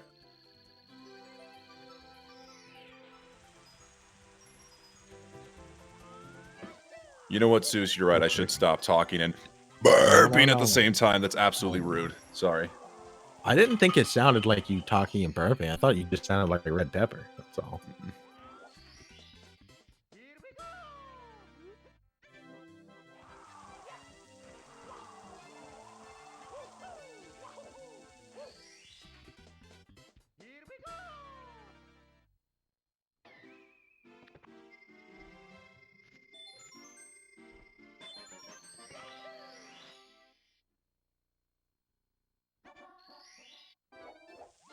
Right, Kano's now got just the Bully Star left. You know, I gotta ask a 120 runner this meter. I wonder why they saved the Bully for last. I see some people go for 100 coins last in SL, but a lot of people like to go for the Bully last. I don't know. Whoa. Oh my gosh. Praise for Wilco clip for Kano? I said praise for Wilco clip for Punk, and it worked for him, so maybe we can get an anti-curse with Kano getting a good Wilco clip here. Oh, so close. That ain't gonna do it though. Gosh dang Reset. it.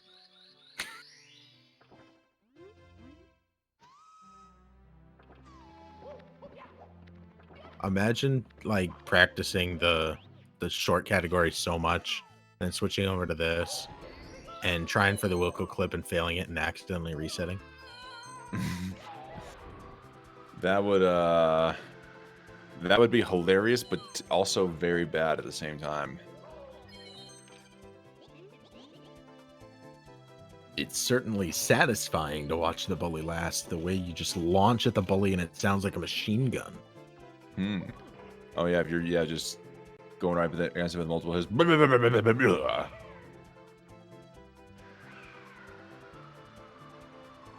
Oh, Big Cheese has got a pacer going on right now. Wonder if we can get some. Wonder if we can get some Big Cheese possibly on the screen anywhere in any one of these feeds, and hopefully now that I've talked about it, that's not gonna by chance curse the run here. Well, they talked about it too, so maybe that will help. But can runners really curse themselves? Yes.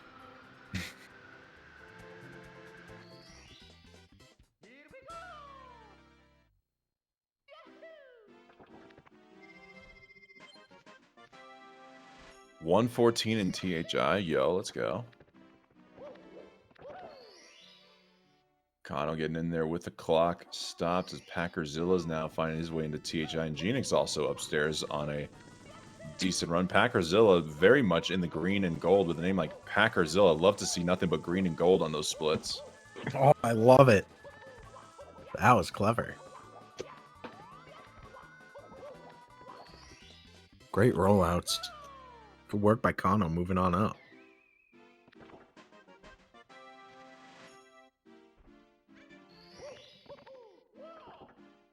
Can West Dog talk about my enemies so downfall may befall them certainly and swiftly? I believe he offered to do that through donation. I don't think I offered anything at all through donation. Oh, I thought you did. I felt so bad after cursing the Punk run. I think the idea came through in chat, but I definitely don't think I offered to curse anybody's enemies in the donations. Okay. If anybody wants to make a donation so I can curse your enemies, by all means, go for it. I don't think we're going to be reaching the donation goal, unfortunately, because we'd only have about 15 minutes or so of resets if we theoretically hit it right now. But, I mean, we could still support the Urban Arts through any and all donations. It's a fair point.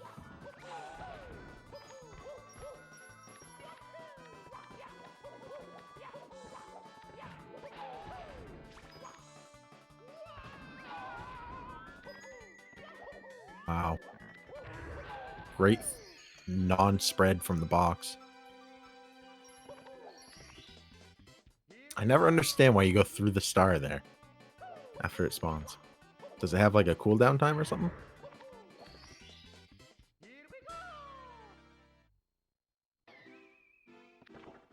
I got a lot of enemies though. Oh no. Bring your enemies to me, and I will devour them with the power of my cursed voice. Oh no, red pepper. Can you do the movie trailer? What's the movie trailer for what? I don't know. For the Mario movie. What, just narrate the Mario commercial but with a cursed voice?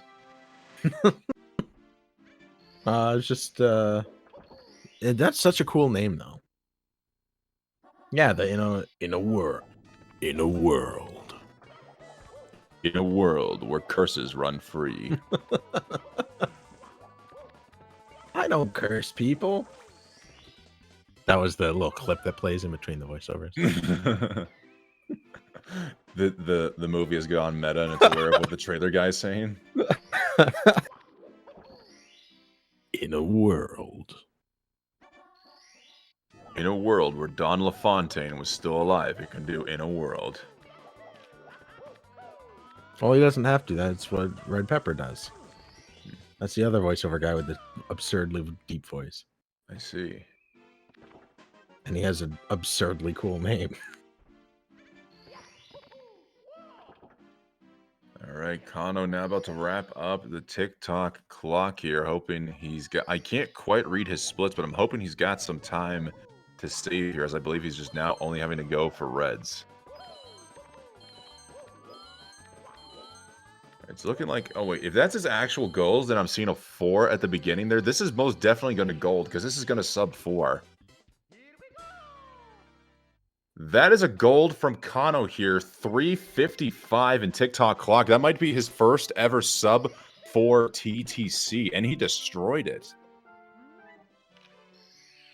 Surely that's what his practice time goal was at some point. I guess, yeah, maybe sub 4 in a run, I should say. Good point. Fair, fair. I know he did insane amounts of single stage practice and then whole sections and then pairing sections and finally did runs.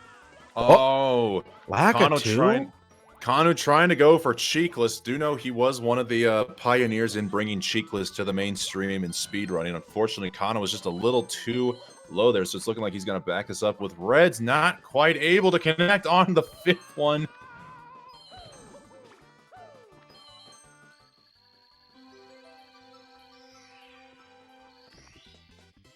You know, he's still having fun. Kano's putting on a smile through this whole thing. Hopefully he can, you know, still have a good time.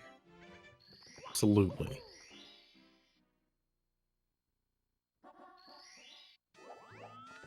I wonder if he's going to be going for it again. Nope, he's just going to be now looking like he's setting up for 100 plus big house in the sky. Oh no.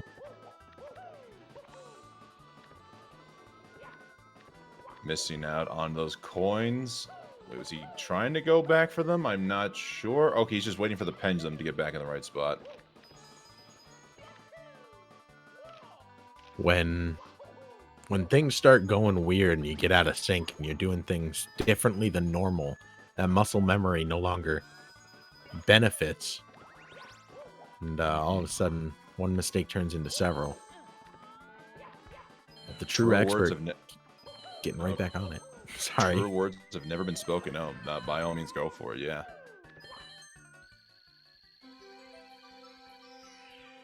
The pain watching that star spawn. Yeah, too bad this is not a 120 at nonstop, or else we could just see Kano grab that and be on his way up here. But yeah, unfortunately, losing a couple of seconds, maybe even 3 seconds to the star spawn.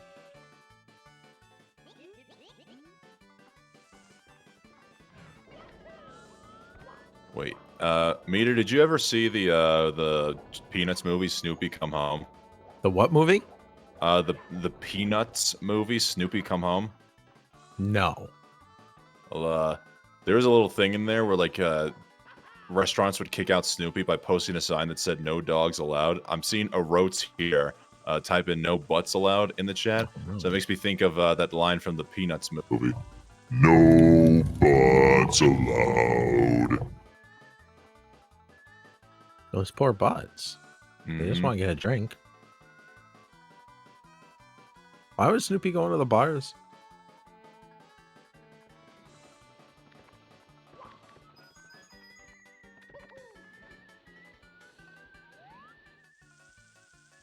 Oh no. The monkey playing tricks on Packerzilla.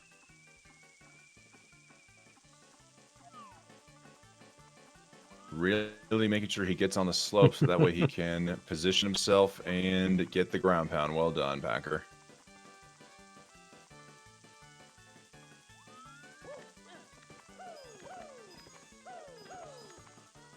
Yeah, that's true. Do we if Big Cheese is in THI right now, would we be able to possibly swap out dang. Ouija's on a good run, but I hope we can come back to it. But if Big Cheese is on a pacer, would there be any way we could take a look at that? Also, Simply 103.04 upstairs door touch, I think he's comparing to his PB right now. Oh no.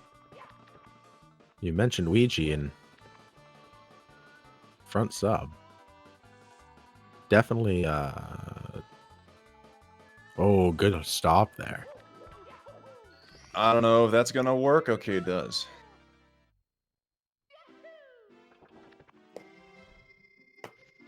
All right. Hano moving through Rainbow Ride.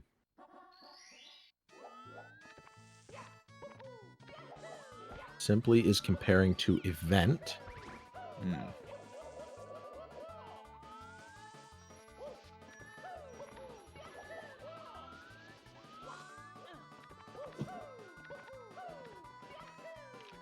Nice job on Cheekless there by Kano.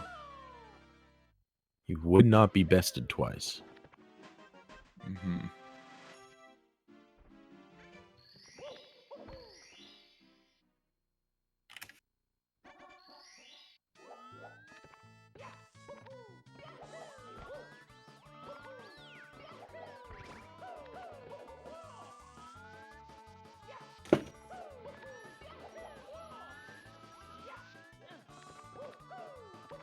This commentator's trying to keep his mouth absolutely silent here as we get to the end of Kano's run. Still 140 possible. Definitely not PB possible with a low 140, but at least it could improve his time here on the event leaderboard. He currently sits at a 140, 120. Definitely looking better than that. I'm not looking at Kano either as I'm saying these words. I'm actually looking at the, I'm just looking at the wall. Okay. Well, he's moving smoothly. Simply in Wet Dry World. As is Oh my god. Down he goes. Head right back in though. Yeah,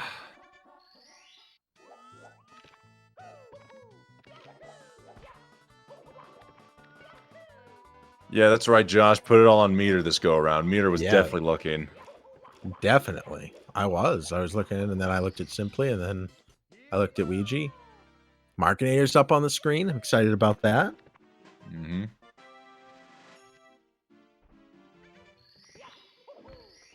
Always love to see the commentating homies on the screen.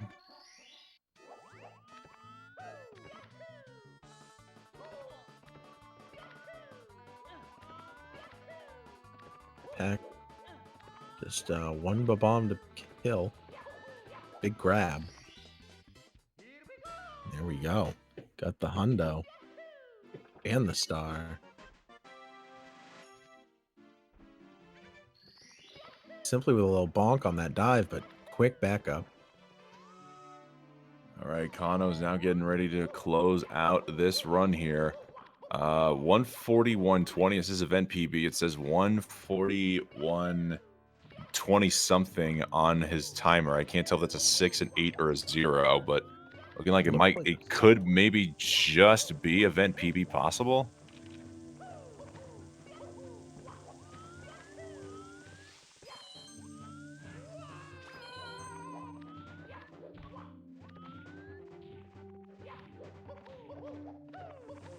The ability of casters to curse a run is an intolerable, uncontrollable gameplay factor that has to be eliminated for competitive purposes.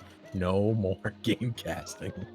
No more game casting? All right. Well, then on that note, guys, it's been an absolute pleasure here for the both of us here in the booth. My name is West Dog. I joined alongside Zero Suit Meter, and thank you for allowing us to cast with you one final time. Goodbye, everybody.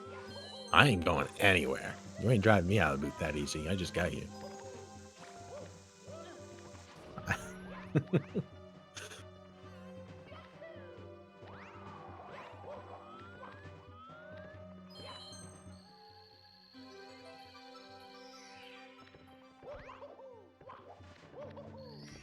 And the final star is grabbed. 120 on the board.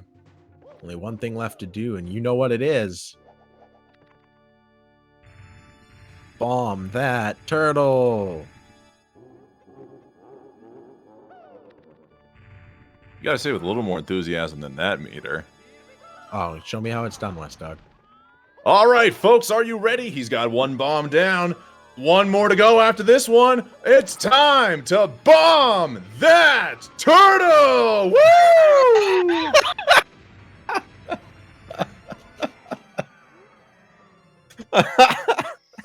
Exceptional.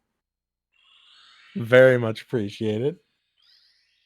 All right, GG's to Kano. Unfortunately, not an event PB. 141.29 was the final time there.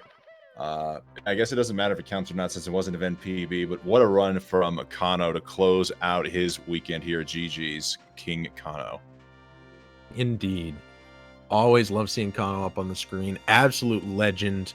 One of the greatest runners of all time by my personal accounting. And I think statistics would back me up on that in a lot of different ways. Kano setting the pace for a lot of other runners to try and catch up. I'm sorry, did you say setting the pace? What? I did. Whoa. Whoa, Pace is back this summer, July 2nd through 8th in Laurel, Maryland. Watch the trailer and get tickets here. Yeah. Start.gg/pace. That's start.gg/PACE.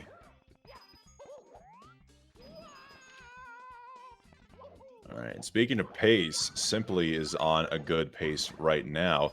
I wonder if, what if Simply is going to do what Punkay did yesterday? After Simply bopped Punkay by 1 second as he gets a beautiful trifecta Goomba Stomp, Punkay proceeded to close out the show by getting a rebop on Simply, getting his revenge.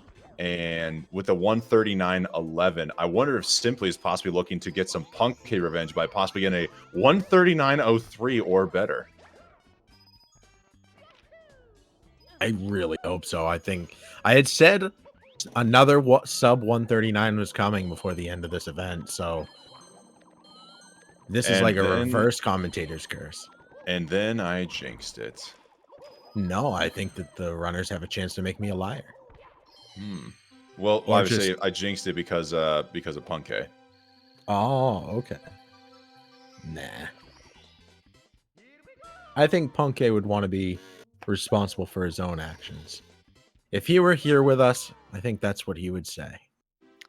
He did say he saw the clip, and I don't know whether or not he thought it was funny or if he took it very seriously. I guess we'll never know. We'll never know. Maybe someday we'll see Punkay again. Well, that it's not, if it's going to be any day, it's definitely going to be at Pace. Get your tickets now at start.gg/pace. Oh, it's also looking like, Meter, we've gotten a $20 donation here from Whirly Bird. At least I'm thinking that's how it's pronounced here. Thank you for the $20. Good luck in winning the Nintendo Switch. And yeah, no message. Just yeah, $20 from Whirly Bird. Wow. Maul says, I was in his stream. He said he's never talking to West Dog again. Son of a gun. So this is how it ends. With that, it ends. Not with a scream, but with a whimper. Ouija losing a lot of time here in these last 3 splits. DDD 100 looking like it's been the biggest thorn in his keister. Packerzilla opening up that final door, and Genix looking to wrap up SL and do the same. Now, one thing I'm wondering about Simply here, Meter. Did you see what happened to Simply's PB run a couple of weeks ago? No, what happened to Simply's PB run a couple of weeks ago? So he was on PB pace in Tiny Huge Island. I think I want to say he was like 7 seconds ahead of his PB at that point. He did his little emotional manipulation trick where after you've beaten Koopa in the race, he'll hang off the ledge. And supposedly, when you hang off the ledge, you are just a little bit out of reach, and that triggers the Koopa to travel to you faster and get positioned closer for you to run to the star once you talk to him. But Simply, unfortunately, I think for the first time ever in a run attempt, accidentally either hit the Z button or hit his stick and fell off of the ledge and cost the run there. I bring that up now because I'm wondering if we're going to see Simply do what Simply does, and that's a good old-fashioned emotional manipulation, or if he's possibly put that behind him. I've not seen this strat myself, so I'm excited to see how it goes. Oh my god, somebody made an emote out of his face to that reaction. Oh my god. Yep. I actually did it!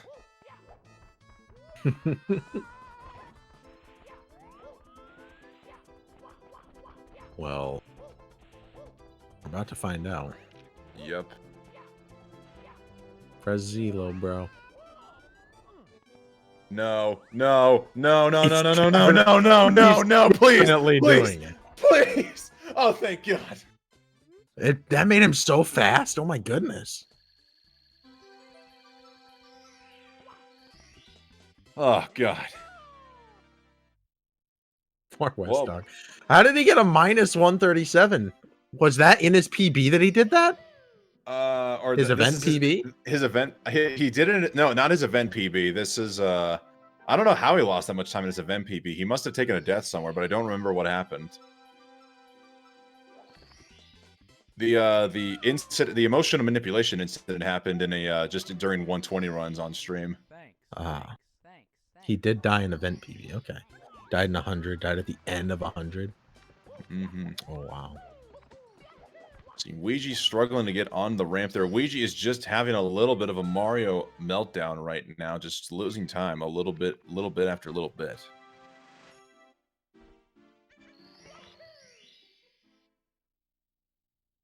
In Wiggler's Cave. I think I remember seeing that actually. It's your new least favorite star, THI 100.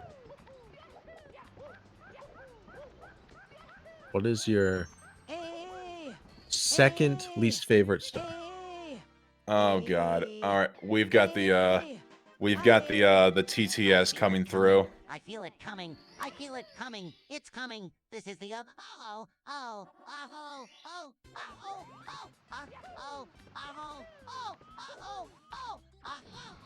Sounds like he's being tortured. It's too bad. Beautiful wall kick. Wall kick. All right, it is finally over. Thank goodness.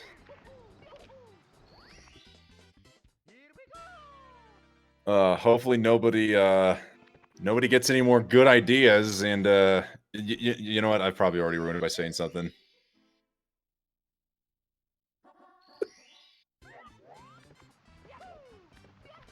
Boy, oh boy. Ouija now trying his luck. THI. Packerzilla all the way to TTC. Genix in SL. Markinator and TTM alongside Simply. Looks like we lost audio from Simply's end. I wonder if they just decided to cut out all audio right now in the event somebody did get a good idea to go more of the TTS route. So now I can't tell who we're... Okay, we're listening to Ouija right now.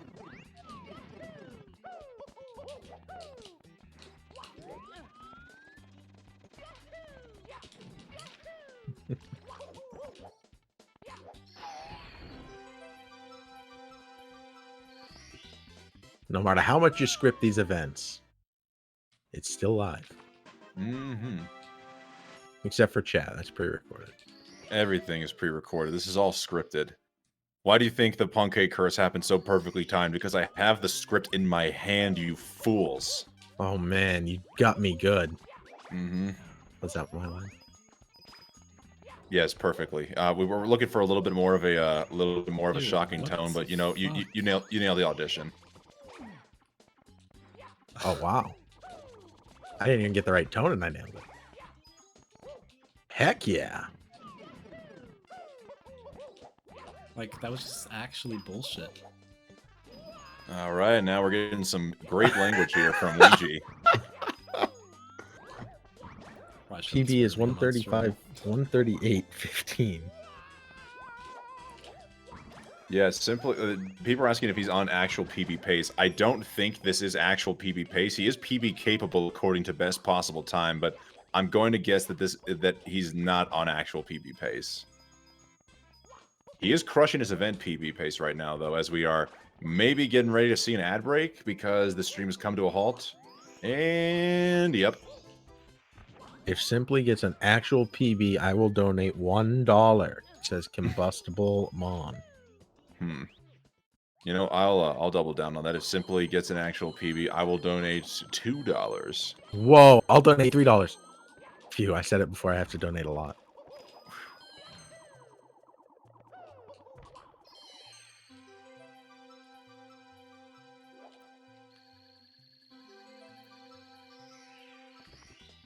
Whoa, double that and donate 6? Oh, well. Whoa. Can somebody I'm in donate for $800 $4. right now? Are we gonna accept the $6 donation? Or are we gonna double it and pass it on to the next person? Donate 11. Any amount, people. This is a big bounty. Somebody keep track of this. Somebody total this. All right, so now the pressure is really on Simply to not just get an event PB, but an actual PB here. We're going to be seeing at least $23 coming in of donations. You love to see it. Good backup by Ouija. Almost dove right off the edge there.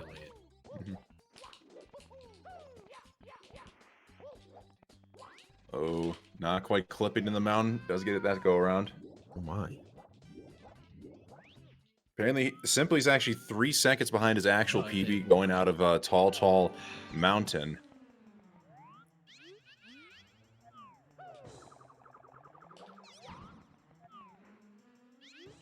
Oh, it's Keeping up with Simply now clicking into his stream. It looks like he's gotten the first couple of stars here in SSL. I'm going to guess Igloo first, maybe. And he just got Bully second. It's interesting he's going for Bully second, because I remember in his 138.20 in his world record run, he finished Bully last. So I wonder if he... wait, are we going to get it just in time to see this? Just saw something cool happen on his stream. Oh, yep. Meter, watch this. You ever seen this happen? Yes. I saw Cheese do that once. Yep. That was really nice, though. Really smooth. He heard that there's money on the line for charity if he PBs. He's moving. He's a shamoovin.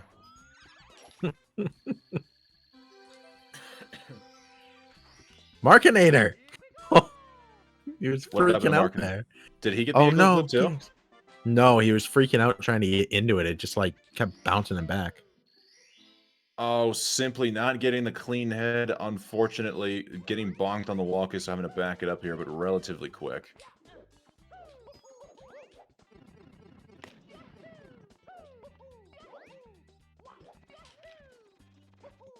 Really? Packerzilla in Rainbow Ride, the furthest one along right now. And Big Cheese is done. Did Big Cheese end up getting the PB? I didn't check in on that. We never checked in on Big Cheese.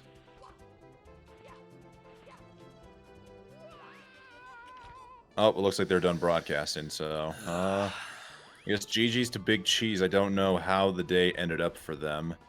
I'm trying to see if I can get a quick look here. Oh no! Oh no! Oh, Big Cheese might still be running. He was on PB pace in TikTok clock ahead by 13 seconds, but his stream died. So we don't know what happened. Oh, there we go. Yeah, Whoa. telling us in the chat. Stream died, can't really fix until finish is still on PB pace. Yo, let's go, Big Cheese. Good luck, dude. We are here, excited for you.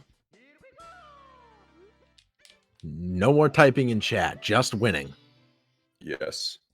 Only winning. See, Basically, I know why he stopped streaming. It didn't break. He didn't want to get cursed by the commentators. Yep. What happened the second you pulled up his stream, Westo? I just looked up his page and it was already done. The stream was already dead, so it's definitely not my fault. It had just crashed. No, it did not Second just crash. you typed it in, it was crashed long before. It was crashed by the time YG organization said, and Big Cheese is done. he was terrified you were going to look at his stream, so he logged out. Okay, now you're just trying to create drama where there doesn't even exist. Yes. Think you need to go take up a position with TMZ there, Meter. Okay. Oh, Markinator going for a little half pipe right down there in the slopes. Needed to go get the snowman for some backup coins. TMZ is going to start reporting on SM64 community. You just wait. For sure. As long as I have GTM's phone number, I'll be fine. I'll have unlimited stories. All right, Simply pretty much tying up with his event PB pace there. Still technically could get an actual PB here. Let's praise that he could somehow land Wilco clip and keep it alive and going.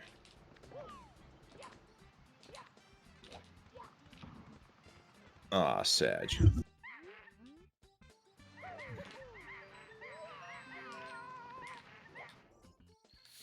I don't see any more chatters trying out the text-to-speech thing. So if we did want to bring back the audio, since they are, well, I guess not the deepest run. We've got 2 runs now in Rainbow Ride, actually, with Genix and Packerzilla quietly down below. Packerzilla, who was formerly green all over the place, has lost some time, and Genix is still powering through this one. Does it mess with your brain a lot to have different audio than the screen you're looking at? A little bit, yeah. Oh, Ouija.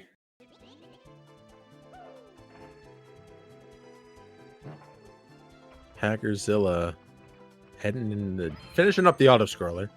Markinator going for Wilco clip. Last Wilco clip attempt, besides maybe Ouija, and unfortunately, it's a fail.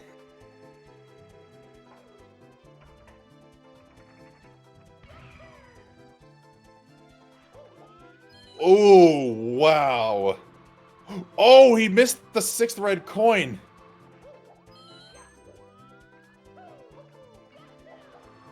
Just a quick pick back up. Oh, no. It's all right. He's got this. Touch of the vine. Gonna get the box back up. That looks pretty good. Beautiful. Ouija, the only one not in Tippy now. Uh-huh. PB Pace is definitely dead now for Simply, but thank goodness he was able to get out of Cloud without falling down to the overworld of the castle. Man, a lot of people just saved $1. True. Yeah, Simply, how could you not help out the kids with urban arts by playing better, man?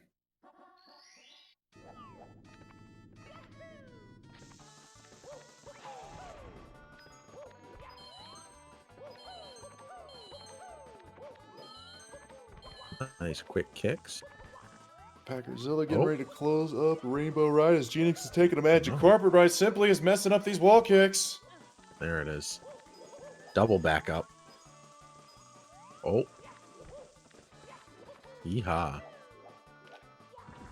Oh yeah, I love that movement. I don't see that as much.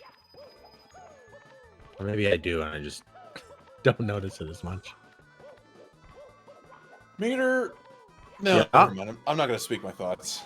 Okay, why not? Because I don't want to curse anything anymore, okay? I don't think you can. I think you'll be fine. Well, Simply's on first place pace. There, I said it now. If something bad happens, it's all my fault. There we go. Yeah, good. Production knows at the moment I speak of it, it should get off the screen as soon as possible. Packerzilla heading in. Big Cheese! Oh, heck yeah! Big Cheese also heading up there. We got Big Cheese and Packerzilla both heading into Bowser in the Sky. Packerzilla just looking to Finish one out for Pride. Big Cheese, meanwhile, is hoping to gain some more Pride with a fat PB.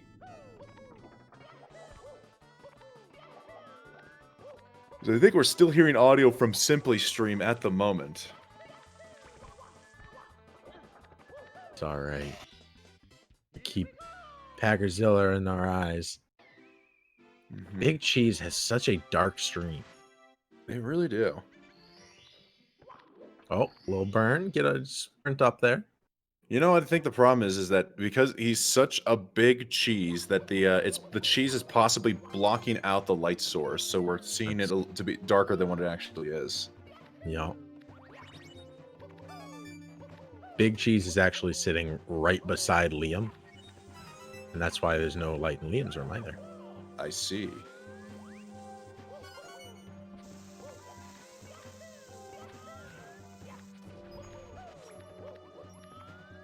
Oh, wow. Nice flip. Good movement there from Cheese as both he and Packerzilla are basically in sync with one another right now. He caught right up.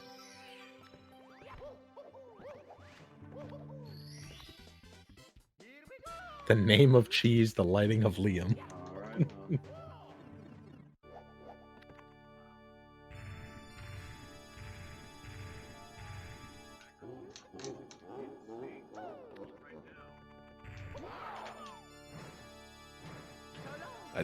I think Big Cheese is listening to commentary.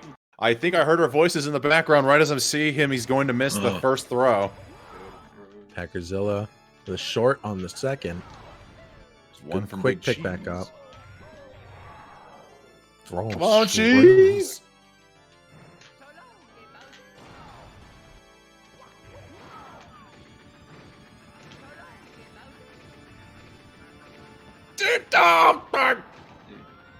Oh, man. Who's going to get this? Come on, Big Cheese! Beautiful throw. And Packerzilla, too. And both of them are going to finish up here. Yeah, I mean... What, within 30 seconds of each other? Pretty much. Big Cheese, brand new PB of a 148.44, and Packerzilla finishing out with a 148.17. GG's to these contestants. GG's. Congratulations. Honestly, could not have picked a better time for this to happen. But behind the scenes, it's looking like Simply is experiencing a bit of a meltdown there in the TikTok clock. So I'm glad we were able to see some PB greatness here out of Big Cheese. Ouija is gaining some ground back, and Markinator is actually pretty close to their PB. Genix also looking to close out a run. Oh my gosh! Oh no, he fell when you said the thing. Oh no, Markinator! Oh, what, did he fall after I said something too? Well, no, that had nothing to do with you. The other ones were definitely your fault, but not that one. Okay, then. And Simply did super meltdown. He fell on the Reds, I think, at least 2 separate times. Yeah, and then he took a death as well. So I look at that. I said first place pace, and immediately he falls out of first place contention. Way to go! Another one for the curse. Another one for the history books. You know what? Let's This see. Let's run's see how history. strong this curse really is. Is Simply going to go for assless? Whoa! Is he going to get the assless? Of course not. But it's okay. It's still event PB. He could still bop Callie, and I think this could still well, maybe a little bit of a rough. Okay, never mind. Oh my god! You murdered 2 of the best SM64 runner in history's runs. GG. In Rainbow Ride. West. It was a good run. Why? What can I say? Blame it on the dog. No.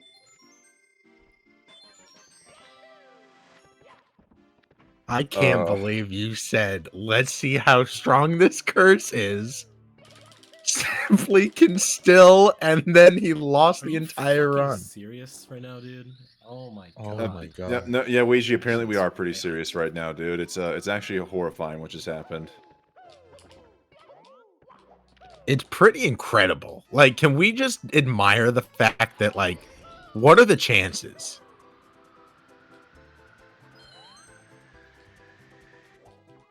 Who knows? It I don't has know if to I be wanna know. absurdly low. Look at the bright side, Wes. You can still curse Ouija.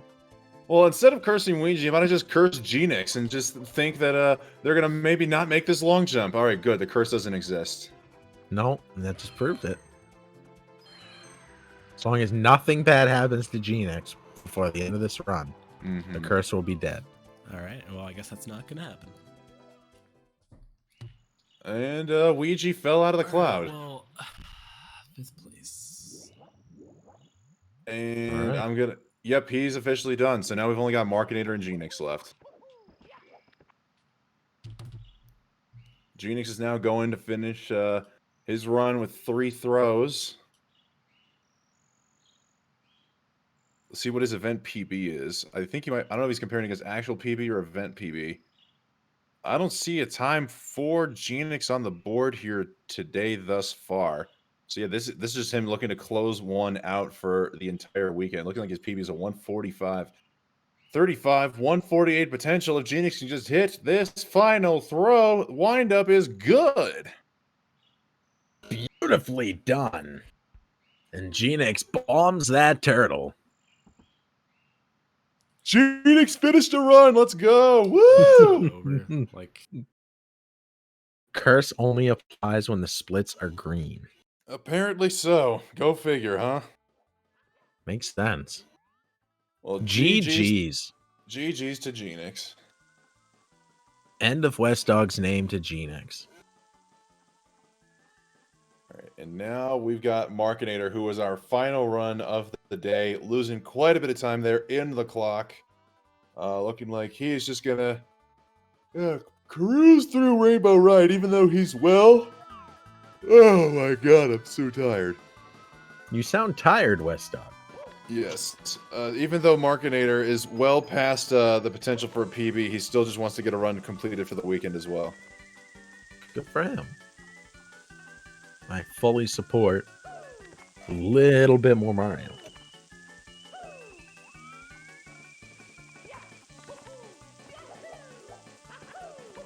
This will be the end of Qualifier 2.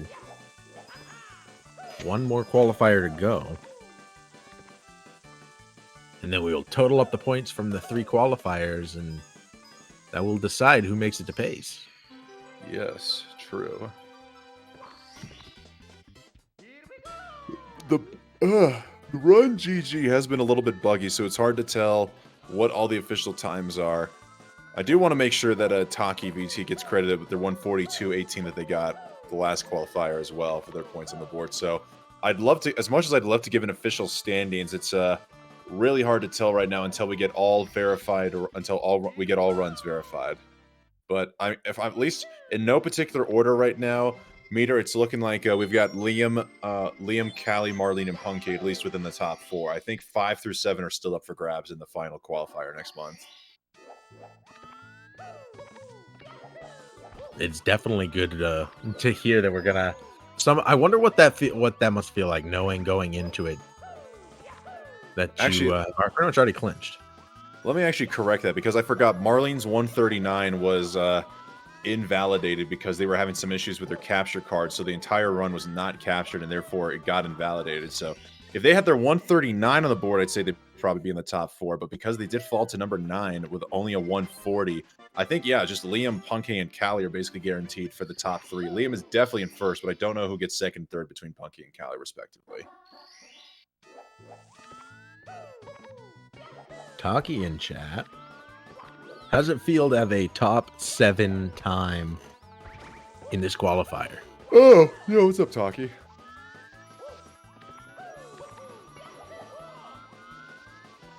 That's true. Taki, I think, was just short on PB in the last qualifier, and they PB'd this qualifier. Maybe, you know, I've always wondered if Taki, if you do qualify for pace in a hypothetical scenario here, are you actually going to show up in person, or are we just going to see a VTuber hologram the entire time? We're getting a hologram?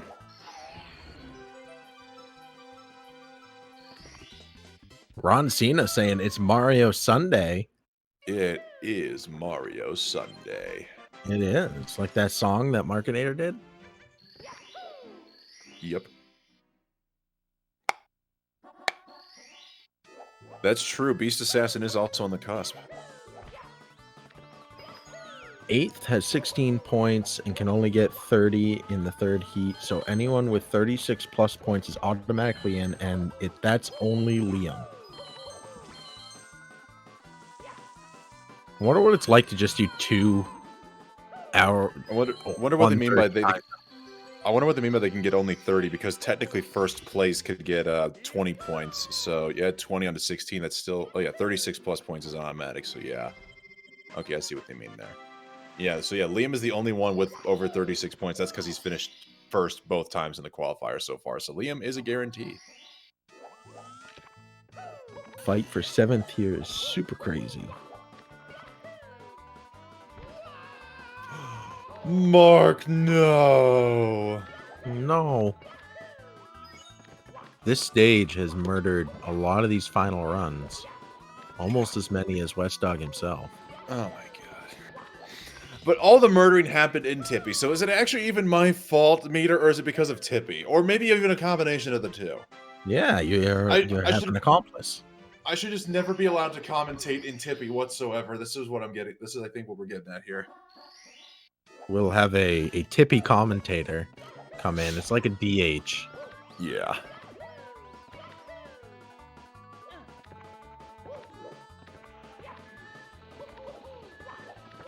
I think the pressure of being in those really good runs that late, mixed with doing a lot of runs in a row, it's gotta drain you. I can definitely tell you, I experienced pressure with my zeroed out comparison 120 run. I mean, how else could you explain it takes 30 minutes to complete Tippy? Definitely not because of lack of good quality gamemanship. I mean, if for something you haven't practiced.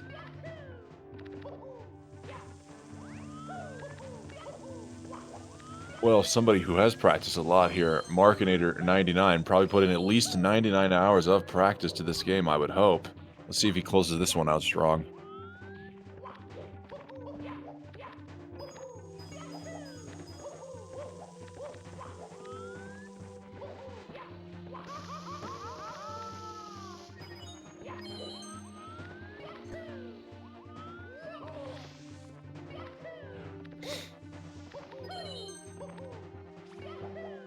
Final travel through bits.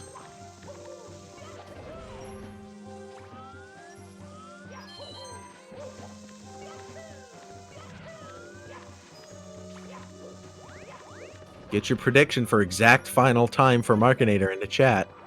I am going to guess a 1:45:16. Oh my. 1:45:24. Oh, so your Price is right at me with one missed throw?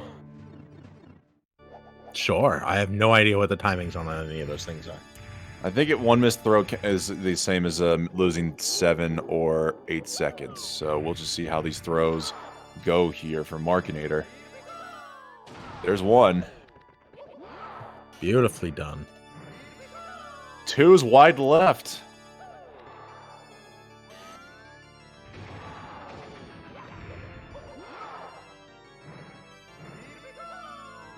Second one is going to hit. If he hits the third one, this could actually be a 1:45:24 maybe. It's either a 1:45:24 or 25. No, it's not going to quite be a 24. It's looking like it'll be a 26 by the time we get to fade out. So it looks like Artichoke Rug is gonna be the winner here. Yep, 1:45:26. Congrats, Artichoke Rug. You've won a whole bunch of pride. Wow, congratulations to Artichoke Rug.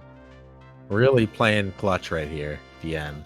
And congrats to Markinator. Great run. A way to finish out this event strong.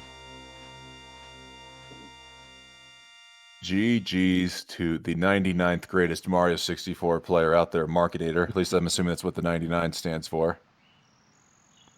99 runner.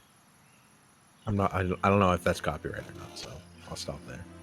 All right. Well, then, before we get ourselves sued potentially by the owners of 99 Runner, or potentially curse anything outside of Mario 64, I think that might be our time to sign off here, Meter. What an absolute great weekend. Absolutely, $6,210.79 raised for urban arts. Great work, everybody, on getting to that level, and great work to all of the runners. It was really great to see so many people come out, show up, and get official runs in. I think one of my all-time favorite runners even got a run in, and that's West Dog. Oh God. The compliment is painful. It's almost more painful than a curse. Do you believe Markinator just took 17th place too? Woo! GG's Mark.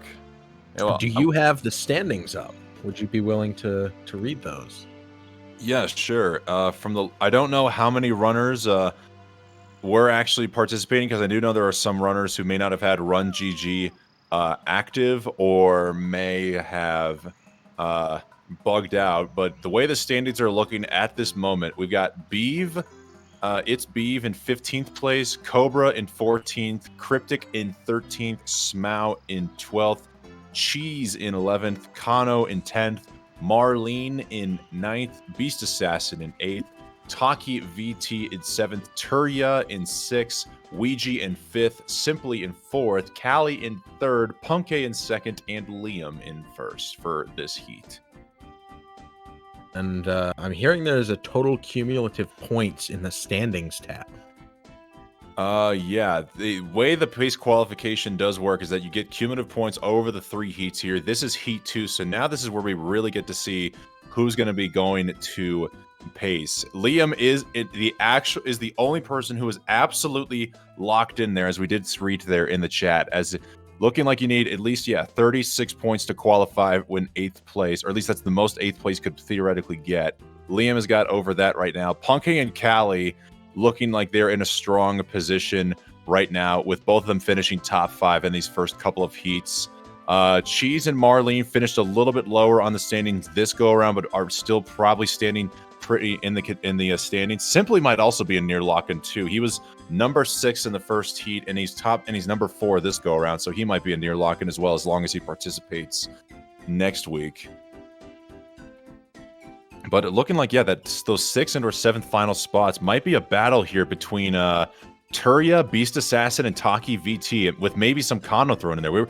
Those are the 4 key people I think we got to be on the lookout here for next month, Meter. Turya, Beast Assassin, Kano, and Taki VT will be on the hunt for that 6th or 7th final spot. Very, very exciting. I'm really excited for that next one next month. 1 month from now, we will be doing this again. So be there and be excited and be ready for some more Mario. Yes. I'll also try to do another 120 run next month, and it'll be better than a 233. That's for darn sure. Ooh, I'm excited. Excuse me. Well, thank you, everyone. Thank you, Urban Arts, and thank you, GSA, for the Speedrun World Record Circuit. Thank you to all the runners, to Drum & Production, and, of course, to West Dog. Thank you for being here with me. I really appreciate the time we get to spend together. Absolutely, Meter. Thank you for being in the booth here today as well. It was a pleasure as always. For all of us here at the Global Speedrun Association and on twitch.tv/speedrun, thank you all for a fun weekend of Mario 120 Star LTA action. We look forward to seeing you next month, Saturday, May 13th, and Sunday, May 14th. We will finally get to determine once and for all who will be locked into the grand finals at Pace this July, which, by the way, tickets for Pace still available now at a discounted price. Please go check out the link here, !Pace in the chat. And now I'm hoping I'm pacing this along with marketers and music. Thank you so much for playing my game. And thank you so much for watching our broadcast. Take care, everybody.